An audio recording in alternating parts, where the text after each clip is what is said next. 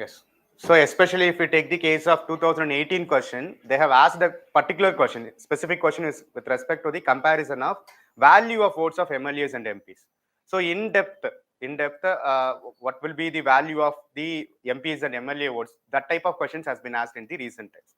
So we have to look into what has happened in the recent election. If we observe this recent election, we know that in the year of 2019, Jammu and Kashmir, right, abrogation of Article 370 has been happened, and Jammu and Kashmir has been bifurcated into two union territories. In that, Ladakh has been regarded as a separate union territory, and Jammu and Kashmir will be provided with the legislative assembly status, as like that of Delhi and Puducherry. In that case, the seats allocated for Jammu and Kashmir is not taken into account for the present presidential election. So when we count the total value of the MLAs of all states together, the value of the MLA votes of Jammu and Kashmir will be neglected in this present election. So in that case, the total value of the votes of MPs is also getting reduced, right? In that sense, if we observe the value of the vote of an MP in this present 2022 election of president, it has been reduced to 700 from the previous voting value of 708. This one has to be observed now, right? So as per the Reorganization Act of Jammu and Kashmir in the year of 2019, the value has been reduced to 700 from 708. So we need to observe what was the formula behind the value in considering the value of the vote of an MP, and how come the variation in the values of vote of MLAs will affect the value of the vote of MPs, right? In order that, and for that, we need to understand about the electoral process of president, especially on the lines of presidential election, vice president election, and the election for MPs of Rajya Sabha. If we take all of these three elections into considerations, we can collectively call as indirect elections, right? Indirect elections in specific, we can call it as what? Proportional representation by single transferable vote. If you take the other elections, right, that is like elections to Lok Sabha or elections to legislative assemblies, it can be called as direct election. First past the post system, without considering the total number of votes polled or total amount of votes gained by the candidates.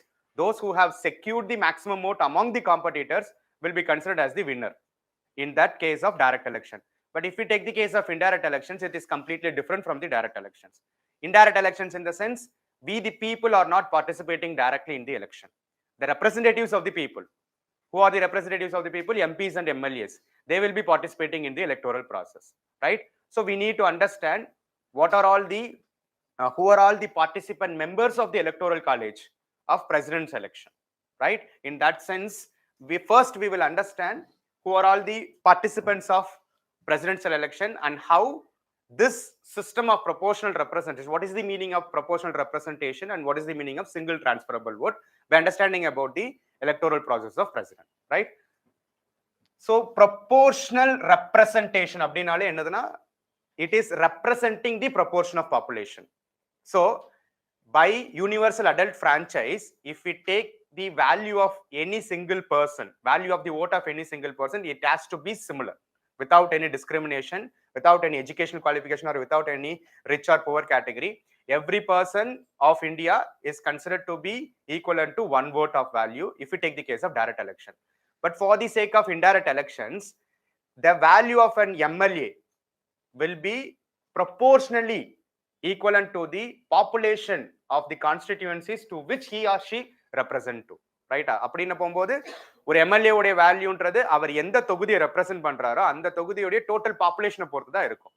So definitely the value of an MLA would not be equal for any states altogether. Those states which have higher number of population, the value of the vote of MLA of that particular state will hold higher proportion. Adha, what does it mean? Proportional representation, right? Then single transferable vote. The vote will be transferred, right? For the sake of direct election, we go to the poll booth and several number of candidates list will be provided through the EVM machine, and we need to select one particular person to whom we are offering vote. But in this case, the total number of participation will be given in the list order, right? And we have to give the priority. My first priority will be this particular candidate, and my second priority will be this particular candidate. So you have to put your vote for every candidate. This is called as single transferable vote system. For example, if we take the case of ballot paper, if 4 of the candidates are participated, means each and everyone will have to give his preferential order for all of the 4 candidates. For example, candidate C is given first preference, and candidate A is given second preference, 3 is given, B is given third preference, means then rest of nominations are, in our system we have called a nota, right? None of the above candidates. Similar to that, rest of nomination is all applicable to the developed countries. In that order, we will give the preferential voting with respect to the participating candidates. Here, what is the condition means? Any one candidate who need to be considered as a winner has to go past beyond the 50% mark of the total value of the vote. So one of the candidate, if he secured the first place among all the candidates, but his total value of the votes is 40%, means he will not be considered as a winner. So in the first instance, if one of the candidate has secured more than 50% of the votes, in that instance itself he will be called as the winner of that particular election. But if no one crosses that 50% mark, means the person who got the least preference votes, right?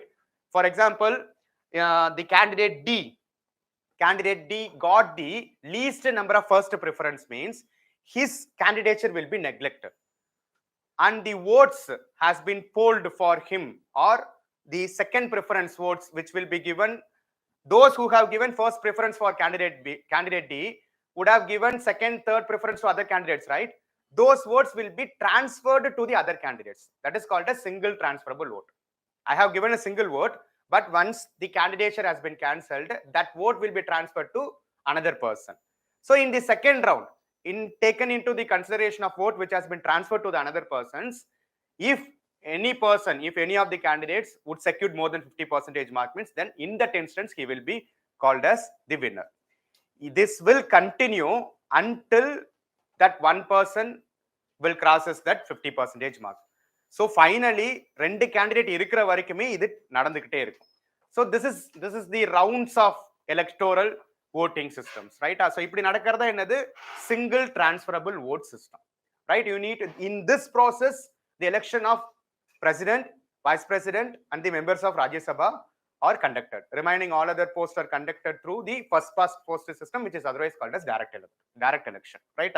அப்படி பார்க்க போகும்போது who are all participated in the presidential election, we know that members of Lok Sabha as well as Rajya Sabha, both of them are participating in the electoral process. That electoral college will consist of these persons, and the members of state legislative assemblies, not members of legislative councils, would not participate here.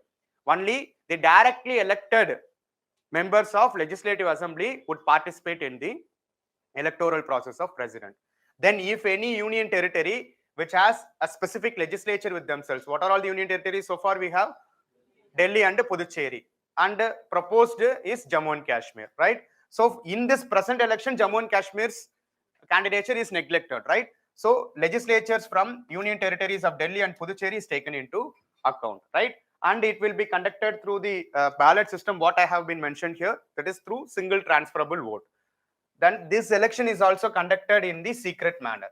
Secret polling booth method la da in the election nadakum. So you need to know about the participating members of electoral college of president, right? So we need to understand how the value has been reduced from 708 to 700, right? In that sense, first we need to know about the number of participants who are total number of participants in the electoral college. Altogether, if we take into consideration, means 4,896 members were participated in this election, right? In that, 543 is from Lok Sabha, 233 is from Rajya Sabha, and if we take the legislative assemblies of all states, including Delhi and Puducherry, in total 4,120 MLAs have participated in this election. Next, we need to understand how the values are calculated. So what is the formula behind the voting value of an MLA as well as MP? We need to know about that, right? For that sense, we need to understand the formula behind that. So if we need to consider the value of the vote of an MLA, right? Each and every voting value of an MLA is been decided by the proportion of population to which his constituency is represented to, right? எந்த constituency இருக்காரோ அங்க இருக்கக்கூடிய total population பொறுத்து தான் voting value will differ, right? What is the formula? Total population of the state and total number of elected members in the state legislative assembly. So if a candidate from UP is participating in the election, means his constituency's population will not be considered. The population of the entire state will be considered, right? So for entire state or population divided by how many electors from that particular state will be divided from that into 1/1000 is the value of the MLA, right? Then after that, you have to take all the total values, right? Total value, it is not total numbers of MLAs, total values of the votes of MLAs altogether, right? அப்படி எடுத்துட்டு that is total value of votes of all MLAs of all states together, it has to be divided by total number of elected MPs of parliament. Here total number of MLAs of the state legislative assembly, here total number of MPs of parliament எடுத்து divide பண்ணிட்டோம்னா that will be the value of the vote of an MP, right? In that sense, if we consider that too, the values of the MLAs or MPs will be considered by which census? Any idea about that? எந்த population census base பண்ணி தான் இந்த value consider பண்ணுவாங்க? 1971, right? 1971 census ஓட value base பண்ணி தான் participate பண்ணுவாங்க. In next, I mean in the future, which census will be taken into consideration? That is a census which is beyond 2026. So obviously edu irukணும் 2031 census base பண்ணி தான் delimitation will be again considered for the entire states and the seats will be changing according to that. அதுக்குள்ளார தான் இப்ப new parliament building அதுக்கேத்த மாதிரி construct பண்ணிட்டு இருக்காங்க, ரைட்டா?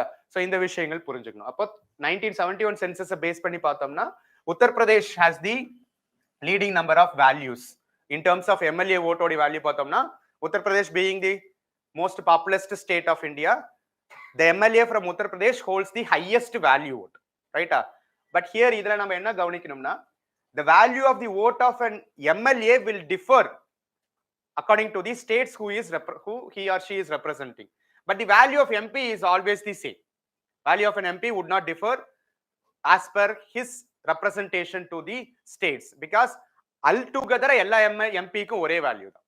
Okay, adha vechi kelvi kekkalam. Okay, அதை கேட்டிருந்தாங்க. அதாவது comparing the values of the vote of an MP and MLA base பண்ணி கேட்டிருந்தாங்க UPSC ல, அதை கேட்டிருக்காங்க. ஓகேவா?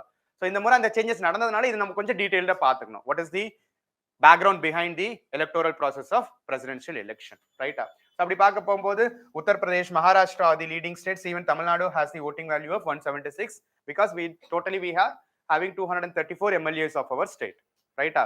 சோ இத பேஸ் பண்ணி தான் voting value will be calculated. In that sense, if we take together, total value of all MLAs பாத்தீங்கன்னா 5,49,000 அரௌண்ட் இருந்திருக்கு. அதுல total number of MPs எவ்வளவுனா 543 plus 233, 776 is the total number of MPs. So this has to be divided by this number, right? So total values of all the votes of MLAs divided by total number of MPs na 708. இப்போ இந்த 708 ல numerator value will be reduced now, right? Numerator will, because in which states value we are not taking into consideration for this election? Jammu and Kashmir. Previously 111 seats were allocated for Jammu and Kashmir state legislative assembly, but the values of these MLAs are not taken into consideration for this present election. அப்ப numerator value குறையுது, denominator அதுவாவே இருக்குதுன்னா values overall குறையுமா? So it has been reduced from 708 to 700. This is the present value of the MLA. I mean present value of the voting value of an MP in this present presidential election. அத நம்ம பாத்துக்கணும். அப்ப total values of MPs இதுல நம்ம என்ன கவனிக்கணும்னா, when we compare the total values of the MLA vote and the MPs vote ன்னு பார்க்க போகும்போது, in comparison to the voting value of MLAs, right? In comparison to the total value of the voting of MPs, MLAs vote holds the highest proportion. But this is not the case if we take MLAs of Jammu and Kashmir into consideration. அத பாத்துக்கணும். அப்ப sometimes இதுவும் கேட்கறதுக்கு வாய்ப்பு இருக்கு. Total வேல்யூல MP உடைய values அதிகமா, MLA உடைய வேல்யூ அதிகமா? இண்டிவிஜுவலா கேட்டா எம்பி தான் அதிகம், ரைட்டா? இண்டிவிஜுவலா கேட்டா 700 is higher than any of the voting value of the MLAs. But total value ன்னு கேட்டோம்னா as per 2019 முன்னாடி வரைக்கும் இந்த delimitation எடுத்துக்காத முன்னாடி வரைக்குமே MLA உடைய வேல்யூ தான் அதிகம் MP உடைய voting value விட. இந்த differences-உம் பார்த்தது. ஓகேவா? Now you can have a broader understanding about how this value of MPs have been calculated for presidential election, right? So proportional representation by single transferable vote is the method through which the election process of president is happening. You need to know about the participating members and how the values are calculated. Especially this year, the value of the MPs voting value has been reduced to 700 from 708. You need to know about how this value has been reduced with respect to the changing in the number systems, right? Idu puriyudha? Right. Idoda சேர்த்து நம்ம என்ன பார்க்கணும்? Now another important thing, the MLAs of Jammu and Kashmir is not taken into consideration, right? But recently a delimitation commission for allocation of seats of Jammu and Kashmir has also been released at that particular time. So the new seats, new additional number of seats has been allocated exclusively for Jammu and Kashmir election through the appointment of a delimitation commission. That news will have to be discussed now, right? Any doubt in this particular topic? Right. So second topic eduthuktomna enadhu? New Jammu and Kashmir Assembly constituencies. So this is highly exclusive. This is considered to be exclusive from the other delimitation of entire India as well as other states, because till 2019 we know that Jammu and Kashmir have specific constitution for the state's administration, and with respect to Indian constitution it has only one article, article 370, but it has been abrogated in the year of 2019. So until that, if any delimitation is taking place in the Jammu and Kashmir, it is not in association with any of the delimitation which is happening for the entire country, because delimitation for Jammu and Kashmir at that particular point of time is not done directly through the constitutional provisions of India. It will be done through the constitutional provisions of Jammu and Kashmir as well as stately appointed delimitation commissions.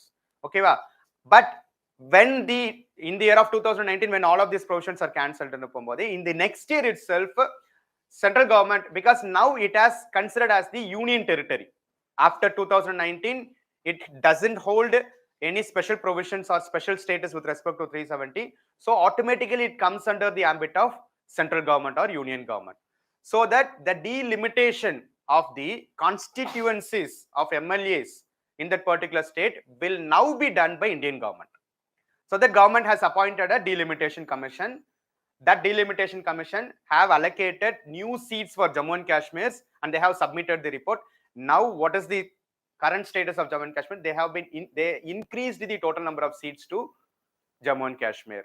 This could not happen in any other state, because for remaining states and for the total parliament into consideration, we have considered 1971 as the basis for the calculation of population, right? 1971 census. But do you have any idea on which census the current delimitation of Jammu and Kashmir has happened?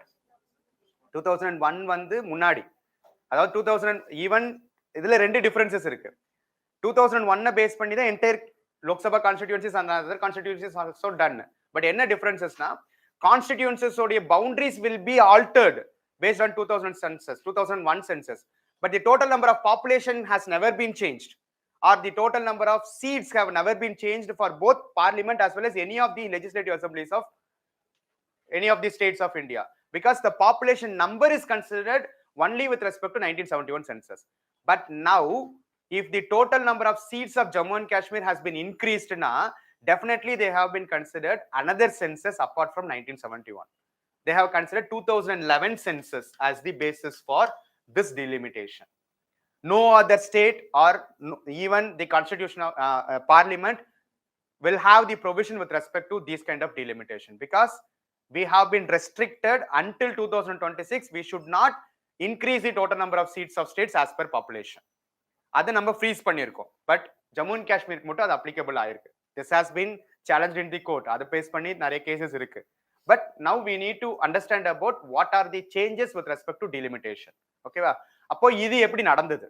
ஓகேவா? 2011 census base பண்ணி என்ன நடந்தது, and what are all the new changes which has been brought into Jammu and Kashmir Assembly, and how many seats have been increased now, and is there any special provisions with respect to other reserved or any particular sections of the peoples? அதெல்லாம் பார்த்துக்கிறது தான் நம்ம exam point of வியூல பார்க்கணும். So in order to understand about that, we need to first understand what is delimitation and what is the way through which delimitation commission is functioning in India, right? Right. So the Jammu and Kashmir Delimitation Commission has notified the new boundaries, names and number of assembly constituencies in Jammu and Kashmir. Normally 2001 census base panni boundaries and names will be altered, but number of assembly seats will not be altered in any of the states of India. But because this can be altered as per 2001 census. Do you understand the differences between them? But the number of seats will never be altered as per 2001 census. Number of seats nale adu frozen to 1971 census da. And the differences purinjikkanum. So 2001 census base panni delimitation pannirukanga boundaries yu இதுதான் alter பண்ணிருப்பாங்களே தவிர numbers மாத்திருக்க முடியாது, மாத்திருக்க மாட்டாங்க, ரைட்டா? So அந்த மாதிரி தான். But இதை எடுத்துட்டோம்னா நம்மளதுல இங்க நம்பர்ஸே மாறி இருக்கு. அதுக்கு எந்த சென்சஸ் எடுத்துருக்காங்க? the latest census 2011 census for Jammu and Kashmir delimitation alone.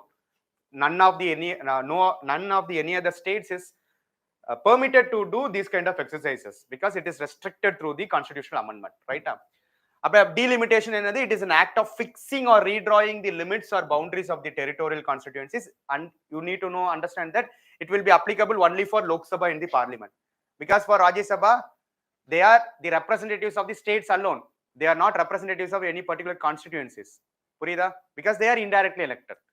Members of Rajya Sabha or the seats or allocation of Rajya Sabha seats will not be done by delimitation commission. In the same case, legislative assemblies is done by delimitation commission, but legislative council would not be done through delimitation commission. எதெல்லாம் டைரக்டா பீப்புளோட associate ஆகுது அங்க மட்டும் தான் delimitation commission வரும். Indirect எலெக்ஷனுக்கு delimitation commissionக்கு சம்பந்தமே கிடையாது. இந்த ஃபேக்டும் பார்த்தோம். Okay, right. So the delimitation exercise is carried out by the delimitation commission, which have the force of law and cannot be questioned by any court. The decision or the outcome of delimitation commission is exclusive and could not be challenged by the court of law, right? So that kind of power this delimitation commission has been given. So is there any constitutional provision with respect to delimitation? Yes, we have, right?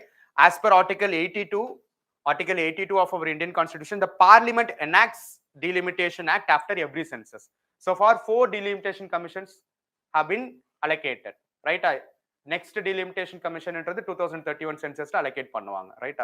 But for any state legislative assemblies, as per article 170, states also get divided into territorial constituencies as per the delimitation act every census. But this is not done for every census, but so far 4 delimitation commission have been appointed for the overall India. அப்ப இத base பண்ணி Jammu and Kashmir என்ன பண்ணிருக்காங்கன்றத பாப்போம், right? So we have constitutional provision, and as per constitutional this delimitation commission is functioning, right? So the delimitation commission is appointed by President of India and works in collaboration with the Election Commission of India, right? It works in collaboration with the Election Commission of India, and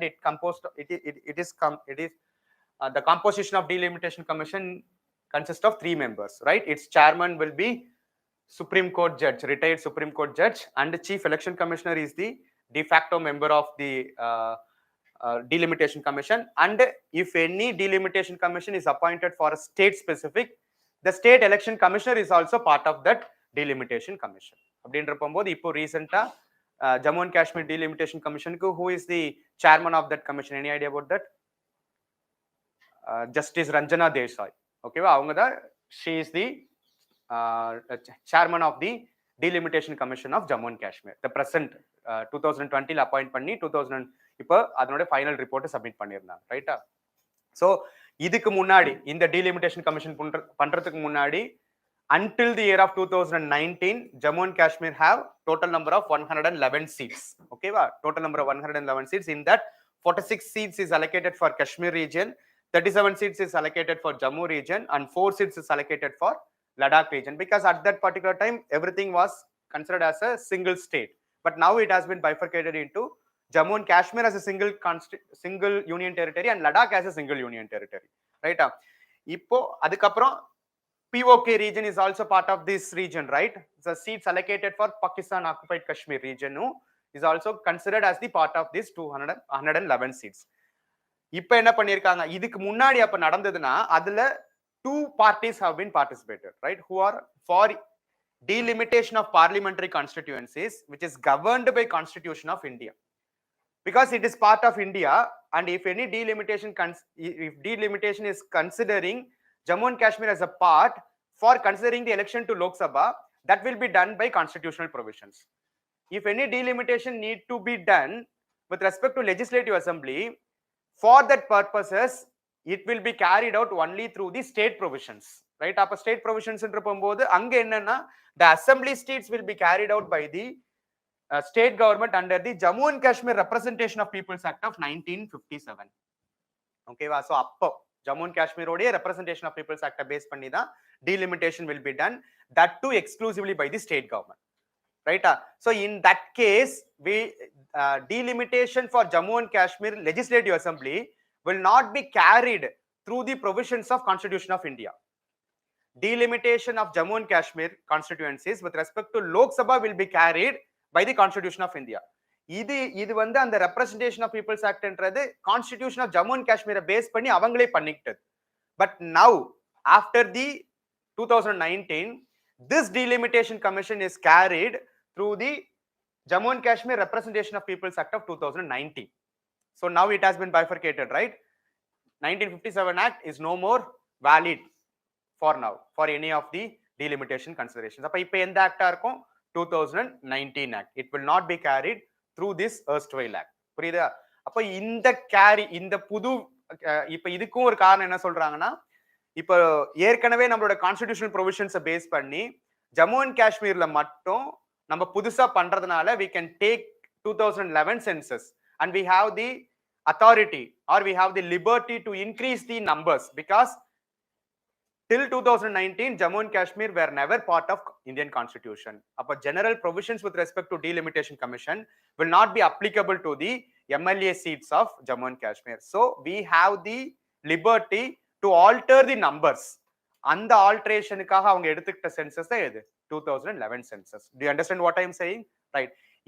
இது வந்து இதுக்கு against நிறைய petitions வந்திருக்கு. But what has carried out so far, you have to know about the provisions, right? அப்ப இப்ப எந்த representation ஆக்ட்னா Jammu and Kashmir Representation Act of 2019, it has not carried through the 1957 Act because it has no validity as per now. புரியுதா? அப்ப அதுல என்ன முக்கியமா பண்ணிருக்காங்கன்னா 7 seats has been increased.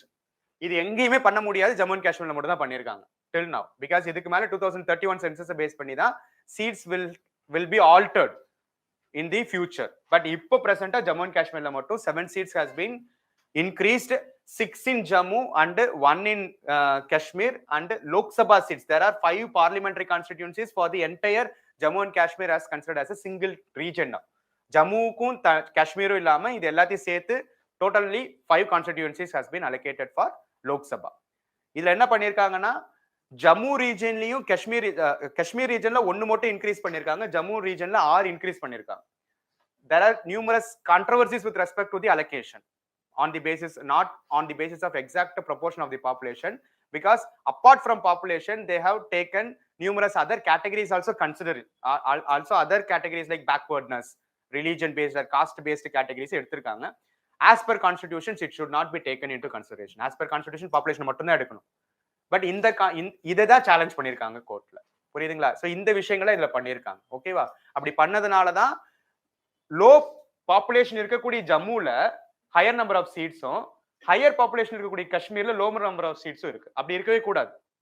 புரியுது என்ன சொல்றேன்றது? So lower, I think 48% of the population of Jammu have the hold up of 52% of the seats in total.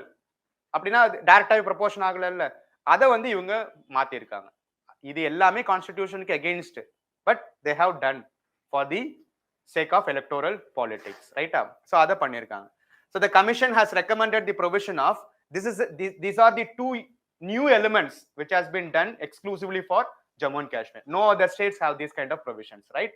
At least 2 members from the community of Kashmiri migrants, that is what, who are the pandits சொல்வாங்கல, Kashmiri pandits, அவங்கள base பண்ணி at least 2 Kashmiri pandit seats such allocate பண்ணனும்ன்றது புது ப்ரொவிஷனை include பண்ணிருக்காங்க. அது மட்டும் இல்லாம என்னது, 9 seats has been reserved for the scheduled tribes for the first time. So far this kind of provision was not there in the Jammu and Kashmir Legislative Assembly. These 2 points are the newly added dimensions of this present delimitation. புரியுதுங்களா? இது ரெண்டையுமே பண்ணிருக்காங்க, ரைட்டா? So இதெல்லாம் தான் இந்த present delimitation கமிஷன்ல நம்ம தெரிஞ்சுக்க வேண்டியது. அதுல என்ன சொல்லியிருந்தேன், 2011 சென்சஸை பேஸ் பண்ணி பண்ணியிருக்காங்க. அப்ப இதுக்கு முன்னாடி இருந்ததுல என்னென்ன கான்ட்ரவர்சி சொல்றாங்கன்னா, இதுக்கு முன்னாடி the last delimitation exercise in Jammu and Kashmir was carried out in 1995, that too by 1981 census. இது புரியுதுங்களா? Because at that particular point of time Jammu and Kashmir state has the authority to do delimitation of their own, but they have not taken 1971 as the basis. At that point of time itself they have taken 1981 census as the basis for delimitation. Entire India is taking 1971 as the basis for delimitation, but now the present delimitation have taken 2011 census as the basis for delimitation. In the chinna changes gaunichikalam. Okay va? So in 2002 even Jammu and Kashmir, they themselves, state government have provided an amendment to their constitution, to their Jammu and Kashmir constitution. 2012 enna solliranga, amended their Representation of People's Act to freeze the delimitation exercise until 2026 in line with the delimitation of Indian constitution. Avanga provide பண்ணிருந்தாங்க. But now இதெல்லாமே disregard ஆயிடுச்சு. Okay பா? As in the rest of the country, this was challenged in the Jammu and Kashmir High Court, but Supreme Court both of have upheld the freeze at that particular point of time, because they have the provision of doing anything with respect to their constitution, because they have special provisions as the part of their constitution. அதெல்லாம் இருந்தப்ப அவங்களுக்கு அது பெர்மிட்டா இருந்தது. But இப்போ எந்தெந்த சென்சஸை base பண்ணி பண்ணிருக்காங்க, என்ன சேஞ்சஸ் கொண்டு வந்திருக்காங்கன்றத எக்ஸாம் பாயிண்ட் ஆஃப் வியூல பார்த்துக்கலாம். ஓகேவா? Right, these are the two important points which are these are two important topics which are related to each other. Right, another important topic is office of profit. You may heard about the case with respect to Jharkhand chief minister, right, Hemant Soren related, because there is an allegation by the election commission that he had provided a mining lease to a company which is belonging to his family. So that allocation of mining leases is also provided under the allocation of any of the contract for the benefit of his or her own family members என்றதும் comes under the category of office of profit என்றது இதுல case. ஓகேவா? அப்ப அதை பத்தி டீடைல்டா நம்ம பார்த்துக்கலாம். ஜெனரலா போஸ்டிங் ரிலேட்டடா தான் ஆஃபீஸ் ஆஃப் ப்ராஃபிட் வரும், பட் கான்ட்ராக்ட்ஸ் அவைலபிள் பண்றதும் there is a provision in the Representation of People's Act which has to be considered as a part of office of profit. அதை பேஸ் பண்ணி தான் அவருடைய கேண்டிடேச்சரை வந்துட்டு ஹோல்ட் பண்ணியிருக்காங்க election commission. But now the allegations and the counter allegations are going on. What will be the final case அது தெரிஞ்சுக்கிறதுக்கு நமக்கு தேவையில்ல. ஆஃபீஸ் ஆஃப் ப்ராஃபிட்டை பத்தி எக்ஸாம் பாயிண்ட் ஆஃப் வியூல நம்ம பார்த்து, ரைட்டா? So the election commission has sent a warning to the Jharkhand chief minister alleging that he had held office of profit by granting himself a mining lease in 2021.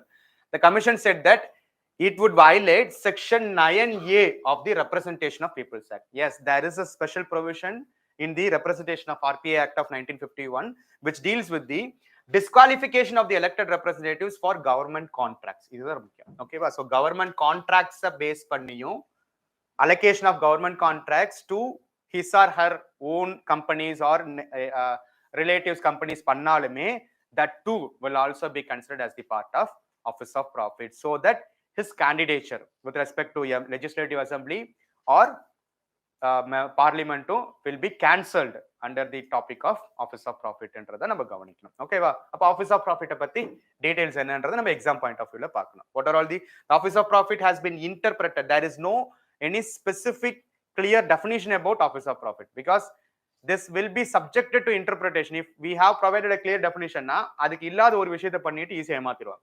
அதனாலதான் இம்பார்ட்டன்டான ப்ரொவிஷன்ஸ்க்கு எதுக்குமே கிளியரான definition எங்கேயுமே கொடுத்துருக்க மாட்டாங்க. It will be subjected to the interpretation of the judiciary, or it will be subjected to the interpretation of the legislature. Okay, has been interpreted as a position that brings to the office holder some financial gain, remuneration or benefit. Amount immaterial, ஒரு ரூபா வந்தாலும் அது பிரச்சனை கிடையாது, 1000 கோடி வந்தாலும் பிரச்சனை கிடையாது. But some kind of benefit he or she will be accrued through any of the allocation of postings, or if he is appointed on the basis of an executive, ஒரு எக்ஸிக்யூட்டிவா அப்பாயிண்ட் பண்ண போகும்போதுமே it is against the principle of separation of power, right? Our MLA, he is a member of legislature, but he is functioning as an executive ன்ற போகும்போது that comes under the conflict of interest, office of profit in consider பண்ணலாம். But அதுக்கு exclusionsலாம் இருக்கு. It is against the separation of power. But we as a constitution, we are following the parliamentary democracy, parliamentary form of government. In that, where judiciary and legislature are functioning in hand to hand. Okay, so members of legislature is also the members of executive, because collectively all the council of ministers are collectively responsible to the state legislature. அப்படி இருக்க போகும்போது legislatureம் executiveம் இங்க பெரிய அளவுக்கு strict separation of powers கிடையாது. Presidential form of government like US form of government la we have a strict separation of powers between legislature and executive, but we are following the UK's parliamentary form of government. In that, both legislature and executives are functioning hand in hand. அதனால நமக்கு office of ப்ராஃபிட்டோட definition கீழே நிறைய conflicts வருது. அதுக்குன்னு ஒரு specific act இருக்கு. அதான் exam point of வியூல டீடைல்டா பார்த்தோம். இது வரைக்கும் புரியுது ஆஃபீஸ் ஆஃப் ப்ராஃபிட்னா என்னன்றது? ரைட். இம்மெட்டீரியல்னா ₹1 வரதா இருந்தாலும் சரி, அமௌண்ட்டை வச்சு கணக்கு கிடையாது. ₹1000 லாபம் வருது, ₹10,000 லாபம் வருதுன்னா பணத்தை பத்தி கவலை கிடையாது. If he gain any or some of the financial benefits that could be comes under the definition of office of profit. ஓகேவா? பொருளா இருந்தாலும், அந்த பொருள் மூலியமா அவங்களுக்கு வரக்கூடிய வருமானமா இருந்தாலும், எது, அதாவது அந்த நம்பரை வச்சு கணக்கு கிடையாது. வருது, வருமானம் வருது அப்படின்றத வச்சுதான் கணக்கு பண்ணுவாங்க. ஓகேவா? ரைட். ஸோ அப்போ ஆஃபீஸ் ஆஃப் ப்ராஃபிட் அப்படின்றதுக்கு do we have any constitutional provision? Yes, we have. But constitution la office of profit என்னன்னு விளக்கல. But we have constitutional provision with respect to office of profit. இந்த ரெண்டு விஷயங்கள் தான் exam point of வியூல டீடைல்டா பார்த்தோம். Right. So article 102 subclass 1 and 191 subclass 1 of the constitution is talking about the office of profit, right? MP ko MLA ko, right? Another is barred from holding any office of profit. The word has been mentioned, but it is not clearly defined. What does mean office of profit என்றது கிடையாது. இது இந்த மாதிரியான facts தான் prelims-ல ரொம்ப ரொம்ப முக்கியம். ரைட்டா? So office of profit has a mentioning in the constitution, but it is not clearly defined in the constitution, right? Under the central or state government, but the constitution does not explicitly define the phrase what is called as office of profit. அப்போ constitution explicitly define பண்ணல அப்படின்னா who has the responsibility of defining what holds office of profit? It is the judiciary. That too through various judgments, various provisions has been given. What are all the categories which we need to consider as the office of profit, right? அப்படி பார்க்க போகும்போது Supreme Court has listed certain factors while considering the office of profit. என்னன்னது? When the government is appointing, if an MLA or MP is appointed for some other post by the government, that could also be considered as a office of profit. When the government has the power to terminate the appointment as well as termination, இது ரெண்டுலயுமே government ஓட say இருக்குதுனாலே that will be called as office of profit, because he will be gaining through the executive. அந்த இடத்துல executive ரோல பாக்குறாரு, லெஜிஸ்லேச்சரா, member of லெஜிஸ்லேச்சரா இருந்தாலுமே அது office of ப்ராஃபிட்டா consider பண்ணுவாங்க. ரைட்டா? whether the government determines the remuneration, what is the source of remuneration, and the power that comes with the position. ஓகேவா? இப்போ கவர்மெண்ட் கான்ட்ராக்டா இருக்கட்டும், கான்ட்ராக்ட் அலோகேட் பண்றதா இருக்கட்டும், அல்லது வேற ஏதாவது ஒரு கார்பரேஷன் அலோகேட் பண்றதா இருக்கட்டும், இந்த மாதிரி எதுவா இருந்தாலுமே அது கவர்மெண்டோட சே இருக்கு அப்படின்னாலே that will be considered as the part of office of profit. அப்படின்றது through various judgments Supreme Court has given a proper criteria. This criteria is not mentioned in our constitution. That is what you have to know. ரைட்டா? சரி, அப்ப என்ன பண்ணலாம்? இந்த மாதிரி இருக்கக்கூடிய எல்லா போஸ்டிங்ஸுமே comes under the office of profitனா it is against the principle of parliamentary form of government. இல்ல, if a person is appointed as a if an MLA or MP is appointed as a minister நாலே he is appointed by the government தானே. அப்ப அந்த இடத்துல office of ப்ராஃபிட்ல அது வருமானா பெரிய கேள்வி இருக்குல்ல. Because the same person is both the member of parliament as well as minister, part of council of ministers. அப்படி இருக்க போகும்போது that has to comes under the office of profit, right?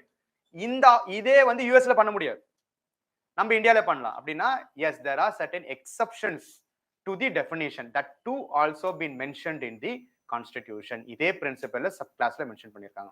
அப்ப எந்தெந்த போஸ்ட்ல எக்ஸம்ஷன்ஸ் அப்படின்றது தெரிஞ்சுக்கணும். புரியுதுங்களா? ஏன்னா இதை பேஸ் பண்ணி தான் ரீசெண்டா டெல்லி அசம்பிளிலையும் ஒரு இஷ்யூ வந்துச்சு. ஆஃபீஸ் ஆஃப் ப்ராஃபிட் பேஸ் பண்ணி அங்க இருக்கக்கூடிய மெம்பர்ஸ் ஆஃப் லெஜிஸ்லேட்டிவ் அசம்பிளில சில பேரை கேன்சல் பண்ணாங்க, அவங்களோட கேண்டிடேட்ஸை கேன்சல் பண்ணாங்க. ரைட்டா? அப்போ எதெல்லாம் எக்ஸம்ஷன்ஸ் அதை பார்த்துக்கணும். ரைட்டா? So provisions of article 1 subclass E and subclass E of 191 subclass 1 are also protect the legislature occupying a government position if the office in question has been made immune to disqualification by law. அப்படின்னா என்னன்னா, there is a specific law which has mentioned certain provisions which has a direct relation to the government, but if these positions are held by the candidates of both parliament as well as legislature, that could not be considered as a violation of office of profit. அதனால எதெல்லாம் exemptions இருக்குதுன்றது ஒரு list கொடுத்திருக்காங்க. that will be cleared by law. இது supreme court கொடுக்கல. என்னென்ன categories office of ப்ராஃபிட்ன்றது supreme court கொடுத்திருக்காங்க. Office of ப்ராஃபிட்டுக்கு எக்ஸம்ஷன்ஸ் எதுன்றது பார்லிமெண்ட் கொடுத்திருக்காங்க. ரெண்டுக்கும் டிஃபரன்ஸ் இருக்கு, புரியுதா? So office of profit is not clearly defined by constitution, but it is mentioned in constitution. What are all considered as office of profit is given by judiciary. What post or what are all the posts which are considered as an exemption to office of profit is given by parliament. That is given by a statutory provision, that is given through a law, that is Parliament Prevention of Disqualification Act 1959 exempts several posts from disqualification, like ministers of state and deputy ministers is also considered as a office of profit if we consider as the category which has been set by Supreme Court. அப்ப இதெல்லாம் exemptions. இந்த போஸ்ட்ல இருந்தா அவங்க office of ப்ராஃபிட்டை disqualify பண்ண முடியாது. எதாவது if he is a minister of state or deputy minister. Parliamentary secretaries and parliamentary under secretaries, because members of parliament are appointed as the parliamentary secretaries, right? அப்படி இருக்க போகும்போது அதுவுமே it is an additional post which is directly related to the government, right? But if he or she is holding this particular post, it will not be categorized as office of profit. Deputy chief whips in parliament, vice chancellors of universities, officers in the NCC and territorial army, chairman and members of advisory committees set up by the government, when they are not entitled to any fees or remuneration other than the compensatory. ஓகேவா? இந்த மாதிரியான categories எல்லாமே ஸ்பெசிஃபிக்கா parliamentary லால இருக்கு. இந்த கேட்டகரியில எந்த ஆஃபீஸ் இருந்தாலுமே that could not be considered as an office of profit. So these three dimensions you have to know about office of profit, right? Exam point of view இது ரொம்ப முக்கியம். ஓகேவா? இல்ல ஏதாவது டவுட்ஸ் இருக்கா? Right. So in the exemptions category எதுன்றதையும் பார்த்துக்கணும். என்னென்ன categories set by Supreme Court with respect to office of profit என்றதையும் பார்த்துக்கணும். ரைட்டா? Right. Next topic is most important topic which has been taken as a tool by the union government to suppress the voice against the freedom of speech and expression. Sedition, right? The term sedition. இதுவும் அதே மாதிரி தான். Sedition has never been a part of our constitution. It has its trace to the age-old provisions of British regime. Okay, va? So the Supreme Court, you have been heard about the arrest of numerous journalists, especially the people belonging to the press who are in the opposite side of the central government have been arrested through the sedition case.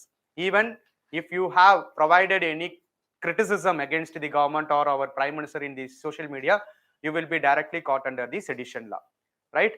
அப்ப இந்த லாவுடைய provisions என்னன்னா, அந்த லாவை பேஸ் பண்ணி நிறைய petitions against வரப்போகும்போது supreme court has given a direction that at present you cannot direct any persons under the, or you cannot arrest or you cannot initiate any of the trials under the sedition law. ஒரு temporary hold பண்ணிருக்காங்க. இப்போ present timeல you should not carry out the provisions of sedition law until we will decide about its continuation. So for that sense we have to know what are all the history and what are all the provisions under sedition law, right? So sedition, section 124 of the Indian Penal Code has the provisions with respect to sedition. In the present sense, I mean the Supreme Court suspended pending criminal trials and court proceedings under the section 124A of the Indian Penal Code, which allowing the Union of India to reconsider the British era law, right? Supreme Court has suggested the Union government to reconsider about the provisions of sedition, right?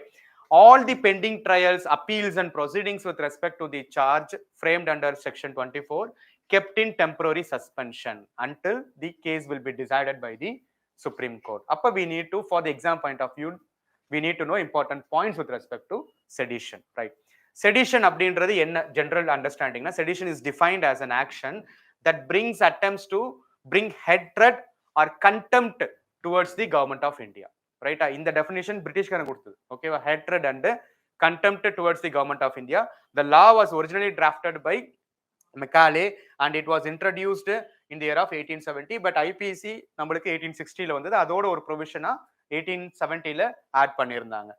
The meaning of the term as well as its ambit has changed significantly. அதே meaning நம்ம இப்ப எடுத்துக்கல, but அந்த provisions எடுத்துட்டு we are interpreting the meaning with respect to the sedition. No other proper definition with respect to what constitute sedition என்றது இல்லாதனால தான் it has been taken as a tool by union government. இந்த cases consider பண்ணி தான் even religious freedom இண்டெக்ஸ்லயுமே India ரொம்ப பின்தங்கி இருக்கு, ரைட்டா? டெமோக்ரஸி இண்டெக்ஸ்லயுமே இந்தியாவுடைய ரேங்க் ரொம்ப குறைஞ்சிருக்கு. So in all of these categories religious freedom as well as press freedom are the two important regions where India is lagging behind, especially for the past 10 years. அதுக்கு reason என்னன்னு உங்களுக்கே தெரியும், ரைட்டா? So அதனால அதை பார்த்துக்கணும். ஓகே, ஸோ இதுக்கு எல்லாத்துக்கும் ரீசன் என்னன்னா நம்ம என்ன மாதிரியான கண்டிஷன்ஸை ஃபாலோ பண்றோம். ஓகேவா? அப்போ செடிஷன் அப்படின்றது கான்ஸ்டிடியூஷன்ல கிடையாது, நல்லா பார்த்துக்கணும். செடிஷன்ன்றதை பத்தி கான்ஸ்டிடியூஷன்ல மென்ஷன் பண்ணல. செடிஷன்னா என்னன்றது ஐபிசில தான் இருக்கு. ஐபிசில there has been a specific section with respect to that. That section is used by Indian government for any of the activities done by any individual or institutions or any of the organizations. எது மேல வேணாலும் அவங்க கொண்டு வரலாம், ரைட்டா? அப்ப செடிஷன்ன்றது it is a cognizable, non compoundable and non bailable offense. ஓகேவா? இதுல non bailable offense ஓரளவுக்கு எல்லாத்துக்குமே தெரியும். இது ரெண்டுக்கு மீனிங் தெரியுமா? What do you understand by cognizable and non compoundable? Yeah, without any warrant you can arrest. That is called as cognizable offense. Non compoundable offense, vapas, right, vapas vaangradhana enna, that is, for example, if a case is registered for a crime, right? If a case is registered and during the trial of the cases, if both of the parties with respect to that particular case have compromised themselves, right? avangale compromise aite they want to get rid of the FIR registered against that particular party na, it could not be done through these kind of sedition acts. Once it has been done, once it has been registered, until the judgment is provided by the concerned judiciary, it could not be reversed back. அந்த மாதிரி இருக்கக்கூடிய offenses தான் non compoundable offenses ன்னு சொல்லுவாங்க. So very heinous crimes க்கு மட்டும் தான் இந்த மாதிரியான provisions இருக்கும். So sedition is considered to be as a most heinous crime as per the Indian government. பிரிட்டிஷ்காரன் வச்சிருந்தானா அது வேற கணக்குல வச்சிருந்தான். அதே தான் டெமோக்ராட்டிக் கவர்மெண்ட் சொல்லக்கூடிய இந்தியாவும் அதே ப்ரொவிஷன்ஸ் இப்போ நம்ம ஃபாலோ பண்ணிட்டு இருக்கோம், ரைட்டா? So it is cognizable, non compoundable as well as non bailable. Normally இந்த நான் பெயிலபிள் அஃபென்ஸ்ன்றது those offenses which has the imprisonment range beyond 3 years. 3 இயர்ஸ்க்கு மேல இருக்கக்கூடிய அஃபென்சஸ் எல்லாத்துக்குமே நான் பெயிலபிள் அஃபென்சஸ் மோஸ்ட்லி இருக்கும். அது கீழே வரது எல்லாமே பெயிலபிள் அஃபென்சஸா இருக்கும், ரைட்டா? which sentencing can be between 3 years to imprisonment for life. ஓகேவா? அப்போ செடிஷனை பத்தி நம்மளுடைய ஜுடிஷியரி என்ன சொல்லி இருக்கு அப்படின்றத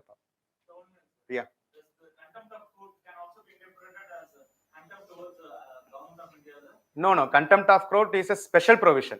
ஓகேவா? அதுக்கும் இதுக்கும் சம்பந்தம் கிடையாது. because this tool can be used by the union government, but contempt of court is used by the court themselves, judiciary. அது judiciary separate provision. that too the contempt of court act ன்னு தனியா இருக்கு. அது court ரிலேட்டடாவே கிரியேட் பண்ணது. Last கிளாஸ்ல அதுதான் நடத்திருந்தேன், கரெக்டா? கண்டெம்ட் ஆஃப் கோர்ட் நடத்திருந்தோம்ல. பட் இந்த ப்ரொவிஷன் வந்து அதுக்கும் சம்பந்தம் கிடையாது, ஓகேவா? அதுலயும் அந்த கண்டெம்ட் ஆஃப் கோர்ட் ப்ரொவிஷன்ஸ்ல any private member could also initiate the contempt of court proceedings, but he has to get the authority from whom? Attorney General. அப்படியும் கொண்டு வரலாம். But this case is completely different from contempt of court, right? So அப்ப இதனுடைய criticism என்னன்னு பார்த்தோம்னா, use of section 124A by the government might go beyond the reasonable restrictions. Normally, fundamental freedom of speech and expression under Article 19 is the most important fundamental right of any individual as well as any organization of India. But even that fundamental right is not absolute right. We have given so much of criteria under the category of reasonable restrictions. Sovereignty, integrity, then the public order. இந்த மாதிரி ஏகப்பட்ட criteria கொடுத்துருக்கோம். But அதெல்லாத்தையும் அதுக்குள்ளார வந்துட்டாலே that could the reasonable restrictions under the fundamental rights could also be dealt normally, but அதையும் தாண்டி போகிறதா sedition. அப்போ it is completely against the fundamental right provision of Article 19. The sections of Article 120 section 124A of IPC ன்றது it is against the fundamental right of freedom of speech and expression. அதனுடைய reasonable ரெஸ்ட்ரிக்ஷன்ஸை தாண்டி இருக்கிறத இவங்களால meaning ஒரு interpret பண்ணிக்கிறதுனா it is a vague term அப்படின்ற போது it is completely against the expression, freedom of speech and எக்ஸ்பிரஷன்ன்றது ஒரு முக்கியமான கிரிட்டிசிசம், ரைட்டா, under article 19. Then dissent and criticism. Dissent அப்படின்றது ஒரு விதமான என்னது, எதிர்ப்பு தெரிவிக்கிறது, ஓகேவா. Dissent is a kind of protest or opposing to any of the policies.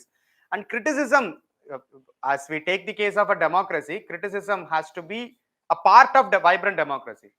Especially constructive criticism is always, because we have given so much of importance to the even leader of opposition in our parliament itself. அப்படின்ற போது criticism is part and parcel of democratic functioning. அப்படி இருக்க போகும்போது in any form criticism or டிசென்ட்ன்றது ஒன்று வெளிப்படுத்தினாலே government is using this tool.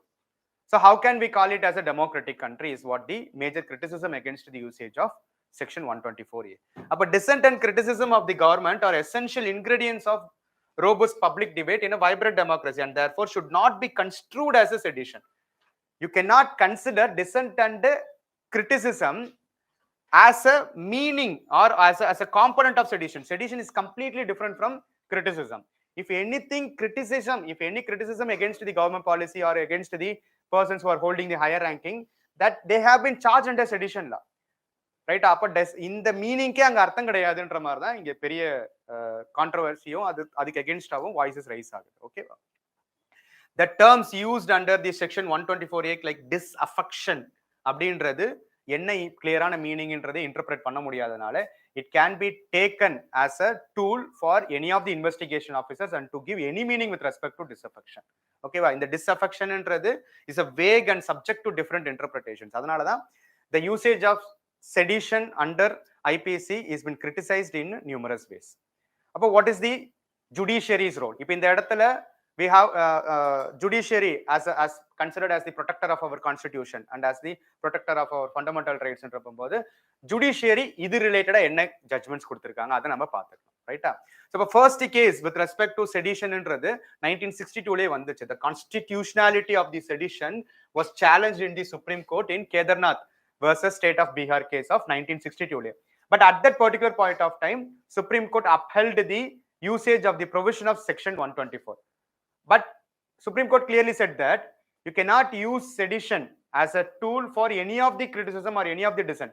You should use this tool only in certain cases. அது என்னென்ன கேசஸ்ல யூஸ் பண்ணுன்றது அப்படியே கிளியரா சொல்லிட்டாங்க சுப்ரீம் கோர்ட். என்ன சொல்லிருக்காங்க? However, it had added that a person could be prosecuted for sedition only if his acts caused incitement to violence, right, or intention or tendency to create public disorder or cause disturbance of public peace. இது மூணு கண்டிஷன்ல ஏதாவது ஒன்னு இருந்தாதான் you can use. At that particular point of time it was not completely rejected, but Supreme Court has clearly said that under any of these three conditions only you have to use. Mere criticism could not be taken as a sedition அப்படின்றது கிளியரா supreme court கொடுத்திருக்கு. But government அதெல்லாம் follow பண்ணவே இல்லை, ஓகேவா. Even government through numerous cases, I mean judiciary through numerous cases have given a clear guideline itself as the case of office of profit, right? Office of profit na edadundradha judiciary கொடுத்திருந்தா அந்த மாதிரி செடிஷன்னா எந்தெந்த விஷயங்களை பொறுத்து நீங்க கொடுக்கணும்ன்றதையும் supreme court சொல்லியிருக்காங்க through numerous cases like Kedarnath Singh case as we have discussed before, Kannaiya Kumar case, Romesh Thapar case, இது எல்லாத்துலயுமே seditious act அப்படின்றது எதுனா only if it had essential ingredients which are disruption of public order, attempt to violently overthrow the lawful government, threatening the security of the state of the public. இந்த மூணோட கேட்டகரியில இருந்தா மட்டும்தான் that could be considered as an act of sedition. இது மூணுலயுமே categorise பண்ண முடியாத எந்த விதமான டிசென்ட்டோ கிரிட்டிசிசமோ could not pass through the criteria set by Supreme Court judgments. இத கன்சிடர் பண்ணாம நிறைய கேசஸ் வந்ததுனால தான் Supreme Court at present has put on hold the provisions with respect to sedition. இப்போ இதுக்கு பின்னாடி இருக்கக்கூடிய ஹிஸ்டரிஸ் சுப்ரீம் கோர்ட்டோடைய ஸ்டாண்ட் என்ன அப்படின்றதெல்லாம் எக்ஸாம் பாயிண்ட் ஆஃப் வியூல நம்ம பார்த்துக்கலாம். We will wait and watch what will be the Supreme Court will consider as per the Sedition Act. ஓகேவா? ஸோ இதெல்லாம் தான் நம்ம செடிஷனை பொறுத்த வரைக்கும் நம்ம பார்க்க வேண்டிய விஷயங்கள். அடுத்தது இம்பார்ட்டன்டான இன்னொரு ஒரு provision, denotified tribes. So first of all we need to, இதுவுமே it is the continuation of the British definition of notified tribes. ஓகேவா? ஸோ அப்போ டீநோட்டிஃபைட் ட்ரைப்ஸ் அப்படின்னா என்ன, அது ரிலேட்டட் என்ன இப்போ ப்ரெசென்ட் நியூஸ்ல இருந்ததுன்றது பார்ப்போம். Recently a standing committee of parliament has submitted a report which itself been criticizing the functioning of the development program for denotified nomadic and semi-nomadic tribes. அப்ப இவங்கலாம் யாரு? அப்ப denotifiedனா என்ன? What are all the present provisions with respect to the development of these communities, right? Is there any specific commission or is there any committees which has been appointed so far in addressing the issues of these denotified committees என்றதெல்லாம் நம்ம exam point of view பார்க்கலாம். ஓகேவா?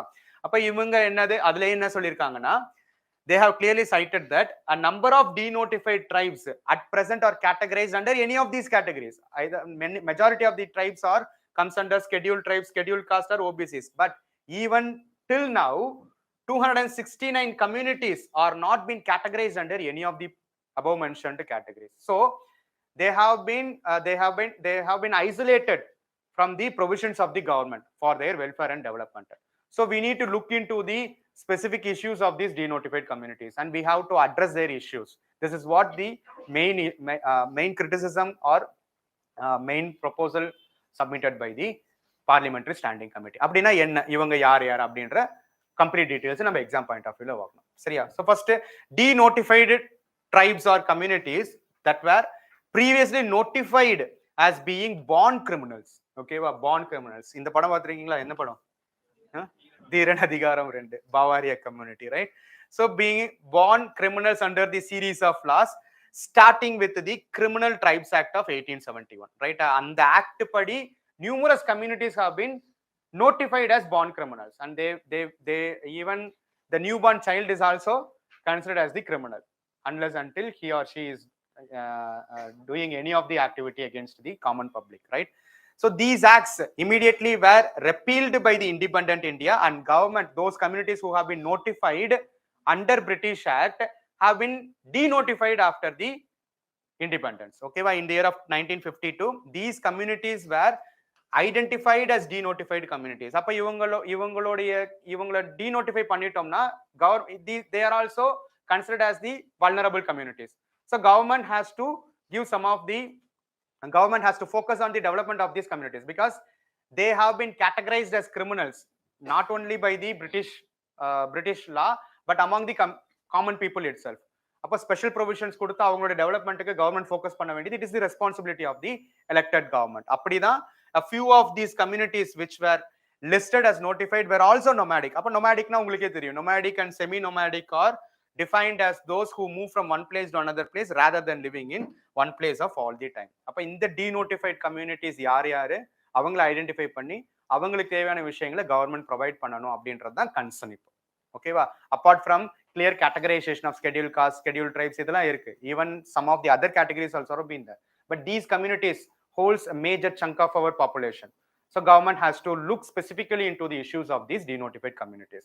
But இது related so far, what are all the important committees right from our independence have been there which are related to the denotified communities என்றத ஒரு list பார்ப்போம். ரைட்டா?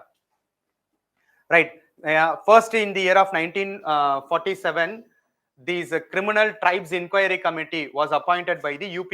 At that point of time union province was appointed. இவங்க first time initially independence ஆன உடனே இவங்க தான் first ஒரு committee appoint பண்ணி அவங்களுடைய வெல்ஃபேருக்காக நிறைய ரிஃபார்ம்ஸை கொண்டு வரதுக்காக அப்பாயிண்ட் பண்ணப்பட்டாங்க. ரைட்டா? தென் கவர்மெண்டால அப்பாயிண்ட் பண்ண கமிட்டி தான் அனந்தசயனம் ஐயங்கார் கமிட்டி 1949. இந்த கமிட்டியோட ரிப்போர்ட்டை பேஸ் பண்ணி தான் that act was repealed. Act given by the British was repealed, right? So it was based on the report of this committee. Criminal Tribes Act was repealed. Criminal Tribes Act of 1871 was repealed by the report submitted by Ananthasayanam Iyengar committee. This is a ரொம்ப முக்கியமான committee. It is directly related to the denotified communities, right? Even the OBC commission, Kaka Kalelkar commission is also considering some of the issues of denotified communities, right? Then so on then in the committees odia continuous recommendations based panni in the year of 2006 national commission, we have national commission for scheduled caste, scheduled tribes, even national commission for women, right? National commission for backward classes has also been there. So these kind of communities need to be addressed through special institutions ன்றதனால தான் அத பண்ணிருக்கோம். அப்ப denotified communitiesக்கு ஒரு national commission வேணும் அப்படின்றத first 2006ல ஒரு commission appoint பண்ணாங்க. But it is not a permanent commission. புரியுதுங்களா? It was not a permanent commission as like that of the other commissions. The commission was appointed temporarily. And the commission oda head yaar irundarna Balkrishna Sidram Renke commission solluvaanga shortly. Rendu commission romba mukkiyam. Adhaadu Anantha Sainam Iyengar committee initially, but this commission has clearly identified who are all considered to be the denotified committees. The Renke commission has submitted the report in 2008 and they have identified around 11 crore people even at the time of 2001 census base panni 11 crore people of India were part of these denotified communities. அப்ப எவ்வளவு பெரிய people இருக்காங்க பாருங்க. அப்ப அவங்கள எந்த கேட்டகரியிலயுமே வராம அவங்கள ப்ரொடெக்ட் பண்ணனும். It is the responsibility of the state, right? So இந்த கமிட்டி தான் ஃபர்ஸ்ட் டைம் ஒரு கிளியர் ரிப்போர்ட்டை கொடுத்துச்சு. Even this commission is a temporary commission. அப்ப ஒரு பர்மனண்டான கமிஷன் வேணும்ன்ற வாய்ஸஸும் வந்திருக்கும்ல, அந்த permanent commission for denotified communities வேணும்ட்டு ஒரு இன்னொரு இம்பார்ட்டன்ட் கமிஷன் 2018 ரிப்போர்ட் சப்மிட் பண்ணுச்சு. அந்த கமிஷன் தான் இடாத்தே கமிஷன். ஓகேவா? So Idate commission submitted its report in the year of 2018. It mentioned that there is a need for permanent commission. And then முன்னாடி இருந்தது வந்து temporary commission தான். Permanent commission in the line of national commission for SC, STs and BC இருக்கிற மாதிரி denotified communitiesக்கும் there has to be a permanent commission. That tribes have a prominent community leader as its chairman and a senior union government bureaucrat, anthropologist and a sociologist as the members of committee என்ற ஒரு இம்பார்ட்டன்டான recommendation கொடுத்தது. So இந்த ரெக்கமெண்டேஷன்ஸை base பண்ணி இன்னும் நம்மளுக்கு வந்து national commission கிடையாது, national commission for denotified communities கிடையாது. But there is a welfare board is appointed by the government. ஓகேவா? So a development and welfare board for the denotified nomadic and semi-nomadic communities has been constituted under the Societies Registration Act. ஓகேவா? ஒரு தனியான ஒரு development போர்டை மட்டும் appoint பண்ணிருக்காங்களே தவிர national commission அளவுக்கு பவர்ஃபுல்லான பாடி கிடையாது. இந்த போர்டு எது கீழே ஃபங்க்ஷன் ஆகுதுன்னா ministry of social justice and empowerment for the implementation of welfare programmes. அப்ப இந்த பேஸ் பண்ணி ரீசெண்டான டைம்ஸ்ல ministry of social justice and empowerment கொண்டு வந்த ஒரு ஸ்கீம் இருக்கு for especially for denotified communities. Any idea about that scheme? What is the name of that scheme?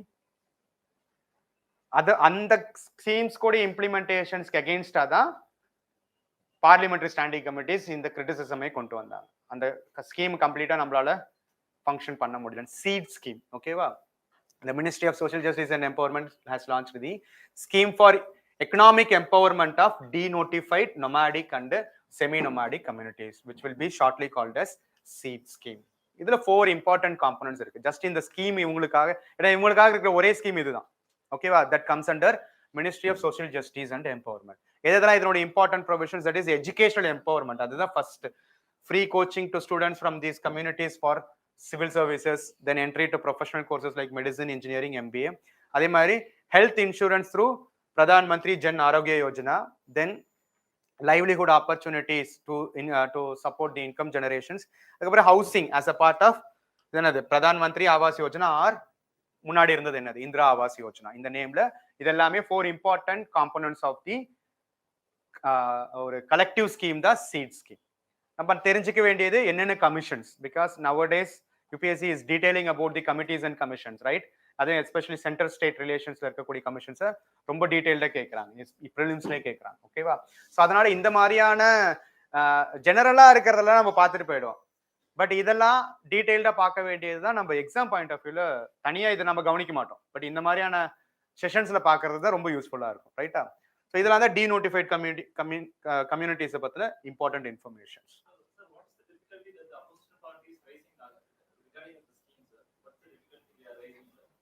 Because still what of the important criticism means the scheme may have the certain provisions, but the identification of the communities is itself the most important problem. Because they have criticized that still larger number of peoples are there, but if we have provided any eligibility criteria for availing these kind of schemes, means the real people are excluded from the benefits of these schemes. So identification of the beneficiaries is the first criticism raised by the opposition as well as parliamentary committee. Okay, and the identification தான் இங்க பெரிய இஷ்யூவே. Identification பண்ணதுக்கு அப்புறமுமே the issues of denotified communities will be different from the issues of scheduled caste, right? Even majority of the people are already categorized under scheduled caste and scheduled tribes, but the problem faced by denotified communities is completely different from scheduled tribes and scheduled caste. So some of the provisions may be done through SCs and STs nalume it could not directly address the issues faced by denotified communities. அப்ப இந்த communities இவங்களுக்குன்னு ஸ்பெசிஃபிக்கான ஒரு category கொடுத்து இவங்களுடைய ப்ராப்ளத்தை address பண்றதுக்கு இருந்தாதான் we can clearly address the issues of these communities என்றத criticism. General criticisms தான் இருக்கு. ஓகேவா? Identification, appointment of commission, addressing the specific issues of these communities. First of all, addressing is itself the main problem. அதுக்கப்புறம் நம்ம provisions கொடுக்கிறது ரெண்டாவது. இவங்களுக்கு தனி கேட்டகரியை கொடுக்காம இருக்கிறது தான் இப்ப பெரிய இஷ்யூவா இருக்கு. ஓகேவா? Right. Then another important provision which was in the frequent news, இதுவும் அதே மாதிரி தான். Proper independent functioning of the NGOs. ரெண்டு சைடும் இருக்கு. ரைட்டா? On one side, some of the NGOs are also functioning against the concept of national interest as well as public order, but normal functioning of the NGOs could also comes under the huge control of central government through the amendment introduced through FCRA Act. Okay, அப்போ இது என்ன கொண்டு வந்திருக்காங்க அப்படின்றத பார்ப்போம். இப்போ Foreign Contribution Regulation Act, recently Supreme Court has upheld it was originally the act was originally introduced in the year of 2010, and in the year of 2020 an amendment through the FCRA Act has been introduced.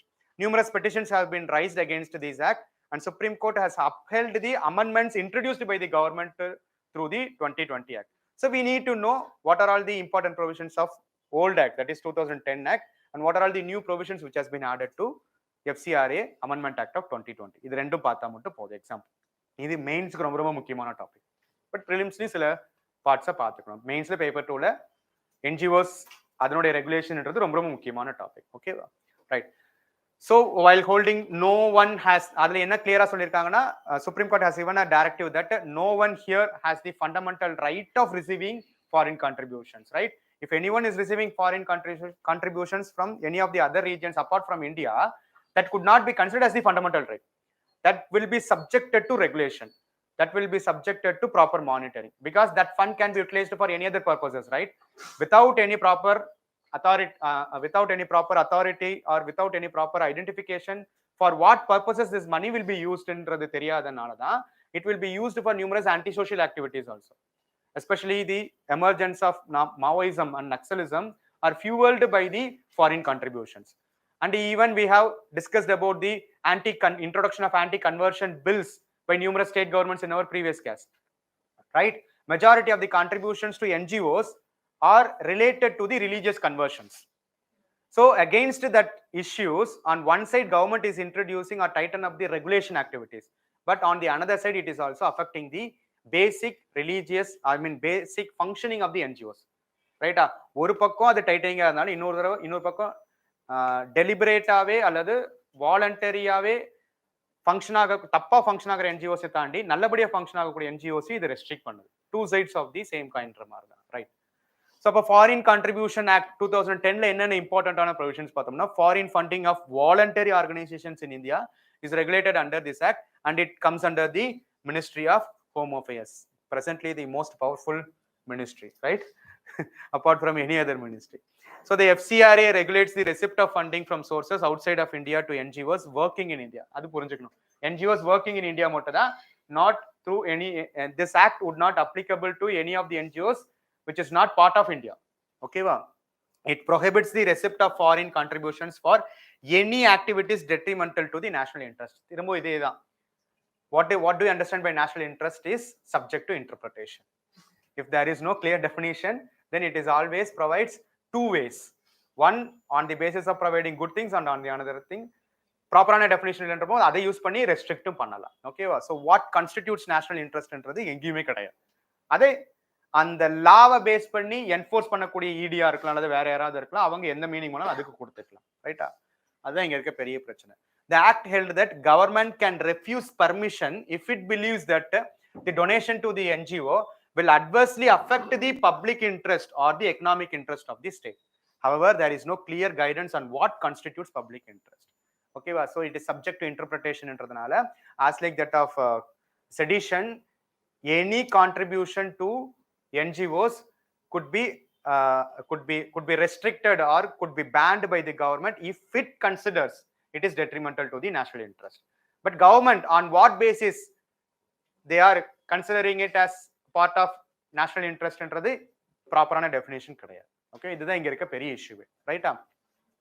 The Act ensures that the recipients of the foreign contributions adhere to the stated purpose for which the contribution has been obtained. எந்த பர்பஸஸ்க்காக, if you are deriving the money from the foreign agencies, you have to use only for that purpose, right? Even these registered NGOs has to renew their registration for every 5 years. Once it has get license, it cannot function for overall years. Okay, wow. So under the Act, the organizations require the register themselves for every 5 years. And the 5 years மேலனா அவங்களோட license automatically bar ஆயிடும். They have to renew their licenses in order to get the contributions from the other territories of India, apart from the territories of India.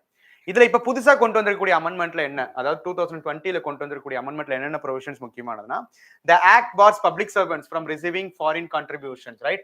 Public servants includes any person who is in service or pay of the government or remuneration by the government for the performance of any public duty. Clearly mentioned. The act prohibits the transfer of foreign contribution to any other person not registered. Okay, இவங்க வாங்கினதுக்கு அப்புறம் they cannot transfer it to any other persons, right? Only those registered under the act could be eligible to get the money. They could not transfer it to any other third party, right? That is one of the important provisions. ரொம்ப criticize பண்ணக்கூடிய provision என்னன்னா, the act makes Aadhaar எதுக்குமே தேவையில்லைன்னு சொல்லிட்டு இப்ப எல்லாத்துக்கும் ஆதார் வந்துட்டு இருக்கு, ரைட்டா? So Aadhaar number mandatory for all office bearers, directors or key functionaries of a persons receiving foreign contributions as an identification document. This is the most criticized part of this amendment act. Okay, ஆதார mandatory கொண்டு வந்திருக்காங்க. Because supreme கோர்ட்டே judgement என்ன சொல்லியிருக்கு, Aadhaar can be used as a identification document only if any person is receiving beneficiary from the government, especially like DBT அல்லது இந்த மாதிரி ஏதாவது ஒரு வெல்ஃபேர் ஸ்கீம்ஸுக்கு அவங்களை ஐடென்டிஃபை பண்ணிக்கிறதுக்காக தான் ஆதார் யூஸ் பண்ணணும்னு சொன்ன ஜட்மெண்ட்டுக்கு எகெயின்ஸ்டா தான் எல்லாம் போயிட்டு இருக்கு, ரைட்டா? ஸோ அப்படிதான் ஆதாரையும் இது மேண்டேட்டரியா கொண்டு வந்தாங்க. அதுல இன்னொரு முக்கியமான ஒரு விஷயம் தான், foreign contributions received only in an account designated by the bank as an FCRA account in such branches of State Bank of India, New Delhi. இதே மாதிரி என்னது எலக்டோரல் பாண்ட்ஸும் இதே இஷ்யூஸ் தான் இருந்தது, ரைட்டா? பட் எலக்டோரல் பாண்ட்ல முன்னாடி இருந்தது கூட ஒரு கணக்குல கொண்டு வரலாம். இப்ப இருக்கிறதுல யார் என்ன கொடுத்தாலுமே that could not be comes under the RTI ஆக்ட்லயும் வராது, எதுக்குலயும் வராது, ரைட்டா? PM கேர்ஸ் ஃபண்ட் மாதிரி. So PM cares fund, electoral bond, independent functioning of RBI, என்னது அப்புறம் நம்மளோட எலெக்ஷன் கமிஷன் இப்போ ரீசெண்டா இருந்துட்டு இருக்கிறது, எதெல்லாம் இண்டிபெண்டா இந்தியாவில் ரன் ஆயிட்டு இருக்கோ அது எல்லாமே எந்த அளவுக்கு இப்போ இண்டிபெண்டா ரன் ஆயிட்டு இருக்குதுன்றது நம்ம பார்த்துக்கணும், சரியா? Right. The act proposes that not more than, இது அதே மாதிரி தான், the act proposes not more than 20% of the total foreign funds received could be used for or defrayed for administrative expenses. இப்போ இந்த administrative expensesன்றது அவங்க ஓனாவே டிசைட் பண்ணிக்கலாம், ஓகேவா? which you should not provide any proper document or any important documents for through which the money has been used for some other purposes. அப்போ 20 முன்னாடி வந்து 50% வரைக்கும் administrative பர்பஸஸ்க்கு இருந்தது. பட் இப்போ என்னன்னா அதை குறைச்சிட்டு 20% மட்டும் அட்மினிஸ்ட்ரேட்டிவ் பர்பஸஸ்க்கு யூஸ் பண்ணிக்கலாம். மீதி உள்ள 80% you have to submit the clear document for what purpose you have used this money and to whom you have transferred this money and to whom you have used this money in clear documentation they have to submit. So everything is comes under the proper documentation and regulations kila varu, right? The act allows the central government to permit a person to surrender their registration certificate. நீயாவே வந்து கொடுத்துரு அப்படின்ற மாதிரி சொல்லவும் செய்யலாம், ரைட்டா? So இந்த மாதிரியான ஒரு tightening of the independent functioning of NGOs அப்படின்றது through FCRA amendment act of 2020 மூலியமா நடந்திருக்கு. இதுக்கு அகேன்ஸ்ட் என்ன பெட்டிஷன்ஸ் வந்தாலுமே supreme court has upheld the provisions of 2020 act. அப்ப என்னென்ன ப்ரொவிஷன்ஸ் இருக்குன்றதை பார்த்துக்கணும் எக்ஸாம் பாயிண்ட் ஆஃப் வியூல. இதே அனாலிட்டிக்கல் பேசிஸ்ல மெயின்ஸ்ல நல்ல டீடைல்டா பார்த்துக்கணும். How come it affects the independent functioning of NGOs and how far it will be transferred to the concept of social justice, because India is not a country which everything could be addressed by the government of India. We need to have the second channels like NGOs and pressure groups or civil society organizations. But if we tightening up the very functioning of the organizations and it could affect the overall social democracy of India. அப்படின்ற அந்த கான்டெக்ஸ்ட்ல நம்ம நிறைய பார்க்கணும், ஓகேவா? இது எப்படி use பண்றாங்க, இதனால எப்படி சொசைட்டில சேஞ்சஸ் வருதுன்ற அந்த டேட்டாஸை பார்த்து நம்ம எழுதணும், ஓகேவா. பட் ப்ரிலிம்ஸ் பொறுத்த வரைக்கும் ப்ரொவிஷன்ஸ் மட்டும் பார்த்துட்டா போதும். ஓகேவா, right. Then another important topic எது நம்மளுடைய surrogacy regulation act. This is not because of என்னது நயன்தாரா அண்ட் விக்னேஷ் சிவன், ரைட்டா, அப்படியே எடுத்துக்கலாம், ரைட், அப்படி எடுத்துக்கிட்டாலும் கரண்ட் அஃபேர்ஸ் தான். It is a nationally debated topic, right. அதனாலதான் இது தெரிய வந்திருக்கும் நிறைய பேருக்கு, மற்ற இம்பார்ட்டன்டான விஷயம்னால தெரிய வந்திருக்கு, right. A petition was filed before the Delhi High Court challenging the exclusion of single men and women having a child from surrogacy and demanded the decriminalization of commercial surrogacy. Single woman single மென்னுக்கு ஏன் surrogacy பண்ணக்கூடாது அப்படின்ற ஒரு fundamental ரைட்டா ஒருத்தர் petition போட்டிருக்காரு. அப்போ அதனுடைய ப்ரொவிஷன்ஸ் என்னென்ன, அதுல யார் யாரெல்லாம் eligible persons, what are all the criteria set by the act for being a surrogate mother, அந்த ப்ரொவிஷன்ஸை நம்ம பார்க்கணும், right. The provisions of the act is the need of the hour, right. The petitioner argued that the personal decision of a single person about the birth of a baby through surrogacy is the right of reproductive autonomy, right. It is a right of reproductive autonomy, which is the part of right to privacy protected under Article 21. Appo it is against my fundamental right, right. I have a willing to have a child, but I believe that or I'm willing to be a single person or single man or woman, எனக்கு child வேணும் அப்படின்றது என்னுடைய தனிப்பட்ட உரிமை, அதை யாரு சட்டம் போட்டு கேட்க முடியும்ன்றதுதான் பெட்டிஷனர் கேட்டிருக்காரு. ஓகேவா. அப்ப என்னென்ன ப்ரொவிஷன்ஸ் சரகசி ரெகுலேஷன் ஆக்ட் கீழே இருக்குதுன்றது நம்ம எக்ஸாம் பாயிண்ட் ஆஃப் வியூல பாத்துக்கணும். அது கிளியர்லி என்ன சொல்லியிருக்கு, the act prohibits commercial surrogacy but allows altruistic surrogacy. altruistic அப்படினாலே it is done for any selflessness or it is done for any good purpose அப்படின்றது தான் ஆல்ட்ருயிஸ்டிக் சரகசின்னு சொல்லுவாங்க. அப்ப ஆல்ட்ருயிஸ்டிக் சரகசினா என்னது, the surrogate mother receives no monetary remuneration other than the medical bills or insurance coverage during the pregnancy. But இதுக்கு எகெயின்ஸ்டா நிறைய criticisms இருந்தது, because India is used as the surrogacy hub, ஓகேவா, மார்க்கெட்டா. Numerous developed countries like Australia, யூகேல இருந்து நிறைய இங்க வந்து கமர்ஷியல் சரகசி பெரிய லெவலில் நடந்துட்டு இருந்தது until this regulation has happened. ஓகேவா, right. Commercial surrogacy refers to the surrogacy or associated treatments that are performed for the monetary gain or reward. Okay va, idu commercial surrogacy is not at all prohibited, only altruistic surrogacy அப்படினா. அப்ப altruistic surrogacy na enna, அதுக்கு யாரெல்லாம் eligible அப்படின்றத டீடைல்டா பார்ப்போம், right. So first, the யாரெல்லாம் eligible, the eligibility criteria for intending couple: a certificate of proven infertility of one or both members of the intending couple from a district medical board, the couple being an Indian citizen and married for at least 5 years. இதுக்கும் பதில் கிடைச்சது, கரெக்டா. அபிஷியலா வெளியில எல்லாம் தெரிஞ்சதுக்கு இப்பதான் marriage, but 5 இயர்ஸ்க்கு முன்னாடி நாங்க ரெஜிஸ்டர் மேரேஜ் பண்ணிட்டோம் அப்படின்னு சொன்னாங்க, கரெக்டா. அவங்க லாயர் சொன்னாங்களா, right. So they do not have any surviving child, அதாவது பயாலஜிக்கல், அடாப்டட் ஆர் சரகேட், இந்த மாதிரி எந்த சைல்டு இருக்கக்கூடாது. பட் எக்ஸப்ஷன் என்னன்னா, mentally or physically challenge or suffers from the clear any dreadful disorders இருந்துச்சுன்னா they will be applicable for having a surrogate child. ஓகேவா, அதுதான். though the law allows a single, இதுலயும் ஒரு ஒரு ஒரு கிரைட்டீரியா என்னன்னா, சிங்கிள் மெனுக்கு கம்ப்ளீட்டா கிடையாது. ஓகேவா, single men are not at all eligible for any of the surrogacy. Single உமனுக்கு ஒரு எக்ஸ்க்ளூஷன் மட்டும் இருக்கு, என்னன்னா single woman being a widow or divorcee, அதுவும் எந்த ஏஜ் பிட்வீன் 35 to 45 இருக்கணும், ரைட்டா. So single men clearly they will not be allowed to get a surrogate child. Woman இருக்கலாம், பட் விடோவா இருக்கணும் அல்லது டிவோர்ஸியா இருக்கணும், that two aged between 35 and 45 years. இதெல்லாம் தான் people eligibility criteria for the people who are who need the surrogate child. eligibility criteria for surrogate mother-உம் இருக்கு. யார் யாரெல்லாம் சரகேட் மதரா இருக்கணும்ன்ற எலிஜிபிலிட்டி கிரைட்டீரியா இருக்கு, அதையும் இந்த ஆக்ட்ல கிளியரா மென்ஷன் பண்ணிருக்காங்க. என்ன சொல்லியிருக்காங்க, to obtain the certificate of eligibility from the appropriate authority, the surrogate mother has to be a close relative of the intending couple. அப்படின்னா ஒருத்தர் கூட இங்க இருந்திருக்க முடியும், கரெக்டா, close relative of the intending couple. அதுவும் தட் எஸ், அப்பதான் அவங்க ஆல்ட்ருயிஸ்டிக் சரகசி, ஒரு உதவிக்காக பண்ண முடியுமே தவிர மணிக்காக பண்ணக்கூடாது. மேரிட் உமன், அவங்களுக்கும் குழந்தை இருந்திருக்கணும், கல்யாணமானவங்களா இருந்திருக்கணும், அவங்களுக்கும் குழந்தை இருந்திருக்கணும், அதுக்கப்புறம் தான் அவங்க சரகேட் மதரா இருக்க முடியும். ஓகேவா, that to have a child of her own, அதுவும் எந்த ஏஜ்ல இருந்து 25 to 35 இயர்ஸ்க்குள்ளார தான் இருக்கணும், right. சரகசி will be allocate only once in her life time, ஒரே ஒரு தடவை தான் அவங்க சரகேட் மதரா இருக்க முடியும், அதுக்கப்புறம் இருக்கவே முடியாது. பட் இங்க பாத்தீங்கன்னா பெரிய மார்க்கெட்டே நடந்தது, ஓகேவா, நிறைய நியூஸ் பேப்பர் ஆர்டிகல்ஸ் வந்திருந்தது. A single only for an item possess a certificate of medical and psychological fitness for surrogacy. The surrogate mother cannot provide her own gametes for surrogacy அப்படின்னா இவங்க பயாலஜிக்கல் மதரா வந்துருவாங்க. அந்த egg and sperm of the intending couple will be used. அது இவங்களோட யுட்ரஸ்ல மட்டும் implant பண்ணிட்டு குழந்தை பெற்று கொடுப்பாங்க. இவங்க பயாலஜிக்கல் மதரா இருக்கக்கூடாது, இவங்களுடைய ஓன் கேமெட்ஸை கொடுக்கக்கூடாது. இதெல்லாம் தான் important criterias to be a surrogate mother. அதே மாதிரி important criterias being intending couple. இது ரெண்டும் நம்ம கிளியரா பார்த்துக்கலாம். ஓகேவா, எக்ஸாம் பாயிண்ட் ஆஃப் வியூல. ரைட்.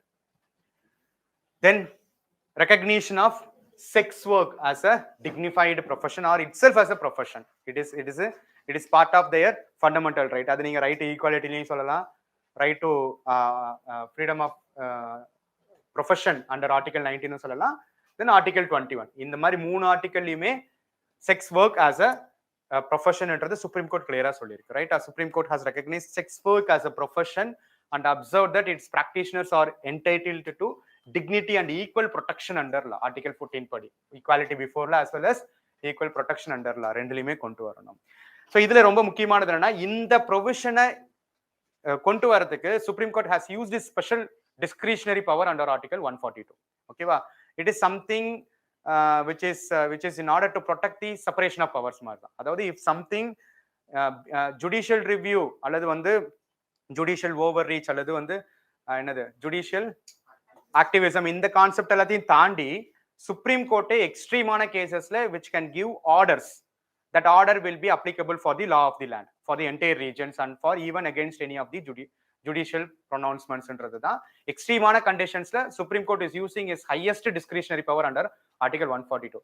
இந்த ஆர்டிகல் 142 ரீசெண்டா சுப்ரீம் கோர்ட் எதுக்கு யூஸ் பண்ணுச்சு? தமிழ்நாடு பொறுத்த வரைக்கும் Perarivalan கேஸோடைய ரிலீஸ்க்கும் Supreme Court has used this discretionary power. அப்ப இந்த ஆர்டிகலை பத்தி கொஞ்சம் பார்த்துக்கணும். ஓகேவா, so article 142 provides discretionary power to the Supreme Court as it states that Supreme Court in the exercise of its jurisdiction may pass such decree or make such order as is necessary for doing complete justice in any cause or matter pending before it. இதுல யாருமே bending இது apply பண்ணணும், இது judicial ரிவ்யூவா கேட்கணும்னு அவசியம் கிடையாது. Supreme கோர்ட்டே டைரக்டாவே வந்து பண்ணலாம். ஓகேவா, in 2020 இதுக்கு முன்னாடியுமே ஈவன் நேஷனல் ஹியூமன் ரைட்ஸ் கமிஷனே has recognised sex workers as informal workers. But human rights commission is always a recommendation body. அவங்களோட எந்த ரெக்கமெண்டேஷனுக்குமே கவர்மெண்ட் வந்து பண்ணணுன்ற அத்தாரிட்டி கிடையாது. ஓகேவா, ஸோ அதனால ஏற்கனவே they have given a proper recognition and due to numerous petitions and even especially the decriminalization of the body integrity, LGBT community எல்லாத்துக்குமே own identity கொடுக்க போகும்போது ஏன் doing sex work is also part upon our basic லைவ்லிஹுட்னு அவங்க consider பண்ணாங்கன்னா then it could be considered as a dignified profession. They could not be discriminated as like that of any others. கிளியரா supreme court இந்த ஜட்மெண்ட்ல சொல்லியிருக்காங்க.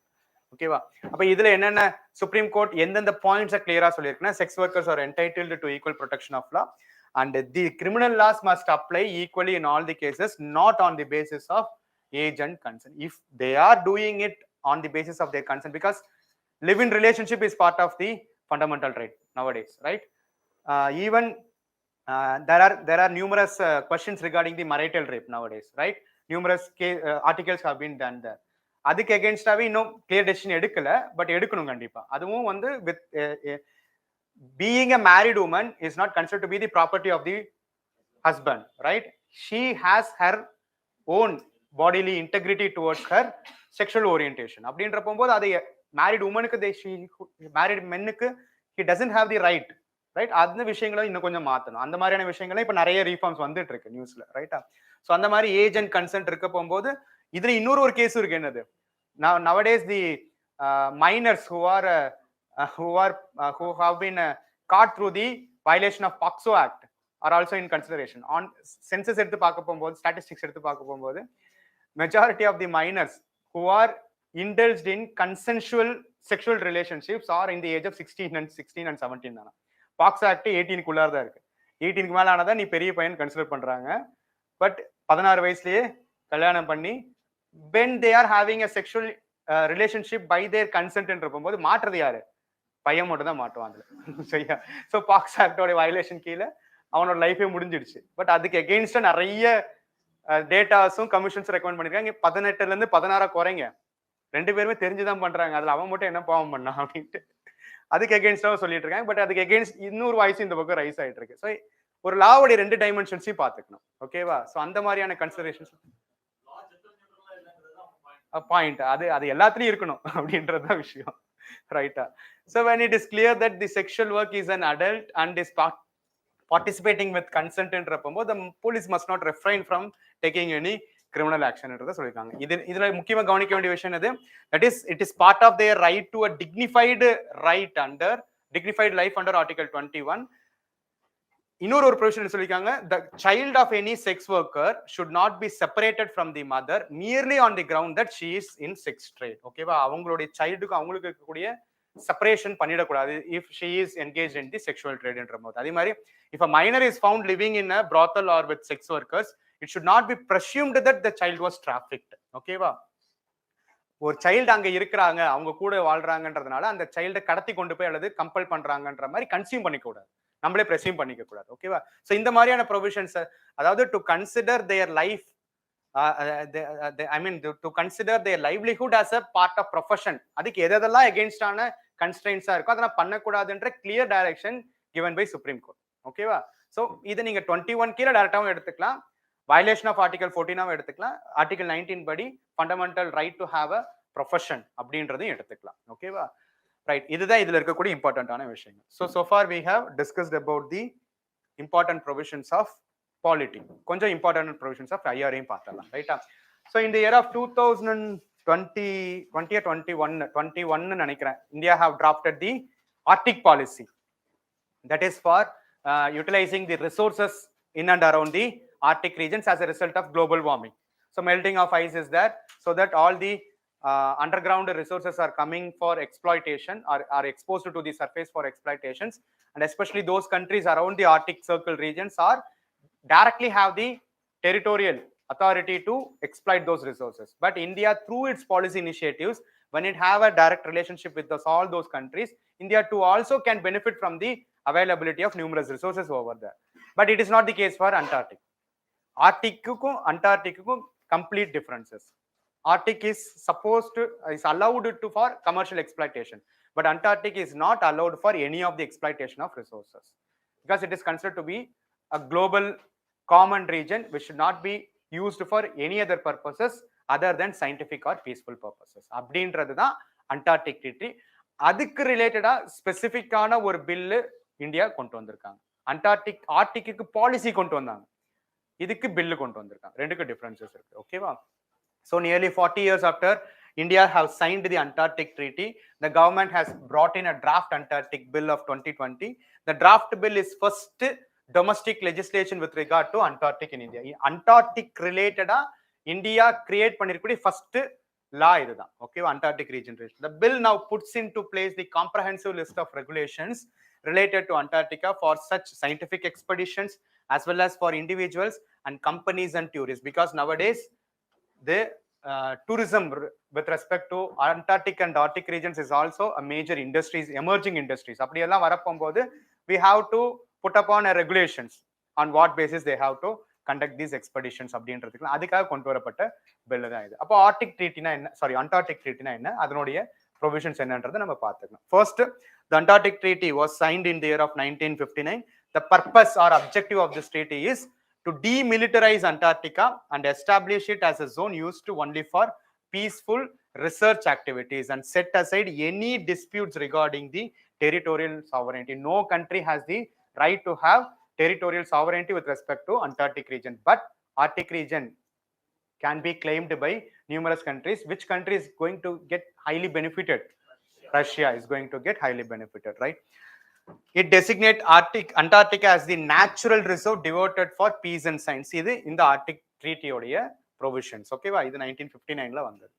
இந்த Antarctic Treaty was initially signed by 12 countries. இதுலயும் நல்லா கவனிச்சுக்கணும், it is not signed by the countries which are belonging to the Antarctic region or beyond the Antarctic Circle region. நம்ம consider பண்ணிக்க முடியாது. It is signed by major developed countries at that point of time, right? இதெல்லாம் பாத்தீங்கன்னா Argentina, Australia இதெல்லாம் விட்டுருங்க. Even USSR, UK, US is also part of this treaty.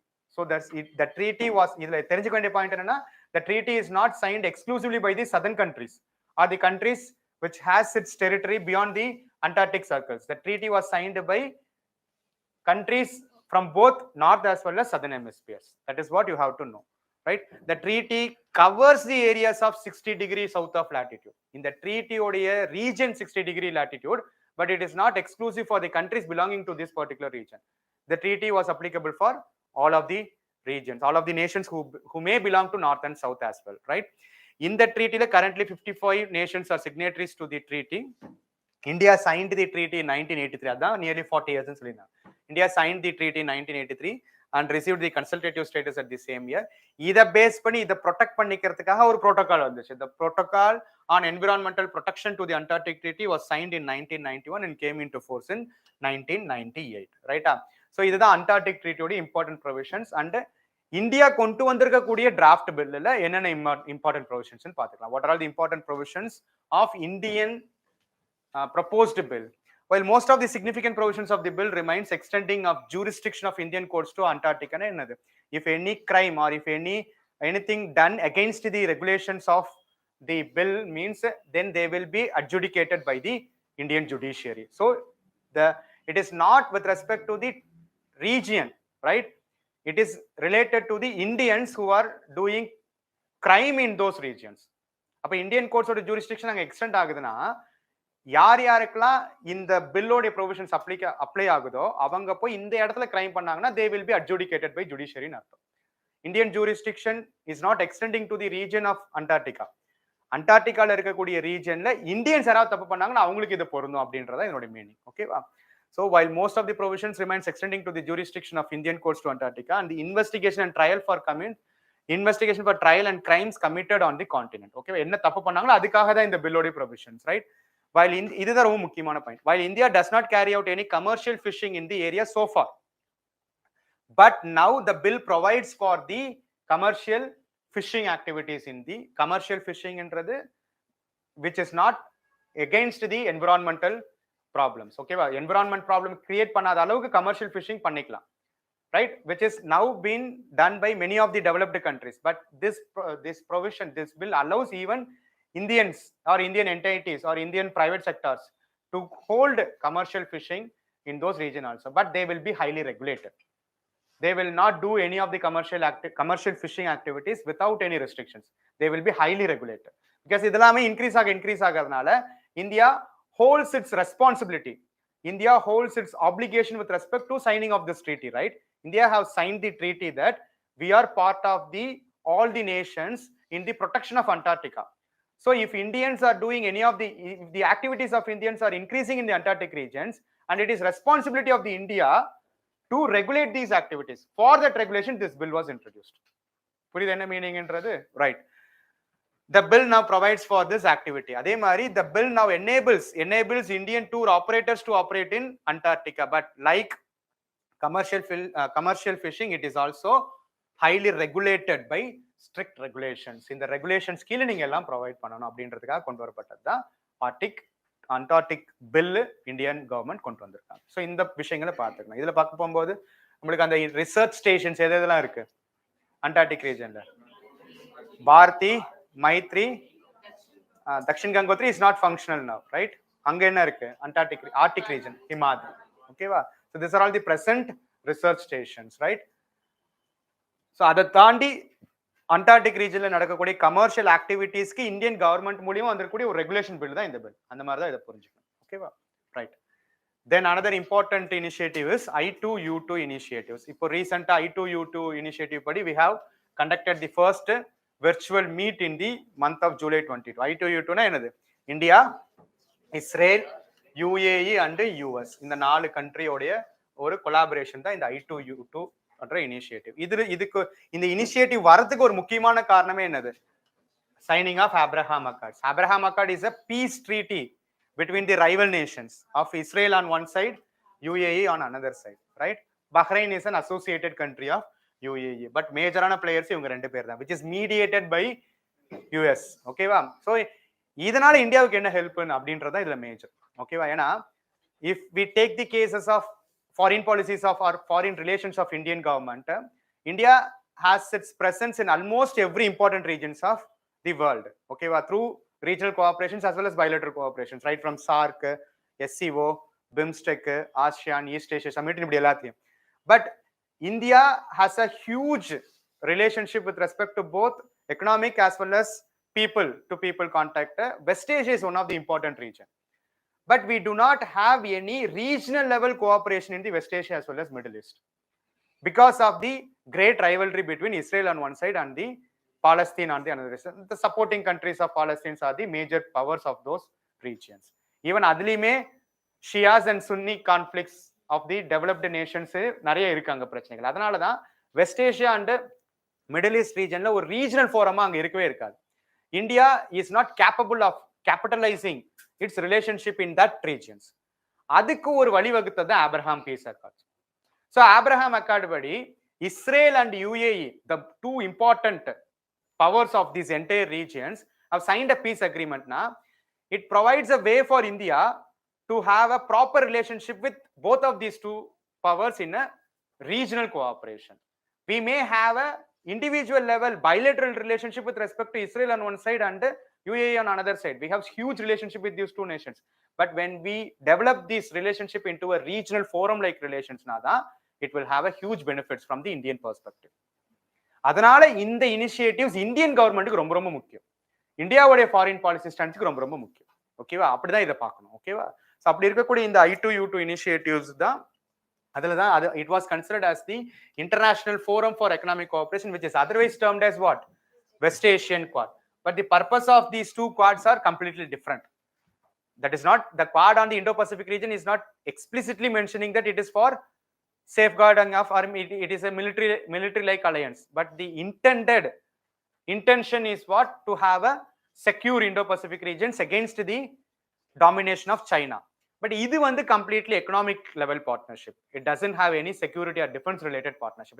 Any of the partnership with which India is having with any of the forum or any of the groupings, you need to first know about the objective of that grouping. அது எக்கனாமிக்காக வச்சிருக்கோமா, டிஃபென்ஸ்க்காக வச்சிருக்கோமா, அல்லது regional செக்யூரிட்டிக்காக வச்சிருக்கோமா, இது மாதிரி எந்த ரீசன்ஸ்க்காக India's interest is of foremost importance from the economic from the exam point of India எதுக்காக வச்சிருக்குன்றதை நம்ம முக்கியமா தெரிஞ்சுக்கணும். அதுக்கப்புறம் அதனுடைய ஃபங்க்ஷனிங் இதெல்லாம் ரெண்டாவது பார்த்துக்கணும். ஓகேவா? ஸோ அப்படி பார்க்க போகும்போது this initiative is one of the most important initiatives which we are having a cordial economic level relationship with these two important countries. அப்ப அதுல என்னுடைய ஏரியாஸ் ஆஃப் கோஆபரேஷன் பார்த்தாலே உங்களுக்கு புரிஞ்சிடும் என்னன்னது. the aim is to have water, energy, transportation, space, health and food security. These are all the important themes of this grouping called as I2U2 initiatives. Okay, இத base பண்ணி இந்த virtual summitல what are all the new initiatives has been done or what are all the new cooperations have been made by India with along with the other countries of this grouping என்றத பார்ப்போம். Right, highlights of this summit பார்க்கும்போது the grouping focused on food security crisis and clean energy during this meeting.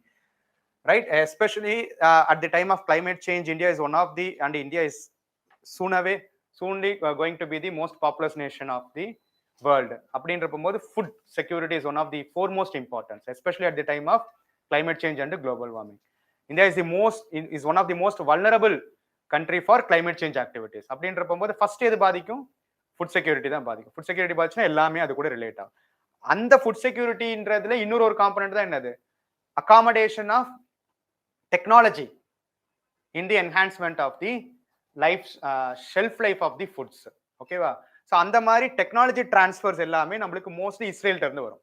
We are depending Israel on two purposes. One on the defense related, on the another side is mainly for food related as well as water conservation, because they were pioneers in that technology implementation. ஏன்னா அங்க இருக்கக்கூடிய பாலைவனத்துல food செக்யூரிட்டிக்காக green எனர்ஜியா இருக்கட்டும், hybrid variety சீட்ஸா இருக்கட்டும், genetic இன்ஜினியரிங்கா இருக்கட்டும், அதுல எல்லாத்துலயுமே இஸ்ரேல் ரொம்ப ரொம்ப developed nation. When we have a cordial relationship with Israel, the future problems of India's food security, as well as food security is not only an issue of the nation, it is a highly social problem. இந்தியாவை பொறுத்த வரைக்கும் அது கூட நம்ம associate பண்ணுவோம். இஸ்ரேலோட நம்மளுக்கு எப்பயுமே நல்ல உறவு வேணும். அதனாலதான் India have never voted directly against the Israel in the UN resolutions whenever the case is against the Palestine. ஓகேவா? இதனாலதான் எந்த இடத்துலயுமே இந்தியா வந்து அப்ஸ்டெயின் பண்ணிடுவாங்க. ஸ்ரீலங்கன் இஷ்யூவா இருக்கட்டும், தாலிபான் இஷ்யூவா இருக்கட்டும், தென் வந்துட்டு ரஷ்யா உக்ரைன் இஷ்யூவா இருக்கட்டும், இந்த மாதிரியான இஷ்யூவா இருக்கட்டும். So the decision taken by India is purely on national interest.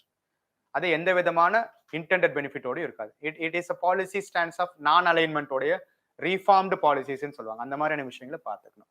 Right, food security. They also discussed the innovative ways to ensure long-term, more diversified food production and food delivery systems and can better manage the global food shocks. Okay, but the leaders welcomed India's interest in joining the United States, UAE and Israel in the 3 country உடைய புது mission. Okay, agriculture innovation mission for climate initiative.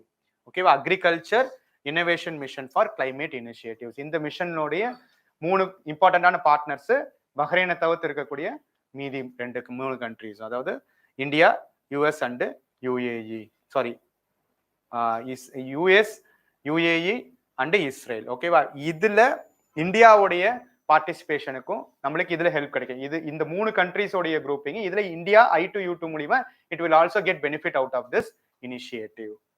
இது மூலியமா என்னென்னலாம் நம்மளுக்கு வந்து இந்த சம்மிட்ல நம்மளுக்கு என்னென்னலாம் வந்திருக்கு அப்படின்னு பார்த்தோம்னா, UAE is going to invest $2 billion program to develop this series of integrated food parks across India, right? Food processing and that related food processing sectors is one of the most important sectors of India. 2 பேப்பர்லயும் அதை பத்தி கேட்பாங்க, paper 3லயும் கேட்பாங்க, paper 1லயும் கேட்பாங்க. கரெக்டா? So food parks அப்படின்றதுக்காக mega food park ஸ்கீம்ஸ்ல India கொண்டு வந்திருக்காங்க, right?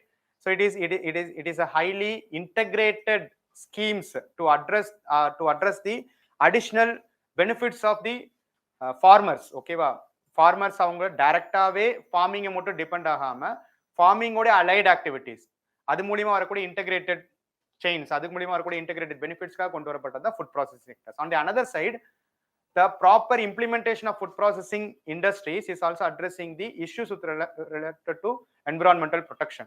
Okay, because majority of the environmental problems are directly associated with the waste and emissions through the agriculture. Agriculture is one of the most important area where the methane emission is directly related to, which is one of the important greenhouse gas.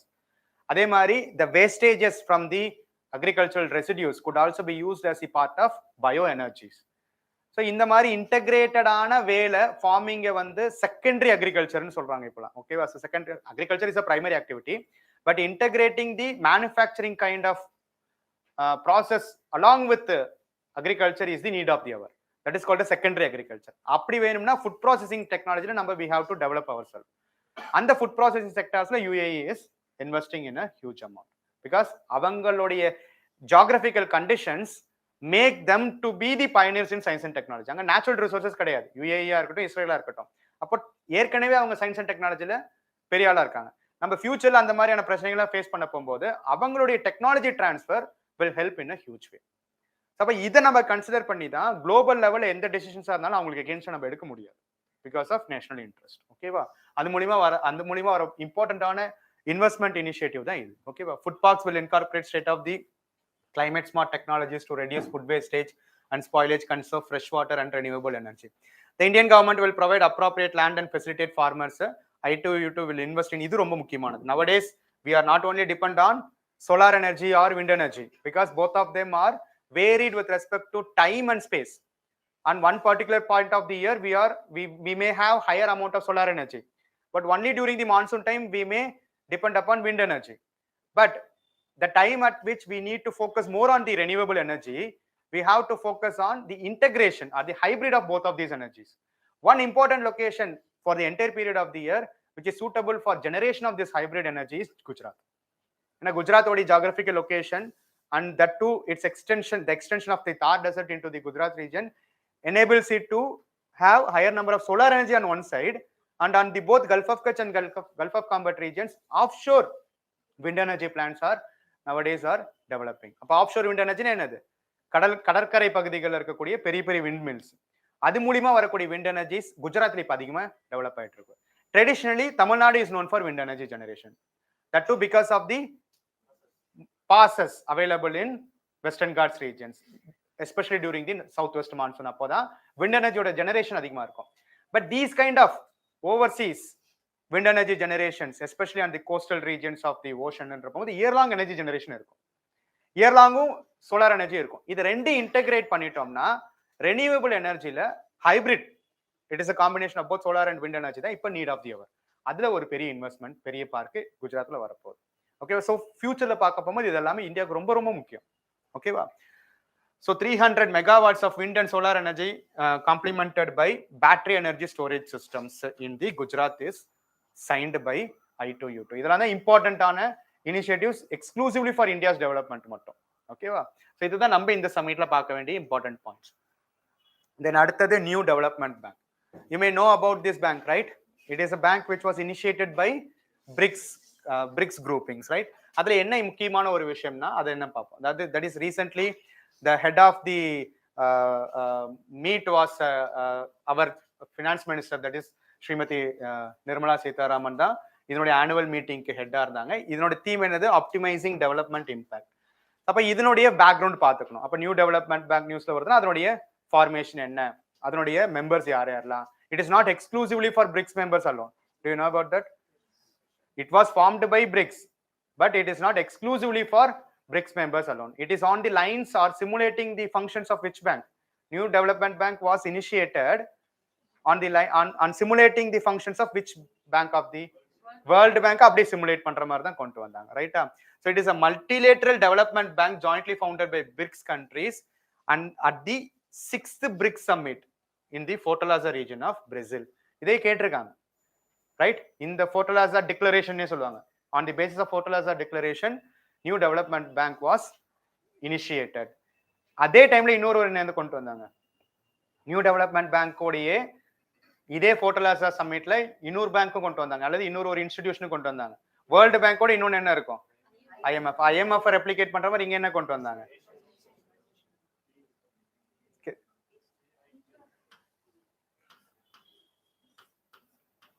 என்னது? Contingency reserve arrangement. It is also initiated by BRICS countries in the same summit. NDB and CRA, both of them are initiated during the Fortaleza summit of 2014. CRA is addressing the short-term liquidity crisis as like that of the functioning of IMF, whereas NDB is for long-term infrastructure or development-oriented projects. Okay, va? Both of these are simulating the functions of IMF and NDB. That too especially focusing on developing nations. ஏன்னா IMF and World Bank are highly dominated by the developed countries. So to retaliate their functioning, to give more focus on the developing nations, this is an indication, this is a grouping which is representatives of the developing nations, BRICS என்றது, ரைட்டா?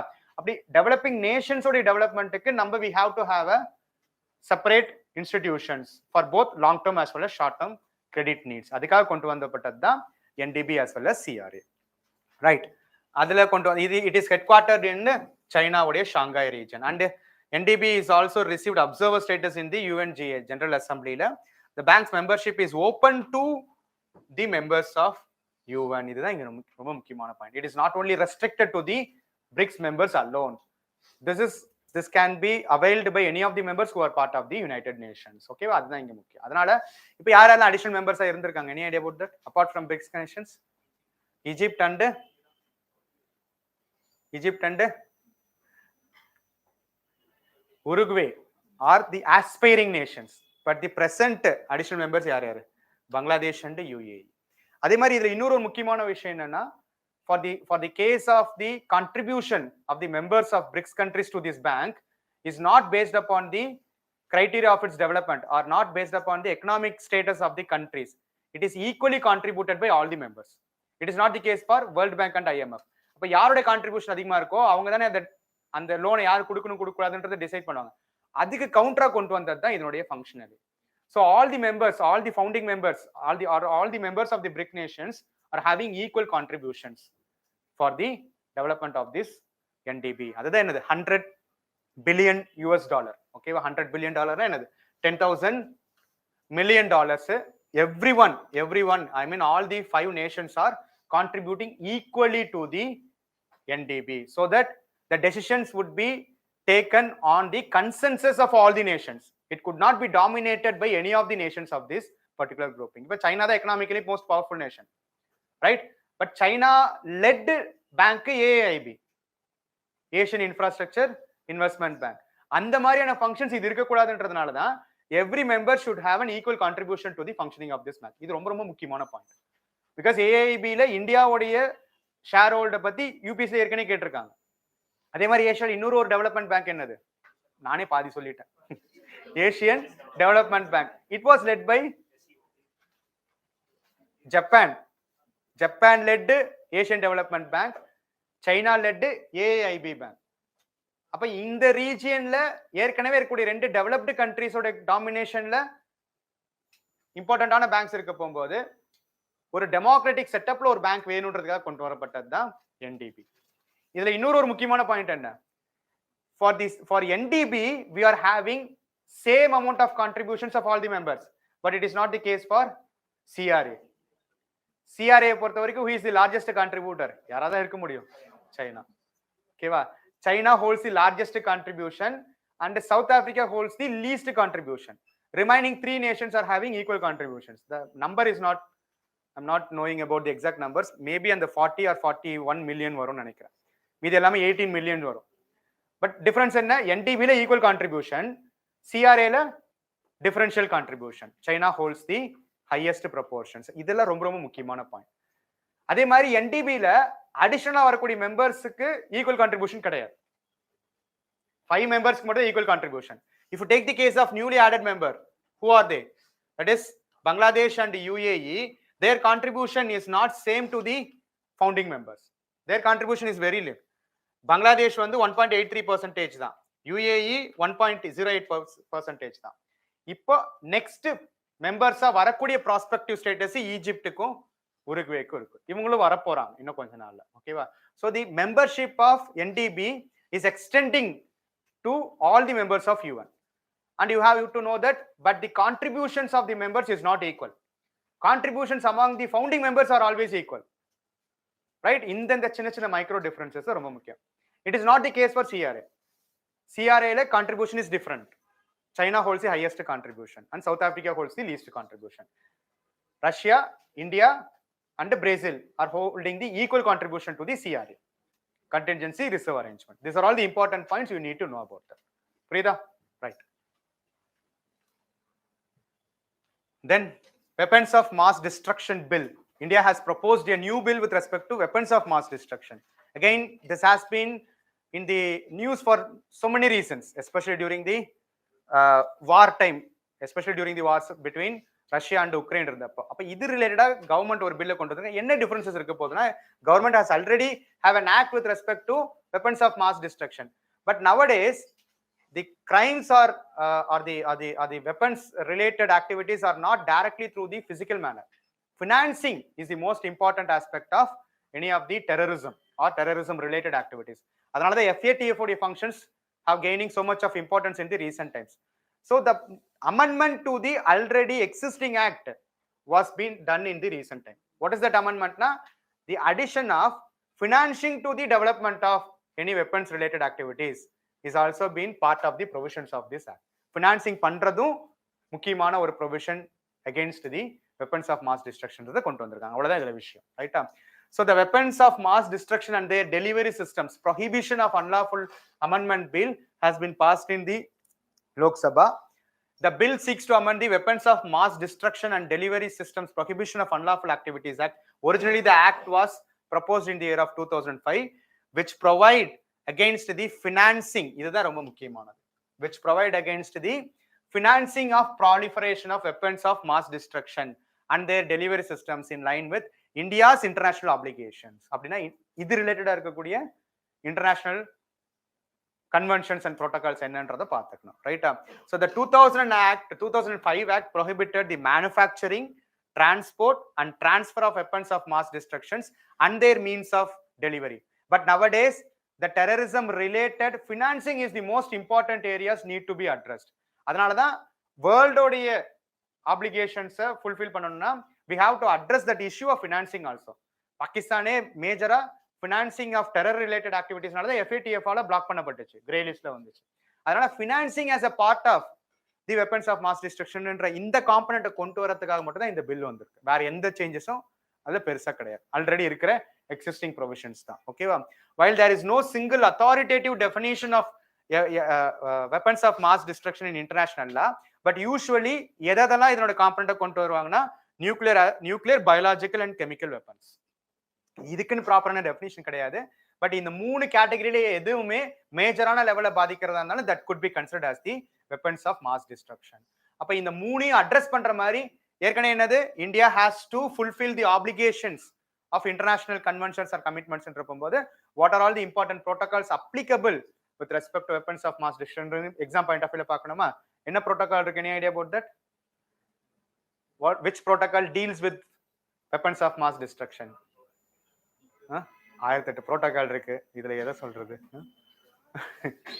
அது ஒரே பேர்லயே 3-4 protocol வேற வரும் அந்த மாதிரி தான் Geneva protocol of 1925 generally our first addresses that both usage of chemical and biological weapons that is during the times of world war time okay va appo chemical and biological weapons combined வந்த first protocol Geneva protocol அதுக்கப்புறம் ரெண்டு conventions individual வந்துருச்சு okay va that is biological weapons convention of 1972 and chemical weapons convention of 1992 which specifically addresses both biological and chemical weapons respectively இதுல India is a signatory and ratified both these conventions புரியுதுங்களா இது ரொம்ப முக்கியம் India have signed both chemical weapons convention as well as biological weapons convention. In the previous class we have talked about nuclear proliferation treaty பார்த்தோமா போன கிளாஸ்ல பார்த்தோமா NPT பார்த்தோமா அதே மாதிரி இது weapons of mass destruction இதுல எல்லாத்துலயுமே இந்தியாவுடைய கோர்ஸ் என்ன இந்தியா அதை சைன் பண்ணிருக்கா அல்லது சைனே பண்ணலையா சைன் பண்ணிருக்கு ராட்டிஃபை பண்ணலையா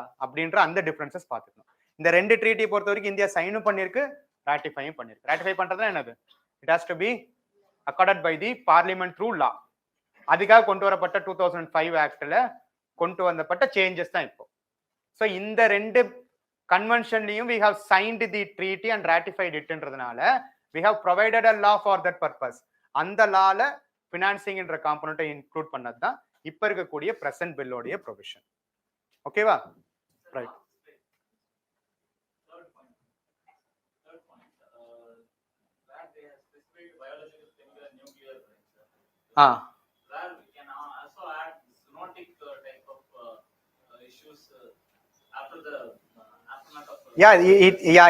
it will be considered as the part of biological ன்ற போது zoonotic type of diseases வந்துரும் that can be included இப்போ தான் நியூஸ்ல இன்னைக்கு தானே சொன்னாங்க என்னது it has been confirmed that wuhanல தான் man made தான் கொரோனா வைரஸ்னு சொல்லியிருக்காங்க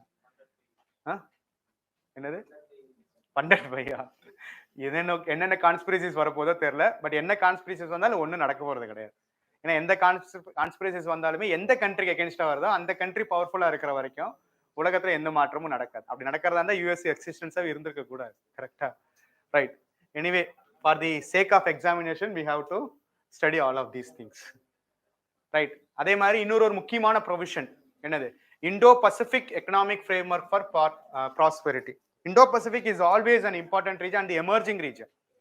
So global political order decide பண்ணக்கூடிய ஒரு இம்பார்ட்டன்டான ரீஜனா இப்போ Indo-Pacific region மாறிட்டே வருது அப்போ Indo-Pacific region இந்தியாவை எக்ஸ்க்ளூட் பண்ணி எந்த இனிஷியேட்டிவ்ஸும் நடக்காது இப்போ இந்த ஃபோரம் என்ன purpose who are the initiative and who are the members of this initiative and how this forum or this initiative is alternative to some other important initiatives of this region என்ற அந்த கம்பேரிசனை நம்ம பார்த்துக்கோம் ரைட்டா First, it is an US-led initiative.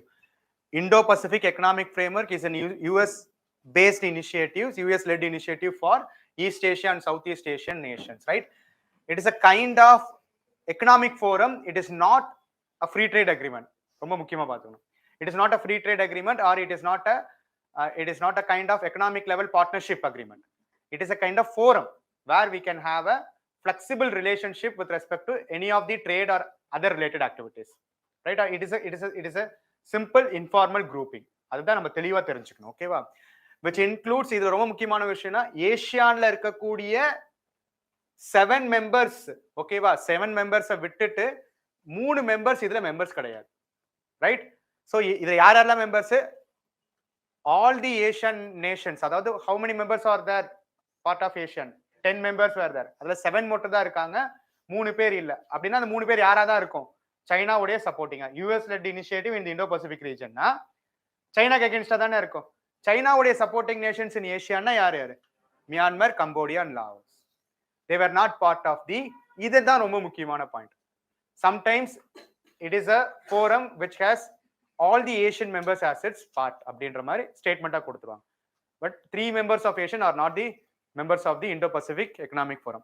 But all the Quad countries are there. Quad countries and the number: India, Australia, Japan, and US. All the Quad countries. Then along with that, New Zealand, Republic of Korea, and Korea, South Korea, and Fiji. These are all the members of the Indo-Pacific Economic Forum. So totally 14 members were there.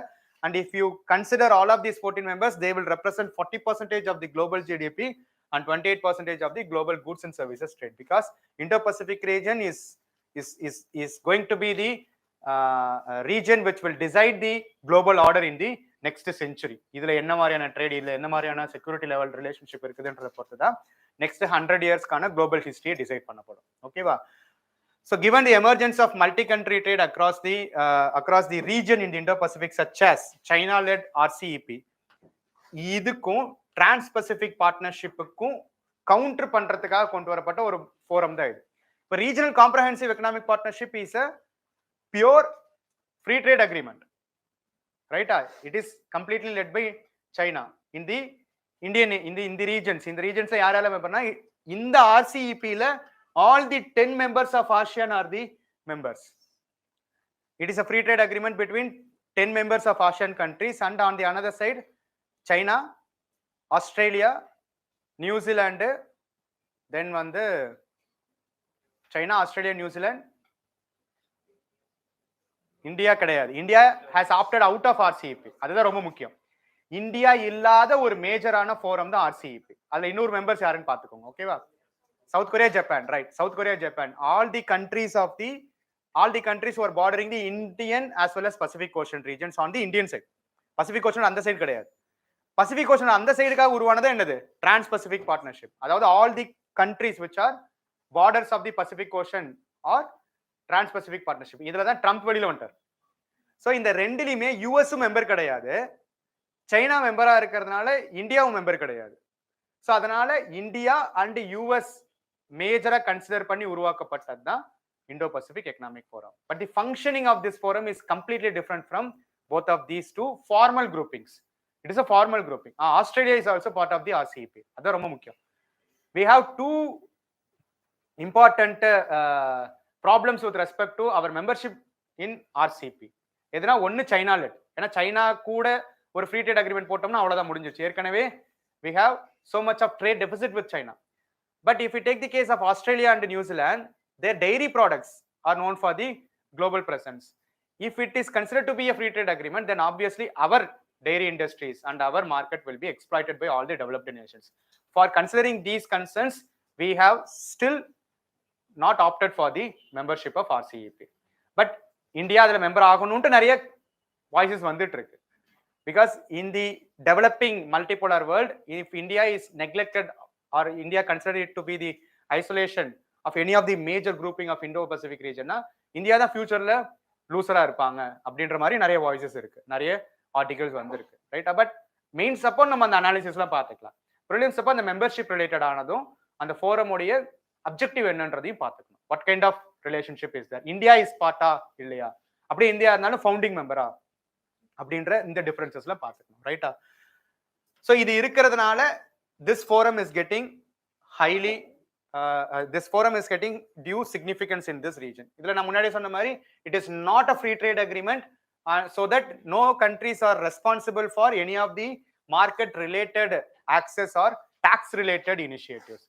It is a highly flexible grouping where a country can decide on what basis it can participate itself with respect to this grouping. அதுல this is functioning on the basis of 4 important pillars. எதுனா trade, supply chain. இந்த supply chain ரெசிலியன்ஸ்ல India ஒரு initiative எடுத்துருக்கு. யார் யார் கூட? Accept US, all the 3 members of Quad are part of this supply chain resilience initiative.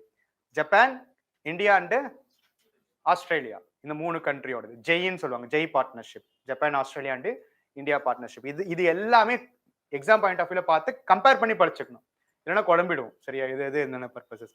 அதே மாதிரி clean energy, decarbonisation and infrastructure, then tax and anti corruption. So இதுல இந்த 3மே நமக்கு ஓரளவுக்கு ஃபேவரபிளான. நம்ம RCEP மெம்பர் ஆகாததுக்கு முக்கியமான ரீசனே ஃப்ரீ ட்ரேட் அக்ரிமெண்ட் தான். அதனால India has opted not to be the part of trade as a pillar of IPEF. ட்ரேடை தவிர்த்துட்டு மீதி மூணுலையுமே இந்தியா இஸ் அ பார்ட். ஏன்னா இதுல ஃபிளெக்சிபிலிட்டி, இந்த ஃபிளெக்சிபிலிட்டி இருக்கிறதுனால இந்த ஃபோரம்க்கு வேல்யூவே அங்க. ஏன்னா ஆர்சிஇபிக்கும் டிபிபிக்கும் கவுண்டரா ஒன்று கொண்டு வரணும்னா அதுல இல்லாத ப்ரொவிஷன்ஸும் இருக்கணும், அதுல ஆப்டின் ஆகாத மேஜர் பவர்ஸுக்கான ஃபிளெக்சிபிலிட்டியும் இருக்கணும். அந்த ஃபிளெக்சிபிலிட்டிக்கு தான் யூஎஸும் இந்தியாவுடைய மேஜரான இனிஷியேட்டிவ் தான் IPEF. But India is out of the trade pillar, but in this particular meet remaining த்ரீலையுமே இந்தியா இது ரொம்ப ரொம்ப முக்கியமான பாயிண்ட்.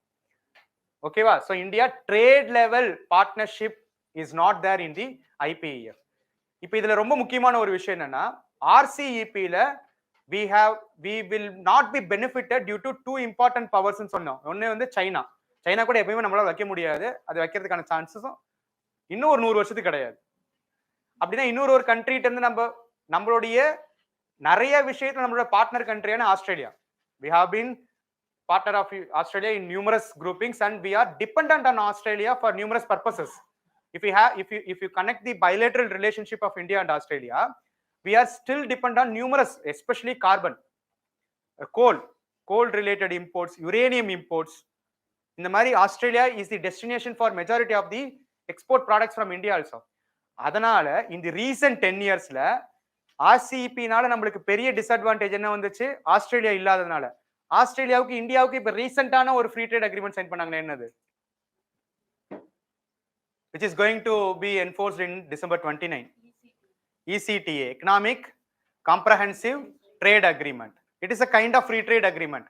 In the last 10 yearsல ஒரு டெவலப்டு நேஷனோட நம்ம மேக் பண்ண ஒரு இம்பார்ட்டன்டான free trade agreement. On the lines of ECTA, we are negotiating free trade agreements with another super powers, especially UK and European Union. ஏன்னா பிரெக்சிட் நடந்ததுக்கு அப்புறம் we need to address the two important powers in the European regions. So far untapped region of Indian resources, European region. அதுவும் கிட்டத்தட்ட தீபாவளிக்குள்ளே வர வேண்டியது, but on the பைப்லைன்ன்ற மாதிரி ரிஷி சுனக் சொல்லியிருக்காரு. So இதெல்லாமே இந்தியாவுடைய ஃபாரின் பாலிசி ஸ்ட்ராட்டஜி பாருங்க. எந்தெந்த இடத்துல நம்மளுக்கு அந்த குரூப்பிங்னால நம்மளுக்கு பெனிஃபிட்டா இல்லையோ, அந்த குரூப்பிங்ல யார் யாரெல்லாம் பெனிஃபிட்டா இருக்கக்கூடிய வாய்ப்பு இருக்கோ அவங்களோட பைலேட்ரல் ரிலேஷன்ஷிப்க்கு போறோம். பைலேட்ரல் ரிலேஷன்ஷிப்பால மட்டும் எங்கெங்கெல்லாம் குரூப்பிங் இருந்திருக்கோ, எதெல்லாம் பெனிஃபிட்டா இருந்திருக்கோ அங்க ரீஜனல் குரூப்பிங்கான I2U2 கூடயும் நம்ம போறோம். So foreign policy and foreign policy stance of India is always differing with respect to individual nations and groupings. I2U2 கூட நம்ம ஏற்படுத்தின பார்ட்னர்ஷிப் வேற, ஆர்சிஇபில இருந்து வெளியில வந்துட்டு ஆஸ்திரேலியா கூட நம்ம ஏற்படுத்தின பார்ட்னர்ஷிப் வேற. அப்ஜெக்டிவ் ரெண்டுமே completely different. So this is the way the foreign policy is running. You need to understand the dynamics on which the stand India have taken. இது இஷ்யூ சென்ட்ரிக்காவும் டிஃபர் ஆகும், climate change related differ agum, trade related differ agum, defense related differ agum. You have to understand the objective behind it. If you understand in the holistic way, you can write a well structured answer in your mains paper, so that your comprehensive understanding will be reflected on your answer writing. இல்லனா ஸ்ட்ரக்சர்டா தனித்தனியா பார்ட்டா தான் எழுத வரும் நமக்கு. ஓகேவா? இப்படி understand பண்ணி relate பண்ணி படிச்சுக்கணும். ஓகேவா? So these are all the important points of this grouping. அதே மாதிரி அடுத்த இன்னொரு ஒரு இம்பார்ட்டன்டான initiative which is also taken care of, US-led initiative against the multi-modal connectivity project of China, BRI initiative against வந்தது தான் என்னது? Partnership for Global Infrastructure and Investment. So சைனாவுடைய டெவலப்மெண்ட்டுக்கு எங்கெங்கெல்லாம் கவுண்டர் பண்ண முடியுதோ அங்க எல்லாமே US லீட் பண்ணிட்டு இருக்காங்க. US need to have a proper relationship with India to counter China. To escape from the aggressiveness of China, India need to have a proper relationship with the US. And the trilateral relationship la idu or mukkiyamaana initiative. Okay va? Partnership for Global Infrastructure and Investment. Idu enadhu US led, but it is initiated by G7 countries. Right? G7 countries announcing the collective mobilization of $600 billion by 2027 to deliver the funding for infrastructure projects to the developing and middle income countries. The mukkiyam BRI initiative counter பண்றதுக்காக. It is not for their development. They have to function in a collaborative way and fund for the developing nations so that we can have a cordial relationship with the future developing nations. இத தான் China BRI மூலமா பண்ணிட்டு இருக்காங்க. அதை counter பண்றதுக்காக G7 கொண்டு வந்திருக்க initiative தான் இது. ஓகேவா? So it is seen as the G7's counter to China's multi-trillion-dollar Belt and Road initiatives to build connectivity, infrastructure, trade projects in Asia, Europe, Africa and Latin America. அப்ப G7 பத்தி நம்ம பாத்துக்கணும். கரெக்ட்டா? G7 is not a formal grouping and it doesn't have any secretariat and it doesn't have any headquarters. அப்படின்றதுனால it is an informal grouping. முன்னாடி G8 இருந்தது, எதுதான் போயிடுச்சு? ரஷ்யா இல்லாம இப்ப G7 மட்டும் தான் இருக்கு. இது ரொம்ப முக்கியமான point. It is an informal grouping and it doesn't have any headquarters or secretariat. US, Canada, France, Germany, Italy, Japan and UK. The most sophisticated grouping. Developed nations உடைய ஒரு high powerful grouping தான் இந்த G7 grouping. ஓகேவா?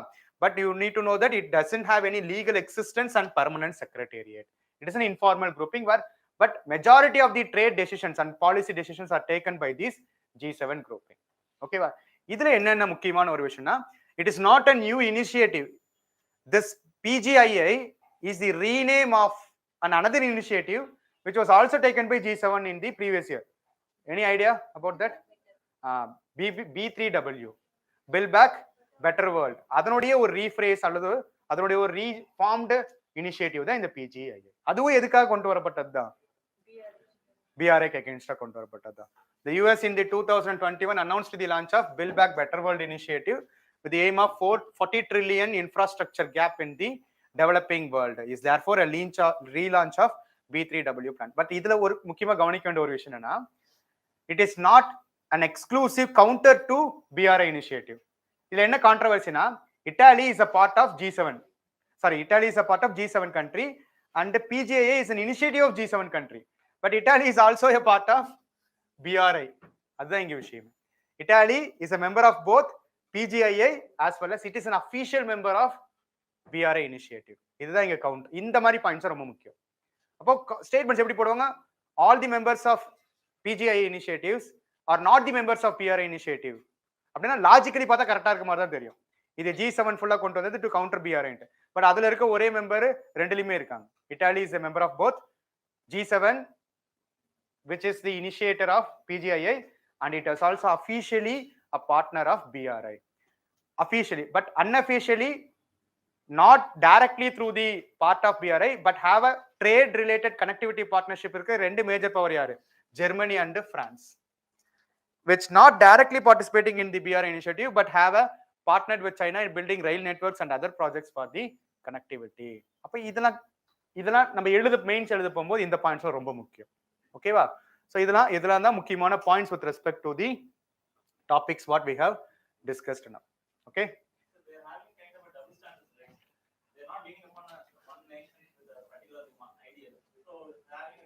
Yeah, it is always a debatable topic. We cannot conclude with their stance. They may have their own concerns. They may say on the basis of their own nation's interest they have taken their decisions. அந்த மாதிரி தான் இப்போ UK Russia வார்ல ஏகப்பட்ட stanzas எல்லாமே மாறிக்கிட்டே இருந்தது. அதனால இந்த ஸ்டான்ஸ் எப்பயுமே it is not permanent R it is not, அதாவது அரசியல் எப்பயுமே நிரந்தர நண்பனும் கிடையாது, நிரந்தர எதிரியும் கிடையாதுன்ற மாதிரி. Right. So hopefully this topics are useful for your preparation. Right. So போன தடவை மாதிரியே I will send all of these PPTs through your mail. அது மாதிரி நம்ம ஸ்டூடெண்ட்ஸுக்கு டெலிகிராம் குரூப்ல அப்லோட் பண்ணிடுறேன். Okay, thank you friends. Right. Good evening. So let us start today's discussion. So we will be having the discussion from April to June, right? So comprehensive, I have not taken topics. We'll be choosing certain topics which make sense or which is having enough provisions for us to be discussed. Okay. So there are so many facts there which will be available. Adha neenga go through pannale podum. Or let's say detailed every fact, every newspaper that comes. We can do that kind of analysis or microscopic analysis maybe after this period, after this phase. Okay, till June we just need to know what has happened.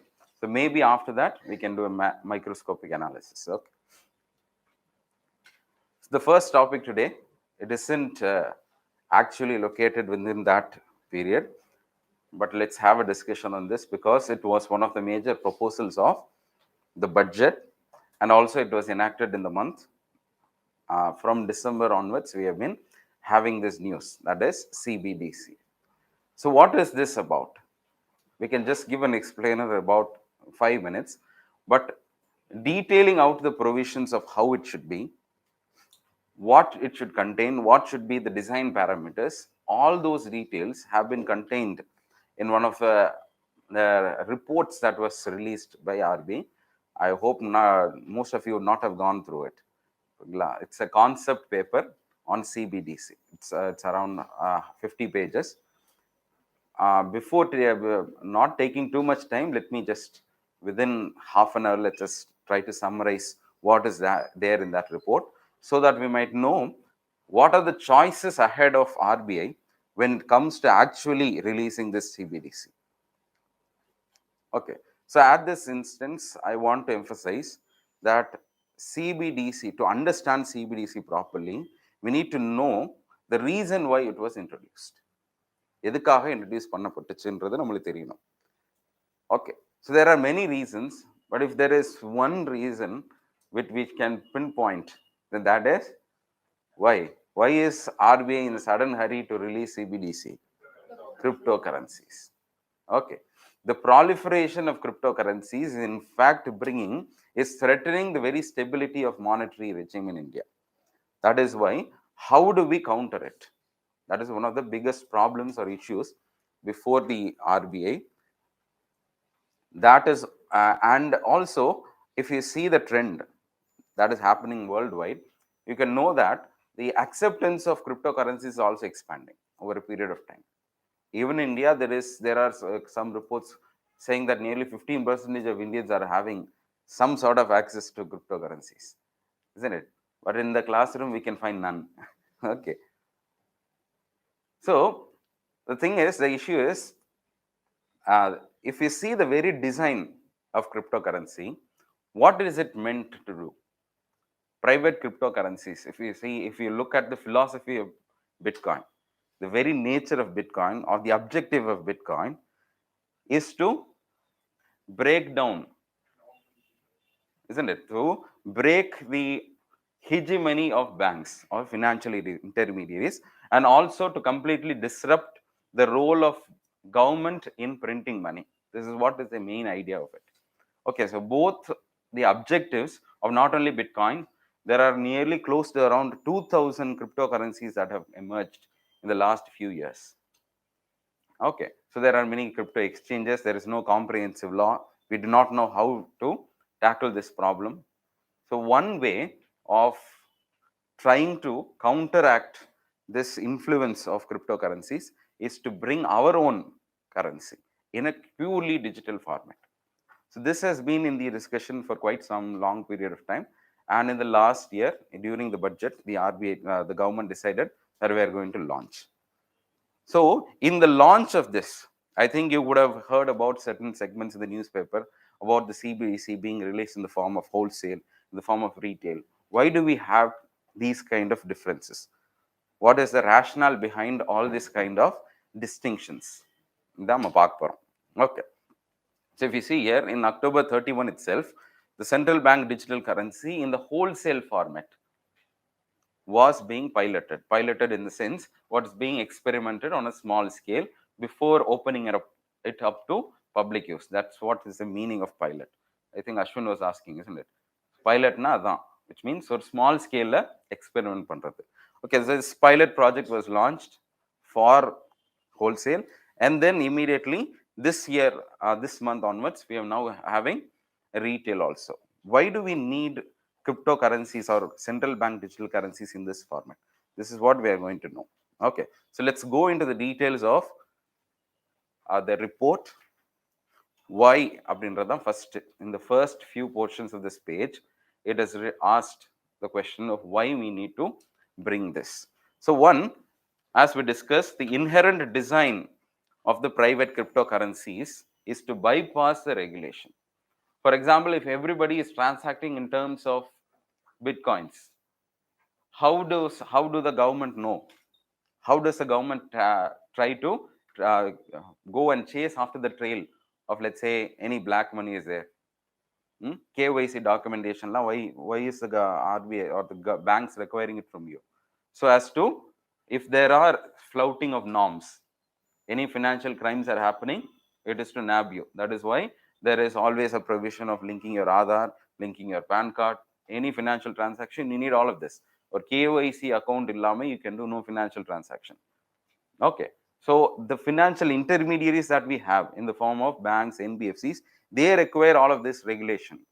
But when it comes to cryptocurrency, there is no need for that. You just need to open a private wallet, send it among your friends, send it for terror purpose, send it for any kind of antisocial activities.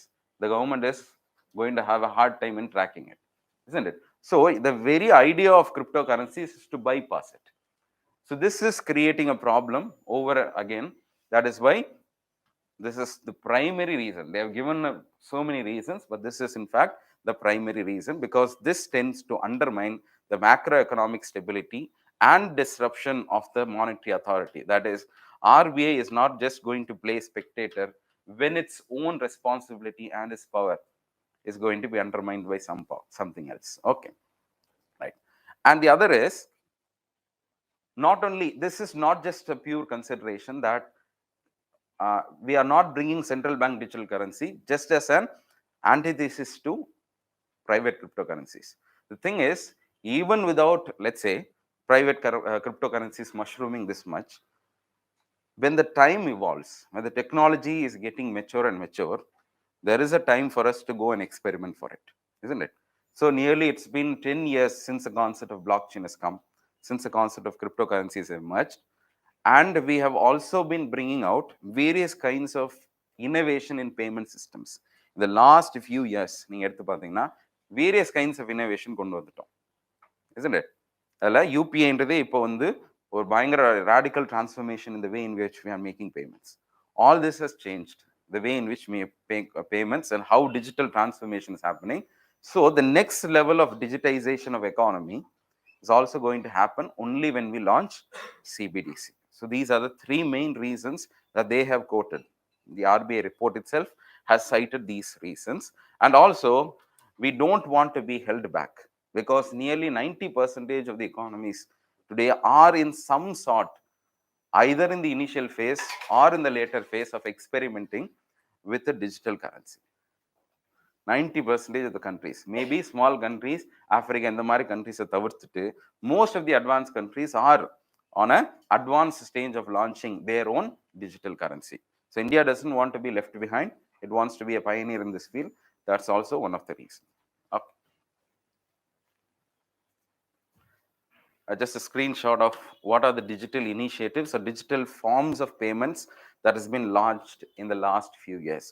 So the electronic clearing system is what was the first payment system that we launched in 1990s. Then you would know, we all would have heard about RTGS, NEFT, IMPS, all this. This is the check truncated system. This was launched in 2011. Then NACH. NACH na National Clearing House illa nadu clearing house, automated clearing house. The NAC update அப்படினு சொல்லுவாங்கல, which means if you want to do an auto debit from your bank account, let's say you have taken an EMI, you will have to sign a mandate and give it over to that bank, and that is called as NAC mandate. All these are digital forms of digital payment systems that have been established in the few years, and it has culminated with UPI. There are some recent examples of how digitization is changing the payment landscape in India. So here, yeah. So as a follow-up, after UPI, we are now going to launch CBDC.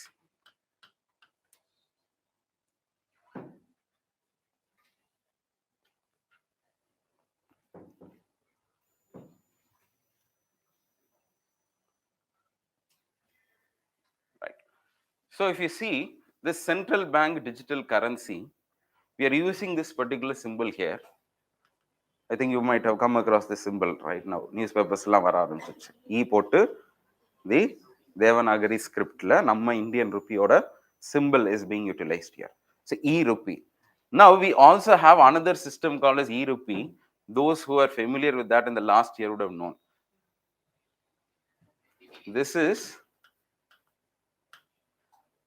There is another thing called as, don't confuse this with that. Okay, this e-rupee is a concept which was introduced in the year 2020 by the RBI as a new innovation which is akin to this voucher based payment systems.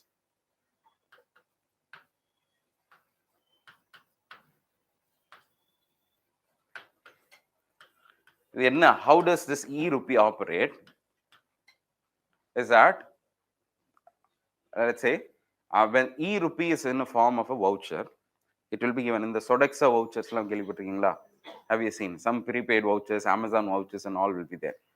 What you can do with that voucher is that you can only use it in the stores which accept it. You cannot use it for any general purpose, isn't it? So Sodexo card enga accept pannavalo anga mattum apply panna mudiyum. In that same way, this e-rupee is a kind of a voucher which represents certain amount of money. It will be issued to certain beneficiaries and they will be asked to redeem it at certain outlets. This is a concept and this was named as e-rupee. அது வந்து ருப்பின்றது UPI.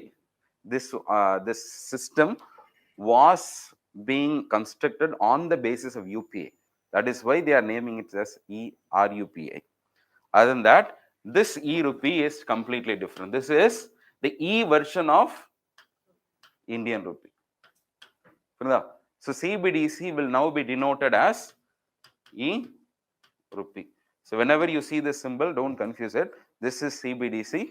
This is the e-rupee. This is something else. Okay. So this is not going to have so much of a use. As you know, so இது எங்க பண்ணோம்னா வேக்சினேஷன்லாம் கொடுக்கலாம். This can have so much of benefit in the sense that government can plug out certain leakages. For example, எங்கேயோ கொடுக்குறோம், government is giving out subsidies, but it is being diverted to somewhere else. That kind of pilferages can be arrested when we issue e-rupee. For example, the beneficiary's account or in your SMS or something, whatever you have, they will be crediting some e-rupee vouchers into your bank account or into your mobile phone. That you can go and show it to your PDS system, PDS shop, fair price shop. There you can redeem and you can buy. You can use it for healthcare. You can use it for any other purpose. So this is an open system which can be used, but not many takers have been there since the launch of this. Okay. So the scale and the usage has been minimal. Now we are focusing on a much larger concept called as e-rupee. Right. So what is it? If you look at the definition, since this is a new concept, a legal definition has been given by the RBI. It says that e-rupee or the CBDC is a legal tender issued by the central bank in a digital form. That is a legal tender. Till now, what is a legal tender? The money, the coins and currencies that we issue, they are the legal tender. So legal tenders are issued by the RBI. Isn't it? It's a cash. So this legal tender till now is being issued in the form of a physical form. Now it is going to be issued in the form of a digital format. It is same as a sovereign currency and is exchangeable 1-to-1 at par with the fiat currency. Which means every 1 rupee or 1 e-rupee will be matched against 1 normal rupee. Okay, so it has to be exchanged 1:1 at par. The definition that has been given in this particular book. Okay, so if you look at the other countries, if you look at the trends of why certain countries have been resorting to these kind of practice, why they have been utilizing this central bank digital currency. Now, one, increasing demand for digital usage. There has been an organic demand among people that they are shifting towards digital usage. So when the demand is there, we have to cater to this demand. So introduction of CBDC is to meet the rising demand for digital usage. This is happening in several countries. For example, they've given an example of Sweden. Second, when the economy is too much dependent on cash, we have to shift that dependency towards a digital form, isn't it?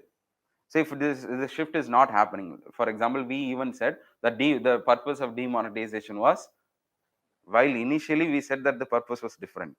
But when the purpose was not achieved, we just shifted the goal and said that the purpose is to achieve cashless or digital India, isn't it? So likewise, in order to transform India into a cashless economy, maybe we can use the CBDC. This is one of the challenges. For example, they have cited an example of Denmark, where still, contrary to our opinion, it is still an advanced country, but there is so much demand for physical cash, it seems. So they are trying to introduce digital cash or digital currency so as to shift people's focus from physical cash to digital cash. Okay. Sometimes in certain countries, even geographic barrier is playing a part, it seems. For example, if you see Bermuda, Bahamas, there are certain remote islands which, because of their geographical isolation and because of their isolation in terms of trade with the global world, they are also increasingly resorting to these kind of practice. Because if you see, in this present scenario, if a particular country needs to send money to another country, the dominant model or the system that we use is called as SWIFT. SWIFT is the payment system that settles international transaction. But for a small economy, very rarely it will be done. Sometimes they feel that this kind of obstructions, that is this kind of restrictions that is present in the world, is not allowing smooth flow of income into their country. So they are also resorting to the central bank digital currency, which can be immediately settled. இதெல்லாம் பண்ணலாம் அப்படின்னு சொல்றாங்க. And increasing. Yes, of course. Yeah, maybe. Yeah, you can. Tax havens are going to increasingly resort to these kind of things. Okay, they will be in the front runner. Whenever they see an opportunity in any kind of currency, they are going to adopt it.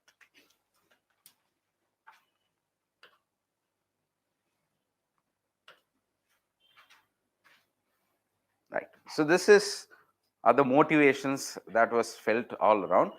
When it comes to India's case, India பொறுத்தளவுக்கு, what is the motivation for India to launch? அப்படின்னா, one, reduced cash management cost. These are some benefits also, or these are one of the motivations for India to launch. One, reduced cash management cost. For example, if you see India, in India, M0 அப்படின்னு சொல்லுவாங்க. This is the reserve money or the monetary base, which is in fact the money that has been printed by the RBI. There is a huge amount of supply. To maintain that supply, to print it, to transport it, to safely and securely transport it into a chest, from a chest to an ATM. எடுத்து பார்த்தீங்கன்னா தெரியும் இல்லையா, சில இந்த சிஎம்எஸ்னு ஒரு secure வண்டி போகும், அப்படிதானே? அந்த கேட்டு திறந்துடாத நம்ம கூட பார்த்துட்டு இருந்திருப்போம் இல்லையா? ரைட். ஸோ என்ன அப்படின்னா, all this kind of systems are going to have a huge cost when it comes to cash management. So when we shift towards central bank digital currency, it's going to drastically reduce the cash management cost of the RBI. So this is one of the main motivations. Second, RBI, for example, you can say that there is Sainoraj அப்படின்னு சொல்லுவாங்க. The difference between the actual cost of printing and the value of that particular money, Sainoraj. See, the intention of RBI is not to hold profit in that manner. Due to its operation, maybe its reserves or its values can go up. அது கிடையாது main intention. நீங்க எடுத்து பார்த்தீங்கன்னா, இப்போ நீங்க பாருங்க, the Sainoraj cost is also going to become so high right now. Because let's say the cost of printing a 2000 rupee note versus the cost of issuing 2000 rupee CBDC, what is going to be more? Printing, of course, isn't it? So whether you issue it in digital form or not, you are still going to have the Sainoraj value in it. அது மாற போறது கிடையாது. அடுத்து சொல்றாங்க deepens digitization. So this is some generic statements. Further can deepen digitization, competition and innovation in the payment systems. Right now, if you could see, there are so many fintech companies coming. We are seeing the emergence of many banking systems called as neo banks, digital banks. இந்த மாதிரி நிறைய concept பார்க்கணும். நிறைய forms of payment systems and digital services are also increasing. All this can be further widened when we introduce CBDC. There are enough potentials for that. கடைசி நாலாவதா cross border payments. This is also one of the key potential that we have to tap into. For example, if you see here, what is the main benefit of using bitcoins அப்படின்னு சொன்னா, it is very easy to send from any place across the world, isn't it? A person in Australia can send a person in USA within minutes. அதை நம்ம இன்னைக்குள்ள payment system வச்சு பண்ண முடியுமா? முடியாது. You have to ஸ்விஃப்ட்ல போடணும், அதுல போடணும், அவங்க வெரிஃபை பண்ணணும், all this kinds of thing. But if we are going to launch a CBDC, the very origin and the very operation is going to be digital, and therefore we can integrate with the world and we can ensure that it's a seamless transaction is happening. So cross-border payment systems is going to undergo a massive change after the introduction of CBDC. But here in this particular instance, we need to know that this is not going to be a cakewalk, because every other country is going to compete for that. There's going to be a race for competition as to which currency is going to be used for cross-border systems, or what, let's say, USA is trying to bring out a dollar, digital dollar, and it is using an architecture or a blockchain, let's say.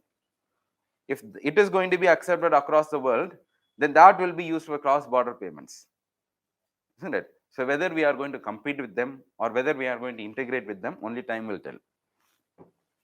Okay, then supports financial inclusion, safeguards the trust in currency against crypto usage. So these are எல்லாத்துக்கும் வந்து some paragraphs they have given as to why all these are important, and these are the main motivations for India to launch CBDC. Okay, now how do we launch? இதான் CBDC launch பண்ணோம். So many of us have this doubt as to what is the difference between normala even in everyday transaction we are doing things digitally, isn't it? So adum digital rupee பார்க்கறதா இல்ல whether that is categorically different from that of CBDC அப்படினா, understand, when we use CBDC, how the money is going to be printed by the RBI, that itself is going to change. The way in which we are transacting, maybe rather than settling it in the form of cash, we are shifting to a digital form. உங்களுக்கு நான் கேஷா கொடுக்கணும், அதுக்கு பதிலா என்ன பண்றேன், யூபிஐல உங்க phone open பண்ணுங்க, scan பண்ணி கொடுக்குறேன், அவ்வளவுதான். Which means there is a digital operation which is helping me to pay my cash towards you. That whatever it is, the way in which the RBI is going to send you money is not going to change. It has to print money. When we launch CBDC, it is going to alter the very way in which new money is going to be printed in the economy. How is new money? How is M0 increasing? How does M0 increase? M0 is a cash printed by the, right? To bluntly put it, M0 is a cash printed by the RBI. Let's say every year or every month there is going to be change in the M0, because when the economy expands, accordingly, then the amount of money printed by the RBI is also going to increase. This will undergo change when we use CBDC. The way in which every money is going to be issued is going to change. For example, let's say we might have read about monetary operations in which, if at all the bank needs money or liquidity, they will go give their bonds or securities and take money through the repo operations. In this course of operation, let's say there is demand from the banks, from the RBI, that they have to pay or give them loans. In this instance, if there is no money with the RBI, then the RBI will print, isn't it? So there is excess demand from the economy, and that is leading to printing of more money, because there is demand from the banking system. Now, rather than printing this money, the RBI will send them digital forms. How we are going to do that is what is the main focus of this particular paper. Okay, what are the design language? How we are going to do this? What are the types that can emerge out of it? Is what we'll discuss. So the first distinction when it comes to how the CBDC should be launched, we have two forms. One is wholesale and the other is retail. CBDC in the concept digital formula RBI print பண்ண போகுது. That is the basic idea. The question is, how is this actually going to be put in the hands of us? Is there any format, or is there some different use case scenarios? There are two potentials. One, we can launch CBDC in a wholesale format. In the wholesale format, for example, many countries have done this. There is a project Jasper of Canada, then UAE is doing it, USA has also done it. What can this be used for? In the wholesale CBDC, interbank transactions, liquidity management, government security market. For all of this, every day, for example, in monetary operation, repo rate, reverse repo rate, SDF rates, every instance, even right now when we are speaking, there's going to be some amount that is going to be transacted between banks and banks, between banks and RBI. Wholesaler, 1,000 crores they are going to get, 500 crores they will be getting loans. This will be issued as a bulk form rather than issuing, let's say there is a demand for 100 crores. Understand?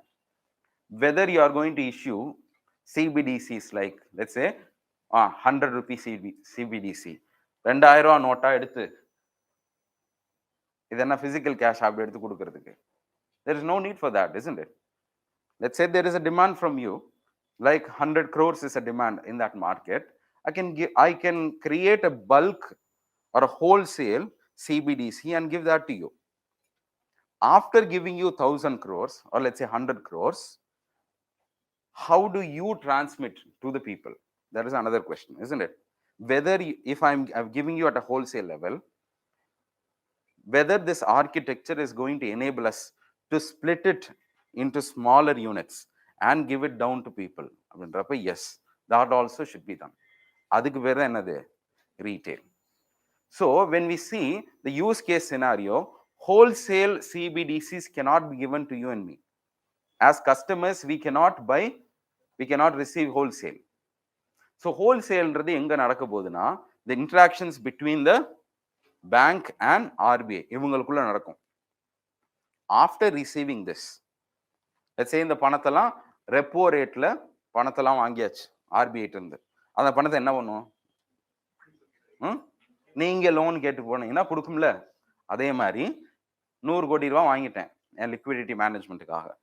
Now a new customer comes and asks for 1 lakh loan. How will I give him? அப்படின்னு ஒரு கேள்வி இருக்கு. So in this instance, what we can issue is, we can allow banks to give them what kind of CBDC? Retail. So if we are going with two types, then there's going to be two different operations. And here the bank's role is also going to become very predominant, because banks are the intermediaries which will become the middle layer for issuance of this retail, isn't it? So the use case scenario, this is general purpose for all of us, isn't it? So customer level retail between banks and from RBI versus banks ku enna kudukka porom? CBDC wholesale system kudukka porom. So this is one form of design. Second, let's say whatever it is, CBDC retail or CBDC wholesale, who is going to control it? Then kelvi, how we are going to issue it? Of course, there is going to be a technology beneath it. Adala uttrunga. Who is going to issue it? Eppadi nadakka pogudu appdin solli paakrom. There is going to be one direct model nu onnu irukku, indirect model irukku. Why are we talking about all these kind of design parameters now? Because in various countries they have been experimenting with one way or the other. Therefore we are trying to bring this into our concept also, and looking at the pros and cons of each of this design, and accordingly we will be launching. Adha RBI oda statement. Okay, so let's say CBDC wholesaler launch பண்ணலாமா, CBDC retailer launch பண்ணலாமா? என்ன பண்ணணும்? Indian economy la what is, there is more chance, let's say giving out as wholesale or giving out as retail இருக்குன்னு வெச்சுப்போம். Indian economy is of course a big economy where there is going to be transaction which also necessitates wholesale and retail. So we have to bring out both. ஏதோ ஒண்ணு மட்டும் கொண்டு வர முடியுமா? முடியாது. There are some countries which have been experimenting with only wholesale. There have been some which are not giving wholesale. அதாவது ரீட்டைலாவே முன்னாடி இருந்தே கொடுக்கலாம். இங்க பாருங்களேன், ரீட்டைலா கொடுத்தீங்கன்னா சாரி ஹோல்சேலா பிரிச்சா there is a burden on the banks to also be part of this architecture and then convert it into retail and give it to them, give it to customers. But let's say if the RBI itself decides that on the point of issue itself, let me give as retail. I mean, there is going to be no responsibility on the banks to convert that as retail, isn't it? That model is also possible. That model is what we call as a single tier model or a direct model, where every currency that either the customer or the bank is going to hold is going to be issued only by the RBI. So complete control யார்ட்ட இருக்க போகுது? RBI. அதுக்கு பேர் தான் single tier system அப்படின்வாங்க. Two tier system means இதில் போடலாம். இப்போ இந்த single tierன்றது கம்ப்ளீட்டா let's say both wholesale or retail should be controlled by RBI. இப்போ டூ டயர்னா என்னன்னா there is going to be two. For example, say இங்க பாத்தீங்கன்னா தெரியும், there is a single tier and three different models have emerged in global practice. This is a direct model and this is the two-tier model. In two-tier model, there is indirect and there is hybrid. If you see here, who is going to issue this direct? Central bank is going to be the issuer. If there is a single model, single tier model na central bank தான் issue பண்ணணும். அந்த operations maintain பண்றது central bank தான். யார்கிட்ட இருந்து எவ்வளவு போயிருக்கு அந்த லெட்ஜர்லாம் மெயின்டைன் பண்ணுவாங்கல்ல, அதுவும் யார் தான் பண்ணணும்? சென்ட்ரல் பேங்க் தான் பண்ணணும். அதே மாதிரி கரெக்டா let's say it has send you, உங்களுக்கு தான் வந்து சேர்ந்து இருக்குன்ற அதை செட்டில் பண்றது ஃபைனாலிட்டியை கொண்டு வர்றது யாரு? Central bank. Complete control is with the central bank. But if you go with this direct model in a scale like in India, it is going to be a heavy burden on RBI, isn't it? So is direct model a feasibility in India? No. And therefore we need to have at least a two-tier model where both the banks or someone else is going to be part of that. So adula enna appdin sonna silla idella indirect models appla irukku. The best case scenario for India will be hybrid model. In this model, the central bank will be the issuer and the intermediaries will distribute it. The intermediaries could be anyone with the authority or anyone whom the RBI allows. It could be the banks, it could be NBFCs, it could be new tech service providers also. Who knows? In the future, abdi kuda nama allow pannalam, isn't it? So they will be distributing it. In the operations எல்லாம் பார்க்கறது யாரு அப்படின்னு சொன்னா, first கொடுத்துறது என்னது? அங்கிருந்து வந்துடும். தென் இதுக்கு பின்னாடி யார்ட்டு எவ்வளவு போயிருக்கு அப்படி பாக்குறதுலாம் யாருன்னா அந்த பர்டிகுலர் பேங்க் தான் பார்க்கணும். இது என்னன்னா this is more practical and this is more in line with the current system, isn't it? இன்னைக்கு என்ன பண்றது? அங்கிருந்து வருது. The RBI only knows that it has printed so much money. How the money circulates is now with the hand of the banks. Bank எப்படி loan கொடுக்குது, bank எப்படி customers வரும், அதை பொறுத்து தானே. ஸோ உங்களுக்கு அவனுக்கு நடக்கக்கூடிய transaction it is with the ledger of the bank. So banks will be the intermediaries which maintain all these transactions. Likewise, all transactions, all ledgers will be with the intermediaries. When we come to hybrid model, this ledger will be shared. The ledger na enna? Ledger na enna? Every entry, or every new currency is being put into, then there will be entry. From here it goes to here, from here it goes to here. The ledger இருந்தா தான் என்ன பண்ண முடியும்னா at least double spend அப்படின்னு வராமல் தடுக்கலாம். Without ledger, what will happen? There's going to be enough room for frauds to happen. So the ledger is very, very important, especially when it comes to blockchain. What kind of ledger does it have? Blockchain லயும் அது சொல்லுங்க, correct தான். Decentralized ledger system, isn't it? So right, but now in the banking system we have a centralized ledger system. For example, even right now whatever you transact is going to be recorded on a ledger. That ledger that happens behind us is called as the core banking solution. CBS lo ஒரு பெரிய centralized ledger maintain பண்ணுவாங்க. சரியா? அந்த மாதிரி we have to launch for this also.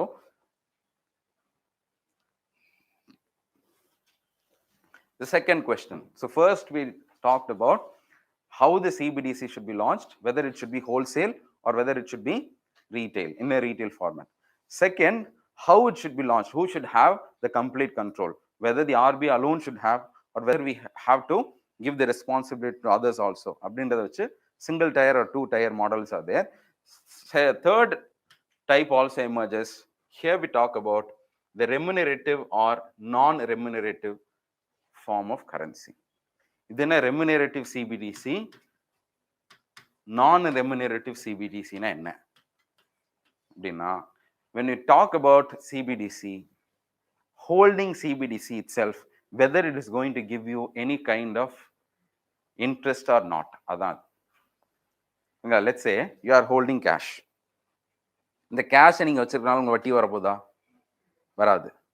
But let's say if I am giving you CBDC, by holding on to CBDC, if the RBI is going to give certain amount of interest, then that is called as remunerative CBDC. Or else, if it don't give like that, then that will be non-remunerative. For example, let's say, why do we need, or let's say, இது ரெண்டுத்துக்கு பின்னாடி உள்ள rational, or how these two, அதாவது remunerative போட்டா how it impacts the monetary policy, non-remunerative போட்டா எப்படி நடக்குது அப்படின்றதெல்லாம் கூட I'll try to discuss. But here, let's say, what are the design choices that is there before the RBI தான் பார்க்கணும். So wholesale, single tier or two tier, and then we have either we can issue a remunerative model or we can also issue non-remunerative model. These two models are there. Okay. The next design element in CBDC is account model or token based model. Seriya? CBDC can be launched in the form of an account based system or in the form of a token based system. I think this was asked in group 1 prelims la edho கேட்டிருந்தாங்க இல்லையா? அக்கவுண்டா இதான் என்ன எழுதுனீங்க? நம்மளுக்கு தெரியலன்னா both தான், அப்படிதானே?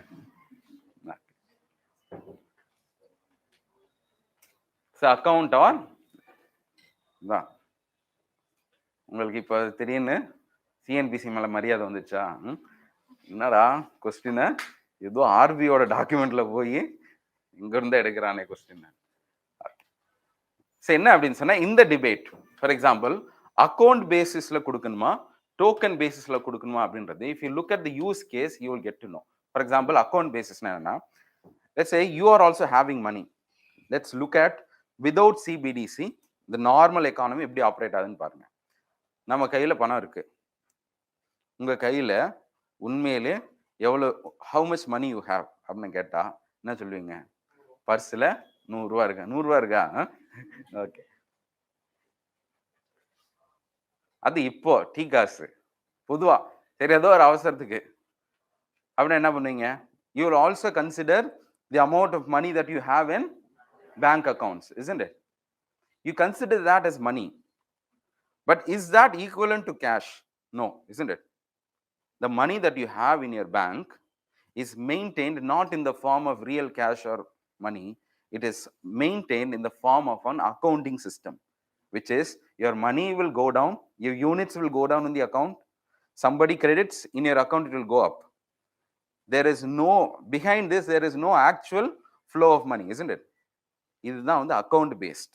Account based means there is no need for real amount or real currency to be printed. It's all a changes happening due to transaction. ஆமாப்பா, அதாவது பிரிண்டிங் கரன்சி, அதான் சொல்றேன். அதுதான் M1க்கு M0க்குள்ள டிஃபரன்ஸே. Why is M1 M3 high? புரியுதா? Because the money, the demand deposits or the fixed deposits are not real money. Real money is actually M0 மட்டும்தான். So all these are not real money. So if this is not real money, how do you maintain it? Banks keep an accounting system. That is how it is maintained. So CBDC also, either we can use it. Let's say உங்கள்ட்ட இருந்து எனக்கு அனுப்புங்க அப்படின்னா, let's say for any transaction is going to happen digitally, you are scanning my wallet, I am scanning your wallet, I am sending, let's say 200 rupee in the form of digital currency. Whether 200 currency actually is going to go to you or whether it is only going to be a change in the balance sheets, இதான் கேள்வி. புரியுதா? Balance sheet மட்டும் மாறுற மாதிரி இருந்தா அதுக்கு பேர் என்னது? Account based. இப்போ பாருங்க, என்கிட்ட ரியல் கேஷ் வந்துருச்சு. Now come to real cash. Real cash I'm giving you 1000 rupee. Do you think you can maintain an accounting system here? Only until the money is with the bank, you can maintain an account system. But when it comes to real time transaction, cash ஆவே deal பண்றோம்னு சொன்னா அங்க என்ன பண்ண முடியுமா? Accounting paste system வைக்க முடியுமா? You need what? You need a physical currency that represents the transaction, isn't it? That is what is called as token based currency.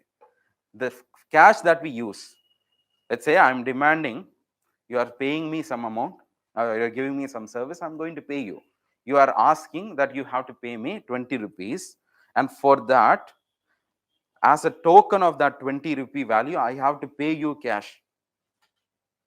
If that is not happening, if I'm using a digital form, at least in accounting systems, there should be some change reflected in your bank account, isn't it?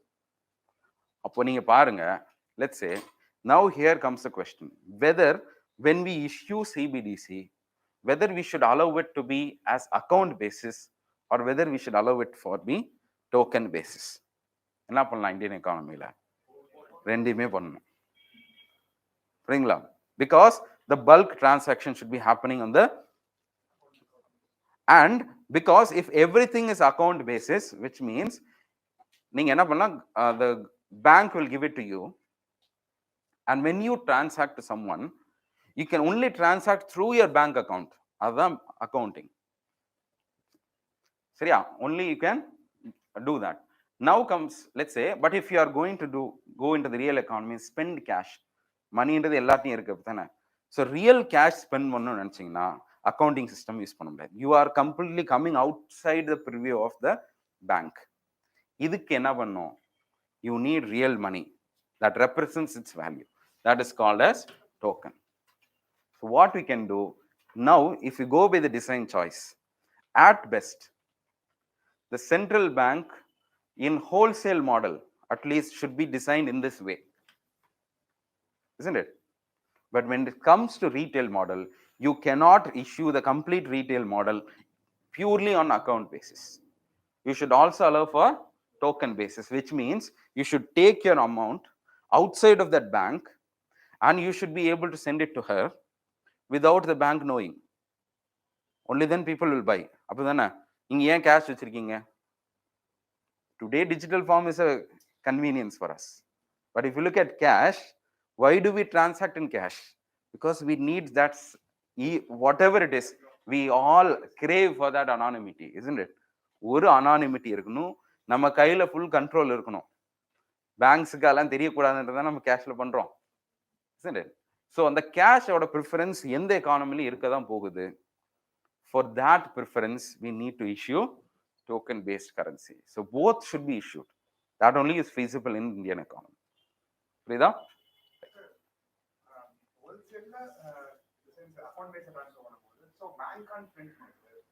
எதுப்பா?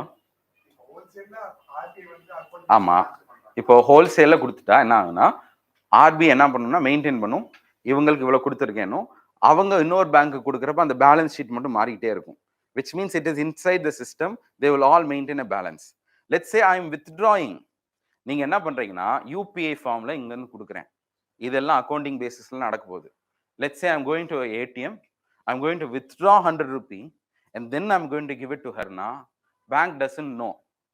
All the bank knows is that I have withdrawn 100 rupees. It doesn't know whom I have given to. இங்க என்னன்னா, until I decide to send it in the purely digital form through the banking gateway, you can use account system. But let's say I'm deciding to withdraw my currency. எப்படி ஏடிஎம்ல இருந்து cash எடுக்கிறனோ அதே மாதிரி என் central bank digital கரன்சியை என் bank அக்கௌண்ட்ல இருந்து நான் withdraw பண்றேன். Withdraw பண்ணிட்டு நான் தனியா யாருக்கோ கொடுக்கணும்னு சொன்னா இங்க என்ன இருக்கணும்? டோக்கன் பேசிஸ்ல தான் ஒர்க் ஆகும். புரியுதா? Which means it should have standalone value. 100 rupee, if I am giving it to her, real 100 rupee should go. புரியுதா? ஸோ இதான் டோக்கன் கரன்சிஸ்ன்னு சொல்றோம், token based or account based. No. No, tokenization is different. For example, see, token, it's a kind of a representative.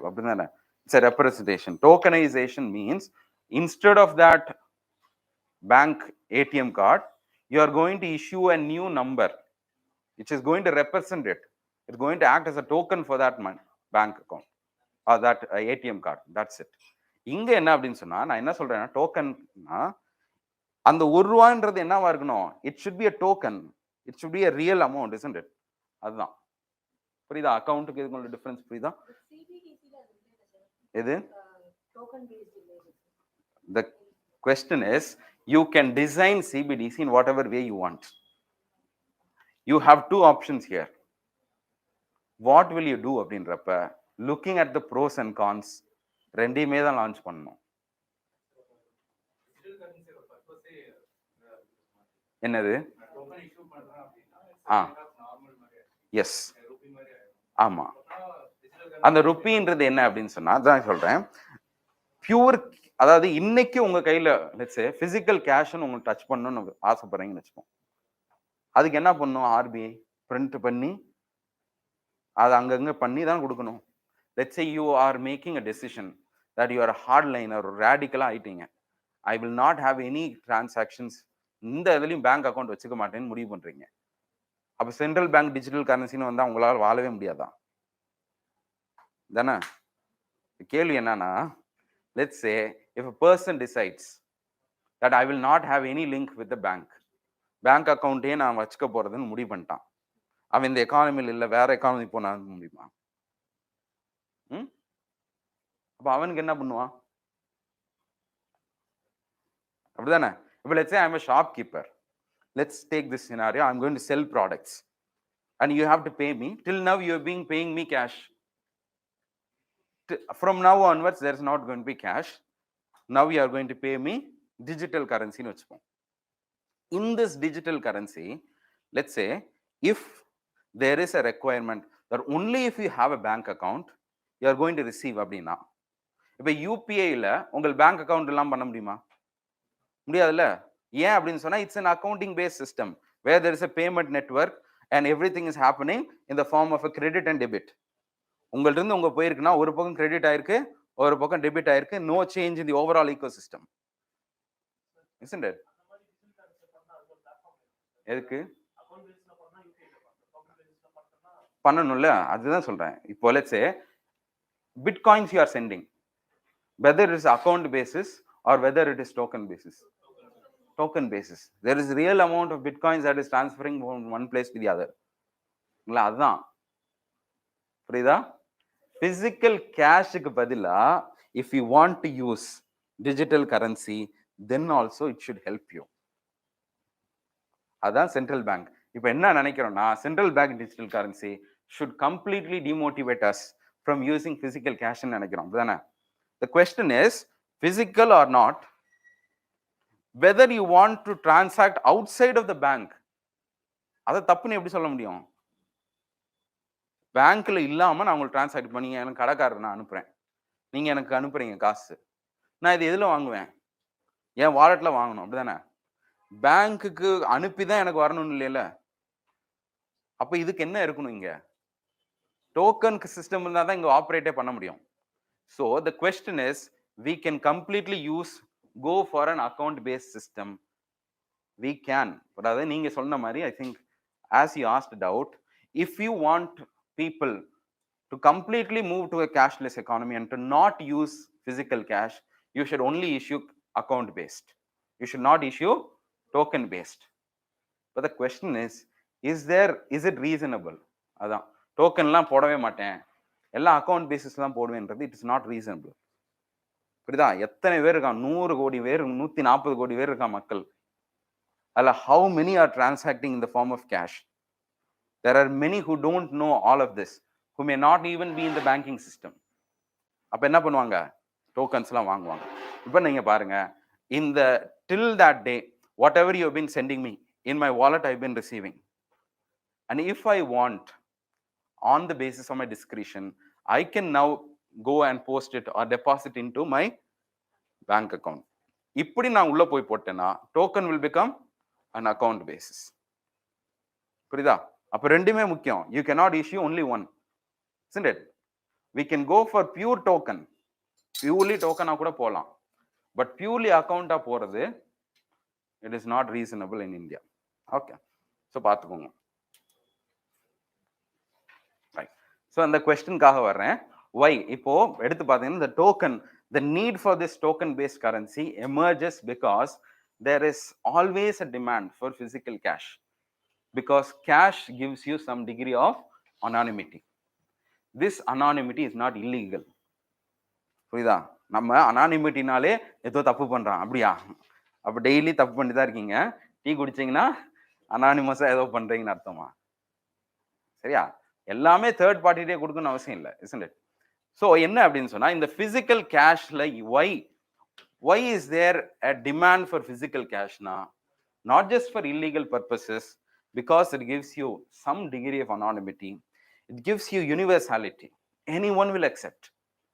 If I say today, UPI na சென்னையில் ஒரு அளவுக்கு எல்லா இடத்துலையும் UPI வந்துருச்சு. நீங்கள் அப்படியே கீழே சவுத்தில் வேற ஏதாவது டவுனுக்கு போகிறீங்க, கையில் வாட்டர்லாம் வச்சிருக்க பழக்கமே இல்லை சார் என்கிட்ட அப்படின்னீங்கன்னா போய் மாவாட்டை விட்டுருவோம் பார்த்துக்கோங்க. Isn't it? So universality அப்படின்னு ஒன்று இருக்கு when it comes in the form of cash, because people accept it. And finality. Finalityனா என்ன? இப்போ நான் நிறைய பேருக்கு இந்த இது வந்திருக்கும், இந்த ப்ராப்ளம் வந்திருக்கும். பே பண்ணுவோம், சுத்திக்கிட்டே இருக்கும். Isn't it? அப்போ என்னன்னு சொன்னா, you pay, but the amount to be settled is not in your hand. There is a third party, there is a network that is operating, which authorizes that it has been done so. The finality, finality and settlement will not occur without a third party. But in case of cash, no need for a third person. முடிச்சாச்சு, அவ்வளவுதான், transaction முடிஞ்சு, finality, close of the deal.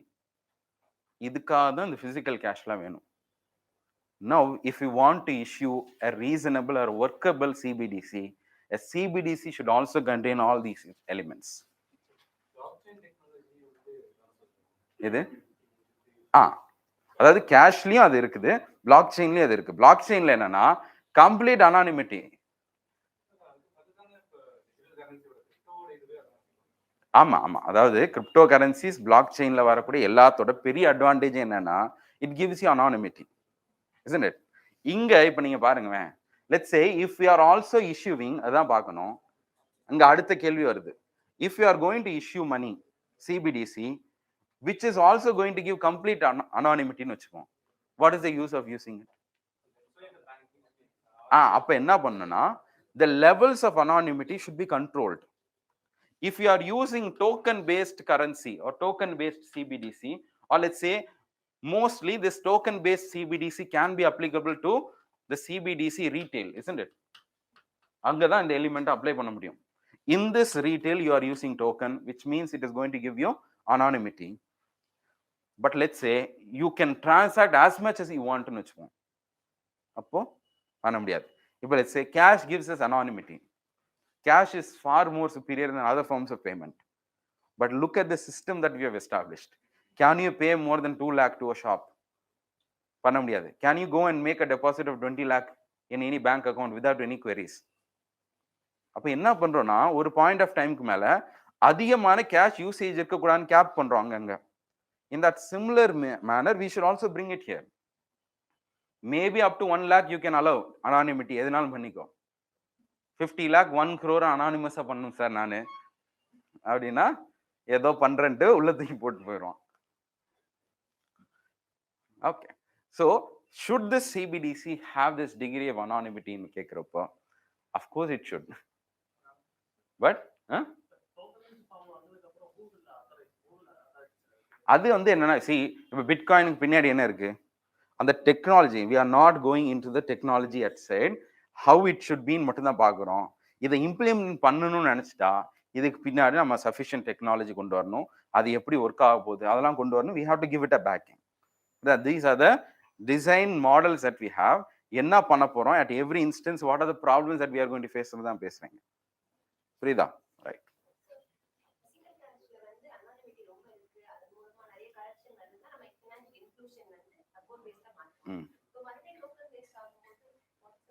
இப்போ என்ன பார்த்தீங்கன்னா, let's say I give you cash.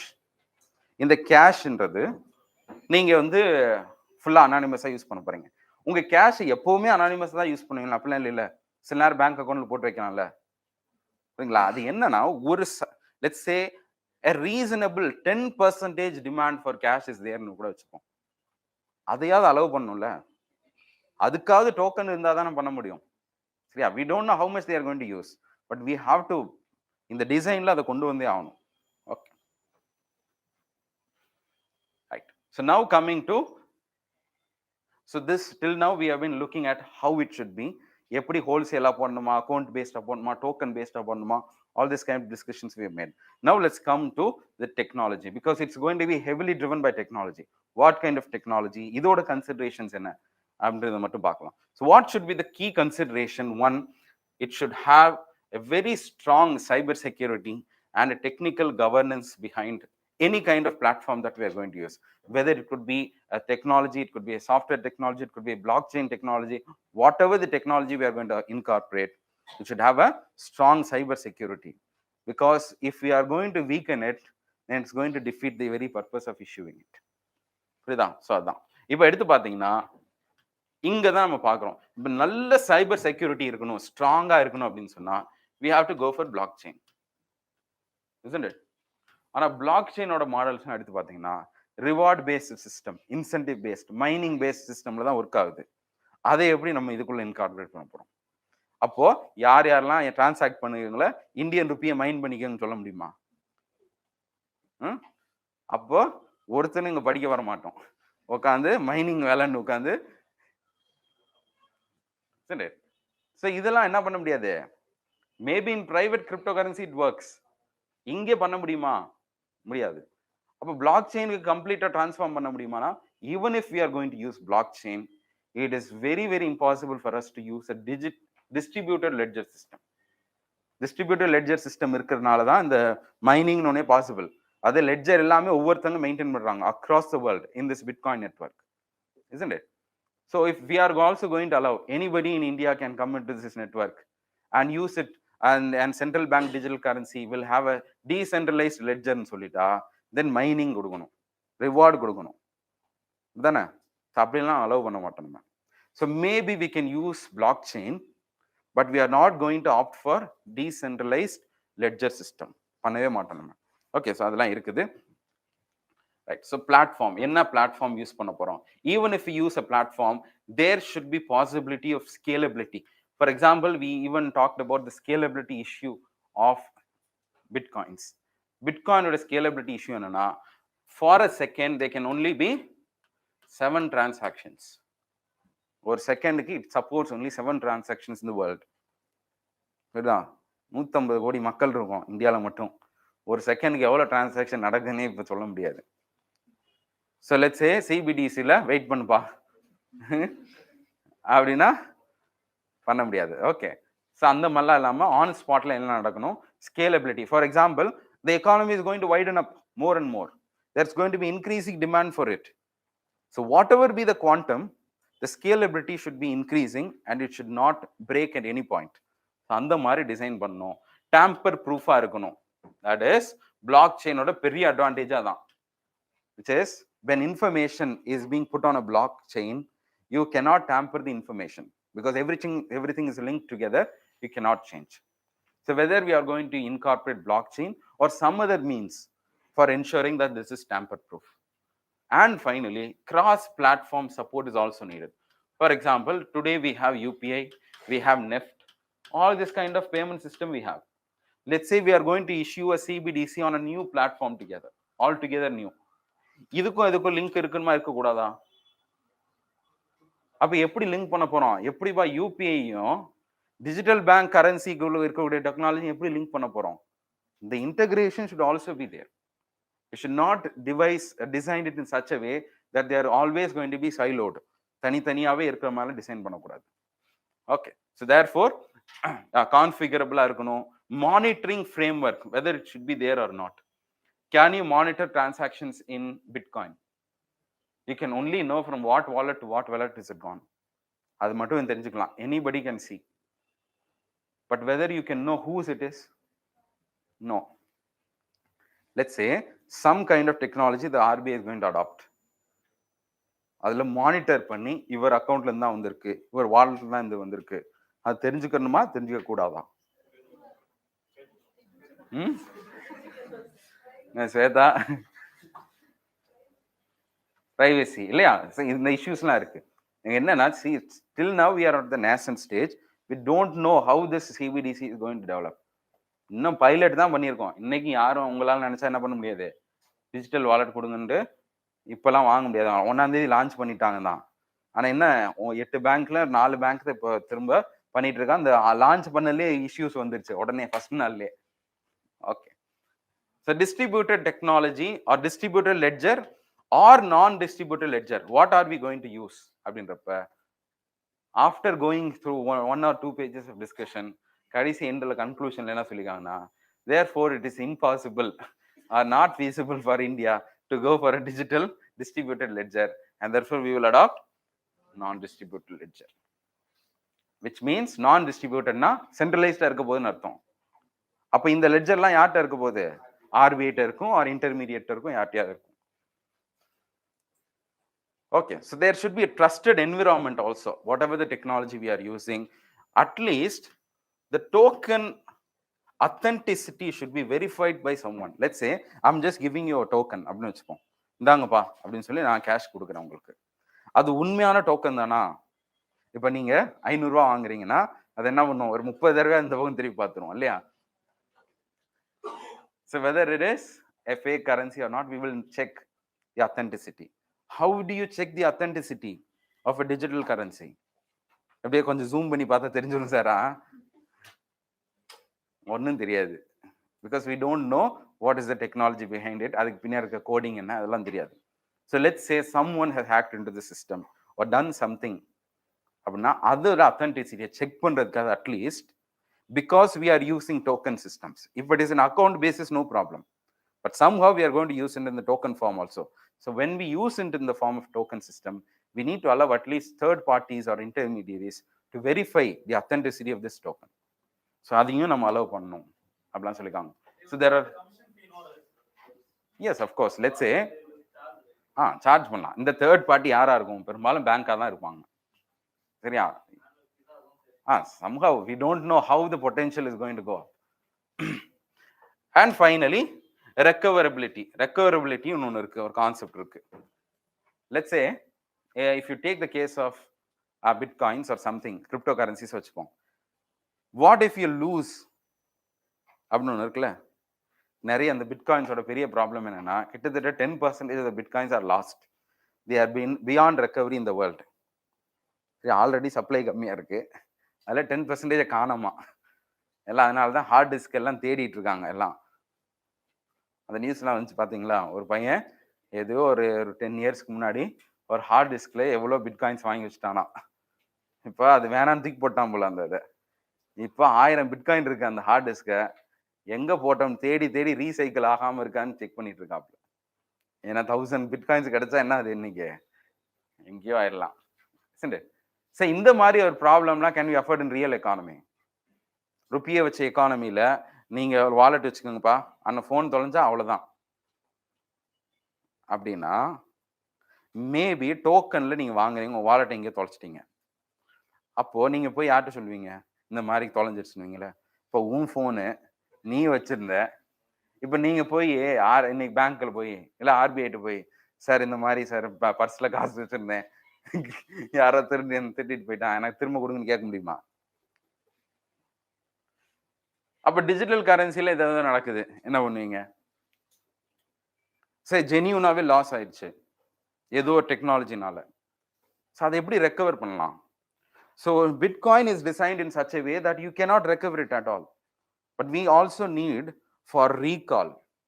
ஏதோ ஒன்று fail ஆயிடுச்சுன்னா திரும்ப உங்களுக்கு வர்ற மாதிரி இது எல்லாமே நம்ம டிசைன் பண்ணோம், isn't it? So whether we are going to do it or not, இது எல்லாமே அதில் சொல்லியிருக்காங்க கொஞ்சம். Okay, so recoverability should be there, unlike private cryptocurrencies. See, there is இங்கே தான் என்னன்னா custodian. Let's say if it is an account base or some wallet you are using, a third party wallet you are using, then of course even if you lose you can recover it. What if you open your own wallet, cold வாலெட்னு சொல்லுவாங்க பிட்காயின்ஸ்லாம். Gold வாலெட்னா என்னன்னா, நீங்க உங்க software ஒன்று download பண்ணி உங்க போன்ல வச்சுக்கணும். அதுல பிட்காயினை போட்டீங்கன்னா யாருக்குமே தெரியாது, உங்களுக்கு மட்டும்தான் தெரியும். ஒருவேளை அந்த போன் தொலைஞ்சிச்சுன்னா உங்களால எடுக்கவே முடியாது. சரியா? இதுதான் gold storage. So if users are holding it in the form of a cold storage, there are high chances of them losing. So அதை எப்படி ரெக்கவர் பண்ணலாம், அக்கௌண்ட்லேயே ஏதோ ப்ராப்ளம் வந்தாலும் அதை எப்படி ரெக்கவர் பண்ணலாம், இந்த எல்லா டிசைன் எலிமெண்ட்ஸையும் கொண்டு வரணும். அடுத்து இப்போ நம்ம பார்த்தோம் இந்த ஆஃப்லைன்ல பிசிக்கல் கேஷ்லாம் கொடுக்கறதுக்கு இதெல்லாம்ட்டு. Now whether we should allow for offline functionality அப்படின்னு ஒன்று இருக்கு. எல்லாம் ஆன்லைன்லேயே தான் நடக்குது. இப்போ சார் நெட் இல்லை, உங்களால் யூபிஐல ஏதாவது பண்ண முடியுமா? பண்ண முடியாது. Let's say in 10 years time we have all moved to a CBDC system. There is a great internet outage. ஒரு இம்மீடியட்டா ஏதோ ஒரு அவசரமா ஏதோ ட்ரெயின் ஏறணும், அங்க ஏதோ வாங்கிட்டு இருக்கீங்க. சரியா? விசில் அடிச்சுட்டான், பே பண்ணிட்டீங்க, எப்பா இன்டர்நெட் இல்லப்பா அப்படின்ட்டு ட்ரெயினையும் விட்டுட்டு காசையும் விட்டு உட்காரணும்.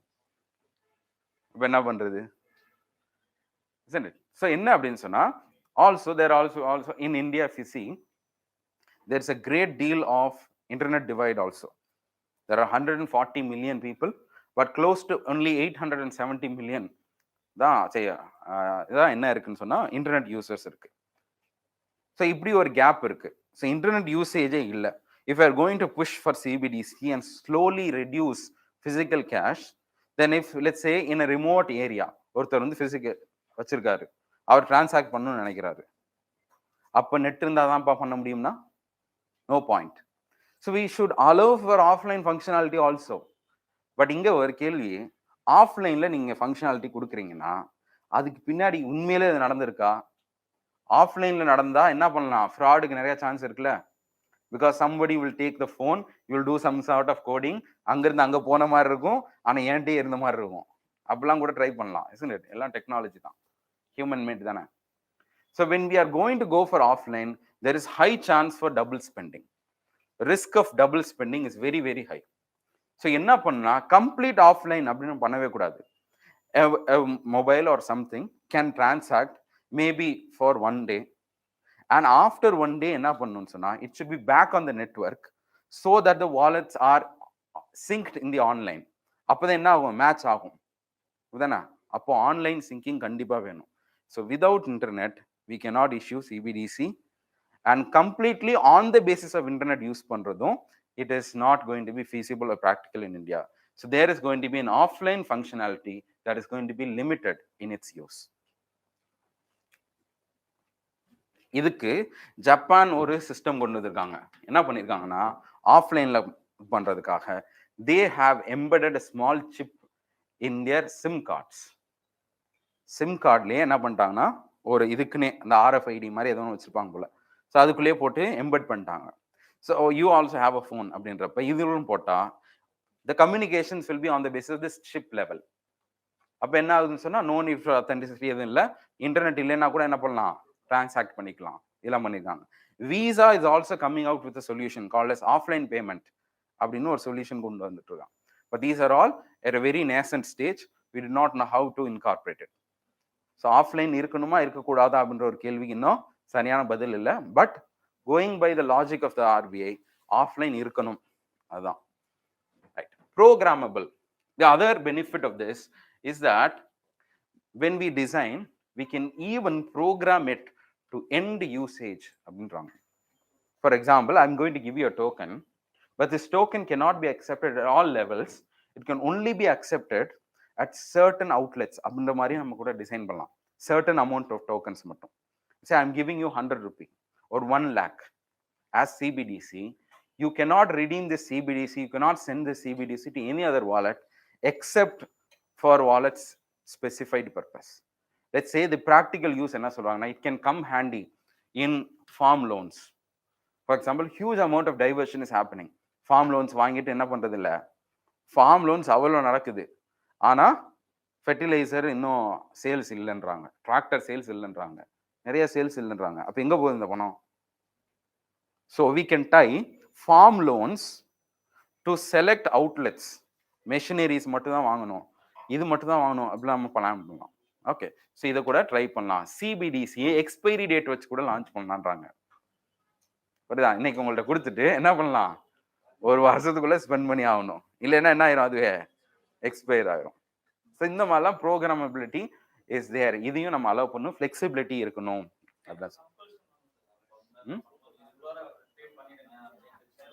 அது வந்து என்னன்னா, எல்லாருக்கும் எக்ஸ்பைரி டேட் வச்சு கொடுத்தா இந்த சிபிடிசி தேவையில்லை. ஃபர்ஸ்ட் நான் என்ன சொல்றேன்னா, these are use case scenarios that we can incorporate. ஒரு நார்மல் பிசிக்கல் கேஷை விட சிபிடிசியை லான்ச் பண்றப்ப you can allow for programmability. So once you have this element you can configure it to whatever ways you want. Okay, so domestic and domestic payment and cross-border payment. So there needs to be interoperability between the various payment systems.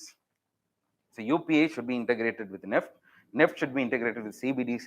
இது எல்லாமே it should be coming together. So இதை எப்படி integrate பண்ண போறோம் அப்படின்றது. When it comes to cross-border system, it can only happen through global collaboration, because every country is going to use their own system. How do we link it? For example, இதுக்கு bank for international settlement, பேசல்ல இருக்குல்ல, Basel norms எல்லாம் படிப்போம். அந்த bank என்ன பண்ணிருக்காங்கன்னா, they have come out with a concept called as a bridge based CBDC ன்னு சொல்லிட்டு. So what they have linked 2 or 3 countries together. M அப்படின்றாங்க, அதாவது multiple central bank digital currency bridge project அப்படின்னு நடத்திட்டு இருக்காங்க இப்போ. where several currencies have come together, they have shared their technology and they are trying to integrate them. Once this is happening on a global scale, then India also can collaborate and there can be an easy way of cross border payments. Okay, so idellame feasibilities or technology behind CBDC. Security considerations அப்படினு வரப்ப, one, cryptography should be used. Just as in cryptocurrencies, everything is encrypted and decrypted. Adana nadakudhu. Here also cryptography should be used. They're even saying that quantum resistance அப்படின்றது கூட இருக்கணும் அப்படின்றாங்க. Quantum resistance என்னன்னா, right now whatever we are devising is on the basis of binary. We have not yet moved to a quantum level. Let's say quantum computing is due, இன்னும் கொஞ்ச நாள்ல வந்துரும். We do not know the level of computation power, how much it can crack ன்னு தெரியாது. நம்ம என்ன பண்ணிருக்கோம், இந்த கோடை கிராக்கே பண்ண முடியாது, நம்ம இன்னைக்குள்ள கம்ப்யூட்டர் வச்சு நினைச்சிட்டு இருக்கோம். What if quantum computers comes and easily cracks it? So என்னன்னா, we should design such a cryptographic system that is even proof against the upcoming quantum systems. அதான் quantum resistance. புரியுதா? இது இருக்கணும். Recall and recoverability should also be there. These are all the technology consideration that we need to incorporate within this CBDC. Okay. So finally, coming to the last part, CBDC and monetary policy. ரெண்டுத்துக்கான link என்ன? What will happen? Let's say we have moved to a CBDC system. What will happen to monetary policy? அங்க எடுத்து பாத்தீங்கன்னா, one, it depends on the design. பெரும்பாலும் all discussions about the monetary policy is on the basis of whether the currency is going to be remunerative or non-remunerative. For example, there are two kind of debates. One, remunerative கொடுக்குறீங்கன்னு வச்சுக்கோங்க. Remunerative என்ன? Interest payments இருக்க போகுது. Let's say today the RBI launches. யாரெல்லாம் CBDC hold பண்றீங்களா, உங்களுக்கு வட்டி கிடைக்க போகுதுன்னு வச்சுப்போம். Everybody will move from cash system to CBDC. So we can encourage this. But what is a problem அப்படின்னா, இந்த ரெமுனரேட்டிவ் கொடுக்குறப்ப ரெமுனரேட்டிவ்க்கு எல்லாரும் ஷிஃப்ட் பண்றாங்கன்னு வச்சுப்போம். Then the amount of cash deposits with the how will they shift? By taking their money and converting it into CBDC. When everyone demands their money and converts it into CBDC, the levels of deposit in banks is going to come down. Isn't it? Whether it's going to be a challenge to monetary policy or not. Yes. Isn't it? இன்னொரு பக்கம் ரெமுனரேட்டிவா கொடுத்தா the transmission can be very easy ன்றாங்க. Let's say today, when you hold certain amount, the deposits that they give is all on the basis of what bank gives you. Based on the repo adjustment, they will have to give you accordingly. But transmission நடக்கிறது இல்லை அப்படின்னு நம்ம ரொம்ப நாளா பேசிட்டு இருக்கோம். transmission is not happening, it's very late. If we are going to give remunerative, the transmission is going to be direct. If there is repo changes, then the amount of returns that the CBDC is also going to give will also change immediately. So direct transmission nadakum, no need to depend on banks, isn't it? So monetary policy la transmission will be higher, but the possibility of the deposits going down is also high. இதுல ரெம்யூனரேட்டிவா கொடுத்தீங்கன்னா, let's say நான் ரெம்யூனரேட்டிவா கொடுக்குறீங்க, இப்போ என்ன நடக்கும் அப்படின்னு பார்ப்போம். ரெம்யூனரேட்டிவ் நான் ரெம்யூனரேட்டிவா கொடுக்குறீங்க, அப்போ நீங்க என்ன பண்ணலாம்னா கேஷ் வச்சிருக்கிற மாதிரி இப்போ என்ன பண்ணலாம், சிபிடிசி வச்சிருக்கலாம் அப்படின்னு சொல்றோம். இதுல ஏதாவது இம்ப்ளிகேஷன் இருக்குமானா, பெரிய அளவுக்கு என்ன பண்ணா, it will not distort or neither will it bring efficiency to the monetary policy like remunerative. இதுல என்ன பண்ணும்னா, ஒரே ஒரு ரிஸ்க் எலிமெண்ட் மட்டும் இருக்குன்றாங்க. Let's say you are putting CBDC in the bank account. CBDC, if you are maintaining, CBDC is a claim. Let's say you are having cash, isn't it? Cash is a claim on the RBI, isn't it? Which means in case it fails, the RBI should compensate you. CBDC is also going to be like that. It's going to be a claim on the RBI. Let's say you put some amount of CBDC in your wallet, or somehow you are holding it in its form. Let's say a bank fails. When a bank fails, there is high chances for your deposit to fail. But will your CBDC fail? Abdina, no. Because CBDC yaroda liability? RBI odadu. So if you are holding CBDC, then somehow it will be given by RBI. But if the deposits fail, then how you are going to be protected? Luckily, we have not allowed banks to go in that level of crisis. ஒருவேளை அப்படி ஒரு சூழ்நிலை வந்தா, bank run அப்படின்னு ஒன்று வந்துச்சுன்னா, people are going to demand more and more CBDC. When they demand more and more CBDC, because it's guaranteed return, at least the deposits are going to be safe, then again there is the similar chance of the deposits going down, isn't it? So monetary policy la என்ன நடக்க போகுதுன்னு ஆர்பிஐக்கே தெரியல. What is going to happen in the event of CBDC? How much people use it, how it is going to be utilized, அதை பொறுத்து தான் இருக்கு. So till now what we have made is just speculation. இது நடந்தா அது நடக்கும், அது நடந்தா இது நடக்கும்ன்றது மட்டும் தான் உங்களுக்கு தெரியுது. Okay,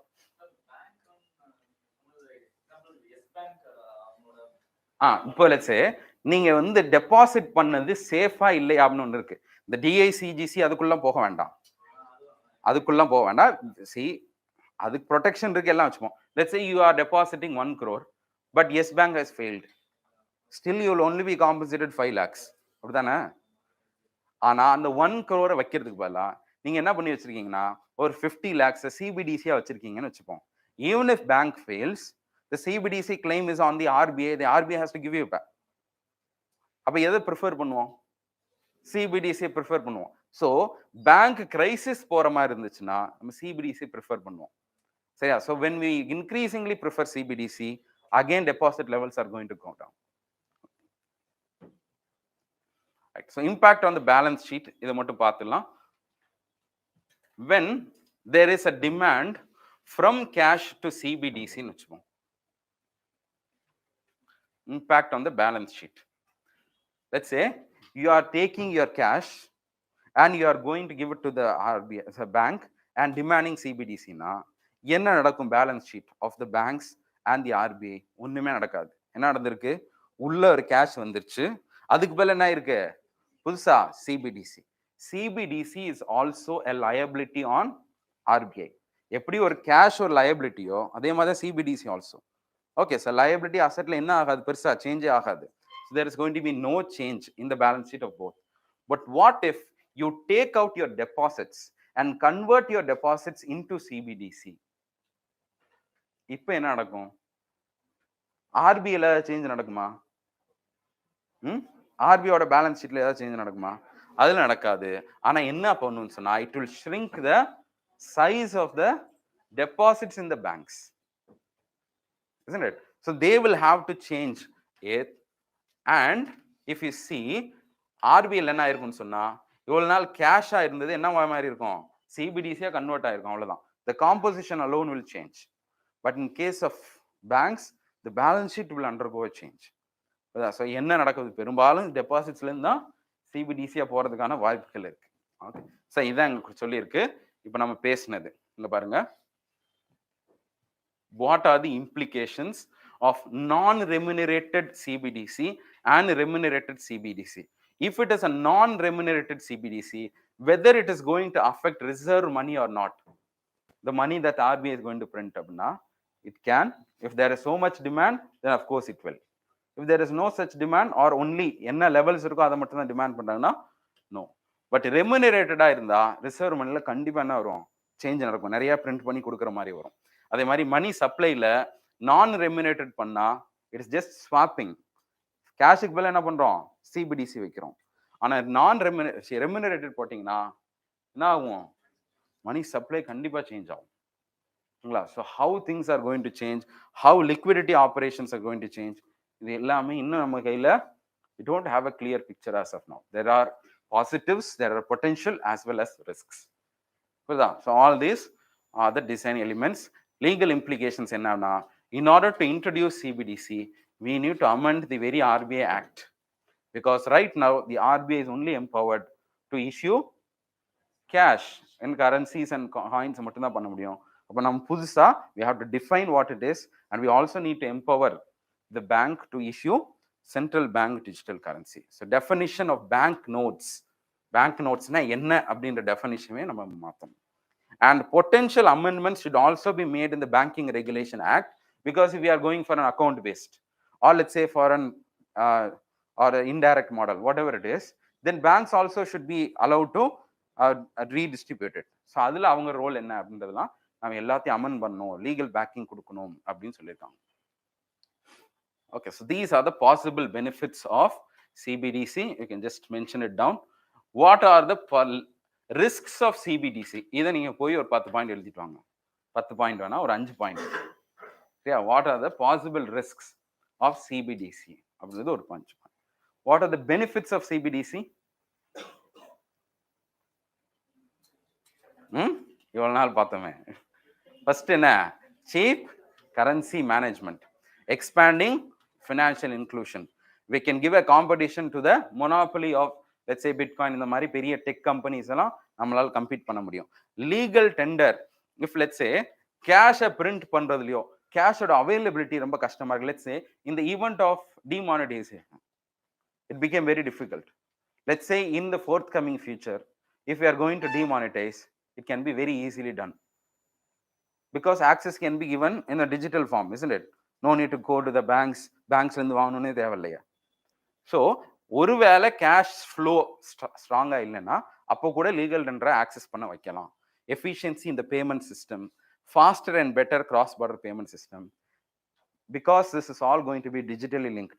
Whether there's going to be anonymity, the government or the RBI will have some degree of control, and therefore tax compliance and other regulation compliance is also going to be stronger. So these are the potential benefits of CBDC. Clear?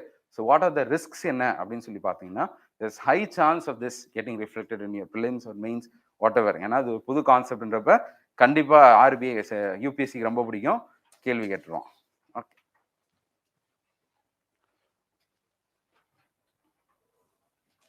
So இதான் இப்போ போய் எல்லாம் படிச்சு பாருங்க, புரியும்.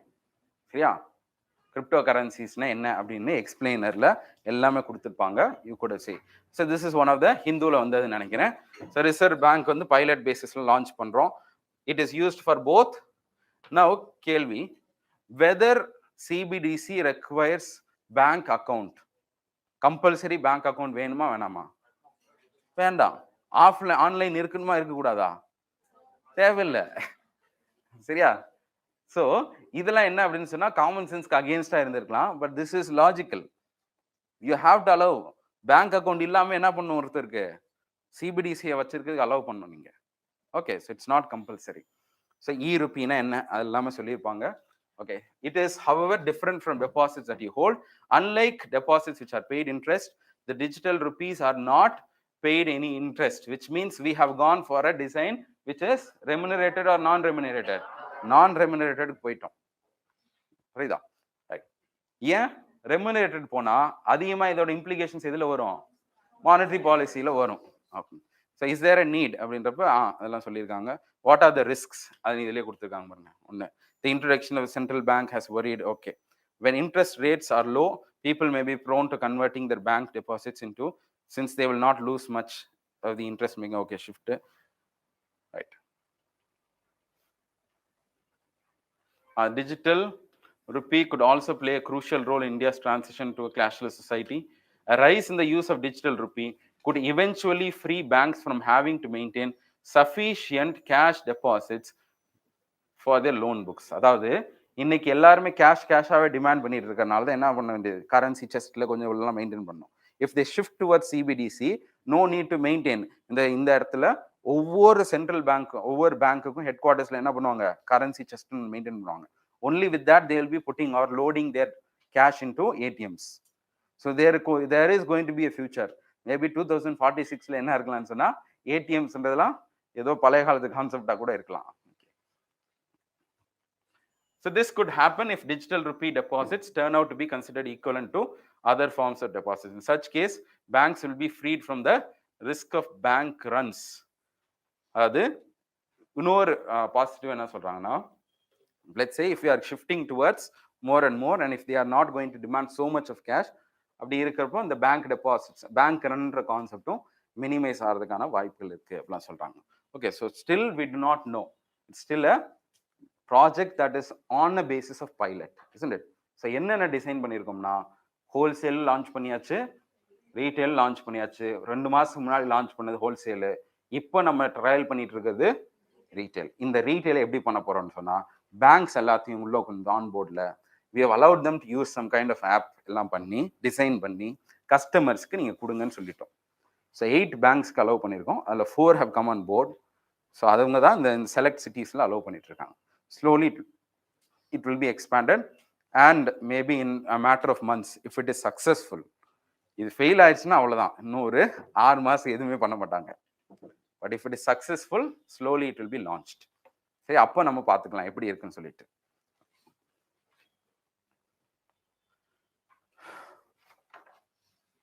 Right, so I'll rather than just going through this news articles, நிறைய news articles you கூட come across இல்லையா. ஸோ இந்த டிஸ்கஷனுக்கு அப்புறம் நீங்கள் போய் பாருங்கள், அதில் ஏதாவது டவுட்ஸ் இருந்தால் கூட என்னன்னு யோசிக்கலாம். அவ்வளோதான், காம்ப்ரிஹென்சிவாக கவர் பண்ணியாச்சு.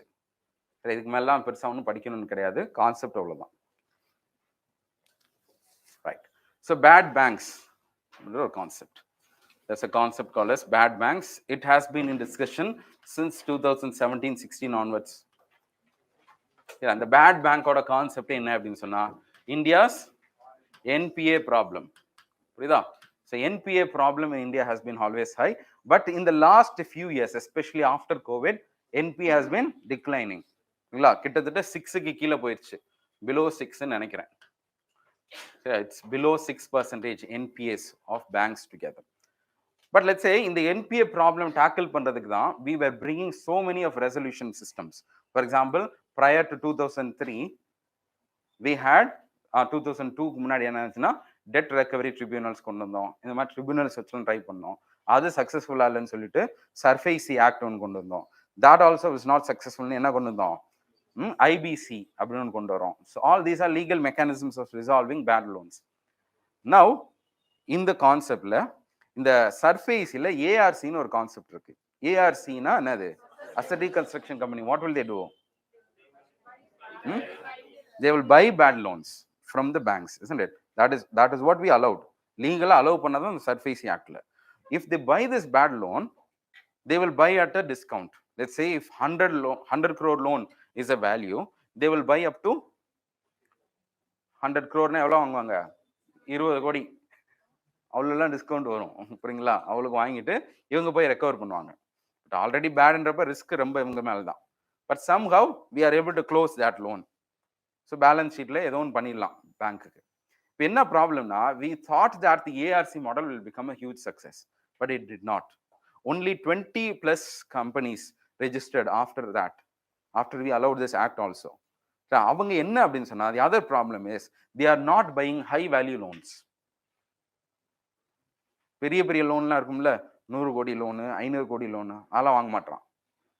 எதுக்கு வாங்கணும் அது? ஃபர்ஸ்ட் சும்மா போறத நம்ம எதுக்கு விலை கொடுத்து வாங்கணும் அப்படின்ற மாதிரி. So what was that is we thought that this bad bank concept, இதுதான் actually bad bank. ARC is a bad bank, which means a bank or a system which is buying the bad loans from others. Then why do we need another bad bank concept? Because of the critical failure of ARCs. ARCs did not do what they were supposed to do. So what can allow any bank to buy this huge loans? Only if the government comes party to it. Government established, government guaranteed or system follow பண்ணாதான் they will have some strength or financial strength to buy however huge the loan is. சரி, ஒரு சின்ன கம்பெனியில் நீங்க business பண்ணிக்கங்கப்பா, 100 கோடி ரூபாய் லோனை 20 கோடிக்கு வாங்கிட்டு அங்க போய் 100 கோடிக்கு வாங்கினா அவனுக்கு தெரியும் இது சரியான ரிஸ்க், இதுல இந்த 100 கோடிக்கெல்லாம் போகவே கூடாது. மிஞ்சி மிஞ்சி போனா இந்த பைக் வாங்கினவன், 2 வீலர் வாங்கினவன், என்ன கார் வாங்கினவன், இவன்ட்ட என்ன பண்ணலாம், போய் மிரட்டினா கொடுத்துருவாப்ல அப்படின்னு சொல்லிட்டு வேணா வாங்கலாம். சரி, மீதி எதுவுமே பண்ண முடியாது. ஸோ என்னன்னா இந்த ஹை வேல்யூ லோன்ஸ்க்கு என்ன பண்ணலாம், இதான் ரொம்ப நாளாக பேசிட்டு இருந்தோம். அது லாஸ்ட் இயர்ல the government decided that we are going to establish some form of bad bank in India. How did they do it? Bad bank is just a concept. How did they establish அப்படின்னா, India's bad bank, it's a 2-tier system. என்ன அப்படின்னா 2 systems establish பண்ணியிருக்கோம். One is National Asset Reconstruction Company Limited and the other is, சரியா? So what is this? This is an ARC. ARC என்னது? Asset reconstruct பண்றவங்க. இப்போ ஏன் 2 டயர்னா, this is the procurer of the asset, this is the manager of this asset. 2 விதத்துல பண்ணியிருக்கோம், split பண்ணி 2 systems. One will be an asset reconstruction company which will acquire the loans. The other will be the loan, this particular, which will manage it, manage the bad loan, which means வாங்கி கொடுக்கிறது யாரோட வேலை, resolution பண்றது யாரோட வேலை, இவரோட வேலை. Bad loans வாங்குறது இவரோட வேலை. இப்போ இவங்க சிஸ்டர் கன்சர்னா இவங்கள்ட்ட கொடுத்துட்டா இவங்களுக்கு என்ன லாபம், இப்படிலாம் வருது இல்ல. ஸோ வாட் வில் ஹேப்பன் அப்படின்னு சொன்னா, இங்கிட்ட இந்த பேங்கோட கவர்மெண்டோட ரோல் இங்க வருது. ஸோ எப்படி பண்ணிருக்காங்கன்னா, இதுல பப்ளிக் செக்டர் பேங்க் 51%, மற்றவங்க எல்லாம் மற்ற சின்ன சின்ன பேங்க்ஸ் கவர்மெண்டோட ரோல் அதெல்லாம் 49. அப்போ ஹையர் வந்து இதுல யாரு அப்படின்னு சொன்னா பிரைவேட் பேங்க்ஸ். பிரைவேட் பேங்க்ஸ் வந்து 51% ஸ்டேக். ஸோ எல்லா பேங்க்ஸும் சேர்ந்து தான் இந்த 2 பாடிஸை எஸ்டாப்ளிஷ் பண்ணியிருக்கோம். இதுல majority stake holder public sector banks, இதுல majority stake holder private sector bank. இப்படி நம்ம ஒரு கார்பரேட் செட்டப் மாதிரி செட் பண்ணியிருக்கோம். ஸோ என்ன பண்ணுவாங்கன்னா, இந்த NARCL will purchase his bad loans. என்ன பண்ணுவாங்கன்னா, they will only pay 15%. Loan வாங்குறீங்க, let's say இவங்க என்ன பண்ணுவாங்கன்னா 500 crores மேல இருக்கக்கூடிய லோன்ஸ் தான் வாங்குவாங்க இவங்க பேட் பேங்க். நீங்க பாட்டுக்கு ஏன் லோனை வாங்கிக்கோங்க சார், 3500 ரூபாய் என்னால் கட்ட முடியல அப்படின்னு இந்த பேட் பேங்க்லாம் போயிட்டு இருக்கக்கூடாது. ஓகே, ஸோ என்ன அப்படின்னா, these bank let's say volume ஒரு 500 crore இருக்கு, அதை நான் வாங்கிக்கிறேன்னு சொல்லியாச்சு bad loan. How much will they பேன்னு ஒன்று இருக்குல்ல, let's say they agree to pay 200 crores. NARCL என்ன பண்ணுதுன்னா, நீ உங்கள்கிட்ட வாங்கிக்க, நான் உனக்கு 200 கோடி கொடுக்குறேன். It will not pay on spot, ஏன்னா இவங்களுக்கே அவ்வளோ இருக்குமான்னு தெரியாது. ஸோ என்ன பண்ணுவாங்கன்னா, இந்த 200ல this is the agreed amount, isn't it? 15% that will be paid on spot. That is 30 crores. என்ன பண்ணுவாங்கன்னா, இனிஷியல் டெபாசிட் மாதிரி கொடுத்துருவாங்க. கொடுத்துட்டு இவங்க ரெக்கவர் பண்ணிடுவாங்க. விச் மீன்ஸ் யார்கிட்ட கொடுப்பாங்க, இவங்க அந்த இன்னொரு கம்பெனி இருக்குல்ல இந்தியன் IDRCL கொடுத்துருவாங்க. You go and recover. They will try to recover. But what if they are finding it very difficult to recover? அவங்க போயிட்டு 100 கோடி தான் எடுத்துட்டு வராங்கன்னு வச்சுப்போம். This is what they could recover. So how much will NARCL pay அப்படின்னு ஒன்று வருது இல்லை, எவ்வளோ பே பண்ணுவோம்? 130 கோடியா? என்னப்பா வாங்குறப்ப 200 கோடின்னு சொன்னேன், இப்போ 130 தான் பே பண்ணுறேன்னால இந்த கேரண்டி, ஃபார் எக்ஸாம்பிள் ரிமைனிங் 85% இருக்குல்ல, 170 crores, அந்த கேரண்டி யார் கொடுப்பானா, கவர்மெண்ட் ஆஃப் இந்தியா கொடுக்கும்.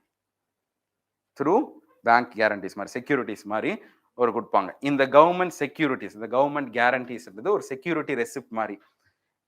ஒருவேளை இந்த ஐஆர்டிசிஎல் கொடுக்க முடியலன்னா நான் கொடுக்குறேன், அதான் ஒரு கேரண்டி. இப்போ let's say 100 crore they have recovered, 130 வரையும் கொடுத்தாச்சு, ரிமைனிங் எவ்வளோ கொடுக்கணும்? 70 will be borne by the government securities or government guarantees. இதுதான் இதில் ஒரு பெரிய ரிஸ்க் என்ன அப்படின்னு சொன்னா, ஒருவேளை இந்த ரெசல்யூஷன் சரியா ஒர்க் ஆகலனா கவர்மெண்டோட பர்டன் இன்க்ரீஸ் ஆகிட்டே இருக்கும். புரியுதா? பட் என்ன அப்படின்னு சொன்னா, it at least gives the particular parties, stake ஹோல்டர்ஸ்க்கு ஒரு கேரண்டி கொடுக்குது அப்படின்றது பார்த்துக்கலாம். This is what is a bad bank concept which has been institutionalised right now. So from March ஏப்ரல்லேருந்து நிறைய லோன்ஸ்லாம் வாங்க ஆரம்பிச்சிட்டாங்க இவங்களே. ஓகே, ஐ திங்க் ரீசெண்டாக கூட ஒரு வாரத்துக்கு முன்னாடி கூட நியூஸ் வந்துச்சு. So you have to make a note, what is the benefit of NARCL, bad பேங்கோட பெனிஃபிட்ஸ் என்ன, ஒரு 4 பாயிண்ட் எழுதுங்க. பேட் பேங்கோட சேலஞ்சஸ் என்ன அப்படின்னு 4 பாயிண்ட் எழுதிட்டு வரணும். சரியா? எழுதுங்களா இல்லையா?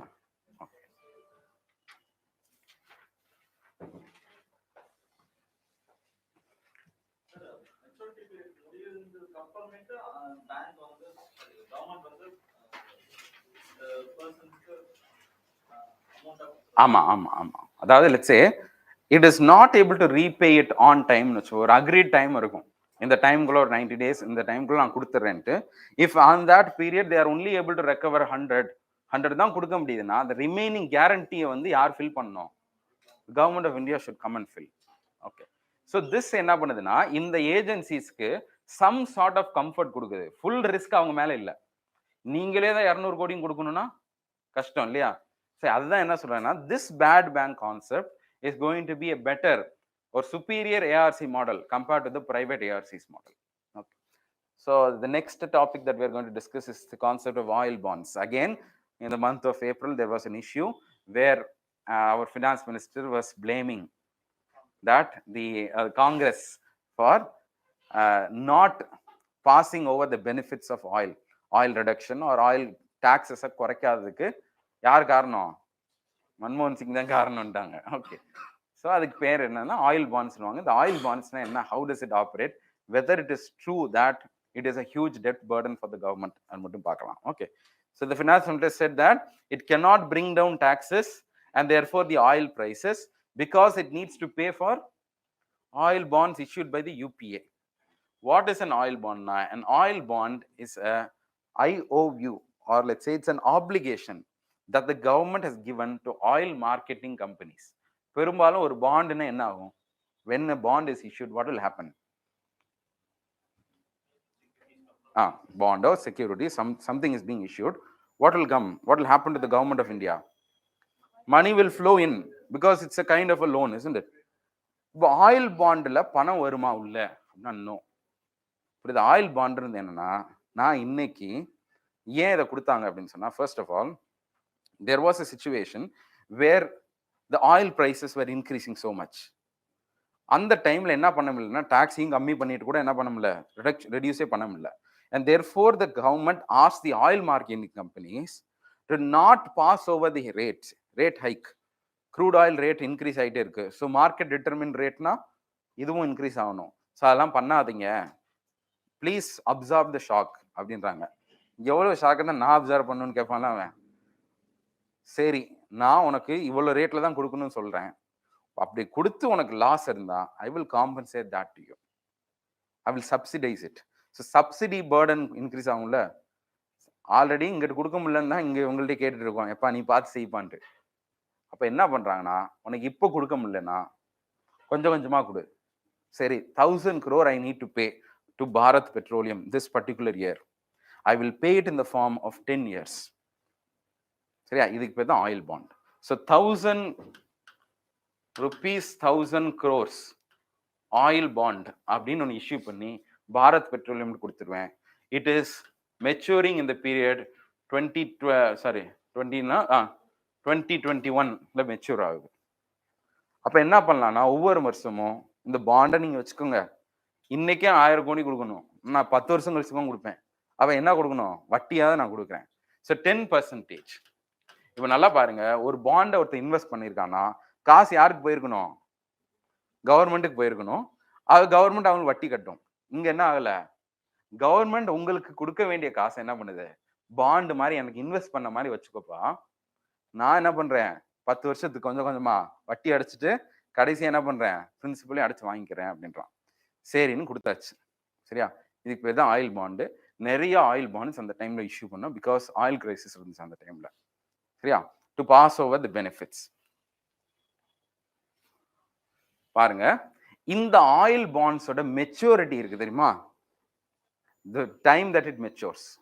இப்போ யூபிஎன்னா எந்த டைம்? 2004ல இருந்து 14 வரைக்கும் இல்லை, அந்த டைம் 2004ல இருந்து இந்த 9 வரைக்கும் அந்த டைம்ல தான் இஷ்யூ பண்ணாங்க.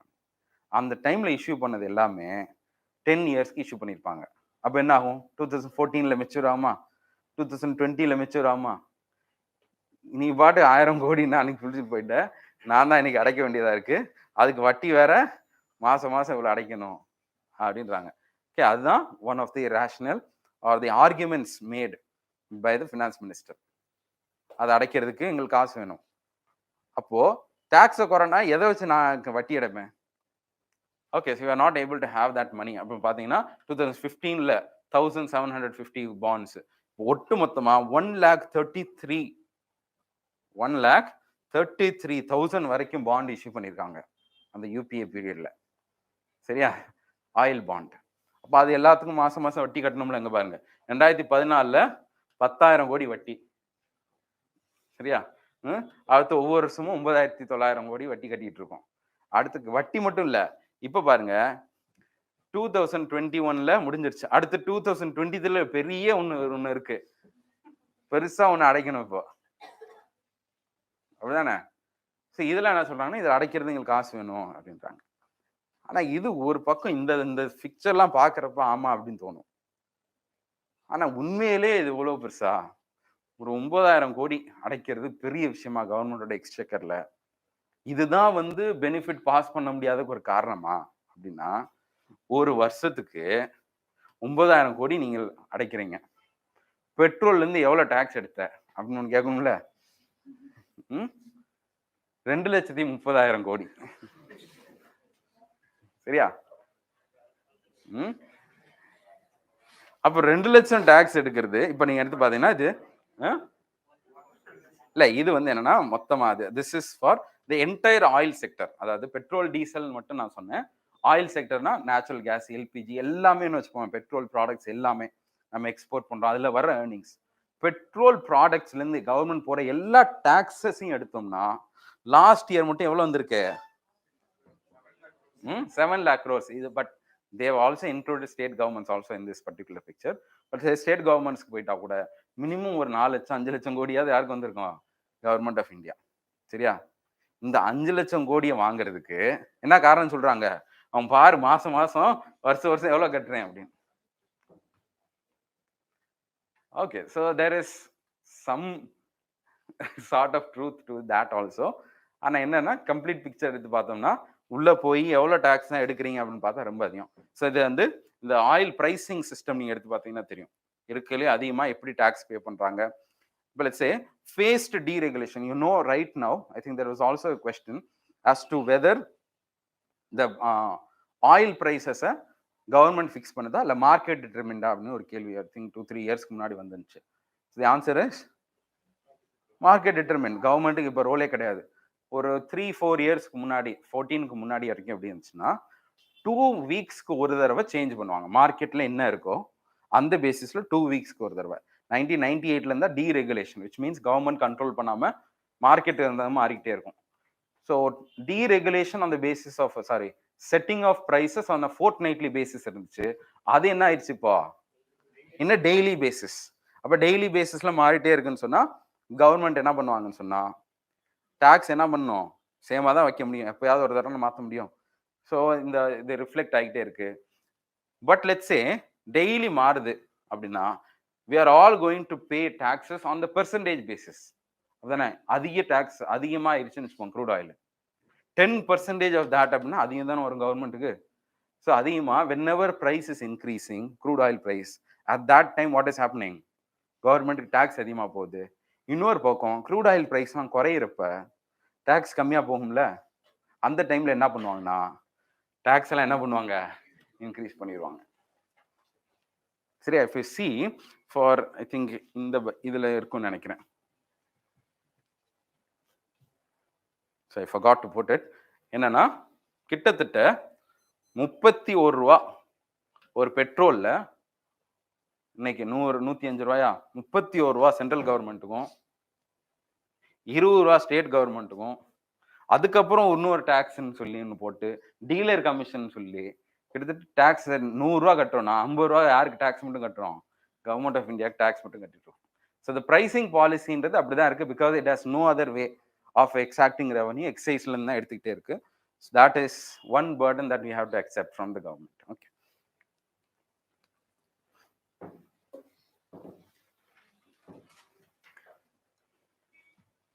India invokes peace clause again. அப்படின்னு சொல்லி ஒரு நியூஸ் ஆர்டிகல் வந்துச்சு. What is this peace clause? This is related to subsidies. Okay, subsidies are what? The peace clause-ன்றது it's a major provision of WTO. சரி, WTO-ல அக்ரிமெண்ட் ஆன் அக்ரிகல்ச்சர் அப்படின்னு ஒன்று இருக்கு. 1994ல 1995 யுருகுவே ரவுண்ட்ல we had talks. WTO-ன்னு establish பண்றோம். how the world should make interactions with each other, என்ன மாதிரி principles follow பண்ணோம், எவ்வளோ டாக்ஸ் பண்ணோம், எவ்வளோ டாரிஃப் பண்ணோம், all these where agreed upon. அதுல அக்ரிமெண்ட் அண்ட் அக்ரிகல்ச்சர் தனி ஒன்று இருக்கு. அதுல தான் என்ன சொல்லியிருந்தாங்கன்னா certain subsidies or certain kind of supports by the government should not distort trade too much. அது எந்த பேசிஸ்ல அப்படின்னு ஒன்று இருக்கு. அதுல பெரும்பாலும் இந்த பீஸ் கிளாஸ் எதை சொல்லுவாங்கன்னா article 13 of the world trade organisations AOA agreement on அக்ரிகல்ச்சர்ல இருக்கக்கூடிய ஆர்டிகல் 13 என்ன சொல்லுதுன்னா domestic support or even export subsidies of a member which are legal under the provisions of the agreement. அது என்னன்னால லீகல் நான் அப்புறம் சொல்றேன். cannot be challenged by other members on the grounds of any violation. அதாவது என்னன்னா let's say there are agreements made by the countries that these and these are legal. ஆனா இந்த legal இது ஒரு மினிமம் தான் இருக்கு. அதை தாண்டக்கூடாது. சப்போர்ட் பண்ணலாம், எவ்வளவு நாளும் அக்ரிகல்ச்சர் சப்போர்ட் பண்ணலாம். ஆனா beyond a limit you should not go. This is called as de minimis support. De minimis.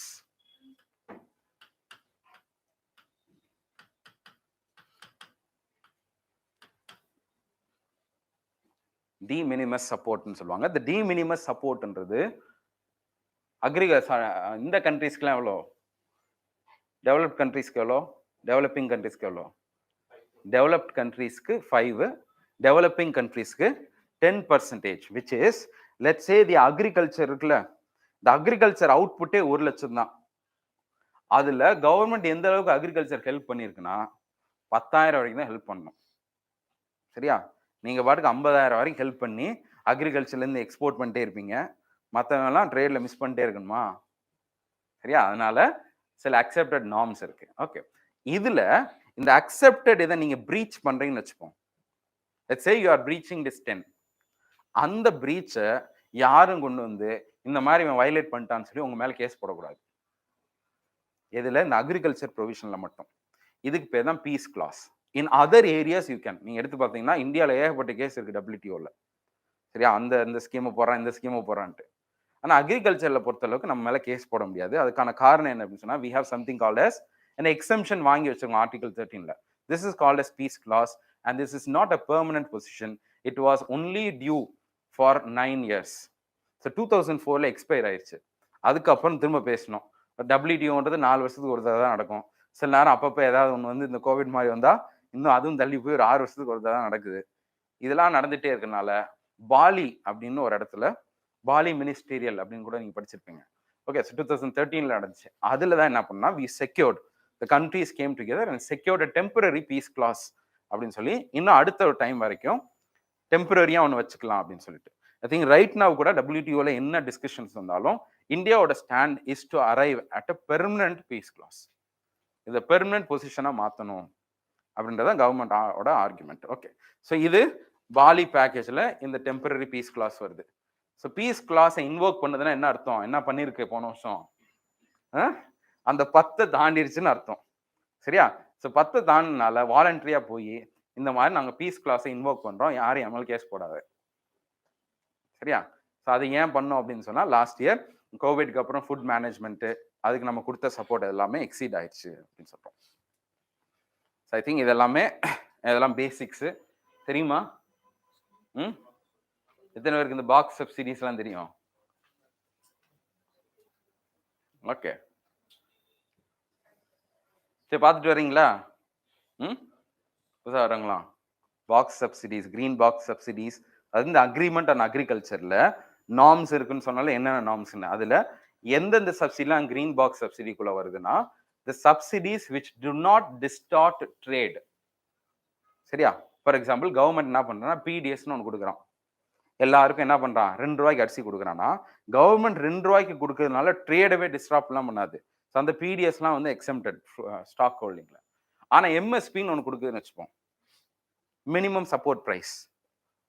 இந்த மாதிரியான system whether it is going to distort trade, whether it's going to influence cropping pattern கண்டிப்பா பண்ணும். அப்படிதானே? இதெல்லாம் என்னது, these are டிஸ்டார்ஷனரின்றனால இதை மட்டும் நீங்க வார்டுக்கு 10% 20% கொடுக்கக்கூடாது, அதுக்கு ரொம்ப லிமிட்ஸ் இருக்கு. ஸோ அது என்ன பண்ணா the subsidies or the support that needs to be reduced அப்படின்றது தான் ஆம்பர் பாக்ஸ் சப்சிடிஸ்னுவாங்க. The subsidies which need not be ரெடியூஸ்ட்ன்றது கிரீன் பாக்ஸ் சப்சிடிஸ்.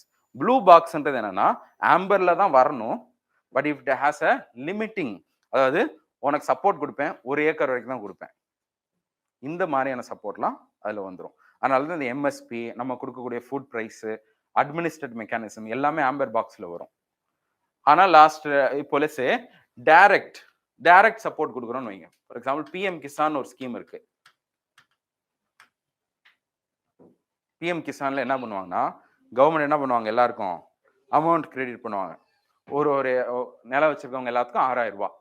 இந்த 6000 ரூபாய் கொடுக்கறது whether it is going it's a violation of any of this, அது red box சப்சிடியா amber பாக்ஸ்ல போடணுமானா கிடையாது, இது கிரீன் பாக்ஸ். ஏன் அப்படின்னு சொன்னா it is graph neutral.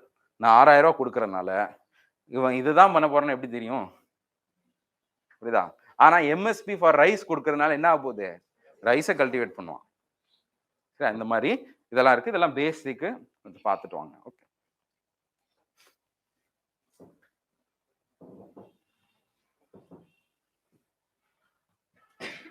the Reserve Bank of India lowers the limit of ways and means advances for states. What are ways and means advances? என்ன அப்படின்னா இந்த வேஸ் அண்ட் மீன்ஸ் அட்வான்சஸோட கான்செப்ட் ஃபர்ஸ்ட் எப்போ introduce ஆகுதுன்னா in 1997 when the government decides to stop ad hoc treasury bills. Aarti எங்கேயோ கேள்விப்பட்ட மாதிரி இருக்கா, நேற்று தான் பார்த்தோம் இல்லையா? ad hoc treasury billன்றது என்னது,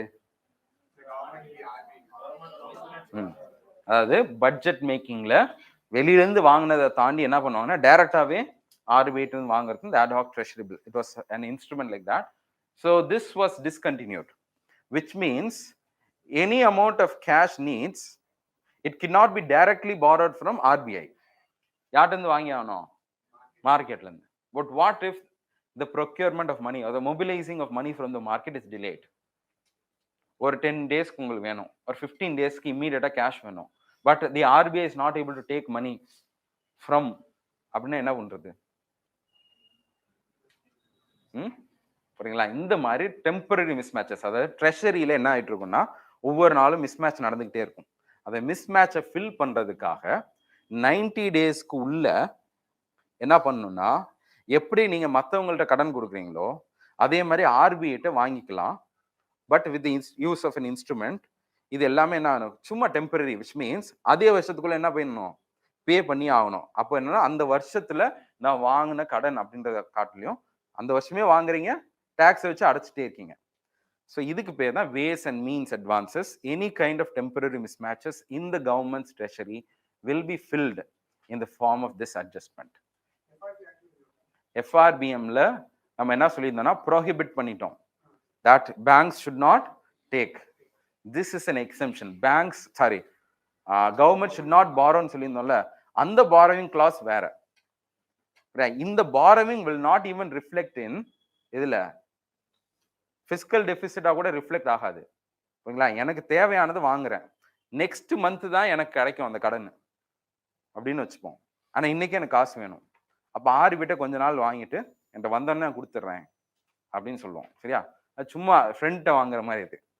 ஆனா இதுல வாங்குறதுக்கு எப்படி ஸ்பெஷல் அரேஞ்ச்மெண்ட்ஸ்லாம் இருக்கு. இது யாருக்கு அவைலபிள்னா, யாருக்குன்னா, இன்னும் நீங்க ஒன்று நினைச்சு பாருங்க, கிளாஸ்ல கூட டிஸ்கஸ் பண்ணுவோம். Treasury bills are not to be issued by state governments.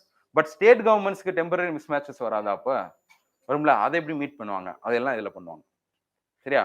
both the central government and the state government, whenever they need short term needs, they will use it with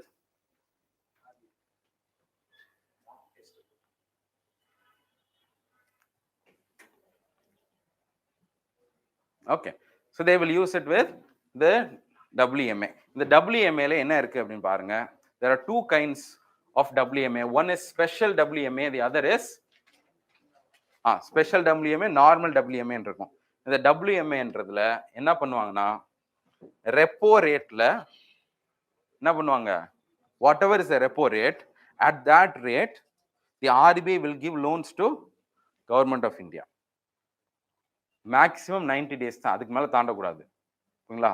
state governments என்ன பண்ணுவாங்கன்னா, if they have securities with them, they will sometimes take the security and give it to the RBI and ask money. அதை return வாங்கிடுவாங்க 90 நாளுக்கு அப்புறம். இந்த மாதிரி collateral வச்சு வாங்கினா அவங்களுக்கு வட்டி கம்மி. இதுக்கு பேர் தான் என்னது? Special WMA. ஸ்பெஷல் WMAன்றது ஆர் ஸ்பெஷல் டிராயிங் ஃபெசிலிட்டி அப்படின்னு சொல்லுவாங்க. திஸ் இஸ் ரெப்போ -1 கன்செஷனல் ரேட்ல கிடைக்கும். சரியா?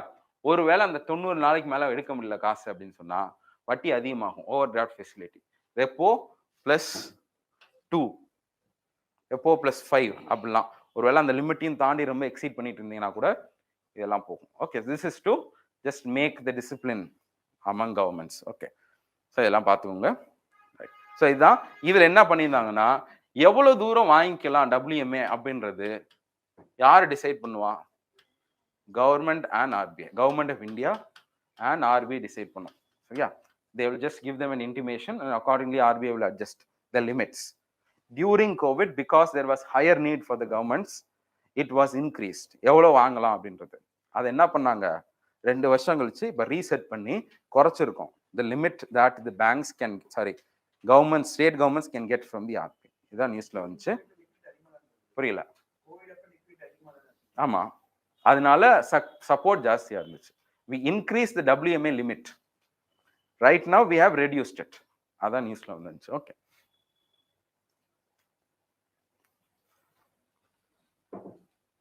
Rising rates of the MCLR. இதெல்லாம் திரும்ப பேசிக்ஸ் எல்லாம் தெரிஞ்சிருக்கணும். என்ன தெரிஞ்சிருக்குன்னு பார்ப்போம் ஃபர்ஸ்ட். MCLRனா என்ன? அது தெரியும். அதை வச்சு என்ன பண்ணுவோம்?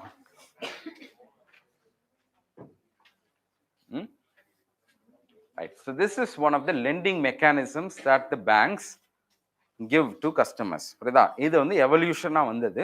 ஸோ ஃபர்ஸ்ட் நம்ம ஸ்டார்ட் பண்ணது எதுல? Benchmark prime lending rate.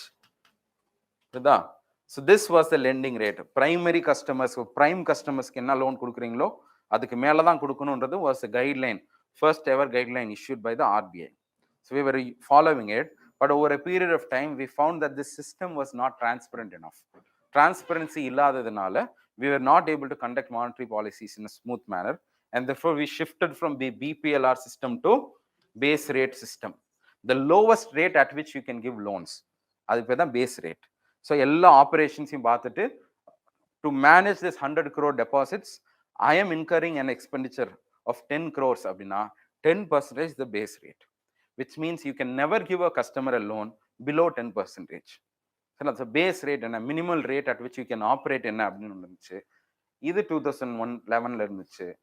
இதுல என்ன ப்ராப்ளம் வந்துச்சுன்னா, the way in which it was found அப்படின்றதுல ப்ராப்ளம். புரியுதா? The methods or the formula that they were using, there were variations among the banks. To bring uniformity, RBI again gave a circular that you should thereafter use only marginal cost as a formula. சரியா? So marginal cost is the formula for deciding the base rate. So that rate was in since 2016. 16லேருந்து MCLRன்ற ஒரு rate இருக்கு. That is the rate at which customers are going to be given loans. From MCLR, all these rates, still the problem of monetary transmission, இங்கேருந்து இன்னொரு இடத்துக்கு போகலை அப்படின்ற problem still persisting. அதை overcome பண்ணுறது கடைசியில் என்ன பண்ணுறோம்? External benchmark based lending rates தான் ரெப்போ ரேட். ரெப்போ வச்சு லிங்க் பண்ணி லோன்ஸ் கொடுக்கறது. Okay, this we are coming. இப்போ டஸ் தட் மீன் ஸோ இந்த ஃபர்ஸ்ட் ஏப்ரல் மேல என்ன பண்ணோம்னா MCLR ரேட்ஸ்லாம் பயங்கரமா குடிச்சு அப்படின்னு சொன்னாங்க. The highest number of loans today, home loans today, are on the basis of MCLR. இல்லைங்களா? இதை நம்ம கொண்டு வந்ததே 2019 எண்டுலேருந்து தான், 20லேருந்து தான் வருது EBLR. ரெப்போ வச்சு எத்தனை பேர் இந்த ஒரு 3 வருஷத்துல வாங்கின லோன் தானே. ஆனால் இத்தனை வருஷமா 30-40 வருஷத்துக்கு ஹோம் லோன் வாங்கி வச்சிருப்பான். அவங்களுக்கு எப்படி கிடைச்சிருக்கும்? எந்த பேசிஸ்ல? MCLR. தட் இஸ் வை என்னன்னா இந்த கஸ்டமர்ஸ் பத்திலாம் பேசணும்னு சொன்னா MCLR வச்சு பேசுவோம். This is some basics. If you don't understand, again you have to go and study this part அப்படின்னு அர்த்தம். The point of how the RBI, so banks are supposed to lend to the customers. So RAMP அப்படின்ற ஒரு scheme, this was launched during this particular budget. So 2 months later we announced this and it was executed. Then raising and accelerating the MSME performance. MSMEs க்கு என்ன பண்ணலாம்னு சொல்லி this particular scheme today has a quantum, has a corpus of nearly 6,000 crore with 3,000 crore, nearly 3,000 crore assistance from the World Bank. World Bank assisted scheme தான் இது. இதை வச்சு என்ன பண்ணுவோம் அப்படின்னு சொன்னா MSMEஸ்க்கு generic problems of the MSME, ஸ்பெசிஃபிக்காக கிடையாது, ஜெனரிக் ப்ராப்ளம்ஸ் இந்த MSMEக்கான infrastructure way we have to set right. அதுக்கான ஒரு ஸ்கீம். UK சின்ஹா அப்படின்னு ஒருத்தர் இருந்தாரு. சின்ஹா கமிட்டி 2019ல MSMEயோட ப்ராப்ளம் என்ன அப்படின்றப்ப லாங் டேர்ம் மெஷர்ஸ் என்னென்னலாம் கொண்டு வரணும்னு சஜஸ்ட் பண்ணியிருந்தாரு. On that lines only we launched this RAMP scheme and the World Bank has also come on board to give us this particular scheme. ஒரு 3000 கோடி அவங்க கொடுத்துருக்காங்க. ஓகே, ஸோ அதை ஐ திங்க் ஏப்ரல் மந்த்லேயே எதுலையோ உத்யமி ப்ராஜெக்ட் பாரத் ப்ரோக்ராமில் we launched this particular scheme. Okay, so இது என்ன? The key objectives of this scheme is one, to strengthen the institutions and governance framework of the MSMEs. MSMEக்கு நிறைய institutions we have. நிறைய portals இருக்கு, we have separate ministries, we have departments for it. All of this infrastructure should be strengthened and we should also give support for market access, capabilities and finance. எல்லாம் ரொம்ப ஜெனரலான problems தான். எப்படி பண்ண போறோம்ன்றது specific targets கிடையாது ரேம்புக்கு. இல்லைங்களா? So MSMEஸ்க்கு என்னென்னலாம் பண்ண போறோமோ அதுக்கு இதுலேருந்து நம்ம காசு எடுத்துக்கலாம். So it will become, so all states can come and give their plan that is called as the strategic investment plan. This plans when submitted, accordingly funds will be released to those states. Right? So யார் இருக்கல MSME இருக்கல அதையும் எங்க? மகாராஷ்டிராக்கு அப்புறம் குஜராத்துக்கு அப்புறம் குஜராத்தா second Tamil Nadu. Okay, so MSMEs தமிழ்நாட்டில் அதிகம் இருக்காங்க. ஸோ இந்த மாதிரியான states can take the benefit out of this அப்படின்றோம். So it will become a policy provider. இதெல்லாம் சும்மா அவங்க சொல்லியிருக்காங்க. Right. And also the indicators, அதாவது this will be an outcome based support. That is, World Bank will release funds only if certain indicators are being delivered. For example, it is said that the efficiency of the MSME credit guarantee trust should be increased அப்படின்னு ஒரு target வச்சிருக்காங்க. அது increase ஆனாதான் என்ன பண்ண முடியும்? இவங்கள்ட்ட எப்பா பண்ணிட்டேன்ப்பா காசை கொடுன்னு வாங்க முடியும். ஓகே, ஸோ இந்த மாதிரி டார்கெட்ஸ் வச்சு அவுட்கம் பேஸ்டு தான் இந்த லோன் கொடுக்குறோம். Okay, so there is an exchange that was launched some 3 months ago, in the month of June நினைக்கிறேன், April, May. India Gas Exchange. This is the first gas exchange of India. This is a commodity exchange. Commodity exchange என்ன?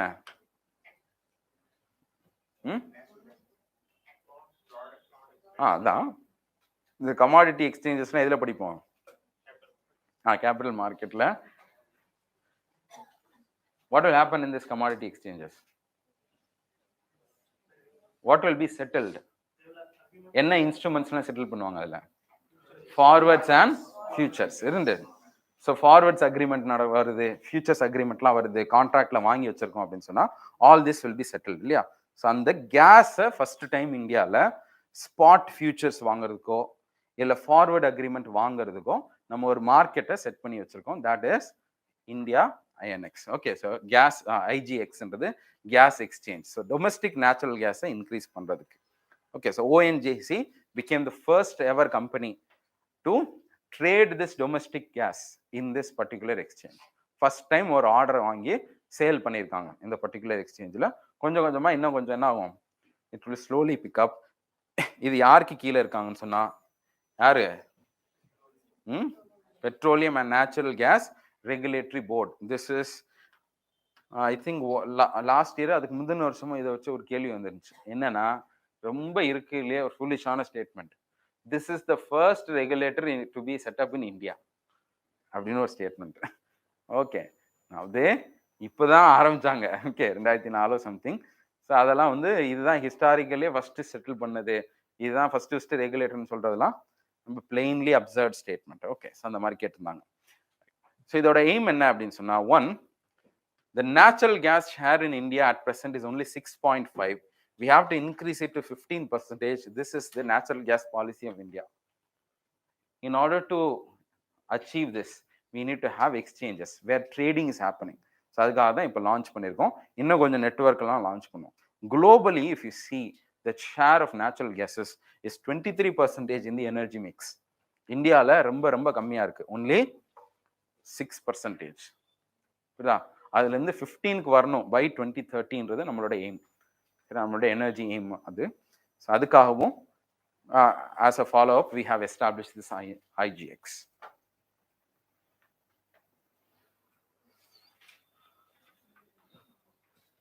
India's booming gig platform, gig and platform economy. This is one of the reports which was launched by Niti Aayog. Niti Aayogலேருந்து gig economy பற்றி, the status of India's gig economy, how much is happening, what is the prospect, what are the recommendations அப்படிலாம் சொல்லி வந்திருக்கு.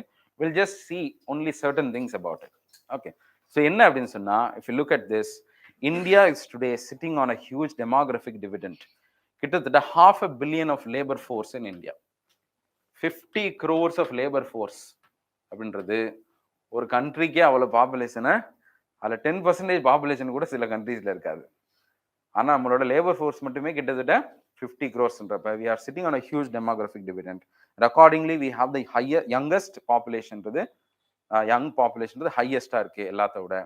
Urbanization is happening at a rapid pace. Close to 45-50க்கு மேலே இன்னும் கொஞ்சம் போயிடும். சரியா? எல்லாம் சில ஸ்டேட்ஸ்லாம் 50க்கு மேலே போயிடும் நெக்ஸ்ட் சென்சஸில். ஐ திங்க் தமிழ்நாடு ஆல்சோ 50க்கு மேலே போயிடும் நினைக்கிறேன் அர்பனில். ஸோ இந்த மாதிரி rapid urbanisation and also technology, it's all on a cusp of new revolution. So new revolution also brings us new forms of employment. அதுல இந்த gig employment அப்படின்றது ரொம்ப ஃபேமஸா நடந்துட்டு இருக்கு. ஸோ கிக்ன்றது isn't it? The Ola, Uber drivers, இந்த ஸ்விக்கி, சொமாட்டோ, புரியுதா? which means பெர்மனன்ட்லாம் கிடையாது, அப்படியே fleeting population will come in and go. இந்த மாதிரியானதுக்கு தான் gig economy. So right now there is an estimate that from 7.7 million we are going to likely reach 23 million in the next 4 to 5 years. சரியா? இவ்வளோ millions we are going to reach அப்படின்னு சொல்லுவாங்க. So huge jump பண்றப்ப what are we going to do? Whether we are going to discourage this, whether we are going to bring them under security ambit, அவங்களை எதுவும் define பண்ணுமா, இந்த மாதிரி நிறைய கேள்விகள் இருக்கு. ஸோ அதுக்கான சில ரெக்கமெண்டேஷன்ஸ் மட்டும் கொடுத்துருக்காங்க. ஏன்னா not that I know of, அப்படி எதுவும் இந்த நியூ ஜென் லாங்குவேஜ் அப்படின்னு சொல்லி அதுல எதுவும் வச்சிருக்காங்களா என்னன்னு தெரியல. ஜென்சி லாங்குவேஜ்ல இருக்காப்பா? ஜென்சியில இல்லையா? தெரியல. Not that I know of. Okay, that gig அப்படின்றது என்னன்னா, it's a short span of work that people undertake. அதான். ஸோ இன்னைக்கு எந்த கிக்குக்கு போயிட்டு வந்த அப்படின்னு சொன்னா, let's say there are people who are acting, people who do stand up comedy, அவங்களாம் சொல்லுவாங்க. ஜஸ்ட் ஜென்ரல் வேர்ட், சார் இங்கிலீஷ்லேயே சொல்லக்கூடிய ஒரு வார்த்தை தான். It's a small gig that I went to அப்படின்னு சொன்னா, சும்மா ஏதோ போற வேலையில ஒரு வேலை, எக்ஸ்ட்ரா ஒர்க் அப்படின்ற மாதிரி. ஸோ அதுதான் இன்னைக்கு ரொம்ப ஃபேமஸா இருக்கு. Okay, So what can we do? Major recommendations கொடுத்திருக்காங்க. அதை மட்டும் என்னன்னு பார்க்கலாம். We'll just look at the subdivisions.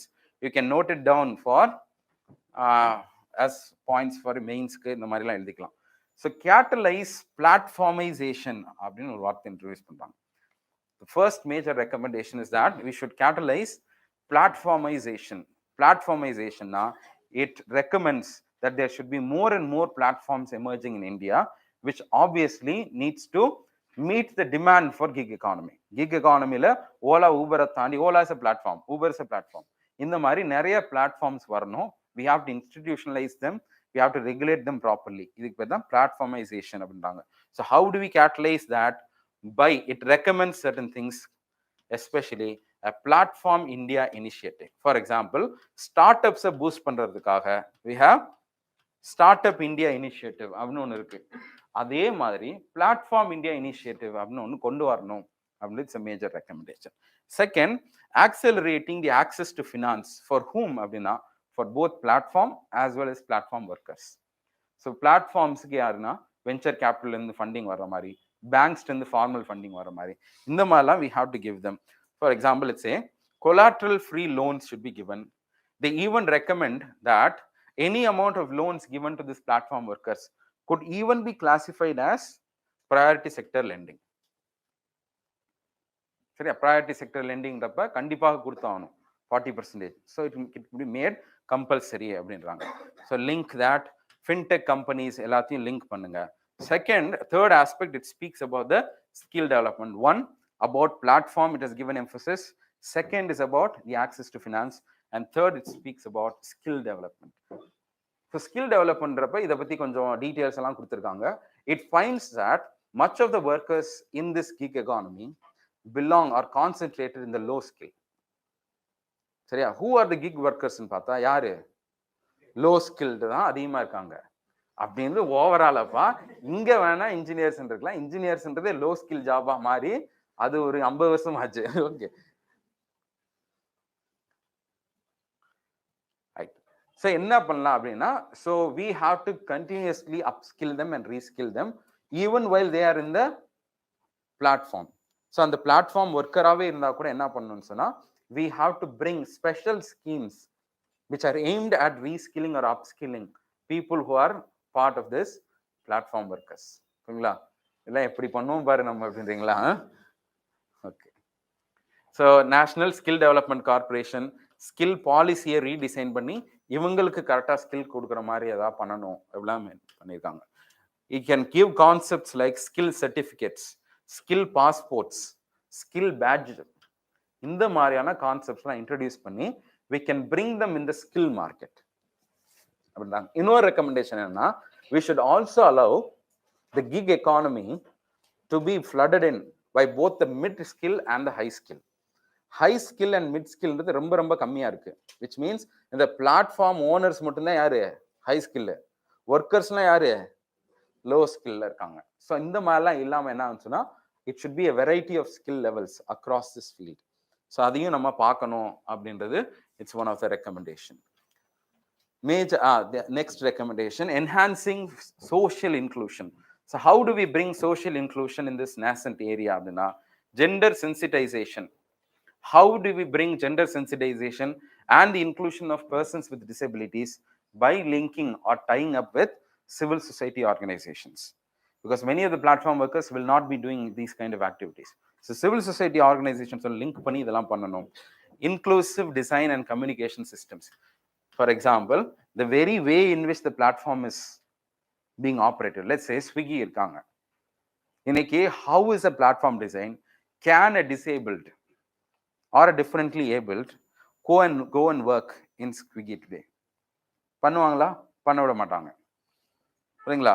Will they be allowed to be delivery guys? I don't know whether அந்த மாதிரி பாலிசி இருக்காங்க. அந்த மாதிரி பாலிசியும் சரி, பிளாட்ஃபார்மோட டிசைனே என்ன இருக்கணும் அப்படின்னு சொன்னா, இந்த மாதிரி பர்சன்ஸ் டிசபிலிட்டிஸ் விமனுக்கு சாதகமா இருக்கணும். அதையும் நம்ம we should take care of. So encourage the women led platforms or business by giving them incentive, by giving them easy loans, collateral free loans. இதெல்லாம் பண்ணா women led platforms should also increase. Social securities. How do we increase social security? Have we defined what a gig worker is? Do we have any proper definition for gig worker? We have. ஓகேங்களா? அது என்னன்னா முன்னாடி. So in 2020 we made labor codes-ல reform கொண்டு வந்தோம். There are many labor laws. We consolidated all into 3 or 4 types, isn't it? So அதுதான் என்னது? Labor codes. அதுல code on social security அப்படிலாம் இருக்குல்ல, அதுல என்ன இருக்கும்? Code on social security, code on occupational hazard, இந்த மாதிரி 2-3 கோட்ஸ் கொண்டு வந்தோம். ஓகேங்களா? அந்த கோட்ல we have properly defined who a gig worker is. For the first time in India, legally என்ன பண்ணிட்டோம்? Gig worker ன்ற ஒரு category we have included under the legal framework, which means now they are not outside of any legal protection. கண்டிப்பா அவங்களுக்கு என்னது? Labor laws protection எல்லாமே அவங்களுக்கு applicable. Okay. So இதான். So see here, இதெல்லாம் எப்படி கொடுக்கலாம்னு டீட்டெயிலாக கொடுத்துருக்காங்க. But you don't need to go and read about it too much. So sick leave கொடுக்கறது, ஹெல்த் இன்சூரன்ஸ் எல்லாம் கொடுக்கறது, ஆக்குபேஷனல் ஒர்க்கில் ஆக்சிடென்ட் நடந்தால் அதுக்கு எப்படி இன்சூரன்ஸ் கொடுக்குறது. For example, Indonesia has come out with law which forces that any kind of accident happening, the platform worker is liable, platform operator is liable to give insurance. So உள்ள ஒருத்தர ஜாபுக்குள்ள எடுத்தாலே premium பே பண்ணணும். யார் பே பண்ணணும்? Platform operator. So இந்த மாதிரிலாம் வந்து இந்தோனேஷியாவில் இருக்குது. நம்மளும் இன்கார்பரேட் பண்ணலாம். ரிட்டையர்மெண்ட் அண்ட் பென்ஷன் பிளான்லாம் யூகேலாம் கொடுக்குறாங்களாம். நம்ம எல்லாம் கவர்மெண்ட்டுக்கே கொடுக்க மாட்டோம்னு முடிவு பண்ணியாச்சு. இவங்களுக்குலாம் வந்து வாய்ப்பே இல்லை. Okay. So engagement with small businesses, small merchants எல்லாம் என்கேஜ் பண்ணுறதுக்கு we should try. For example, there is a case study where during COVID-19 Kerala State Civil Supplies linked up with Zomato in order to supply food and ration to home. சரிங்களா? எல்லாம் கோவிட்ல எல்லாம் ration கடைக்கு வர முடியாதுன்னு சொல்லிட்டு என்ன பண்ணாங்க? Zomato delivery நடக்குது. ஸோ இந்த மாதிரிலாம் பண்ணால் it can both scale up and also bring some card of encouragement within this gig economy அப்படின்னு சொல்றோம். And it concludes that in order to properly plan, we need to have proper statistics and estimates about what is going to happen. So எவ்வளவு பேர் இருக்காங்க kick எக்கானமியில் அப்படின்றது நம்ம we should enumerate. So செப்பரேட்டாக என்ன பண்ணோம் அப்படின்னு சொன்னால், விதின் சென்சஸ், நெக்ஸ்ட் சென்சஸ் என்யூமரேஷனில் how many of them are include in the gig எக்கானமின்னு தனியாக ஒரு லிஸ்ட்டே எடுக்கணுன்றாங்க. சரியா? So proper periodic survey should be happening. For example, we have periodic labour force survey which gives us the employment position of India. அதுக்குள்ள என்ன கொண்டு வரணும்? கிக் ஒர்க்கர்ஸ்ல என்ன நடந்துட்டு இருக்கு? We should not consider them just as mere employment. தனி கேட்டகரியா பார்க்கணும் அப்படின்னு சொல்றாங்க. Because this is going to be the near future. At least substantial amount of people, especially being the demographic dividend being so huge, we can't create formal jobs for all. Therefore, gig economy is going to act both as a buffer and also going to have certain benefits in the economy. புரியல? Contingency fund. Okay. This is just let's say இதெல்லாம் ஒரு idea. அதாவது social security ஆம்பேட்டை widen பண்றதுக்கு, for example, drivers fund அப்படின்னு சொல்லி, for example, during Covid most of the drivers who are engage in the platform, ஓலால இந்த பிளாட்ஃபார்ம்க்குலாம் என்ன இல்லை, they could not have any employment. அப்போ 3 months சம்பளம் கிடையாது, ஒன்றும் கிடையாது, சோஷியல் பெனிஃபிட்டும் கிடையாதுன்னு என்ன பண்ணுவாங்க? ஸோ அவங்களுக்குலாம் என்னன்னா இந்த மாதிரி கண்டின்ஜென்சிலாம் வருதப்போ ஒரு ஃபண்ட் கிரியேட் பண்ணலாம் அப்படின்னு. For example, they've given, I don't know what platform has done this, but one platform has created a drive the drivers fund அப்படின்னு சொல்லி ஒரு ஃபண்ட் கிரியேட் பண்ணியிருக்காங்க போல கோவிட் டைம்ல. சரியா? இதெல்லாம் நீங்க எத்திக்ஸ்ல கூட எழுதலாம் அதெல்லாம். Okay.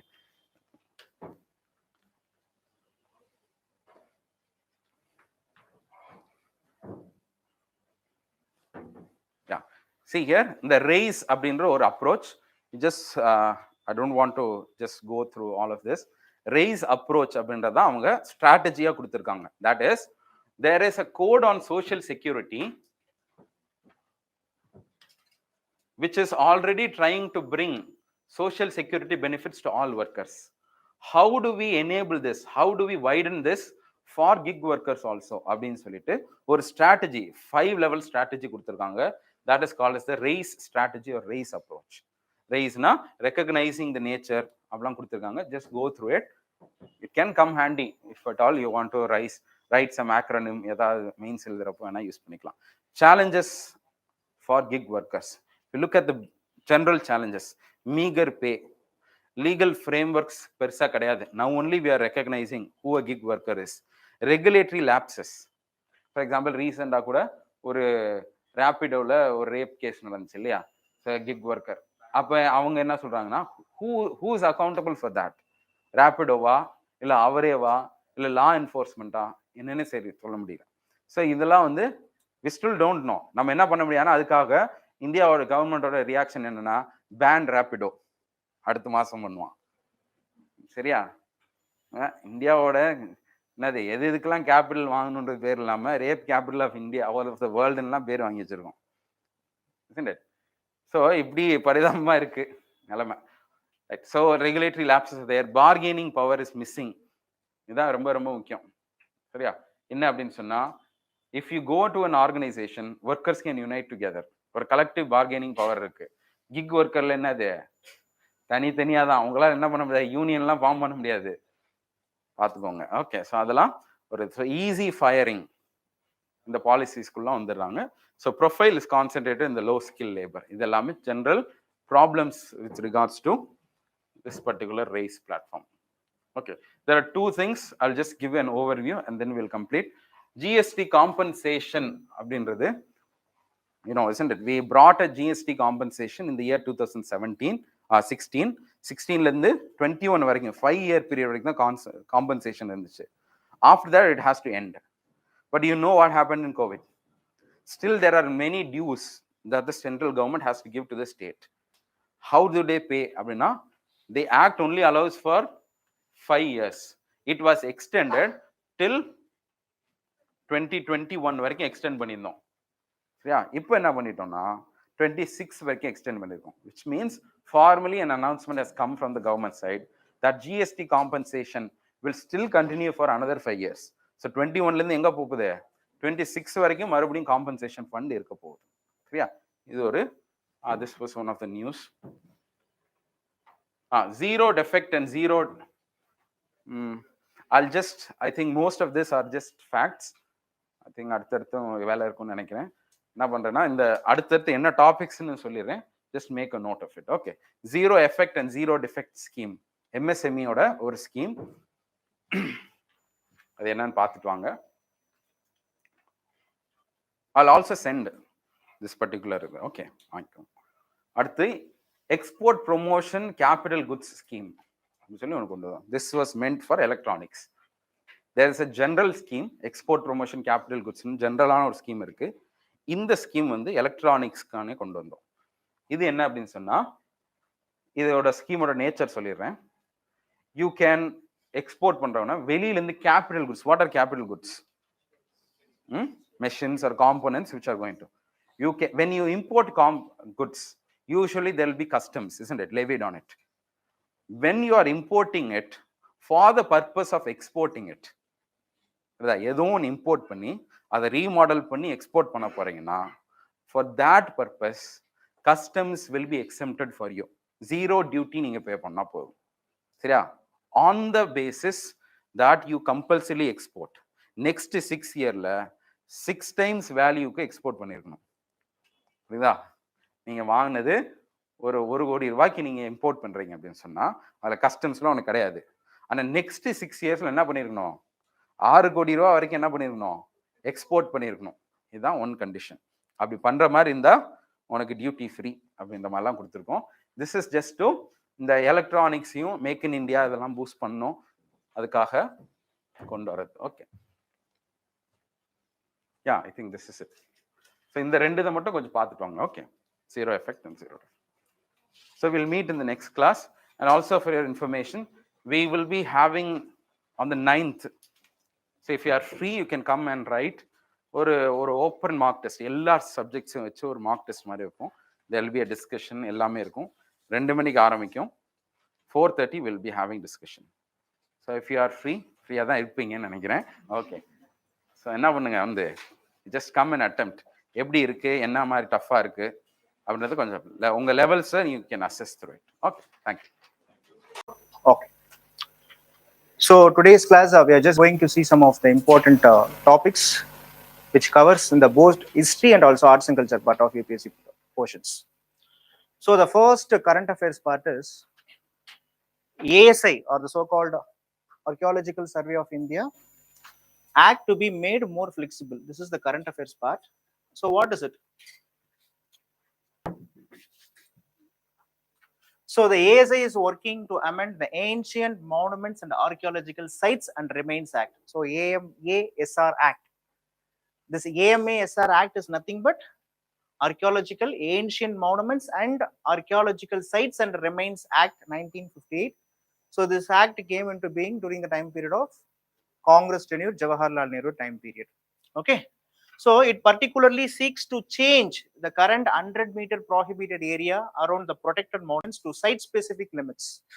Presently, if there was any site or monument or temple or any matter of cultural importance, 100 meters you should not use it for your own purpose. You should get a prior permission, and the 100-meter area is prohibited for any external usage.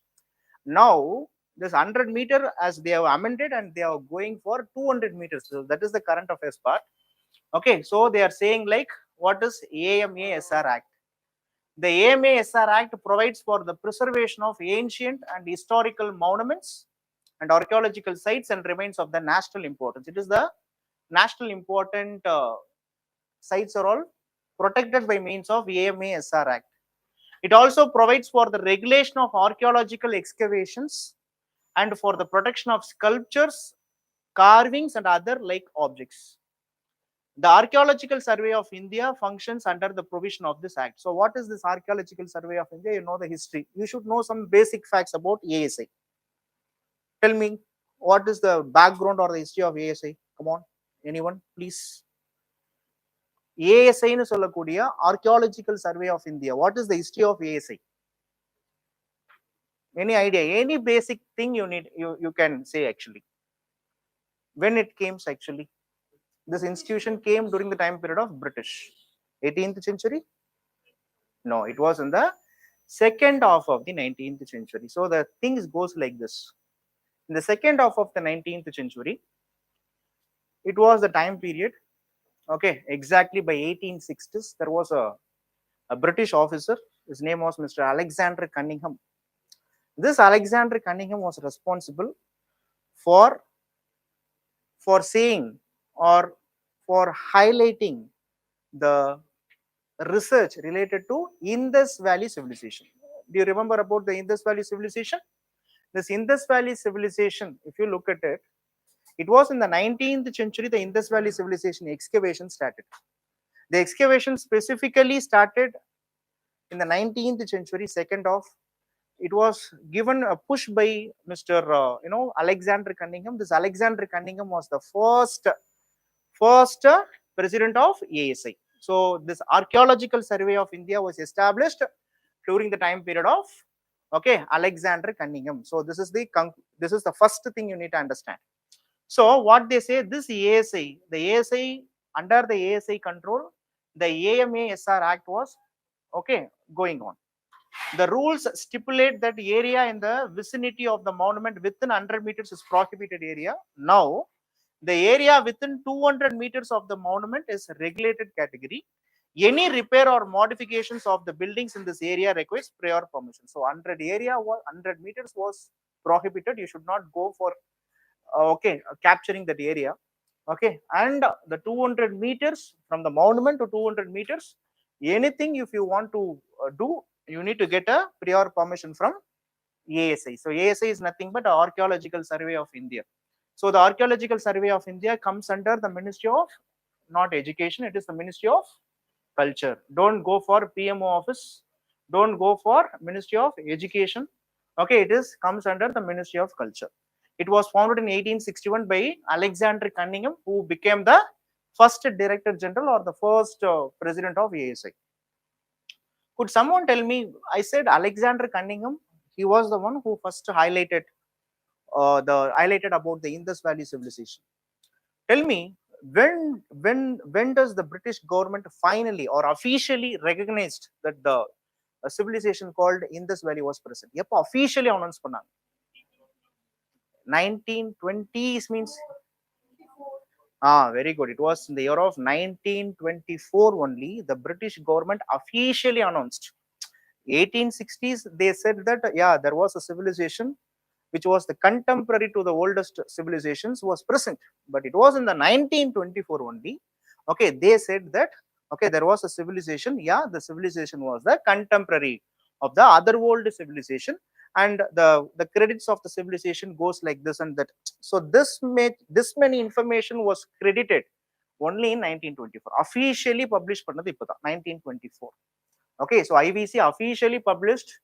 Okay, officially the British declared IVC as the official sites by 1924, but the excavation started in the late 1861 onwards. So this is what it says. And for the fact of concern, they are saying that under the provision of the AMA SR Act of 1958, the ASA administers more than 3,650 ancient monuments. Usually we say that UPSC won't go for okay this data and all, but last year and previous year, okay, they have asked a question with respect to the primitive tribes of India. They are exactly as the the quantity. So this is the current affairs part you may expect. So India presently 3,650 ancient monuments are comes under the control of ASI. So archaeological sites and remains of the national importance, these can include everything from the temples. So what are all included? Not only temples, it include mosque. Don't write under temples only will come under ASA. No, it was the mosque, masjid, tomb, churches, okay, that is cemeteries to the palaces, forts, stepwells, and also the rock cut caves. Everything right from the structural temple to the rock cut architecture, everything comes under ASA. You need to understand. Okay, and the survey also maintains ancient mounds and other similar sites. What is this ancient mounds? Burial sites. Very good. So ancient mounds அப்படினா மேடு burial sites. Okay, the ancient mounds and other similar sites which represent the remains of the ancient habitation. So tell me whether Kizhadi will come under ASI. Okay, fine, very good. So this is the next current affairs, the current affairs with respect to Nataraja. Okay, so this is also a mains question asked previously in UPSC. Explain the Tandava dance of Lord Shiva. Okay, so for current affairs part and also for the mains part, okay, you can study actually. So when you look at this image, and recently in TNPSC also a question asked from Nataraja. Listen, we know that Lord Shiva was worshipped all over India, but Lord Shiva, we say Lord Shiva is the god of destroyer. We call it as a destroyer because protector, okay, protector, that is generator, protector, destroyer. This is what we call it as Padaipu, Kathal, Adithal. So Lord Shiva we consider as the god of destruction. Okay, but understand Lord Shiva was also called as the Lord of dances. It is believed that Lord Shiva's dance was called Tandava dance actually. What is it? Tandava. There are two Tandavas actually. Okay, Ananda Tandavam and Rudra Tandavam. Okay, Lord Shiva, he represents the masculine form. Okay, goddess Parvati represents the feminine form. So Shiva and Parvati, okay, during the time of happiness, okay, or during the time period of creation, okay, they will dance. The dance was called Ananda Tandavam, represents that male and female are equal. So Shiva and Parvati, they will perform a dance, Ananda Tandavam.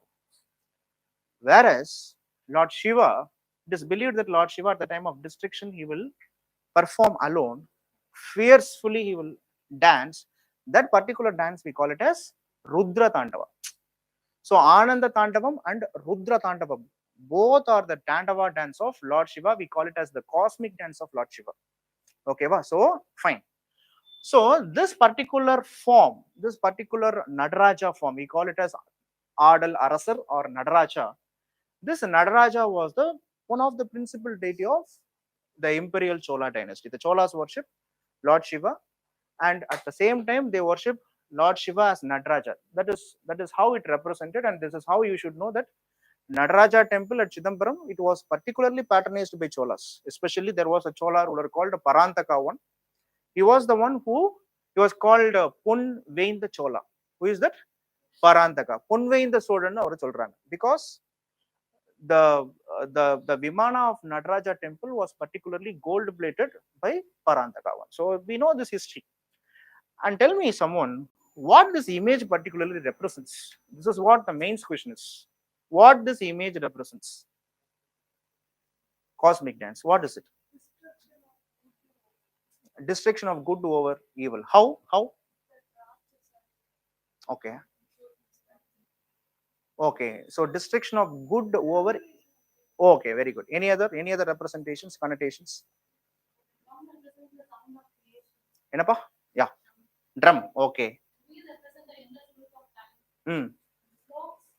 Wait. I will write so that others also will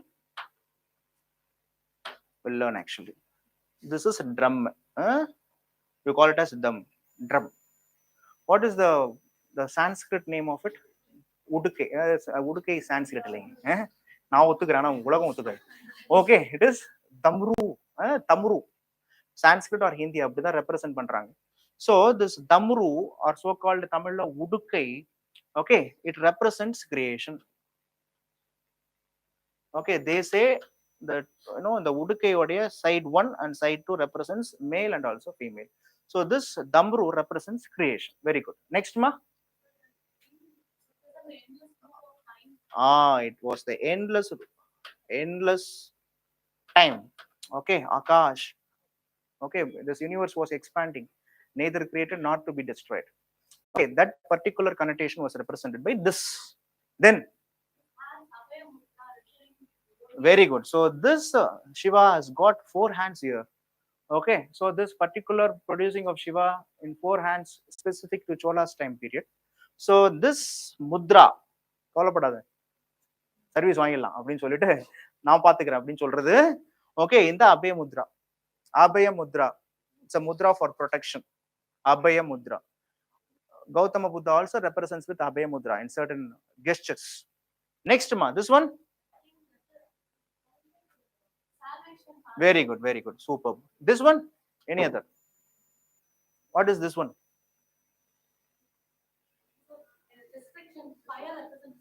Okay.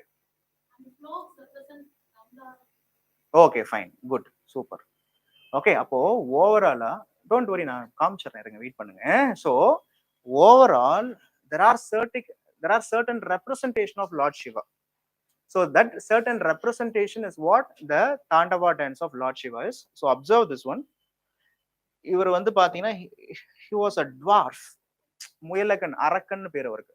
Dwarf, ஒரு அரக்கன் மாதிரி. This particular bloody fellow represents ego. Okay, so Shiva, this fellow was a evil. So good over evil. So this particular hand represents the path for enna kaidolu, path for salvation. Okay, and this one representation of what appadina, the eternal fire. Okay, it was the fire, the destruction. You see, creation, protection, destruction. Okay, understand who are you, mingle with myself. So that is what we call it as the path of salvation. This is what the representation of Lord Shiva. So idha vandu kuduthirpaanga, you can see. So Nataraja is shown with 4 hands representing the 4 cardinal directions: north, south, east and west. These cardinal directions are central to the Hindu astrology, that is Vastu Shastram. Okay, fine. So the cosmic dance of Shiva is called Ananda Tandamam, meaning the dance of bliss. Ananda means bliss, which symbolizes the cosmic cycles of creation and destruction, as well as the daily rhythm of birth and death, as I said. Okay, pirappu irappu patti kaamikku. Okay, that particular Dumru represent creation. Okay, the dance is a pictorial allegory of the 5 principal manifestation of eternal energy, that is creation, padaipu, destruction, azhippu, preservation, kathal, salvation, moksha, and illusion, maya. Maya also represented. These five are considered to be eternal energy அப்படின்னு சொல்லிட்டு சொல்றாங்க. Okay, so he dances within a circular or cylindrical closed arch of flames, are called Prabha Mandala. This is what we call it as the Prabha Mandalam. Okay, இதுதான் பிரபா மண்டலம் அப்படின்னு பேரு. So this Prabha மண்டலம் which symbolically represent the cosmic fire that the Hindu cosmology creates. The fire is within you அப்படின்னு ஒரு proverb இருக்கு. Be the spark, the fire is within you. இதெல்லாம் யார் சொன்னாங்கன்னு எனக்கு தெரியல. ஆனா நிறைய மோட்டிவேஷனல் திங்கர்ஸ்லாம் இதை சொல்லுவாங்க. Come on, the fire is within you. எங்கேயா இருக்கு நாமும் திரும்பி பார்ப்போம். But the fire is within you. Believe பண்ணுங்க. And everything is around the fire. Yesterday, day before yesterday also, the Deepam was over, right? Okay, so in the Mari, the fire, in Hindu mythology, there is a concept that the fire is everything. The god represents from fire and light also. Okay, so this is the point where the cosmic fire is there actually. The upper left hand holds a flame, the lower left hand points down to the dwarf, who is shown holding a cobra. So the upper right hand holds an hourglass drum or damru. Okay, so this is what we call it as damru, or in Tamil udukai. Okay, so that stands for the male female vital principle. The lawyer shows the gesture of assertion, be without fear. Okay, na iruken kavalapadada, that is abhaya mudra. So this all the principles. Okay, what are all they? Creation, protection, destruction, salvation, and maya. Okay, the so called maya means illusion. இந்த உலகமே ஒரு மாயை தான் அப்படின்னு சொல்லுவோம்ல. So இது எல்லாமே வந்து ரெப்ரசென்ட் பண்றதா என்ன அப்படின்னா சிவாவுடைய dance. Okay, this was previously asked in mains and recently in current affairs. Okay, fine. மாயா அப்படின்றது என்னன்னா, இந்த ஆக்சுவலா நம்ம இந்த இங்க ஒரு இருக்கார்ல, he was a dwarf. Okay, he represents Maya. Lord Shiva, that is, Maya is nothing but a evil. So Shiva dancing on the evil dwarf. This particular fellow was called Arakan. Muyalaga nu peru irukku. Okay, in Tamil we call it as Muyalaga. In English we say it as a dwarf. Or your kuti satan appdin solliduvom. So this bloody fellow represents what? Maya, illusion. So Maya chumma da. Okay, நான் தான் உண்மைன்னு காமிக்கிறது தான் இந்த particular representation. Okay, so this is what is.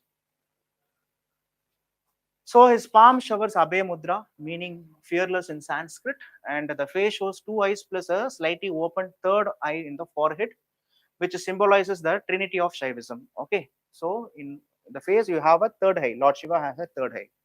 The eye represents the sun, the moon, and also the third eye has been interpreted as the inner eye or the symbol of Jnanam. Okay, the third eye was called as Jnanam, urging the viewer to seek the inner wisdom, self-realization. The third eye alternatively symbolizes an equilibrium of the three, that is gunas, sattva, rajas, and also tamas. What people say, Shiva has three eyes. Some people say it represents sun, moon, and also jnana. Some people say three gunas it represents. Three gunas means sattva, rajo, and also tamasa gunam. Rajo gunam, sattva gunam, and tamasa gunam. Do you know what are all the three gunas? இதுதான். What is it? யாருன்னா சொல்ல முடியுமா? ரஜோ குணம்னா என்ன?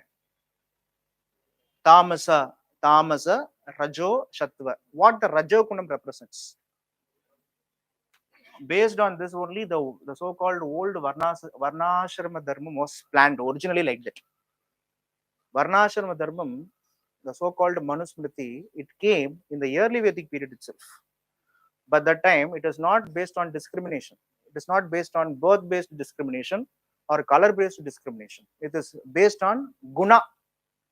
In a family, father, if he was interested in teaching or rituals, he is called a Brahmana. He is considered to be, he possesses the so-called Tamasa Gunam, which means a polite behavior. Okay. In the family, if a son was so eager to protect his country, he was so having valorness, bravery, willing power. So he was considered to be the Rajoguna. Okay, and some of them neither tamas, neither rajo. We call it as this sattva guna. So based on gunas only, sattva gunas demand for money, pano. Solralla. Based on this only, the so-called varnashrama was made actually originally. So in early Vedic period, in a family, if a father interested in teaching, he was called Brahmana. If a son interested in protecting his country, he was called Kshatriya. If another son interested in making money, he was called Vaishya. And if another son interested in agriculture, he was called Shudra. But later, the social stratification came, everything got collapsed. what came in the later Vedic period? This Varna system has become so stringent. In the name of the god, they say, okay, if a person was born on the head of the Brahma, they were all called. Brahma represents the so-called God, ultimate God. So Brahmavin தலையிலிருந்து பிறந்தவன் Brahmanan. If you are a Brahmana, you have to do the works of only Brahmana. You have a separate culture, you have a separate occupation. Likewise, the Varnashrama Dharma has become stringent in the later days. So that is what people say actually. This is originally the concept of Varnashrama. Initially, it was not based on the discrimination based on birth or occupation. It is based on guna. உனக்கு என்ன குணம் இருக்கோ அந்த குணத்துக்கு ஏத்த வேலையை செஞ்சுட்டு போ. புரியுதா? So this guna will come here. So sattva, rajo and also tamas. And the dwarf on the Nataraja dances in the demo Apashmara Purusha, the personification of the illusion and ignorance over whom Shiva trips. This Apashmara Purusha in Tamil we call it as Muyalaha. Got it? So this is how the Tandava dance of Lord Shiva goes like this. So the next current affairs part. There was a Buddhist heritage in Gujarat. Vadnagar ties with Buddhism. So our Prime Minister Narendra Modi ji, okay, on a speech he said that Buddhism also famous in Gujarat. Many things that, tell me, in India today, a largest Buddhist population, where they present? Maharashtra. The reason you know, because of Dr. B.R. Ambedkar. But originally Buddhism born in Nepal. It is famous in Uttar Pradesh and Bihar. Likewise, Jainism also famous in Bihar region because Mahavir born in Bihar only. But this two religion, though it have a strong hold in the Bihar, Uttar Pradesh, today's Bihar and Uttar Pradesh, these two heterodox religions were not present. And that too, Buddhism was present outside India, whereas Jainism, it was confined only to the northwestern parts of India. Okay, so our Prime Minister says that Gujarat also the center for Buddhism in some extent. He represents a place, he said a place called Vadnagar. Vadnagar also associated with Buddhism because when the Prime Minister says like this, parallelly a monument, a particular, this particular thing was called stupa. A stupa was discovered actually in the Vadnagar. So we are going to see whether our Prime Minister says everything was correct or not. So Prime Minister in Lumbini, where is Lumbini? Nepal. Okay, on the occasion of the Buddha Purnima, said that his birthplace, Vadnagar in Gujarat, Mehsana district. This may be important question. Okay, so fine. So he was born in Vadnagar, had been a great center for Buddhist learning centuries ago. Vadnagar is mentioned often in the Puranas and even in the travelogue of the great Chinese traveler Yuanshuan. So Yuanshuan also mentions about a place called Vadnagar. Okay, as a rich and flourishing town, he is believed to have witnessed the state, okay, in 641 Common Era. So tell me, 7th century Yuanshuan belongs to, and particular year belongs to 7th century. So who are all the contemporaries of Yuanshuan? 7th century, who are all the contemporary rulers of India? Harsha, Pulikesi to Pallava ruler whom? Mahendra Varman and Narasimha Varman. And next one is other important North India rulers. If you are surfing for the political history of North India in 7th century, you will be studying about a person called Shashanka. Heard about the person called Shashanka? Okay, Devagupta. Okay, remember this particular, I'm asking the personality's name, but last year in UPSC, they have asked the state's name. Tell me, in 7th century, after the decline of Guptas, what are all the independent and new regional and sub-regional cities were all emerged? What are all the name of the new cities? They have asked. Go and see the previous year question paper. Tell me, what are all the cities? Or what are all the new states? State UPSC there was another question asked. You know that in the year of 1498, okay, Vasco da Gama visited or reached India, Calicut, Kozhikode, Kerala. Who was the ruler in south? Many knows that it was Vijayanagar period, but none of them knows who was the ruler actually. This particular information was not present in any of the history books. But UPSC asked like this. So when you are studying a current affairs, you should correlate with the Another important facts. What are all the dynasties? Come on, tell me. So Harshavardhan was there. This Harsha belonged to which dynasty? Vardhana dynasty. Okay, so Vardhana dynasty. This Vardhana dynasty was also called as Pushyabudhi dynasty. Vardhana or Pushyabudhi dynasty. This is one point. And there was another dynasty, Maitrakas. There was another dynasty called Maitrakas and Maukaris. Maitrakas belong to this region, Malwa region, Maitraka. Maitraka and also Maukari. Okay, so these, and also another dynasty called Kamarupa dynasty. What is the Kamarupa means what? Assam. Assam ancient name was Kamarupa. Next the name was Ahom. So the Kamarupa dynasty, Maukari dynasty, Maitraka dynasty were all famous. In the Maitraka dynasty, there was a place called Vallabi was famous. Have you heard about the name Vallabi? Vallabi அப்படின்னு ஒரு இடம் இருக்கு. This Vallabi also an important center of Buddhism, because when Yuang Shuang visited India, he was the one who, there was two places he engaged in North India. Number one is at Kannauj and number two it's Vallabi. So Vallabi, Vadnagar and all nearby areas. These are all the areas of Buddhism. So this is how you need to correlate actually. So the current affairs is regarding with respect to Vadnagar. So Yuang Shuang says that this Vadnagar also mentioned in Yuang Shuang's travelogue. So he is believed to have visited the state in 641 Common Era. It adds how some of the names attributed to the Vadnagar in the history are Chamatkarpur. Nalla புரிஞ்சுக்கோங்க, இது மோடிஜி உடைய home town. இத கூட கேள்வியா கேட்பாங்க. Okay, Modiji was born here. Okay, Vadnagar. So what are all the ancient names of Vadnagar அப்படினா இதான். So Chamatkarpur, Anandpur, Snakepur and also Vimalpur. Please write it. இத மோடிஜியே சொல்லியிருக்காரு. எங்க நேபாளல போய் சொல்லியிருக்காரு, நான் பிறந்தல்ல அந்த இடத்துல தான் புத்திசம் ரொம்ப ஃபேமஸ் அப்படின்னு சொல்லி இதெல்லாம் சொல்லியிருக்காரு. Okay, so Chamatkarpur, Anandpur, Snakepur, Vimalpur are the places of Vadnagar, Gujarat, associated with Buddhism, associated with our Prime Minister. It also had snippets about other Buddhist heritage sites in Gujarat, such as Junagadh, Kutch and also Bharuch. So this Junagadh, Kutch and also Bharuch are also associated with Buddhism. Junagadh, Kutch and Bharuch. Why this question means, previously in UPSC, they have asked what are all the places associated with Buddha. What are all the places associated with Gautama Buddha? 2014, 2015, almost 2 years, the same question came actually. What are all the places associated with Buddha? So you see actually, there are three of the few holiest sites in Buddhism. Three important holiest sites. First one is Bodh Gaya.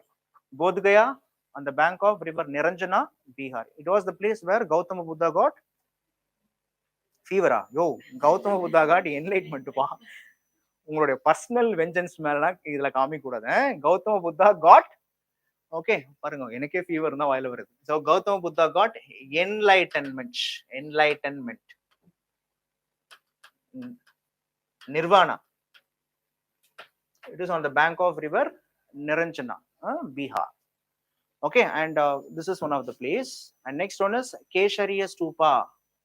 This Keshariya Stupa is a Buddhist stupa in Kesharia, located at the distance of 110 kilometers from Patna. Okay, in the eastern Champaran district, Keshariya Stupa. The first construction of the stupa is dated to the 3rd century BCE. Keshariya Stupa has a circumference of almost 400 feet.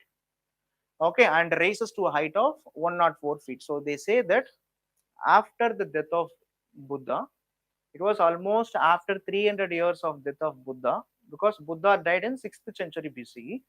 It was during the period of Ashoka, this Keshariya Stupa was built. So this stupa, tell me whether the concept of stupa was indigenous to India or not.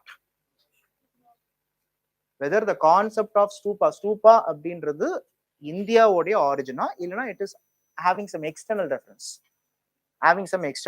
Because stupa was present in Persia, and even the Greeks also had stupas construction. Remember, these stupas are none other than mounds, samadhi. This stupa was particularly made popularized by Ashoka in the 3rd century. It is 300 BC. It was Ashoka. There was a illegitimate source says that Ashoka, he has erected more than 50,000 stupas. We don't have exact source to say 50,000, but says that some Buddhist literature says that Ashoka has built more than 50,000 stupas, okay, for the Buddhism, okay, for the concept of Buddha. So the stupa is not a open space actually, because it is not an open structure. It is not like a temple. You have an entrance, you can go inside the stupa. No, it was not like that. The stupa was a closed structure. It is a mound. Okay, it is a mound. You can circumambulate the stupa. What it means? Stupa என்ன பண்ணலாம் நீங்க சுத்தி வரலாம். புரியுதா? You see, this is the stupa. You cannot open the gate and go inside the stupa. Nothing will be there actually. ஏன்னா அந்த ஸ்ட்ரக்சரே அப்படி கிடையாது. You can circumambulate. நீங்க சுத்தலாம். This is the style of ancient stupas, but the stupas later got some additional carvings in the post-Mauryan and the Gupta's period. Later many railings and all came. Okay, so this is a stupa. So this stupa construction was so famous in Ashoka's period. So they says that there was a Keshariya stupa was built, okay, here. And the next one is Nalanda, was a renowned Buddhist university in the ancient kingdom of Magadha, modern day of Bihar in India. Buddhist texts describe it as the Mahavihara. Vihara is a monastery. Mahavihara means big monastery. Okay, so Nalanda was a Mahavihara. It was built during the time period of Kumaragupta time period. It was India's first residential university. Okay, when compared to Nalanda, Takshashila was the oldest university, but Nalanda was also one of the oldest university, but India's first residential university. Okay, and this Nalanda university, they recruit people by keeping entrance examination. Okay, so there are some specific scholars for it. They were all called Dwara Pandita. Okay, what they say? Dwara means gate. Dwara Pandita. So Dwara Pandita represents Pandita. It represents whom? It represents the scholars at the gate at the Nalanda University. So Nalanda was famous. Sarnath famous. Sarnath is the place in Uttar Pradesh where Buddha had his first sermon. So Buddha first, okay, he gave discourse to his students or his disciples at Sarnath, Uttar Pradesh. In the Sarnath only, the so-called Dharma Chakra Pravartana was famous. In Buddhism, there was a word called Dhamma or Dharma Chakra Pravartana, which means Buddha was giving his first sermon, first discourse, religious discourse. Okay, so this is also famous. And Kushinagar is the place in Uttar Pradesh where Buddha was finally, okay, he went for Mahaparinibbanna, which means Samadhi stage. Okay, he goes for a Samadhi stage. So this Kushinagar, Sarnath, Nalanda, okay, Champaran, Keshariya Stupa, okay, Balabi. So these are all the important Buddhist ancient sites you need to remember. Got it? Fine. Next one is, here comes another interesting current affairs. Iron in Tamil Nadu, 4,200 years ago, a new dating and its significance. So how we would have studied? We studied like prehistory, and after we studied like prehistory, and in the prehistory period, stone was predominant. After stone, copper came. Yes or no? Then we added copper piston. Then came bronze. In Indus Valley, Bronze Age we say. Okay, and then only we say that it was in the Aryans period, 1000 to 600 BC time period. Iron was discovered. Okay, and it is how it goes like this. This is the exam data, or this is the NCERT data, what you would have studied so far. In South India, it dates back even later. Sangam period only, they say that Iron Age, iron came into being. But the recent excavation, there was a place called Mailadumpari in Krishnagiri district. It says that, okay, the iron, the usage of iron in Tamil Nadu goes back to 2172 BC. What does it mean? இப்போயிலிருந்து 2000, அதுக்கு முன்னாடி 2172 வருஷத்துக்கு முன்னாடி, which means 4,200 years before, iron was used in Tamil Nadu, which means what?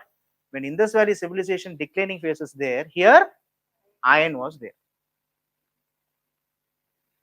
Okay, so we will study what is it.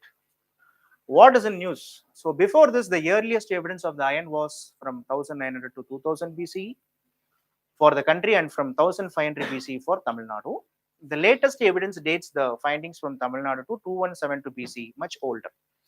The result of dating used accelerator mass spectrography. This is the this is one of the important mechanism or a scientific measure how you will go for this dating. Okay, so the accelerator mass spectrography, they found that some of the objects were all found. So where it was found, the excavations are from, don't write Mayiladurai, it is Mayiladum Parai. மயில் இருக்கு, பின்னாடி பாறைன்னு இருக்கு, மயிலாடு துறைன்னு இவனே போட்டுருவான். No, மயிலாடு துறை கிடையாது. It is மயிலாடும் பாறை. Again saying மயிலாடும் பாறை, near Krishnagiri in Tamil Nadu, about 100 kilometers south of Bengaluru. Okay, fine. So Mayiladum Parai is an important site with the cultural material dating back between the microlithic time period to early historic time period. Okay, so it dates back even to the prehistoric time period. Okay, microliths means உங்களுக்கே தெரியும், megalithic time period நம்ம படிப்போம், mesolithic time period னு படிப்போம். Mesolithic time period microlithic time period னு சொல்லுவாங்க. ஓகேவா? because small tools were all used there. So they say in 1979 the use of iron was traced to 1300 BC at Ahar. In UPSC, the first iron excavation site was at Ahar, Rajasthan. This is how we study in UPSC. This is the particular source. இதுதான் உண்மை. First இதுதான் நம்ம நினைச்சிட்டு இருந்தோம். Next the excavation goes. Okay, there was a place called Bukkasaraha. There was a place called Bukkasaraha in Karnataka. They says that the iron production dated back to 1530 BC.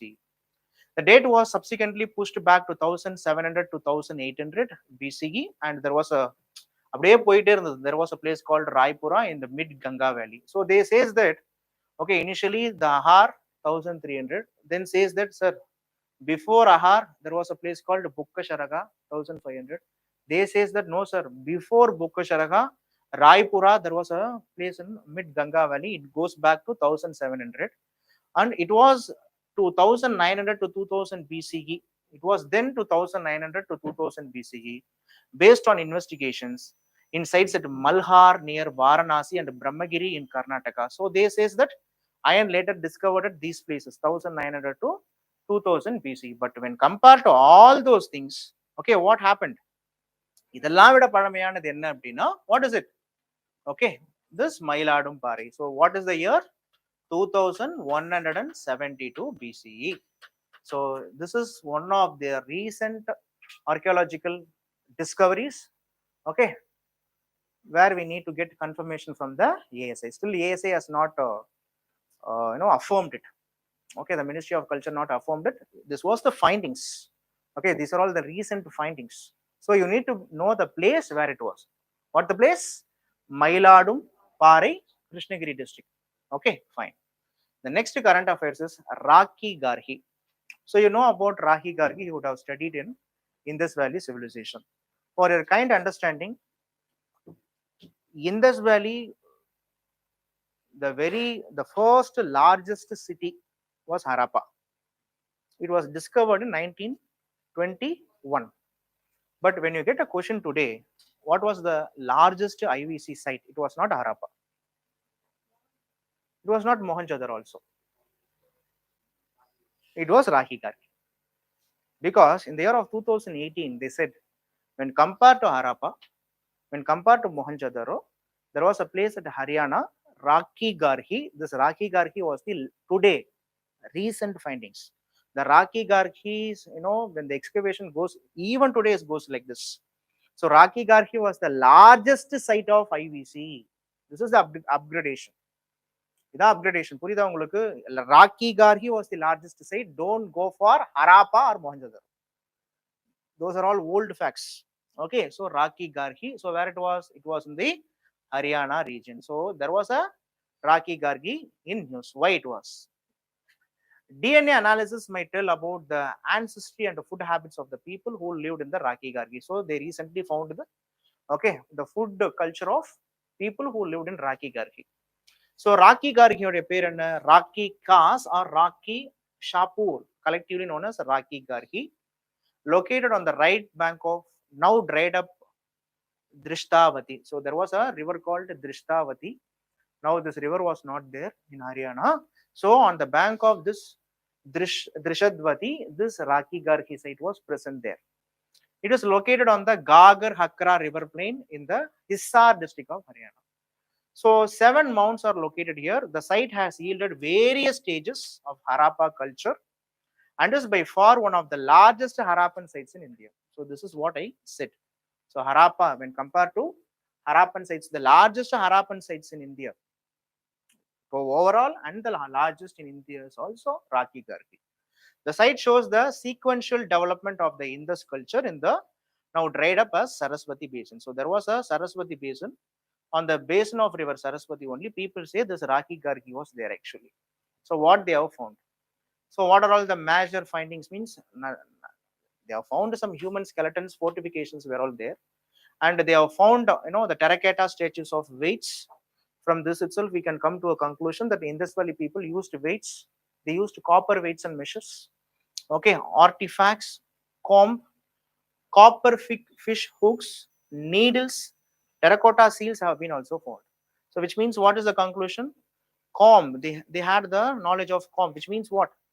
Okay, they had the knowledge of cosmetic industry. Bronze artifacts were all found. So bronze was found. What was the method? How they found the bronze? How the bronze images were all made? What is the technique? It was called the lost wax technique. The lost wax technique.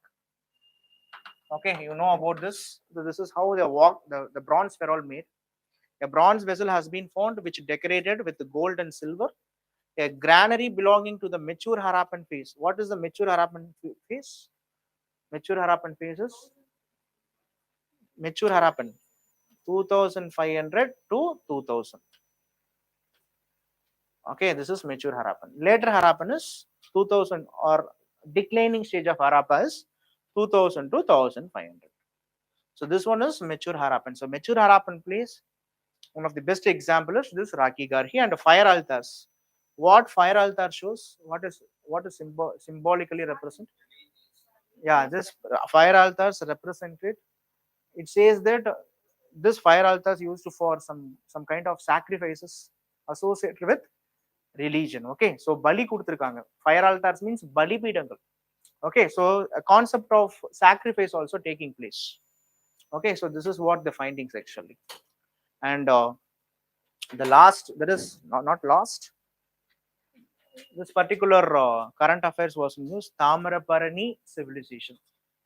When we speak about, there was a great poet Bharadiyar, he says, Kaviri, Tenpannai, Palaru, Tamil, Kandador, Vaigai, Purunanedi. There are 5 rivers. Kaviri, okay, Tenpannai here, Palaru, Tamil, Kandador, Vaigai, Porunai Nadi. This Porunai is nothing but Tamaraparani. தாமிரபரணியோட இன்னொரு பேர் என்ன? South இந்தியாவில் இருக்கிறவங்களுக்கு அதுவும் தாமிரபரணி திருநெல்வேலியில் இருக்கிறவங்க ஷாக்கிங்கா இருக்குல்ல உங்களுக்கு, பாவிகளா அப்படின்னு. Then Porunai is nothing but Thamirabarani. When a civilization was in news, Purunai civilization, don't exaggerate. Okay, so you need to understand that then Purunai was called Tamarabarani. Okay, or Tamarabarani is the famous river there. So why it is famous? Why it is in news? The Tamarabarani or Tamraparni. Listen, there will be a confusion here. There was a port in ancient India. It was called Tamralipti. This was the port in Bengal. This was the port. Don't confuse Tamralipti with Tamraparni. Different. Both are different. The Tamraparni or Tamraparni or Purnai is a perennial river that originates from the Agasthyar Kudam peak of the Podigai hills. It was the perennial river. What is the meaning it? Yeah, continuously.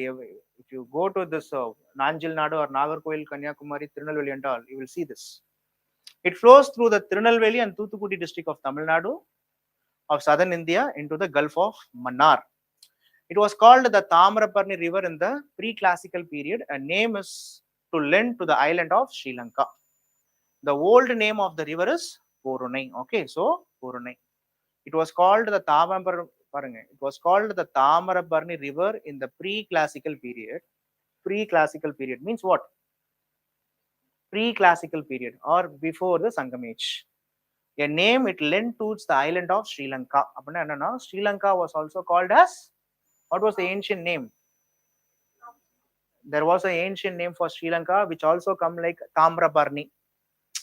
Sri Lanka also got the name. We call it as Sri Lanka as Lanka. Ceylon. There was another ancient name for Sri Lanka called Tamrabarni. So people say that Tamrabarni is the name it lent to the island Sri Lanka. But the oldest Tamil name is what? Then Purunai. Purunai was the name of the Tamrabarni. Okay. So the Tenpurunai Nadi finds mentioned by the classical Tamil poets in the ancient Sangam literature. It was in Purananuru, this Tenpurunai was mentioned. So it was got a mention. Recognized as a holy river in Sanskrit literature and Puranas. Doesn't even in the Sanskrit literature, they said that it was a holy river. The Mahabharata Ramayana also says it. The river was famed in the early Pandyan kingdom for its pearl and conch fisheries and trade. Okay, Tennadu Muttudaithu. Muttu means pearl. Okay, the Pandyans had the credit of doing trade with the Romans. The Romans had the credit of appointing diplomats in the court of Pandyas. So this Porunai or the area nearby Thoothukudi. Okay, Korkai, there was a port called Korkai. Do you know Korkai? This Korkai port was a famous international port actually. Korkai. Okay, so this Korkai region famous for pearl trade. So it associates with it.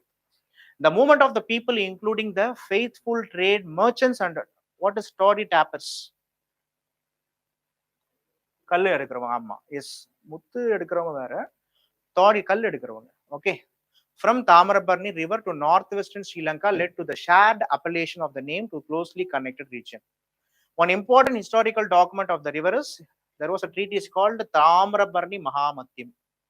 Okay, so there was a Tamraparni, they will even ask Tamraparni Mahamatyam associated with what? They may ask like this. It has many ancient temples along with the banks.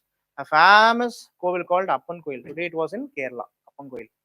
Okay, so Appan Koil is located on the northern side of the river. Okay, fine. Conch fisheries na the muttu edukkuradhu solluvaangalla. Muttu edukkuradhu. இன்னும் அந்த சின்ன சின்ன இதெல்லாம் மீன்கள்லாம் இருக்கும். அதை பிடிக்கிறது தான் காஞ்ச் ஃபிஷரிஸ்ன்னு சொல்லுவாங்க. முத்தெடுத்துறதுன்னு சொல்லுவாங்க ஆக்சுவலா. Okay fine. இந்த முத்து குளித்தல்னு சொல்லுவாங்க தமிழ்ல. Fine. So the next fellow is the next current affairs is Birsa Munda. So we know about Birsa Munda. The Birsa Munda, the word associated with Munda rebellion. We know the word Munda is the, what is the word Munda? Munda means the tribal group. The tribal group associated with the Chota Nagpur region. Okay, this Chota Nagpur region famous for its resources. We know that pharaohs, non-pharaohs, forest resources, tribal peoples, famous in the Chota Nagpur region. So we know that in the 18th and 19th century, due to the commercialization of forestry and commercialization of agriculture, and the British intention of developing railways, roadways, and telegraph communication, led the life of the tribals. Okay, they felt the despair. They felt the heat of the British rule. One of the tribal group called Munda tribes, they were all converted to a foreign religion, Christianity, and some of them converted to other dominant religion. But this Munda, especially Birsa Munda, he was seriously thinking about the British rule, because the British rule introduced some system. That system was completely alienable for them. the British rule, or the so-called Dikus, the Dikus are none other than the foreigners. So their policies, their systems, their style seriously affected the livelihood of the Munda tribal groups, because many Munda tribals were taken back. Okay, they were taken for indenture laborers. We know the word indenture laborers, which means ஒப்பந்த தொழிலாளர்கள். Okay, they were all taken for slavery. They were all taken for indenture laborers. Some of them used in mines, and also some of them used for hunting. Okay, with the help of them, the British were all engaged in the poaching activity. So due to many reasons, their livelihood got affected. They were all alienated in their home. So Birsa Munda, a leader, was seriously against it. So he took a armed rebellion, and that is what we call it as the Munda rebellion. There are two Munda rebellion happened in history. One at Dalhousie's period, 1854 to 56, but that is not the point here.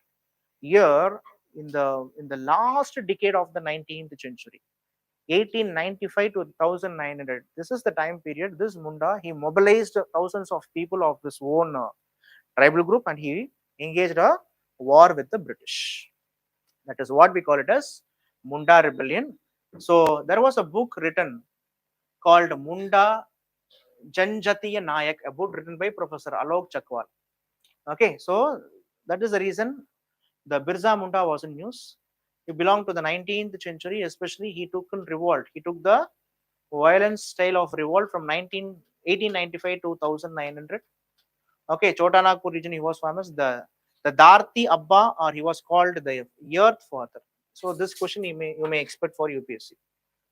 Okay, and already last year or before year, there was a question called Ulgulan. They asked what is Ulgulan. Ulgulan is nothing but the Birsa movement was called Ulgulan, or the Earth Tamil. So the Birsa, the movement was called Ulgulan. Okay, so the word Ulgulan associated with the Birsa movement. This was already asked in UPSC. UPSC previous year question.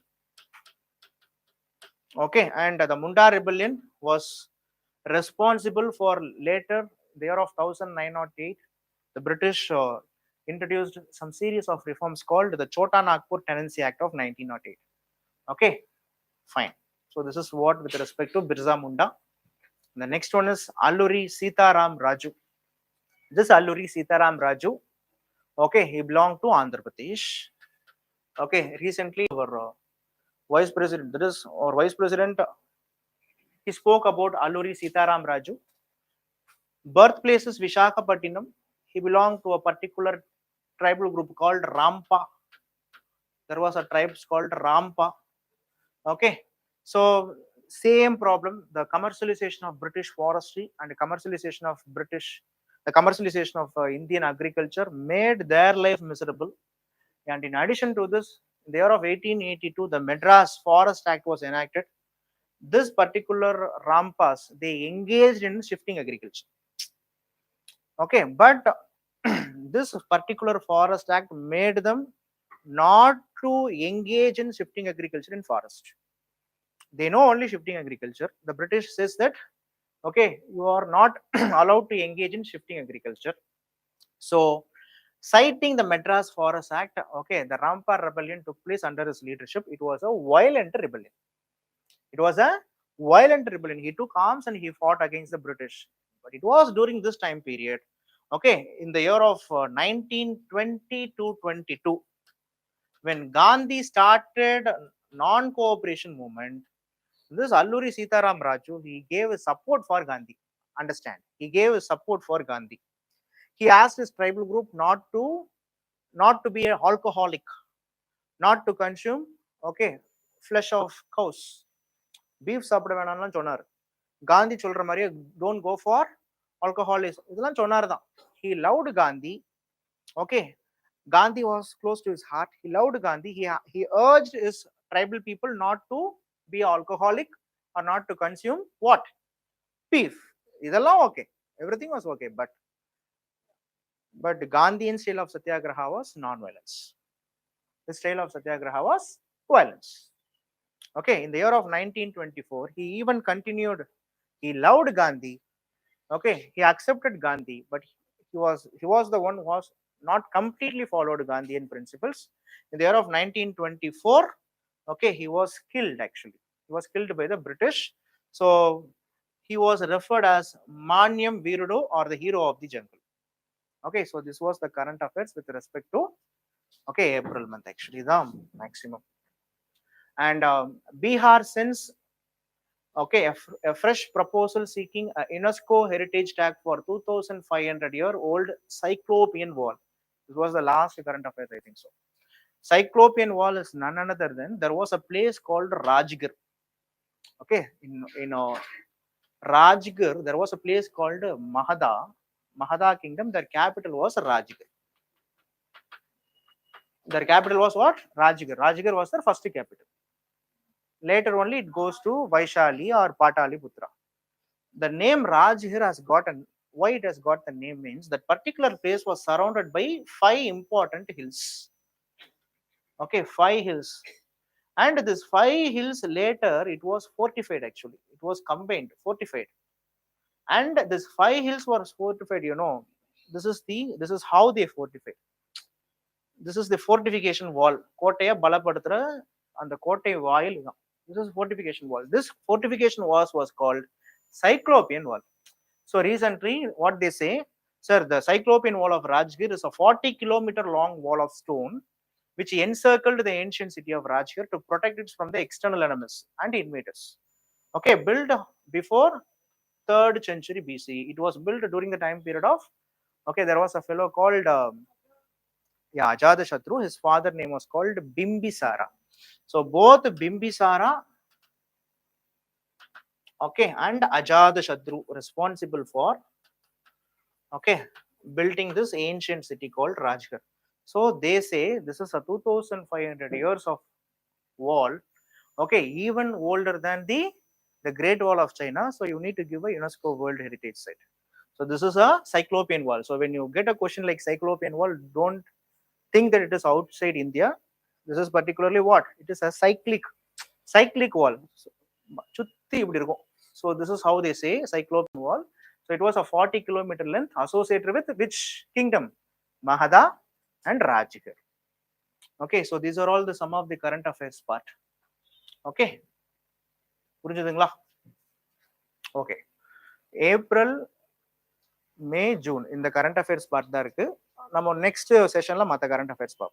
When come to current affairs, this particular 3 months only has got so far this current affairs. Next others and all, next class we will see. Okay, take care, bye. Okay, good afternoon. Shall we start? So my name is Varun, and why I'm here before you instead of someone else is because of due to some unforeseen circumstances, and my expertise with this exam is that I have cleared prelims 4 times. 4 வாட்டி prelims clear பண்ணிருக்கேன், and I have a degree from NIT Trichy, a BTech degree, so they thought it's apt to give me this science and environment. So I'll be dealing with current affairs today of 3 months as it's given here. Newspaper படிப்பீங்களா? By the way, do all of you understand Tamil? Is there anyone who doesn't understand Tamil? எல்லாருக்கும் தெரியும்ல? Okay. So do all of you read newspaper? Yes. So why do you have to sit for this class? What it doesn't make sense, right? எல்லாரும் இந்த exam கண்டிப்பா news paper படிச்சா மட்டும்தான் you at least have a chance to clear the exam. News பேப்பரே படிக்கலனா why do you people are sitting for this class? Any idea? News paper படிச்சிருந்தாலும் why are you sitting for this class? What? Connecting the points, or so more than just merely studying the newspaper, it is apt for you to know what kind of questions that you can expect. So that's where experience comes in. இதுக்கு முன்னாடி யாராவது prelims எழுதிருக்கீங்களா? Has any of you written a prelims before? A good number of you. How many prelims? 1 or 2? Not more than that, right? So I have failed in 2 and cleared 4. So I have a good experience.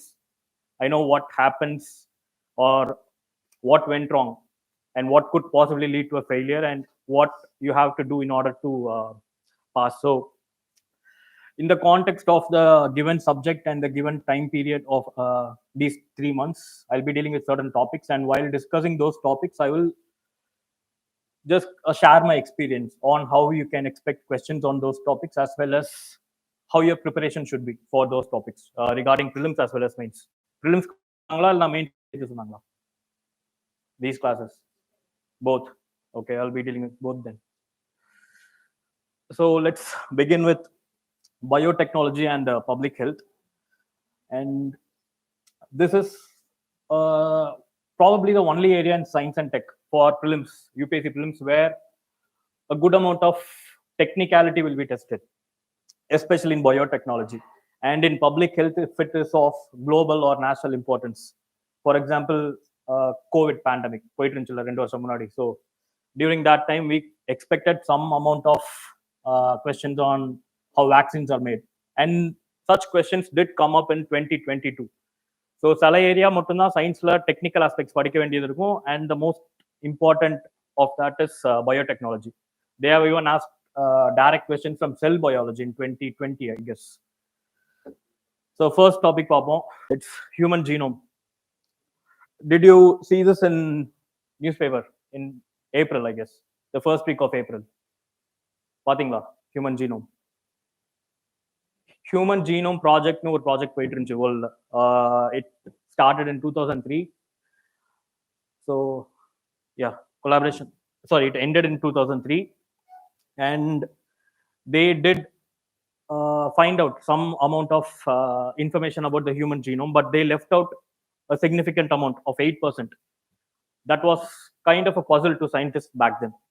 So by the way, before that, do you people know what a genome is? Genome nanan theriyuma? Should I explain anything about DNA or genes? So this is something called as DNA. DNA will always have these 4 bases: adenine, cytosine, thymine, guanine. A, C, T, G. This is double parallel, double strand in helical shape. Helical shape is and as you see, there are 2 ribbon-like structures going around, like, and 2 colors are meeting each other. Those are called pairings, base pairings. RNA, but except thymine, you will be having something called as uracil. So this is the difference between DNA and RNA. And evlo chromosomes irukum body la? 24 23. So what is a chromosome?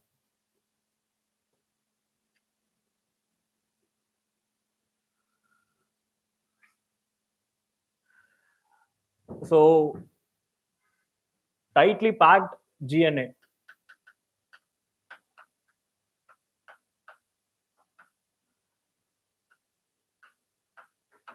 is called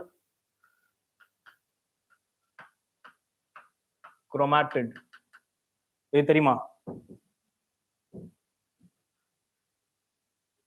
And there will be 2 pairs of chromatins. Chromatins is maximum condensed. Tight pack it is chromatid when it's maximum condensed, completely condensed. Compress it is called chromatin. And sorry, not 2 pairs. A pair of chromatin is called, that is 2 chromatin together is called a chromosome. So 23 such chromosomes composed together of your genome. 23 chromosomes. So human cell human body you will be having 23 chromosomes. 22 of them are called autosomes. The final pair, 23rd pair, is called allosome. That is the sex determining chromosome. So what is special about this project? In the time in the current affairs வந்துச்சுனா முன்னாடி ஒரு ப்ராஜெக்ட்ல 92% கண்டுபிடிச்சிட்டாங்கன்னு சொன்னால, and that was euchromatin. அந்த region euchromatin ஒரு region இருந்துச்சு.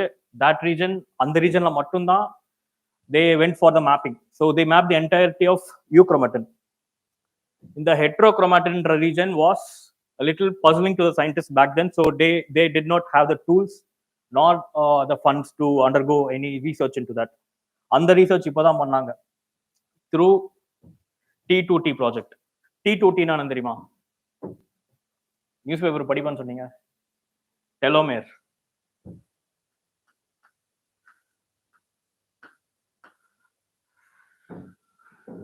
So go home and Google what is telomere. It is too technical to explain here. And only thing I can tell you is if telomeres are good or bad. Telomere na என்னன்னு தெரியுமா? What? Terminal portion of a chromosome. What kind of data does it have? Or what does it? What's its role regarding human body? It is like it dictates the time period of any gene to act. எவ்வளவு நேரம் act பண்ணக்கூடாது. All such details lie in this. So if someone asks you telomeres are good or bad, it is absolutely good. And as you age, the number of telomeres in your body drops. So if you manage to maintain the number of telomeres in your body, your aging process will slow down naturally. So that is what telomeres are. And here they cannot ask you nothing much beyond this. Okay, so நான் கொடுத்ததுக்குள்ள இருந்து மட்டும் தான் prelims க்கு கேட்க முடியும். Nothing beyond this will be asked. Okay, so shall we move on? Any doubts with this? Any doubts? So next one is traditional medicine. யாராவது பாத்தீங்களா இத நியூஸ்ல? They started this center GCTM at Jamnagar. So this is the one and only center for traditional medicine in the world right now. So do read this definition given by WTO for traditional medicine.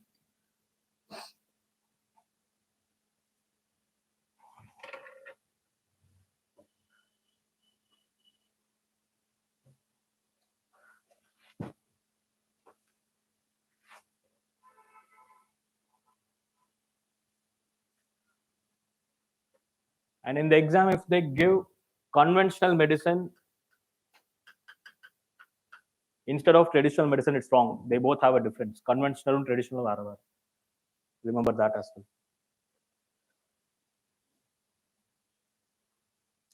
This was a statement given by our Prime Minister when he inaugurated this thing in April this year.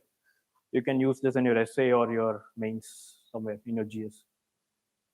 So this was opened by both in collaboration of Ministry of Ayush and WHO. Definition மட்டும் WHO கொடுக்கல, WTO கொடுத்திருக்காங்க.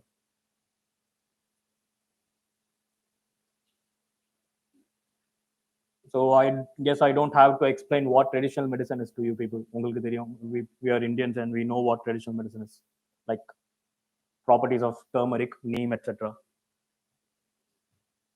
Any doubts here? I don't think you'll be having any doubts here. So next one is information technology, communication and transport. So first information technology பார்ப்போம், transport ஒன்று ரெண்டு news மட்டும் இருந்துச்சு பின்னாடி.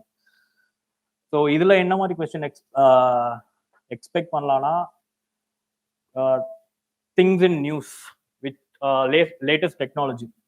என்ன மாதிரி கொஸ்டின் முன்னாடி கேட்டிருக்காங்கன்னா 4Gல என்னென்ன இது இருக்கு, LTE நான் என்ன பண்ணும், விவோ LTE நான் என்ன பண்ணும், so which is faster, which is slower, and the difference between one technology and its predecessor, the latest technology and its predecessor. இப்போ latest 5G இருந்துச்சுன்னா you should not only study 5G, you should also be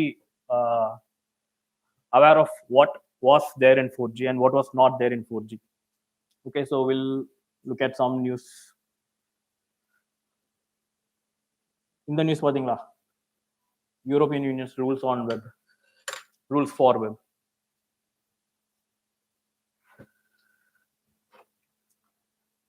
So the gist of this, which is not given here, is whatever that is illegal in whatever that is illegal offline will be illegal online as well. Adha mattum eludhikonga. That is the theme of these rules. Whatever that is illegal offline will be illegal online as well.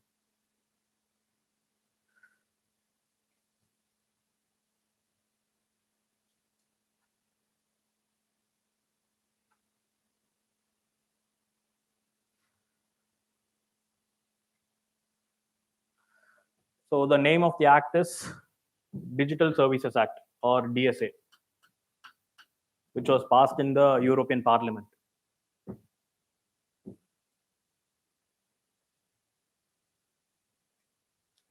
One thing you have to know here is, will it be applicable to all services? எல்லா சர்வீஸ்க்கும் யூரோப்ல across all services it is applicable. No statement கொடுத்தா கொடுப்பான். Should know that only services with more than 45 monthly active users, இந்த சர்வீசஸ்க்கு மட்டும்தான் it applies, not to all the services.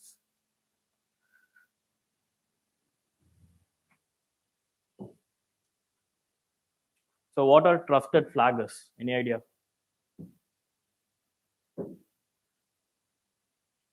உங்களுக்கு ஏதாவது ஒரு web ஆன்லைன்ல ஏதாவது சர்வீஸ் யூஸ் பண்ணீங்கன்னா ரிப்போர்ட்னு ஒரு பட்டன் இருக்கும் தெரியுமா? பக்கத்துல ஒரு ஃபிளாக் இருக்கும்ல. So that is what's called as flagging a report, or you become a flagger if you report something like that. So some people, like opposing companies or rival companies, to try go for this reporting. நீங்க ஒரு YouTube channel வச்சிருக்கீங்க, இன்னொருத்தனும் உங்களை மாதிரியே content போடுறானா, you might start reporting randomly. தேவையில்லாம அவன் report பண்ணிருப்பீங்க. Except those cases, there are some genuine reporters, right? So they are considered as trusted flaggers. So இவங்க சொல்ற ரிப்போர்ட்லாம் these companies, மாங், இது என்னன்னு தெரியும்ல, meta, Amazon, apple, Netflix and Google. So it's an informal term anyway. So in the companies law and big companies which have more than this number, they should go for they should follow the, not follow, they should take into consideration the flaggings. And idyum nyabagam vechukonga, duty of care. Marketplaces na something like Amazon. Marketplaces should impose a duty of care on sellers. Idhula enna irukuna, they will be giving the information of sellers. Marketplaces like Amazon, Flipkart, etc. just connect consumers with sellers. They don't produce their goods, right? So on the seller யாரு என்னன்னு உங்களுக்கு எதுவுமே தெரியாது. You just trust Amazon but not the seller. அப்போ அவங்க என்ன பண்ணணும், they should give you proper details about the sellers, whatever that is necessary for you under the consumer protection. Okay, so இதை மட்டும் எழுதிக்கோங்க, duty of care. Dark pattern என்ன தெரியுமா இருக்காது? How many of you have Amazon accounts here? Amazon account, Amazon account, not Prime, any account in Amazon. So a good number of you. So how many of you have deleted your Amazon account? இதுக்கு முன்னாடி Amazon account delete பண்ணி பார்த்திருக்கீங்களா? delete பண்ண try பண்ணிருக்கீங்களா? எங்க போய் பண்ணணும்னு தெரியுமா? 10 நிமிஷம் ஆகும் Amazon account delete பண்ணணும்னா, even if you know the entire process. ஒரு இடமா சுத்த விட்டுட்டே இருப்பான். So that is an example of dark pattern. Dark pattern is something where the service provider on the internet, they try to trick you into doing what they like instead of what you like. நீங்க நினைச்சதை பண்ணவே முடியாது இன்டர்நெட்ல. சில time add வரும் தெரியுமா? Add ஓடிட்டு இருக்கும். ஏதாவது ஆப் ஓபன் பண்ணா இந்த இடத்துல ஒரு கிராஸ் மார்க் காட்டும், இங்க ஒரு கிராஸ் மார்க் காட்டும், இங்க ஒரு கிராஸ் மார்க் காட்டும், எதை அமுக்குனே தெரியாது. So these are all examples of dark patterns. So dark pattern na என்னன்னு கேட்டா, this is the definition what I just said. நம்ம நினைக்கிறத பண்ண விட மாட்டாங்க. Only they will try to coerce you into doing what they desire. Dark pattern na dark சம்பந்தமா ஏதாவது definition கொடுத்தாங்கன்னா அதை எழுதிடாதீங்க. That is wrong. What I said is dark pattern. இங்க கொடுத்துருக்காங்களா, misleading interfaces, just like this. Any வேற ஏதாவது example தெரியுமா dark பேட்டர்னுக்கு? There is right now there is something which is not spoken of, but it is of a grave threat to our mental health. Something called Instagram Reels, YouTube Shorts, TikTok videos. There is a reason why they come in random. நீங்க science பத்தி பார்க்கணும்னு நினைச்சீங்கன்னா, இல்ல politics பத்தி பார்க்கணும்னு நினைச்சீங்கன்னா, first video வேணா politics பார்க்கலாம் ஷார்ட்ஸ்ல, அடுத்த வீடியோ பாலிடிக்ஸ் வராது. Do you know why? To keep you engaged. கொஞ்ச நேரம் ஒரே கண்டென்ட் பார்த்துட்டு இருந்தீங்கன்னா you might get bored. Just to keep you engaged and make you make quick decisions. 2 second 3 செகண்ட்ல வீடியோ பிடிக்கலன்னா மாத்திட்டு போயிடலாம், because they have a lot of content. ஒரு hundreds of millions of videos are available in the form of shorts and reels today. So this is another example of dark pattern. புரிஞ்சதா dark pattern ஆனு? Any doubts in this? படிச்சு பாத்தீங்களா ஃபுல்லா? Just read it once, and if there are any doubts, do ask me.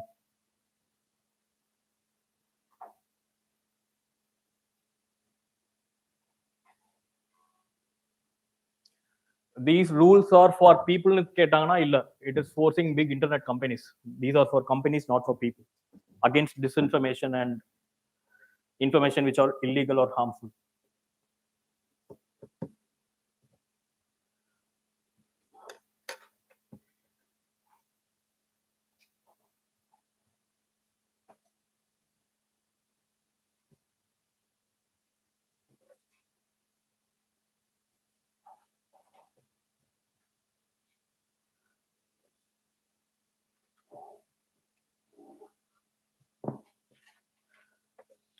I forgot to mention this point. Procedure for faster removal of content. So in case if someone uploads a content like triggering some community or a religion or anything in European Union, if the union feels that it should be taken down, or any authority set by the union for sake of this, if they feel that it should be taken down, then it should be taken down immediately. இல்லை எங்க சர்வர்ல எனக்கு ஆளுங்க யாரும் வேலை பார்க்கல, இந்த மாதிரிலாம் reason சொல்லக்கூடாது. There should be ways for faster removal of content. இத்தனை நாள் இந்த மாதிரி கேஸ்லாம் கொடுக்கல. The ball was in their court, the court of the companies. எவ்வளவு நாள் வேணாலும் அவங்க இழுத்துக்கலாம். ஏன் இவ்வளவு சீக்கிரம் நீங்க கண்டென்ட் ரிமூவ் பண்ணல அப்படி கேட்க முடியாது. Now there is a set of rules and they should follow it. புரிஞ்சுதா அது? Any doubts here? We'll move on.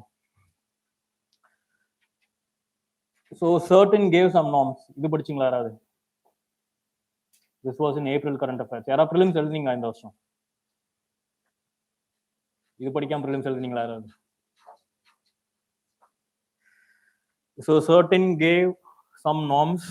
There were three more important norms. This is number 1. This is number 2, and number 3 is in next page. So read these 2 norms, I'll explain it.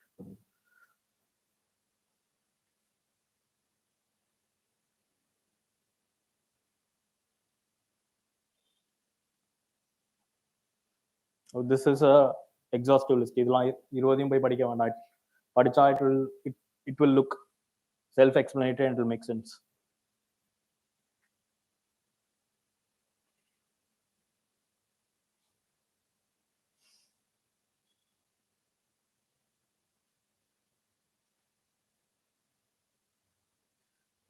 Done reading these 2?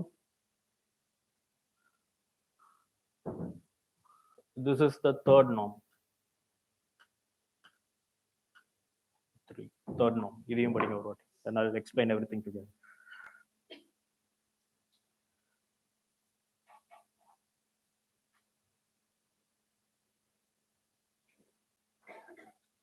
Done? So what is a VPN? அது full form. VPN na என்னது? Proxy. How does it work?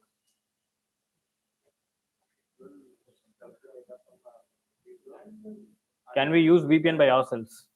நம்மளே VPN use பண்ண முடியுமா? எப்படி VPN use பண்ணுவீங்க? ourselvesனா நம்மளே சொந்தமா use பண்ணிக்க முடியுமான்னு கேக்குறேன். Network tunnelling. If you have studied that, then you can create your own system. Then you can do. Otherwise, we use a service from the internet. Any user like Nord. என்ன VPN service use பண்றீங்க? Do any of you use VPN services? சிரிக்கிறதுக்குல நான் game download பண்றேன் அந்த மாதிரி தான் கேட்டேன். Like some games are banned in India.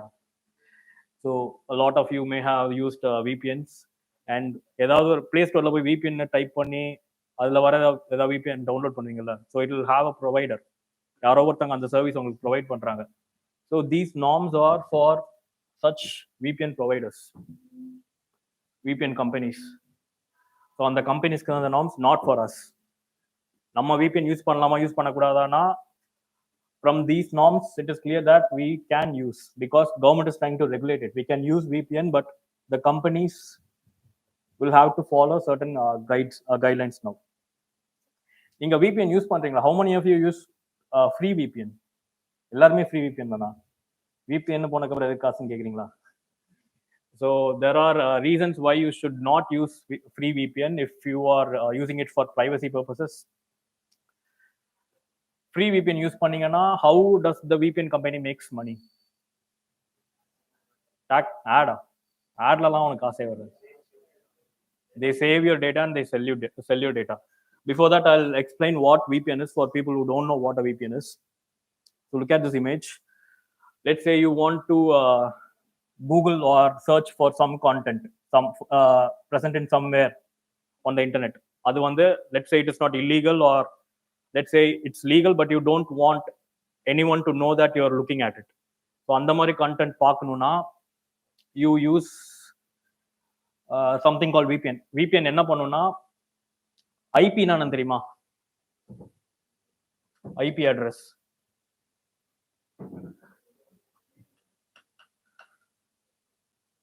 So every device in the world, every device which is connected to the internet in the world will be given an IP address. Internet is nothing but the connection of all the devices in the world. Not all, most of the devices in the world. அப்படி எல்லா டிவைஸும் ஒன்று கனெக்டா இருக்க இன்டர்கனெக்டடா இருக்கிறது பேர் தான் internet. So இப்படி இன்டர்கனெக்டடா இருக்கிறப்போ they need to know which device is which, right? அதுக்காக கொடுத்தது ஒன்று தான் IP address. What this VPN companies do is they mask your IP address. உங்களோட IP address மறைச்சிட்டு உங்களுக்கு புதுசாக ஒரு அட்ரஸ் கொடுத்துருவாங்க. புது அட்ரஸ் மூலமா நீங்க போய் ஒரு கண்டென்ட்டை பார்த்துட்டு திருப்பி வரலாம். and no one will know that you did that except the VPN provider themselves. ஏன்னா அவங்க தானே கொடுக்குறாங்க. layman example for this is, let's say you are buying alcohol. டாஸ்மாக்ல போய் ஒரு ஃபுல் பாட்டில் வாங்கிட்டு போறீங்க வீட்டுக்கு, but you don't want your parents to know that. What you do is, instead of taking the bottle just like that, ஒரு shoe box குள்ள வச்சு எடுத்துட்டு போறீங்க. Your parents think that you are buying a new shoe or something. உள்ள என்ன இருக்குன்னு உங்களுக்கு தெரியாது. So that's exactly what a VPN does. It masks your IP address. It masks your real identity. But அந்த கம்பெனிக்கு தெரியும் நீங்க என்ன பண்ணிட்டு இருக்கீங்க, அந்த VPN கம்பெனிக்கு, and they will have that data. Government என்ன சொல்லியிருக்குன்னா, that is certain. Under this act they have given a guideline. In the guideline என்ன சொல்லியிருக்காங்கன்னா, those companies should maintain a series of extensive consumer data or customer data for 5 years. Extensive customer data na என்ன தெரியுமா? என்ன data தெரியுமா? எந்த டைமுக்கு நீங்க VPN use பண்ணிருக்கீங்க, அப்புறமா என்ன வெப்சைட் குள்ள போயிருக்கீங்க VPN யூஸ் பண்ணி, என்ன கண்டென்ட் பார்த்துருக்கீங்க, எவ்வளவு நேரம் பார்த்துருக்கீங்க, எவ்வளவு வாட்டி கிளிக் பண்ணிருக்கீங்க, எங்கங்க கிளிக் பண்ணிருக்கீங்க, அப்புறமா all such simple data which you may not have even thought about. So அந்த டேட்டாலாம் 5 வருஷத்துக்கு சேவ் பண்ணி வைக்கணும். இன்னைக்கு பார்த்தீங்கன்னா 2027 வரைக்கும் இருக்கணும் அட்லீஸ்ட். அதுக்கப்புறம் வைக்கிறது கம்பெனியோட விருப்பம். அதுக்குள்ள கம்பெனி நினைச்சா டெலிட் பண்ணலாம். சாரி, அதுக்குள்ள பண்ண முடியாது. 5 இயர்ஸ்க்கு அப்புறம் கம்பெனி நினைச்சா டெலிட் பண்ணலாம். But no company will delete this. They will save it for அவங்களுக்கு எப்போ எது வரைக்கும் காசு கொடுத்துருக்கீங்களோ அது வரைக்கும் வெளியே விடாமல் இருப்போம். அதுக்கப்புறம் வெளியே விட்டுரும். So that's what VPN does. புரிஞ்சுதா VPN என்னன்னு? நல்லா இருக்கும். What were the other rules?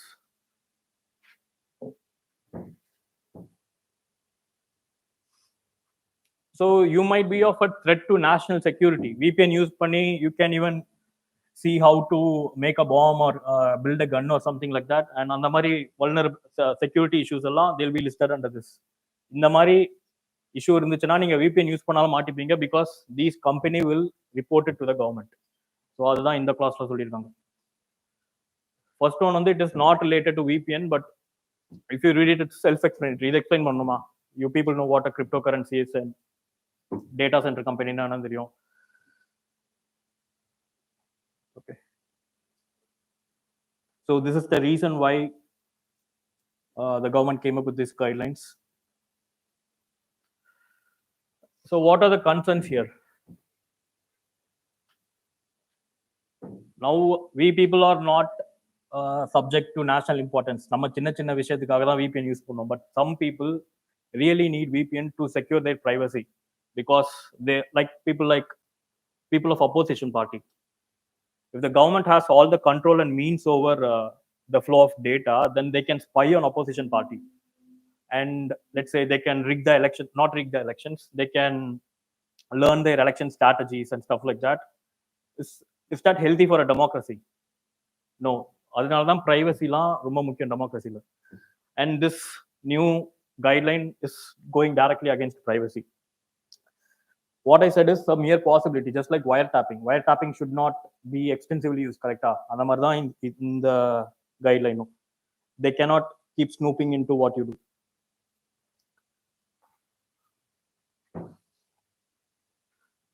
And இந்த எக்ஸ்டென்சிவ் கஸ்டமர் டேட்டா கூட இன்னொரு விஷயம் இருக்கு, இதையும் ஆட் பண்ணிக்கோங்க. பர்பஸ், எதுக்கு ஒருத்தங்க VPN யூஸ் பண்றாங்க, அந்த பர்பஸையும் அந்த company should save it. The company won't ask you for the purpose which you are using. The company will tag it by themselves. Tag பண்ணி வச்சிருவாங்க, இவங்க வந்து இதுக்காக தான் VPN யூஸ் பண்ணிருக்காங்க. And that data will be accessible to the government anytime. So if you are someone who's using VPN for accessing content which is not available in India, it's nothing more than going incognito. அதை விட பெருசா எதுவுமே இல்லை. If you are using free VPN, if you are using paid VPN, then they can assure you greater privacy. Paid VPN service ஏதாவது தெரியுமா இருக்காது? Nord VPN ஒரு 5000 கிட்ட ஒரு வருஷத்துக்கு. So this company, after seeing these guidelines, tried negotiating with our government, and from late June, they started shutting down their servers in India. Some VPN companies to vote, adula mukkiyamaana company Nord, because they felt that they cannot do their duty in protecting the privacy of their customers. Okay, so any doubts in VPN or these norms given by certain என்னன்னு தெரியும்ல, அதை சொல்லவே இல்லையா ஸ்டார்டிங்லனா? So இது என்னன்னு தெரியும்ல, computer emergency response team in India. So if there is any threat to our national security in cyberspace, physical space இல்லாம cyber space வந்துச்சுன்னா, the first agencies to step in is CERT-in இருக்கும். This is their tagline. This is a government body, by the way. Have they been effective? Has CERT-in been effective in protecting India's cyberspace? No. ஓரளவுக்கு பண்ணியிருக்காங்க, but there's still a long way to go when compared to other developed countries. Okay. Shall we move on? Next one is RFID. இது முன்னாடியே இருக்கு, இப்போ ஏன் நியூஸ்ல வந்துச்சுன்னா, அமர்நாத் யாத்திரை இருக்குல்ல, Amarnath. So some people go to Amarnath pilgrimage every year, and some people might go missing because it goes deep into the valleys and hills, etc. So அவங்களெல்லாம் to keep a track of everyone, they have started using RFID this year. So for this reason, RFID might be asked. என்னன்னு தெரியுமா RFID-னா? கேள்விப்பட்டிருக்கீங்களா எல்லாருமே? The full form is radio frequency identification. கார்ல ஃப்ரண்ட்ல ஃபாஸ்டாக்னு ஒரு sticker ஒட்டுவாங்க தெரியுமா?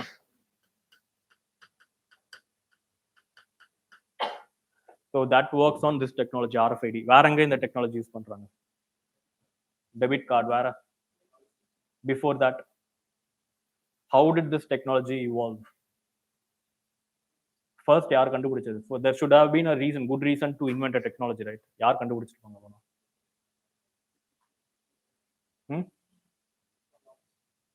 Logistics was a spin-off on the reason, on the purpose, sorry. First கண்டுபிடிச்சது யாருன்னா, ஷாப்ஸ். கடையில சார் பொருள் எடுத்துட்டு நீங்க கதவை பில் பண்ணாம கதவை தானா சத்தம் போடும் தெரியுமா? So that was based on RFID technology. So this works using these two, tags and readers. ரெண்டு காம்பனன்ட் இருக்கும். டேக்னா உங்க கார்ல ஃப்ரண்ட்ல ஒட்டிருப்பீங்க தெரியுமா ஸ்டிக்கர்ல, அதுல இருக்க சின்ன சர்க்கியூட் மாதிரி ஒன்று வரைஞ்சிருப்பாங்க தெரியுமா, இந்த மாதிரி. ஸோ அது பேர் தான் tag. And one that reads it is called as reader. So இது பார்க்க முன்னாடி பார்ப்போம். There are different types of tags: active tag, passive tag, and semi-passive tag. Active tagனா உங்களோட டேக்லயே இட் will have a power supply. அது மட்டும் எழுதிக்கோங்க. Active tag will have a power supply. Will have its own power supply.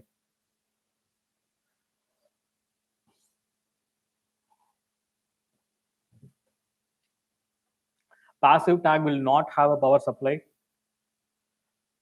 Passive tag will not have a power supply and depends on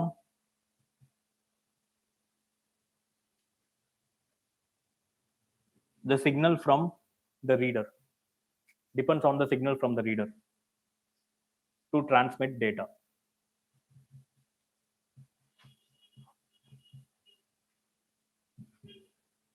Semi-passive tags will have a power supply.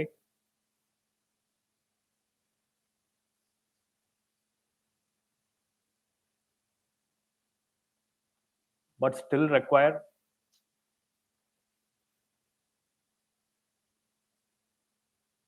signal from the reader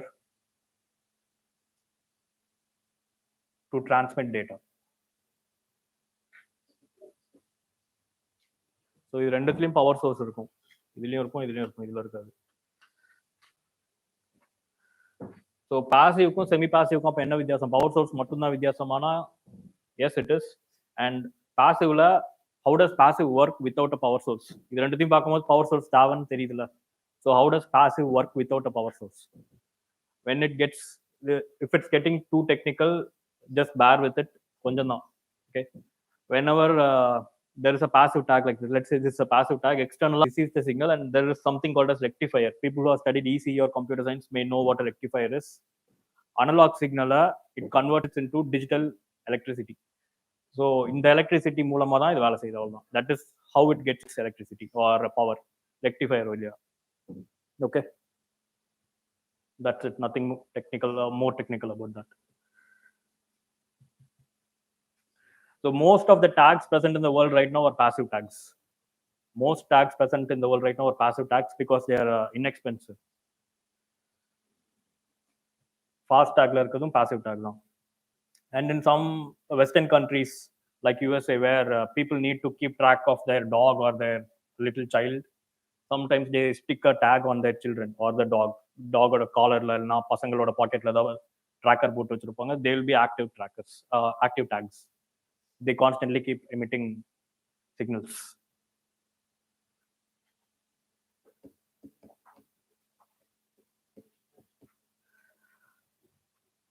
And as it says in this line, it is similar to how a barcode works. Barcode scanner வச்சு scan பண்ணலாம்ல, அந்த மாதிரி தான் RFID scanner வச்சு scan பண்ணுவாங்க. But it doesn't require a line of sight. கண்ணுக்கு எதிரில் இருக்கணுமானா இல்லை, பக்கத்து ரூம்ல எனக்கு பின்னாடி இந்த செவருக்கு பின்னாடி RFID டேக் வச்சு scan பண்ண முடியுமானா பண்ணலாம். But we cannot do the same for barcode, right? So that is the difference. And we come to this final question: can it be hacked or not? Can it be hacked or not? Yes, எப்படி? Are there any hackers in the class? So even if there are, it cannot be hacked by casual hackers. It is not prone to casual hacking because it contains encrypted signal, and only if you break that cryptograph only when you break the key or the code to how to read that signal, then you can hack it. In simple terms, casual hackers cannot hack it. புரிஞ்சதா? Doubt இருக்கா? RFID and the difference between RFID and barcode.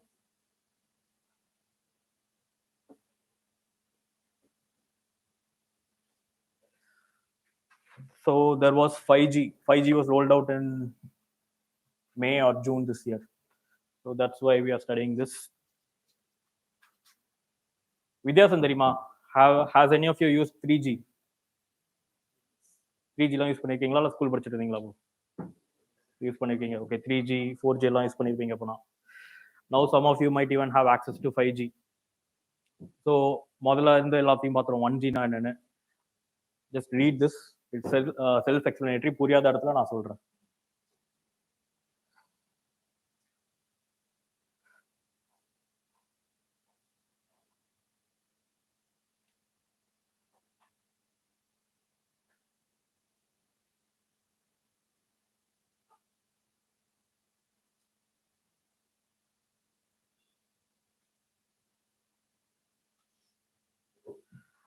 By the way, this is always denoted in mbps. இது வந்து small b. இது நிறைய பேருக்கு தெரியாது.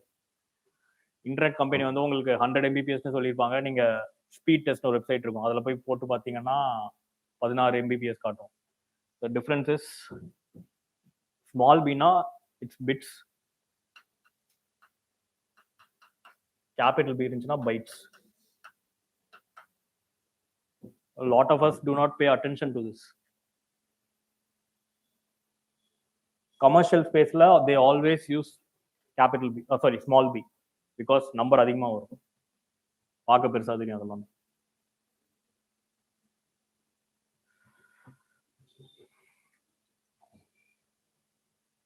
LTE VoLTE எல்லாம் இதுல வந்துச்சு. 4G or 3G? Okay. Video calling 3G. 2G கிடையாது. ஸோ எல்லாம் கொடுத்துருக்காங்களா இங்கே?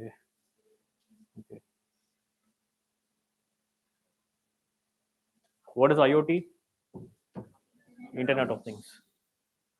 So in order to access IoT, you need a really fast internet. அதுக்காக தான் we are developing 5G.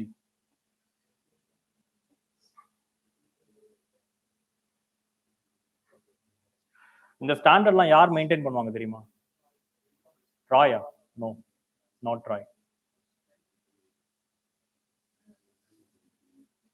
திடீர்னு நான் ஒரு டெலிகாம் கம்பெனி ஆரம்பிச்சு எங்க கம்பெனில 5G இவ்வளவு ஸ்பீட்ல தாங்க வரும்னு சொன்னா ஒத்துப்பாங்களா? So there is something called 3GPP, third generation partnership program. Just search for it. It is a global non-governmental organization which sets and maintains such standards. India la TSDSA.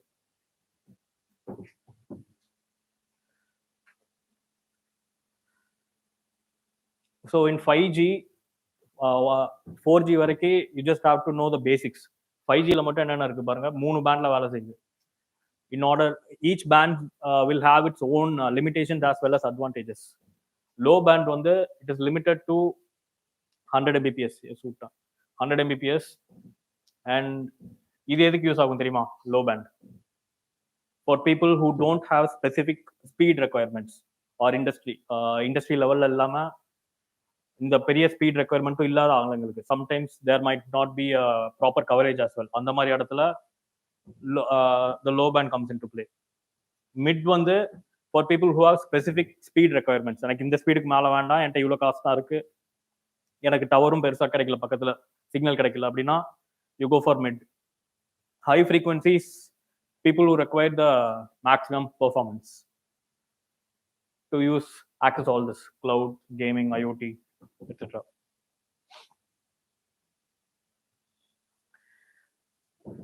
இந்தியாவில் என்ன பிரச்சனை இருக்குன்னா, we have something called as make in India. அது என்னன்னு தெரியுமா? make in India, production should be in India. So due to this, they have banned some import of certain OEMs. OEMs na original equipment manufacturers. சில OEM கிட்ட இருந்து import வந்து pan பண்ணிட்டாங்க இந்தியாவில். So அது பேன் பண்ண, எனி டவுட்? ஸோ இது pan பண்ணிட்டனால some OEMs were banned. So we are finding it hard to make it ourselves or import it from their replacements. நிறைய கிடைக்க மாட்டேன், எக்யூப்மெண்ட் கிடைக்க மாட்டேன் இந்தியாவில். And low fiberization footprint அப்படின்னா தெரியுமா? Fibre cable per capita. Fibre cable per capita வந்து இந்தியாவில் இன்டர்நெட் யூசேஜ் அதிகமாக இருக்கு, but fibre cable density per capita is really less in India. And price of spectrum, due to unusual reasons, the price of spectrum in India is extremely high when compared to the global average. அதையும் எழுதிக்கோங்க. Price of spectrum in India is higher than global average.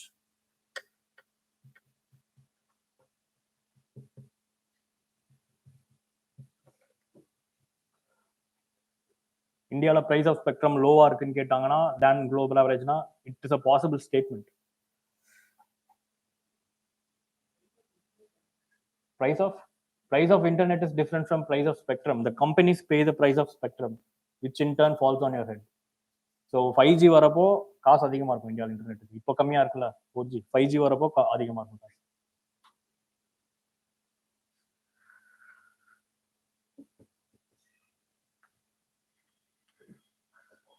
There was a question on 4G last year, not last year, 2019. அந்த வருஷம் தான் 4G வர ஆரம்பிச்சது இந்தியாவில் majority. Try to answer this.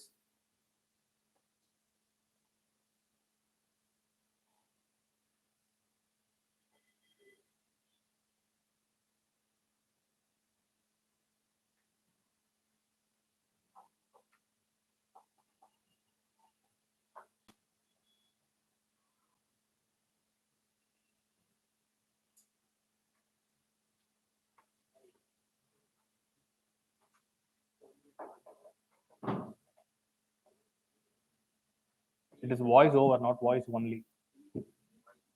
D. Okay.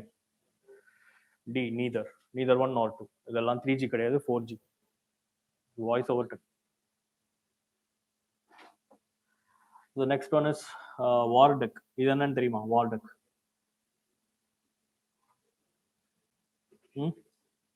நியூஸ்ல பாத்தீங்களா இது? It is a simulation based training center. India, இதுக்கு முன்னாடி இந்தியா கிட்ட இந்த simulation based training இல்ல. Simulation based training is where actual battle like conditions will be simulated. We have such simulations for pilots. Pilots.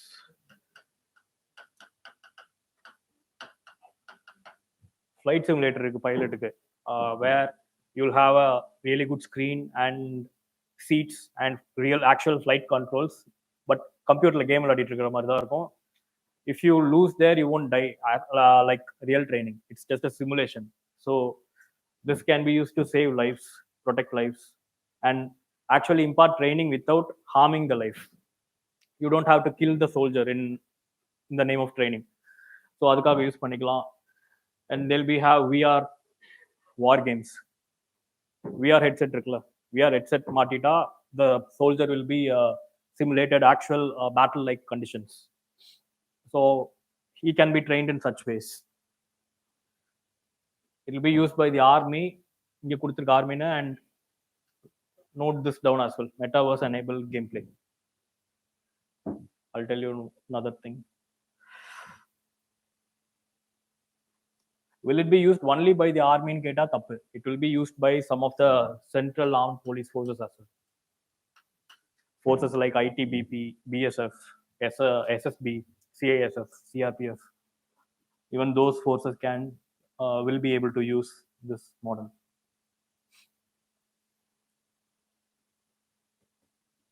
So it was created by this, or are you? யார் கண்டுபிடிச்சாங்கலாம் கேட்க மாட்டாங்க, but in case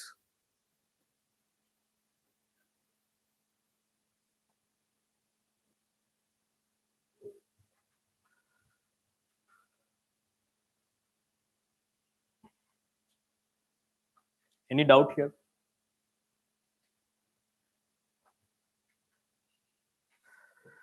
So let's read go for the next one. Spyware நானு தெரியுமா? What is a spyware? A malware that spies on you and collects data and sends it to its source where it is supposed to send the data. இதுக்கு முன்னாடி தான் spyware இருந்துச்சா? Hermit முன்னாடி, Pegasus. So Hermit was developed by a Italian vendor in a lab called RCS lab. Pegasus எந்த லேப்ல கண்டுபிடிச்சாங்க? Israel, but lab பேரு I forgot the full form, but it was called NSO.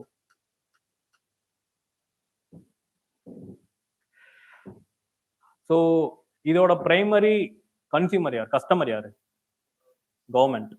And this app is right now, this spyware is being used by Italian as well as Kazakhstan government.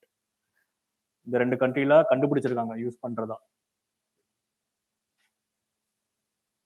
So what kind of data can Hermit track is calls, location, text message. all this can be done using something called as blue jacking or technique. Just like hijacking or carjacking, there's something called blue jacking, which works through Bluetooth. If you're close enough with someone's phone, if a hacker is close enough to you and he can blue jack you and he can take all this data from your phone. He can listen to your calls. He can read your messages. இதெல்லாம் blue jacking மூலமா பண்ணலாம். But Hermit is a spyware. It does not involve blue jacking. It happens through it can be done from a remote location as well.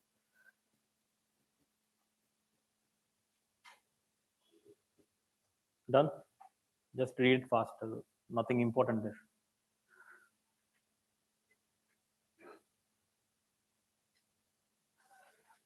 So the thing you should know is ability to make unauthorized calls record. உங்க போன்ல உங்களுக்கே தெரியாம they can delete an app or make an unauthorized call or send an email to someone. உங்க போன்ல இருந்து உங்களுக்கு தெரியாம உங்க போனை தொடாமலே இமெயில் அனுப்பலாம் வேற யாருக்கு through your email ID.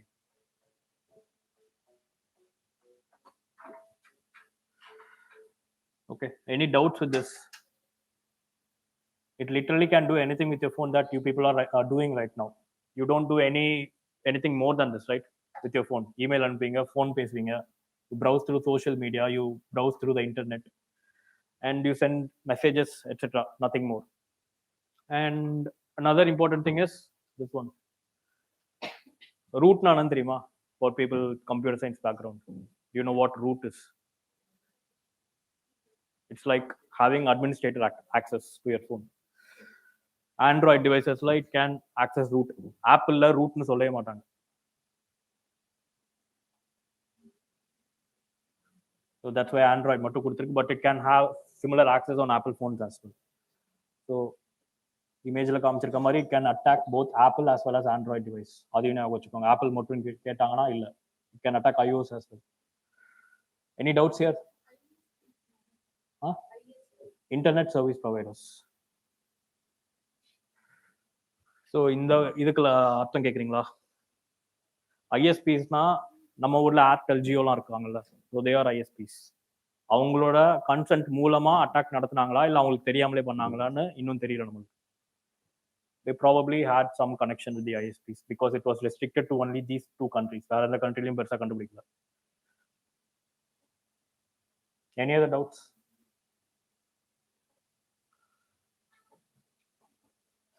So there was a previous year question like this. Question கேட்டா இவ்வளோ சிம்பிளா தான் கேட்பாங்க, இதுக்கு மேல கேட்க மாட்டாங்க. என்னது சைபர் அட்டாக்ஸ்? ஓ இவ்வளோ ஈஸியாக கேட்டாங்களா அந்த வருஷம்? I expected something like malware, worm, ransomware அந்த மாதிரி கேட்பாங்கன்னு பார்த்தா இப்படி.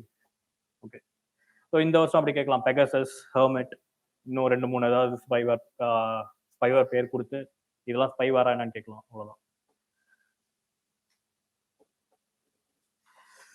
So this is Web 5.0. என்னன்னு தெரியுமா? Web 5.0.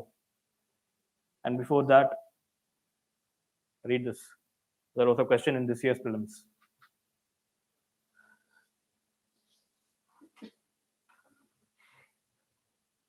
Any guesses? D. எல்லாமே கரெக்டா? B. So unlike 1G, 2G, 3G, இந்த வெப்னு சொல்லிட்டு நம்பர் போட்டிருக்காங்கல்ல, web 0.0, 1.0, 2.0. So they don't have a water tight definition. 1G, 2Gலாம் ஸ்பீடை வச்சு நீங்கள் டிஃபைன் பண்ணிடலாம். இதுக்கு மேலே இருந்துச்சுன்னா 1G, இதுக்கு கீழே இருந்துச்சுன்னா 2G, இதுக்கு கீழே இருந்துச்சுன்னா 3G, அந்த மாதிரி டிஃபைன் பண்ணிட்டு போயிடலாம். Web and this number it doesn't have a solid definition. இதெல்லாம் just some people say it. Web 5.0 யார் சொன்னாங்கன்னா the Twitter's former CEO டார்சின்னு ஒருத்தர் சொல்லியிருப்பாரு. He's also the one who said these two statements which is given in red. So it doesn't have such a solid definition. இது மட்டும் தெரிஞ்சிருச்சுன்னா you can easily say that all three are possible and there is nothing substantial to eliminate any of the three. Though the key is not out for this year, a lot of institutes and I also agree with option D. யாருக்கா ஏதாவது ஆப்ஷன்ல doubt இருக்கா Web 3.0?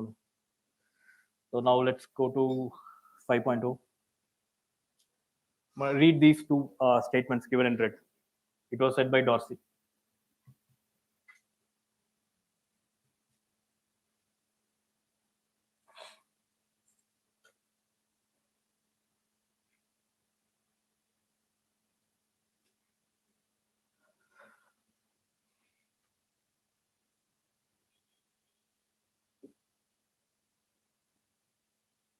So in last century, how finance was not controlled by yourself, but it was controlled by firms and other companies.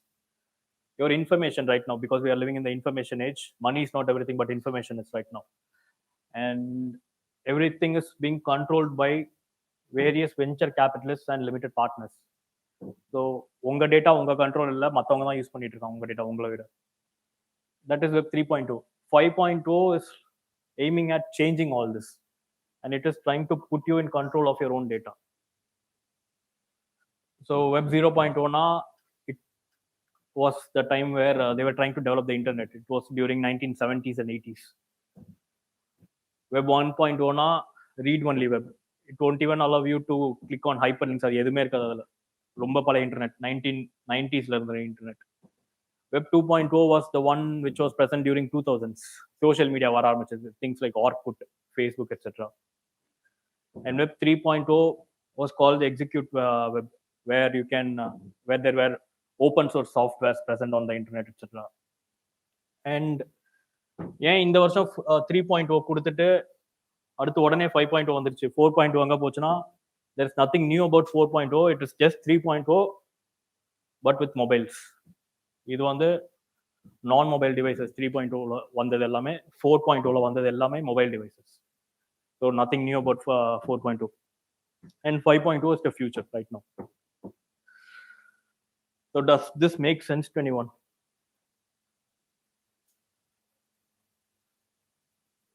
Artificial intelligence, Sarah.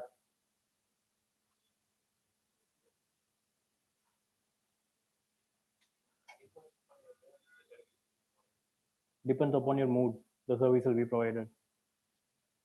It is not only about the services, it's about the entire internet. So some factors which were not taken into account in these first three இல்லாதது புதுசா 5ல சிலது வரப்போகுது. For example, the internet might know if you are really suicidal and looking for suicide hotline numbers. உண்மையாவே number தேடுறீங்களா இல்ல சும்மா விளையாட்டுக்கு prank பண்றீங்களா, இதெல்லாம் the internet might start knowing it in future. So this is one example. There are several such examples. So that will be available in 5.0, which is coming soon. 5.0 இப்போ இருக்கானா, we are heading towards it. As I said, there is no watertight separation between Web 3.0 and 5.0. கொஞ்சம் கொஞ்சமா transition ஆயிட்டு இருக்கும். And these people like Dorsey or have a vision about 5.0. இப்படி தான் இருக்கணும், இப்படி இருந்தா நல்லா இருக்கும்னு சொல்றாங்க. That is the only thing we have. இவ்வளோ வேகா இருந்தும் ஏன் இந்த கிளாஸ்ல சொல்றேன்னா, because they have asked about 3.0, which was also vague. இதெல்லாம் எங்கேயுமே this was not given in any statute, this was not discussed in any international forum. சும்மா இப்படி கொடுத்துட்டாங்க அவ்வளோதான். So it is possible that they ask questions on technology. புரிஞ்சுதா? Any doubts regarding Web 5.2?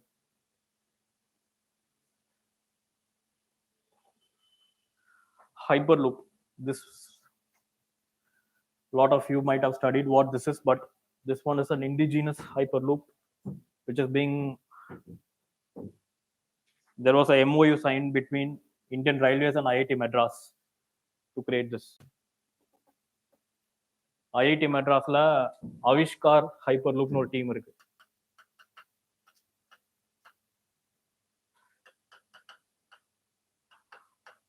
So they are playing a part in this. Maglev train எப்படி போகுதுன்னு தெரியுமா? Magnetic levitation. So Hyperloop works on a similar principle, but it works inside a vacuum tube, not a vacuum tube, a low pressure tube. So that is another thing you people should remember. It is not completely vacuum, but it has extremely low pressure. Absolute vacuum on கேட்டாங்கன்னா இல்ல. Why low pressure? Friction and drag. there is something called as aerodynamic drag, which drags back a body. இந்த ரெண்டு காம்பனண்ட்டை கம்மி பண்றதுக்காக தான் இந்த tube குள்ள அனுப்புறாங்க. The tube becomes a hyperloop loop.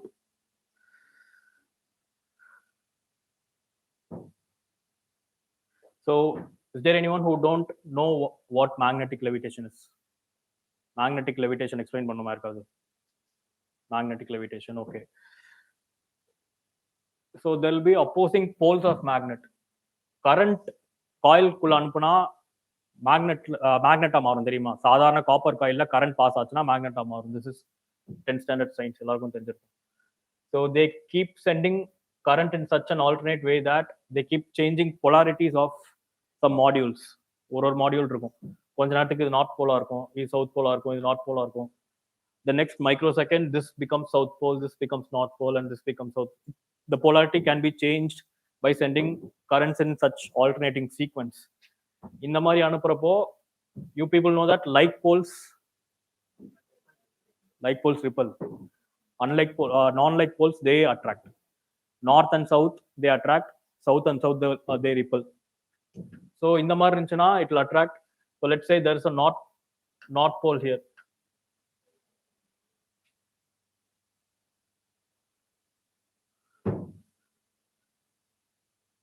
So let's say there is a north pole here. Select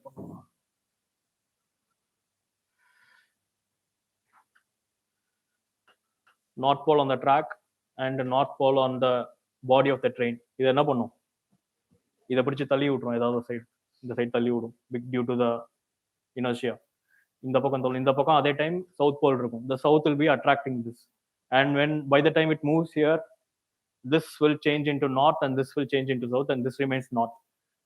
இந்த பக்கம் இருக்கிறது சவுத்தா இருக்கும். So this north will again repel this in this direction, and while this south attracts it. So இந்த மாதிரி தள்ளி விட்டே இருந்தா என்ன ஆகும்? It keeps moving in one line, over side போயிட்டே இருக்கும். But and it can move at a speed of over 500 or 600 kilometers an hour. It has been tested and it is working in some places of Japan and France. And since this two doesn't stick together, the train seems to be levitating in air. காத்துல பறந்து போற மாதிரி இருக்கும், and there won't be any friction. தரையில பட்டாதான friction இருக்கும், தரையில படலனா இப்படி friction இருக்கும். And in this case hyperloop, காத்து கூட இருக்காது. It won't even have any air resistance, so there won't be any drag or very less drag. So this is how it works.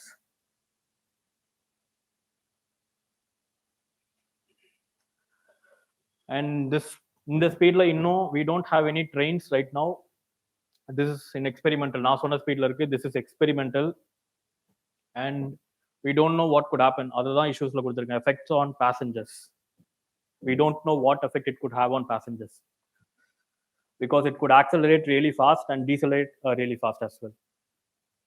And another issue is cost, high initial cost,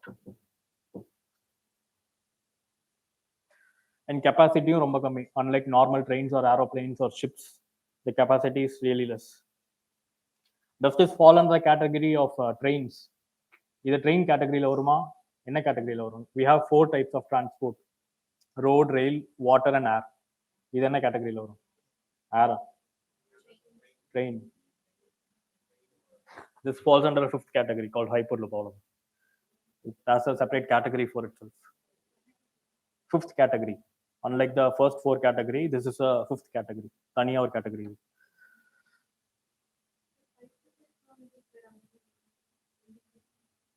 France la Japan la sala maglev trains ஓடிட்டு இருக்கு.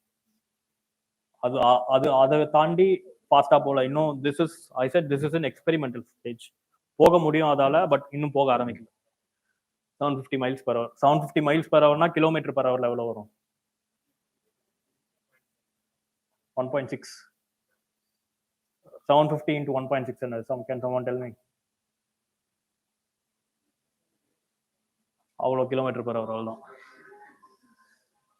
So this is defense. What kind of questions can you expect in defense? Actually, the questions in prelims from defense is really the chances are really slim. Prelims la nariya kekka maatanga, because in mains you have a topic, you have a statement in the GS3. GS3 ல வந்து ஒரு line இருக்கு, அதுல வந்து security எல்லாமே cover ஆயிரும். So most of your questions go to mains. டிஃபென்ஸ்ல இருந்து கேட்க வேண்டியதெல்லாம் ப்ரிலிம்ஸ்ல கொஞ்சம் கம்மியாக தான் வரும். கேட்டாங்கன்னா they'll probably try to touch upon the bilateral military exercises. அந்த மாதிரி ஏதாவது ஒன்று கேட்டால் தான் உண்டு. And but still there are possibilities because of such new technologies. There is a new missile, not a new missile actually, 20 வருஷம் பழசு இது, பட் திருப்பி டெஸ்ட் பண்றாங்க இதை, and they are improving its capabilities. கேள்விப்பட்டிருக்கீங்களா இந்த missile Astra?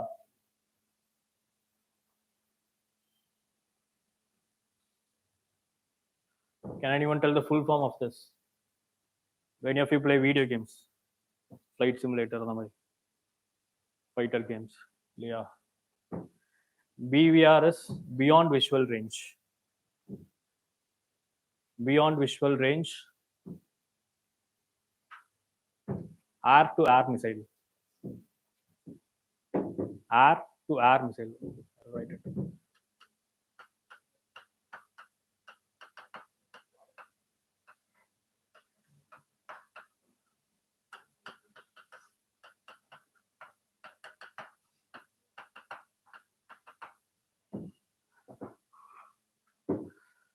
When they say something as SAM, it is surface to air missile. But this is a air to air missile. Air to air missile now, do we have any platforms in the air to send an air to air missile? Fighter jets. So in the missile அனுப்பக்கூடிய only platforms are fighter jets or bomber jets, any jets. காத்துல இருந்து மட்டும் தான் அனுப்ப முடியும் இந்த missile. And right now we have developed it for these three planes. Do you know which one of this is used by the Navy? We have an aircraft carrier, right? Aircraft carrier liyum flight இறக்கலாம்ல, MiG-29.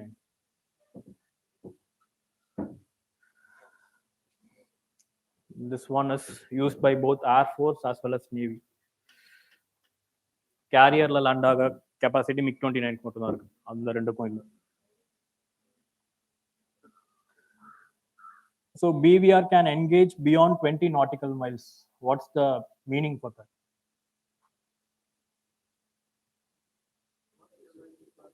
When you're in an air-to-air combat, ரெண்டு aircraft இருக்கு and you have to fight each other.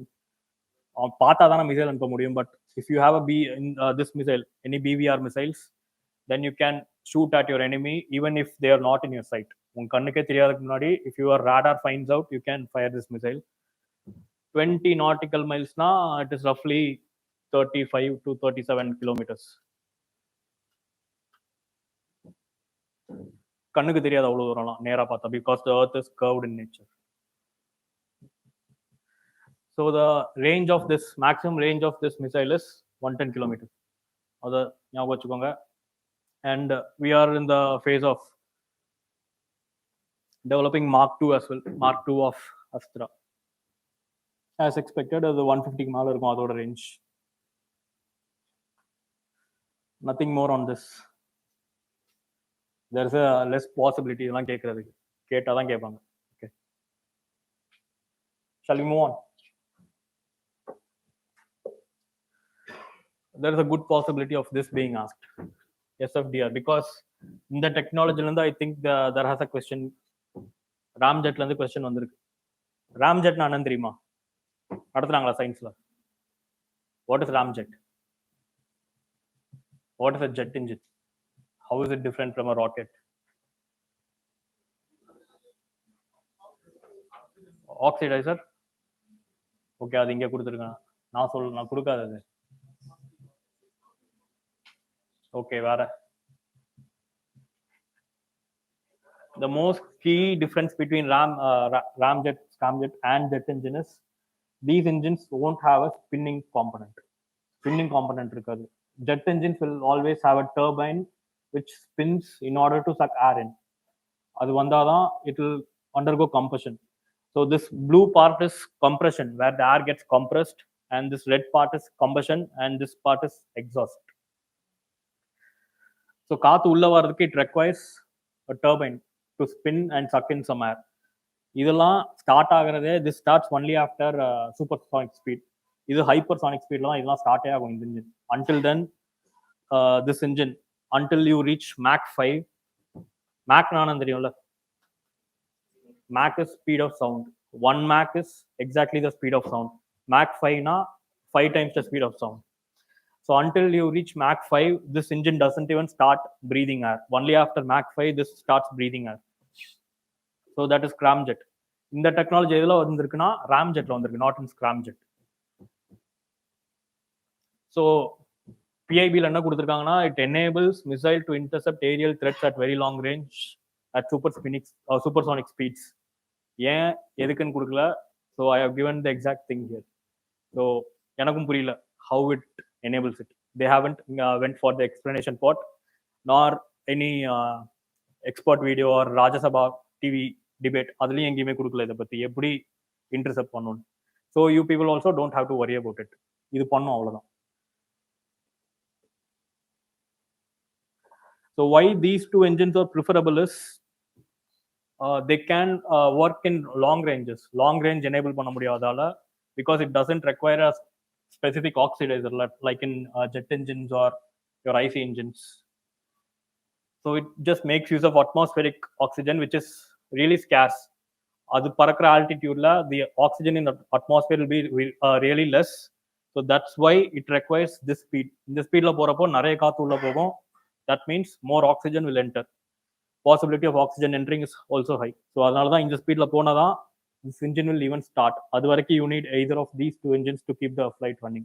The speed reach பண்றதுக்கு you need ramjet. Ramjet வச்சு இந்த speed போனதுக்கு அப்புறமா the scramjet will come into play, and scramjet can go till Mach 24 or 27 இப்போ with current technology. Any doubts here? Any doubts on these engines? We'll move on. So next thing is space. They ask a lot of questions from space, especially the missions of both NASA as well as ISRO. ISRO விட NASA ஓட missions தான் நிறைய கேட்டுட்டு இருக்காங்க because just like ISRO, we are proud that ISRO is working on a really skimmed budget, but it's working wonders, right? நாசாவும் அவங்க ஊர்ல அதே மாதிரி தான். NASA is also working on a really less budget. NASA budget வந்து ஒரு சில Hollywood படம் பட்ஜெட்டோட கம்மியாக தான் இருக்கும், but still NASA is achieving a lot of goals just like ISRO does. Okay, percentage வைஸ்ல ஆல்மோஸ்ட் ஐஎஸ்ஆர்ஓ எவ்வளோ வாங்குதோ அந்த மாதிரி தான் வாங்கும், but since their economy is larger than us, it gets a good amount and achieves a lot more than us. The first news here is Europa. எங்க இருக்கு Europa? It's a moon of Jupiter. So யூரோப்பால தண்ணி இருக்குன்னு எல்லாருக்குமே தெரியும், இதுக்கு முன்னாடியே தெரியும் எல்லாருக்குமே. இப்போ உங்களுக்கு தெரியலனா தெரிஞ்சுக்கோங்க. இப்போ everyone knew before 2022 that Europa had water in it. Water என்ன ஃபார்ம்ல இருந்துச்சுன்னா ஐஸ் ஃபார்ம்ல இருந்துச்சுன்னு நினைச்சிட்டு இருந்தாங்க எவ்வளவு நாள். But this discovery which happened in May this year is NASA found out some double ridges, M-shaped ridges. இந்த ரிட்ஜ் மாதிரி இருந்துச்சு, இந்த ரிட்ஜுக்கு கீழே தண்ணி இருக்கிறத கண்டுபிடிச்சிருக்காங்க. So this ridge is similar to the ones in Greenland. கிரீன்லாண்ட்ல இந்த மாதிரி தெரியுதா double ridge? So this ridge is also found in Greenland. And if their predictions are right, தேர்னா சயின்டிஸ்ட் அவங்களோட ப்ரெடிக்ஷன்லாம் கரெக்டாக இருந்துச்சுன்னா Europa can also have a large quantity of water just like it's present underneath the ridges of Greenland. So வேற என்ன முக்கியம் இங்க? Prime candidate of life, most important candidate of life in our solar system. Solar system ku veliya there are better candidates than this, but in our solar system this is the most important. Mars vida this is better.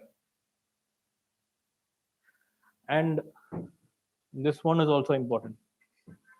Water present in Europa, it is 1/4 the size of Earth. 1/4 the size of Earth, but water present in Europa is twice the amount of all the water present in oceans of Earth.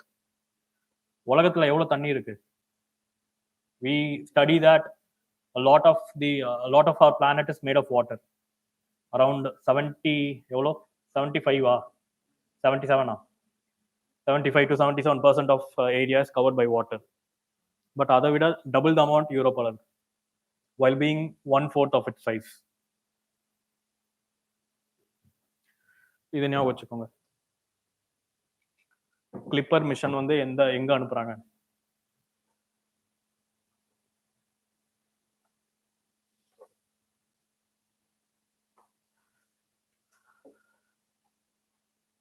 So all they can ask is its relevance to Greenland, double ridges, oxygen இருக்கா இல்லையான்னு கேட்பாங்க. இருக்கு.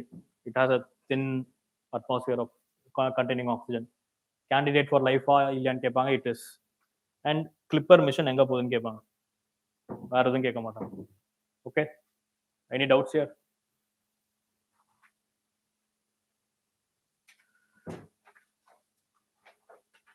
So this should be read as SATG A star. அவ்வளவுதான், அதுல இருக்கிறது மாதிரி படிக்க தேவையில்ல. ஃபுல்லா SATG A star. So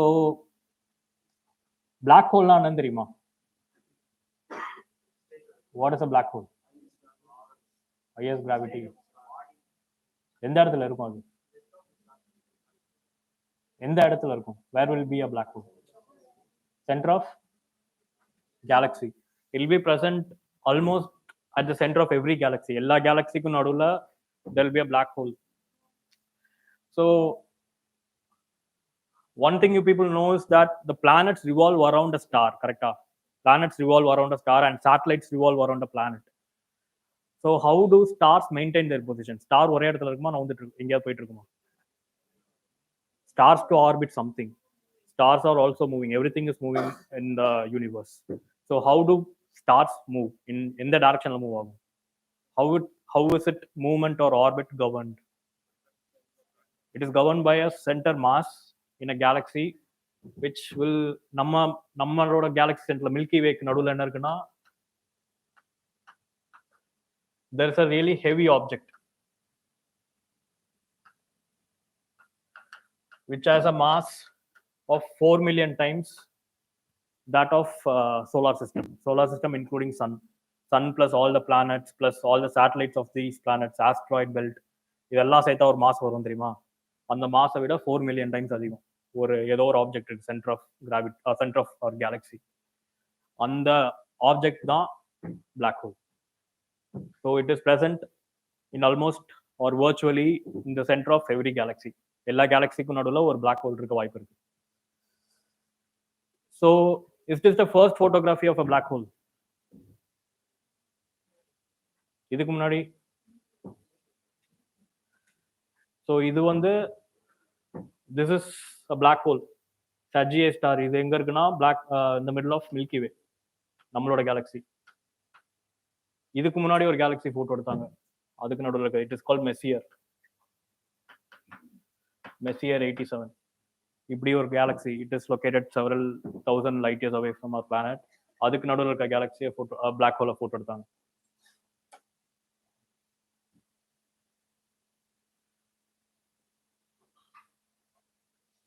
So SATG A star is located at the center of Milky Way கொடுத்தா it is a right statement.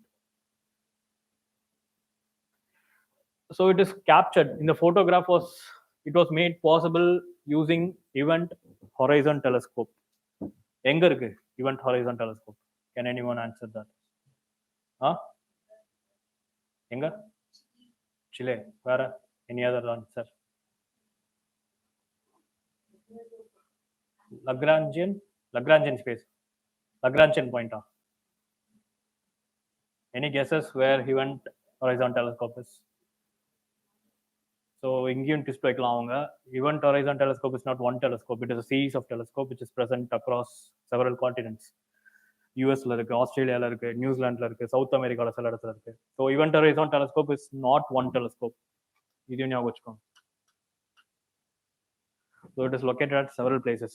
இந்தியால இருக்கா? Is there any part of EHT in India? No, India does not have anything. Event Horizon இந்தியால இல்ல. So if you want to read more about black hole. இதுக்கு மேல black hole கேட்க மாட்டாங்க. If you want to read, you have to watch videos. புரியுதோ இல்லையோ அங்க பார்த்தா தெரிஞ்சுக்கணும். And they will also explain why the photograph is looking like this. Why is it in this shape? வேற ஷேப்ல ஏன் இல்லை, ஏன் ரவுண்டா இல்லை. All such explanations are not required for us. நம்மளுக்கு கேட்டா they'll only ask about the telescope. எந்த இடத்துல இருக்கு, SAT-GA ஸ்டார் எந்த இடத்துல இருக்கு, எவ்வளவு தூரத்துல இருக்குன்னு கூட கேட்க மாட்டாங்க. Okay. And there can be a black hole at the center of every galaxy in statement இருந்துச்சுன்னா it is right. There can be இருந்துச்சுன்னா right. There should be or will be na it's questionable. கேட்க மாட்டாங்க. So next one. இது நியூஸ்ல பாத்தீங்களா? This is the only and first and only operational liquid mirror telescope. இதுக்கு முன்னாடி liquid mirror telescope கண்டுபிடிச்சிருக்காங்களா இல்லையான்னு கேட்டா they have produced a lot of LMTs for military reasons and tracking satellites etc, but purely for astronomy இதான் first time. Also this is the first one that is operational. எந்த இடத்துல இருக்குன்னா தேவஸ்டல் observatory. அது ஆரிஸ்னா ஆரியபத்தா research institute of science ஏதோ வரும். Google that, ஆரியபத்தா research இன்ஸ்டிடியூட்னு வரும். So எங்க இருக்கு தெரியுமா அது? Which state? Uttarakhand.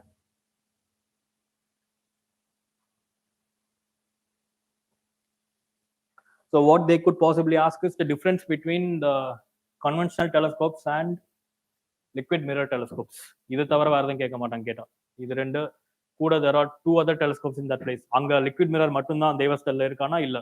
There are two other. DOT னா தேவஸ்டல் optical telescope, DFOT னா தேவஸ்டல் fast optical telescope.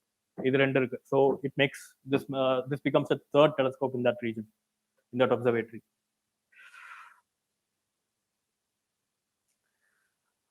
One important difference between conventional telescope and this is, if you want to focus on a particular object, you have to turn the conventional telescope.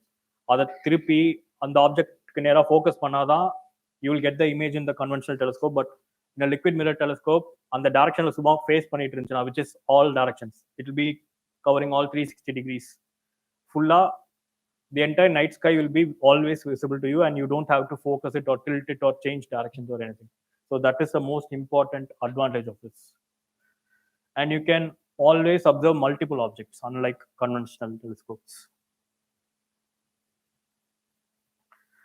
This is a important point which UPSC might play with. Varsha fulla idu open arukumaanu kepanga, because unlike conventional telescope, this will be open operational during all 12 months of the year ni kepanga. You people might think that this is the latest technology and it is new, so it is possible that it stays operational throughout the year. But no, moisture does affect the working of this telescope. And June to August என்ன நடக்கும்? Monsoon. So due to monsoon, we shut it down during that period. It produces 10 to 15 GB data per night. So how does it work? Why the name liquid?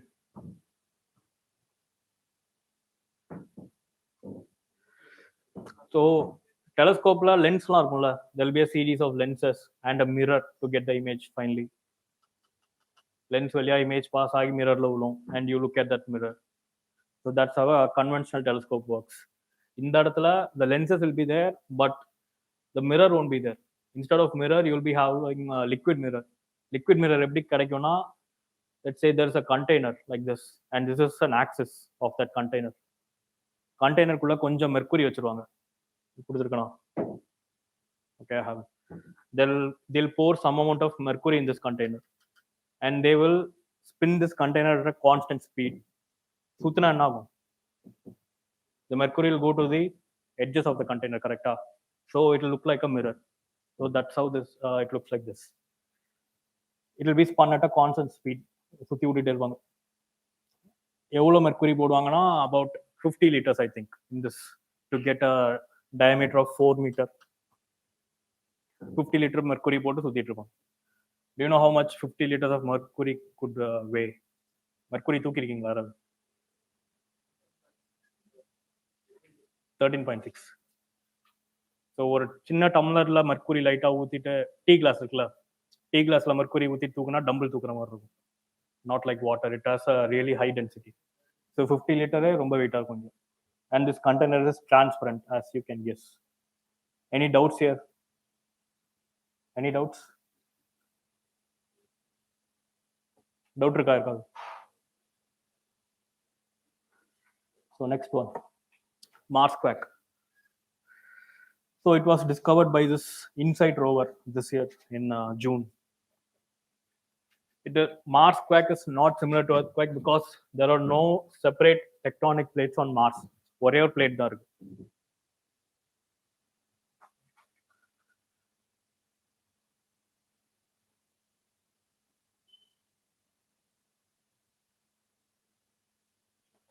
So how does an earthquake, a Mars quake occur in Mars then?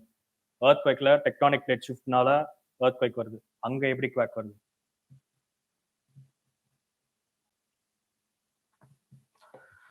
It is caused by rock fractures and faults. என்னன்னு தெரியுமா? Fault, fold ன்னு தெரியும்ல. Fold happens due to tectonic reasons, but faults don't.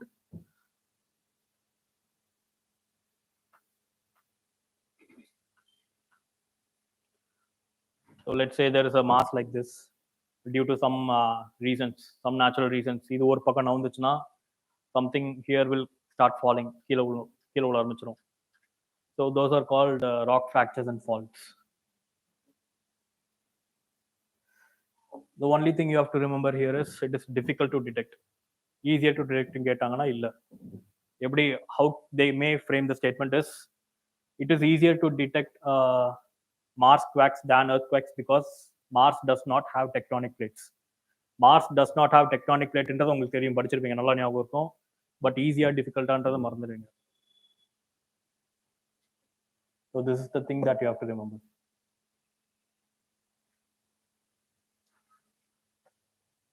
So in a statement, if there are, they will always give one true phrase to confuse you. ஒரு true phrase இருந்துச்சுன்னா you'll automatically tend to think that the other phrase is also true, correct and போட பார்ப்பீங்க. So stay awake on those questions. Any doubts on Mars quack? So environmentல current affairs question எப்படி வரும்னா it is really hard to say. மோஸ்டா இவ்வளோ நாள் எப்படி வந்துட்டு இருந்துச்சுன்னா they somewhat try to ask questions from random international alliances and coalitions which the traditional UPSC books might not contain.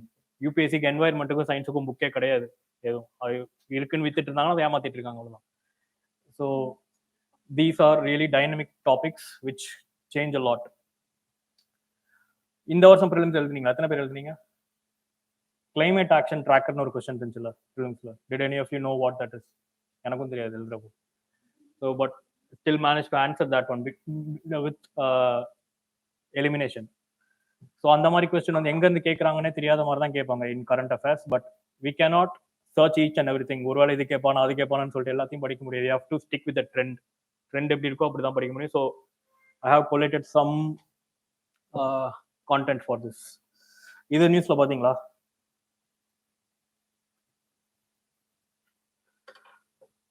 Watts the largest plant? Seaweed கிடையாது.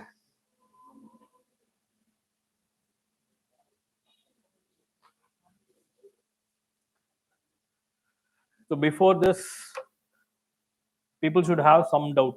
If it is the largest plant, எப்படி இவ்வளவு நாளா discover பண்ணாம இருந்தோம்? It's not a bacteria. How can a bacteria be this big? Because இது பார்க்க எப்படி இருக்கு? Seagrass. Seagrass கேள்விப்பட்டிருக்கீங்களா? Sea cowன்னு ஒரு அனிமல் இருக்குல்ல, dugong. So it feeds on seagrass. So this plant was mistaken to be seagrass. ஆனா for some reasons researchers from Australia tried to study that plant. Took some 18,000 samples of DNA from this space. They thought it was a sea meadow or something, and they took some samples to study the region. எடுத்து பார்த்தா எல்லாத்துக்கும் ஒரே DNA இருக்கு. So they were puzzled with that. They thought the computer was wrong or something, and only then they accidentally figured out that this is one single organism called ribbon weed. Not only it is the largest, it is also one of the oldest species.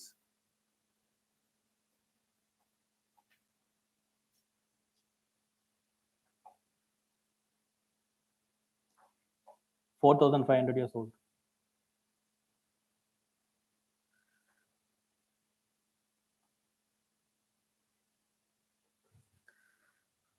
எப்படி இவ்வளவு பெருசா இருக்குன்னா, there is only one strange reason which can explain this. It is a polyploid. Polyploid என்ன தெரியுமா? What is a ploid?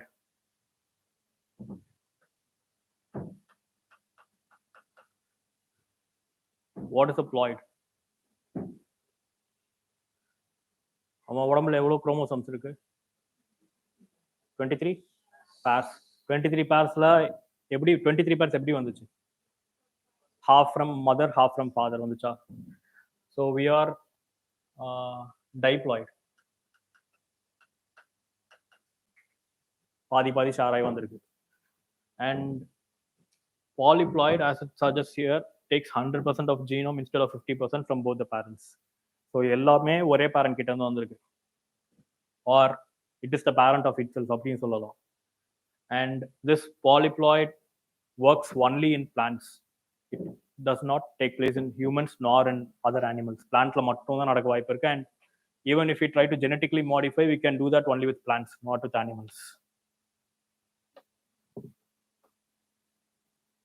It is a fertile organism. It cannot spread its seeds. இந்த மாதிரி உலகத்துல ஒன்று தான் அந்த இடத்துல இப்போ கண்டுபிடிச்சிருக்காங்க, அவ்வளோதான். It cannot spread its seeds. It's a fertile organism. அடிச்சது மாதிரி இருந்தாங்க. Sologamy என்னன்னு தெரியுமா?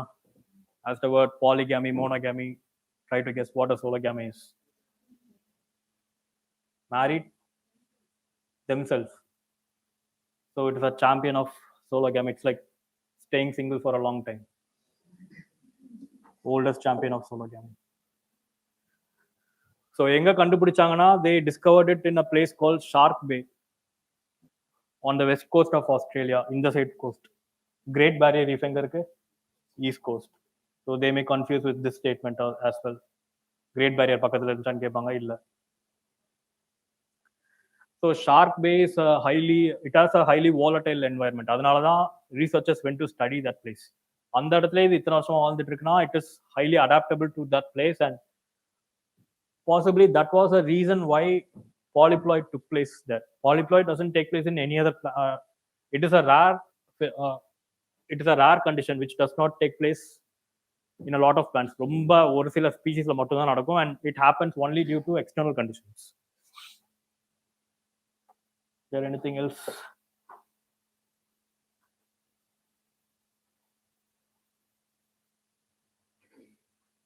Okay, nothing much here.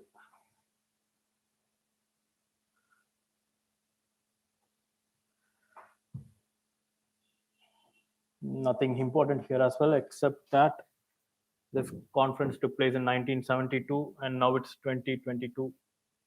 50 வருஷம் ஆயிடுச்சு. So now we have something called Stockholm plus 50 agenda. Stockholm plus 15 என்ன கேட்டாங்கன்னா, they are referring to Stockholm convention. இப்போ நடந்த கன்வென்ஷனோட அஜெண்டா கேட்குறாங்க. Stockholm plus 15 extra 50 countries Stockholm கூட சேர்ந்ததா, அந்த மாதிரிலாம் கேட்பாங்க. 15 does not denote members or any countries. It refers to the number of years. இந்த வருஷம் 2022 ஜூன்லயும் திருப்பி நடந்துச்சு, 50 வருஷத்துக்கு அப்புறமா. அதுல என்ன சொன்னாங்கன்னா, to address the triple threats. என்னென்ன த்ரெட்னா, threat in the form of climate change, in the form of loss of biodiversity, and in the form of pollution and its effects. So nothing else here. And Indira Gandhi was present in the first summit. 1972 நடந்த சம்மிட்க்கு India was represented by her. Did you read this in news? Highly important for mains as well as films. மெயின்ஸ்ல அப்படியே எடுத்து 10 mark கேட்டாலும் கேட்பான், சொல்ல முடியும்.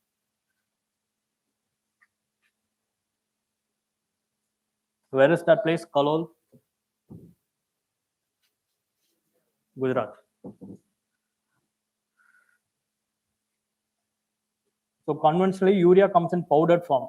Mootaila varum urea, and they mix it with water and they pour it in the farms, etc. இது என்ன ஃபார்ம்ல வரும்னா, it comes in liquid form, and not just liquid. The liquid contains nanoparticles of urea, not the conventional particles. So since it's nanoparticles, 1 லிட்டருக்கு 2 to 4 ml இவ்வளவு ஊத்தினாலே போதும். And it is also much cheaper than your conventional urea bag.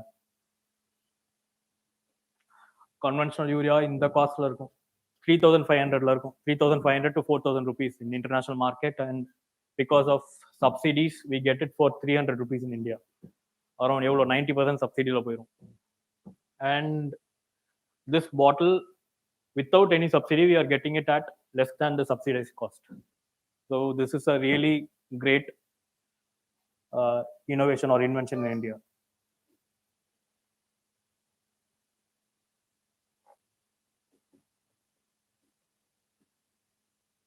By the way, this is the scientific formula. Can anyone name this IUPAC name of urea? This group is called ketona. This is ketona, carbonyl. So this is carbonyl diamide.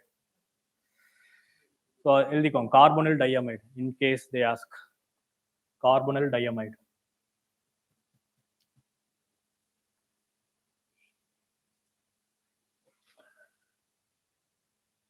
And the efficiency has shot up with this. Munadi conventional urea la 25%. Now it is 85 to 90%. This one mainly lies on the medium of application. Munadi they just mix it with water and pour it around like anything. Like indiscriminately they pour it around, and a lot of it get wasted. Inga yen ivlo adhigama irukna, this thing can be directly sprayed on the leaves. Munadi la you have to this conventional thing should be poured in soil. Soil the root will absorb it. This can be absorbed by the leaf. Write down that difference as well.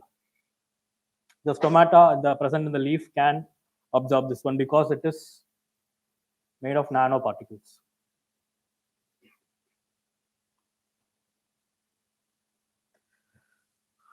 No worry about caking. What is caking? When the conventional urea comes in contact with moisture present in air, it solidifies and forms cake. Katti aguradhu solluvaangala, that is caking. Since this is liquid, it doesn't cake. Contains 4% nitrogen. It is similar to conventional urea. Read this. Government would add. இந்த ஆடாவது பாத்தீங்களா news பேப்பர்ல? News பேப்பரே பாக்குறது இல்லையா?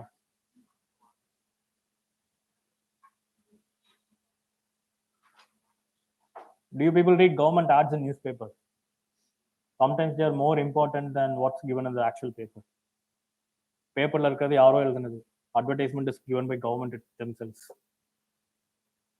So whenever you see any ads, any such ads, government, Ministry of Agriculture, Ministry of Health, Ministry of Ayush, இந்த மாதிரி ஏதாவது ministry government body ad கொடுத்திருந்தாங்கன்னா, do read that and do take notes out of it. இதெல்லாம் அப்படியே மெயின்ஸ்ல எழுதிங்கன்னா you will get the most marks because இங்க கொடுத்திருக்க point தான் அங்க கீழே கொடுத்திருப்பாங்க. Shall we move on?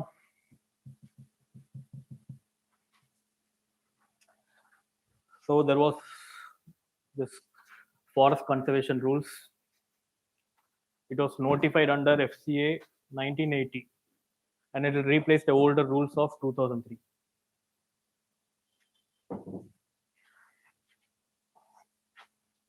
இந்த ரூலுக்கு கீழே 3 கமிட்டி வந்திருக்கு. Project Screening Committee, which will be set up by the state government. Regional Empowered Committee, which will be set up by the center in every region, not just one, in every region.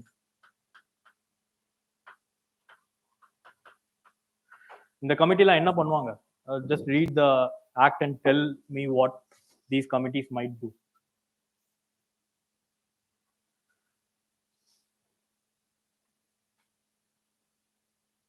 Project screening committee பேர்லயே இருக்கு. So if there is any developmental project like road போடுறது இல்லைன்னா resort கட்டுறது, building கட்டுறது, hospital கட்டுறது, காட்டுக்குள்ள ஏதாவது கட்ட போறீங்கன்னா, this committee set up by the state will first review the proposal. EIA ன்னு ஒன்று இருக்கு தெரியுமா, படிச்சிருக்கீங்களா? So just like that, it is not similar because காட்டுக்குள்ள கட்டுறதுக்கு this doesn't come into play. Project screening committee தான், when you're setting up any project inside the forest, this committee will come into play. Then regional import committee, it is like it'll overview the smaller committees like that, like the first one. Advisory committee இது ஒண்ணே ஒன்று தான் இருக்கும், unlike this. And every decision set by this committee is of advisory nature, not binding on the government. எல்லா கமிட்டியோட டெசிஷனும் அதான். Everything is advisory, nothing is binding. What is compensatory afforestation? Environmentல படிச்சிருப்பீங்கல்ல?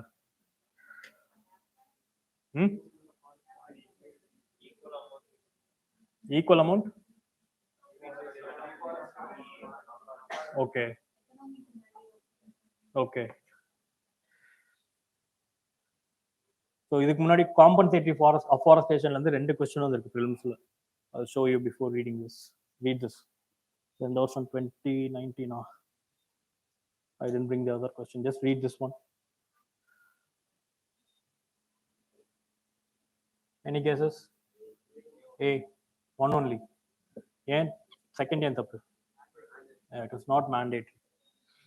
So some of you might be confused with EIA. EIA, people's participation becomes mandatory at some point.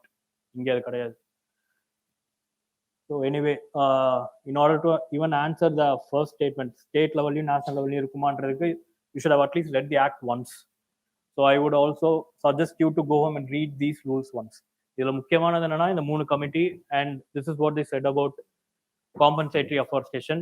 And regarding tribal rights, is this pro tribal rights or it is going against tribal rights?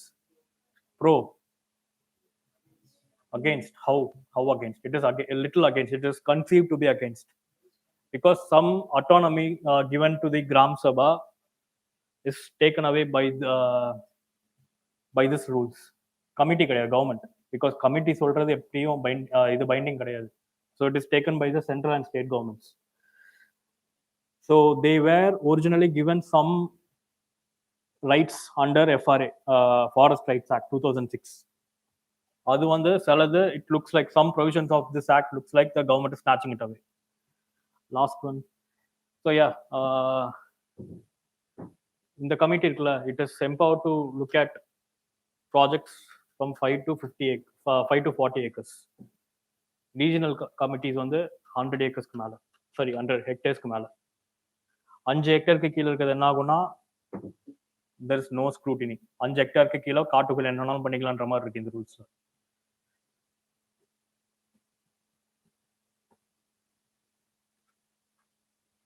So shall we move on? There's one more topic I think. Rice fortification. இது பாத்தீங்களா நியூஸ்ல? So nothing new here. They only issued a standard operating procedure. யார் issue பண்ணாங்கன்னா, இந்தியாவில் இதுக்கெல்லாம் யார் issue பண்ணாங்க? Food Safety and Standard, FSSAI. So whenever you give a fortification symbol, whenever you fortify the rice or any food grain in India or any food product, you use this logo. லோகோல இருந்து யூபிஎஸ்சியில் அடிக்கடி question வந்திருக்கு. எல்லா லோகோலையும் இருந்து question கேட்டிருக்கான். 2016 வந்து energy efficiency board பிஇன்னு ஒன்று இருக்கு. Sticker விட்டாங்க ஃப்ரிட்ஜில், வாஷிங் மிஷின்லாம் ஸ்டார் ஸ்டிக்கர், ஸ்டார் ரேட்டிங், எவ்வளோ எனர்ஜி கன்சர்வ் பண்ணுது, அது வந்து என்னென்ன அப்ளையன்சஸ்லாம் இருக்கும்னு சொல்லிட்டு ஒரு கொஸ்டின் கேட்டிருந்தாங்க. They listed around 5 to 6 appliances, and இதெல்லாம் ஒட்டிருக்குமா ஒட்டிருக்காதான் கேட்டாங்க. ஸோ ஃபோர்டிஃபிகேஷன் இருந்துச்சுன்னா you should put this plus F plus கிடையாது, ப்ளஸ் எஃப் இந்த ஸ்டிக்கர் இருக்கணும். And below that this code should be there. சம்பூர்ண போர்ஷன்ஸ் ஃபர்ஸ்ட் ஜிம். அதுக்கு என்ன அர்த்தம் பார்த்துக்கோங்க நீங்களே. So here the most important thing is 1 kg riceல எவ்வளோ சேர்க்கணும்னு பார்த்துக்கோங்க. Iron should be added only in between this range. Folic acid in this range. B12 in really small range. B12 75 mg கொடுப்பான், vitamin B12. B12 னா not just B12, vitamin B12.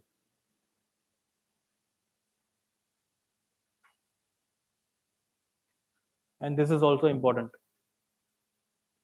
If you read it as a statement, it might look a bit extreme, தப்பு மாதிரி தெரியும், but it is exactly what was given in PIB.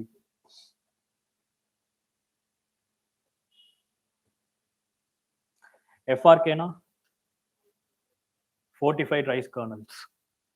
Fortified rice kernels.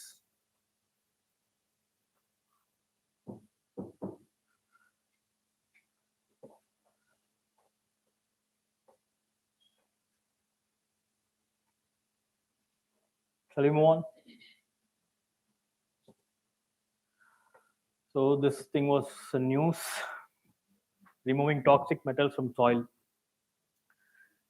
So this is another favorite area of UPSC. இதுக்கு முன்னாடி 2 question வந்திருக்கு. This year's question.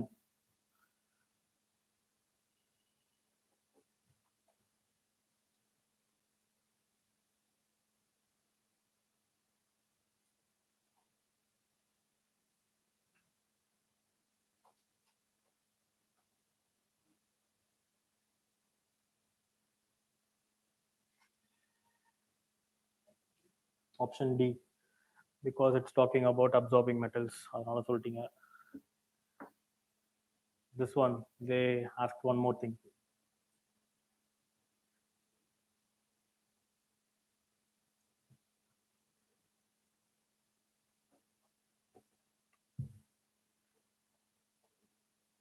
C. C or D? Sure. So the answer is C, by the way. On the Varsam prelims, they did not have any technology to absorb heavy metals. இப்பதான் கண்டுபிடிச்சிருக்காங்க using plants. So bioremediation is an important topic for UPSC. And any example bioremediation க்கு example தெரியுமா? Pseudomonas வேற super பக்கா.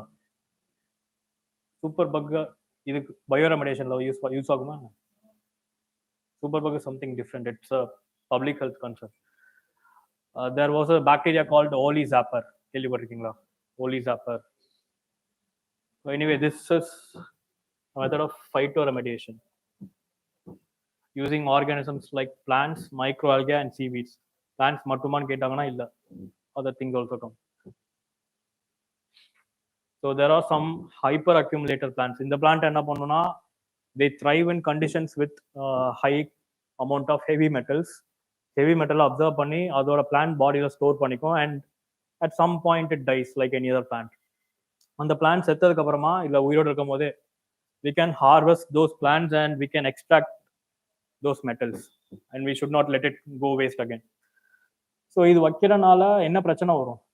Are there any advantages or disadvantages to this? Talk about the disadvantages first. Accumulate ஆகாது, prevent பண்ணிடலாம்ல. So these plants, we may have some use for them in our mind. இந்த மாதிரி phytoremediation purpose-காக வைப்போம், but those plants might have a negative impact on the ecological balance. So that is one disadvantage. Read this. And very slow and time consuming. இது ஒரு பெரிய disadvantage.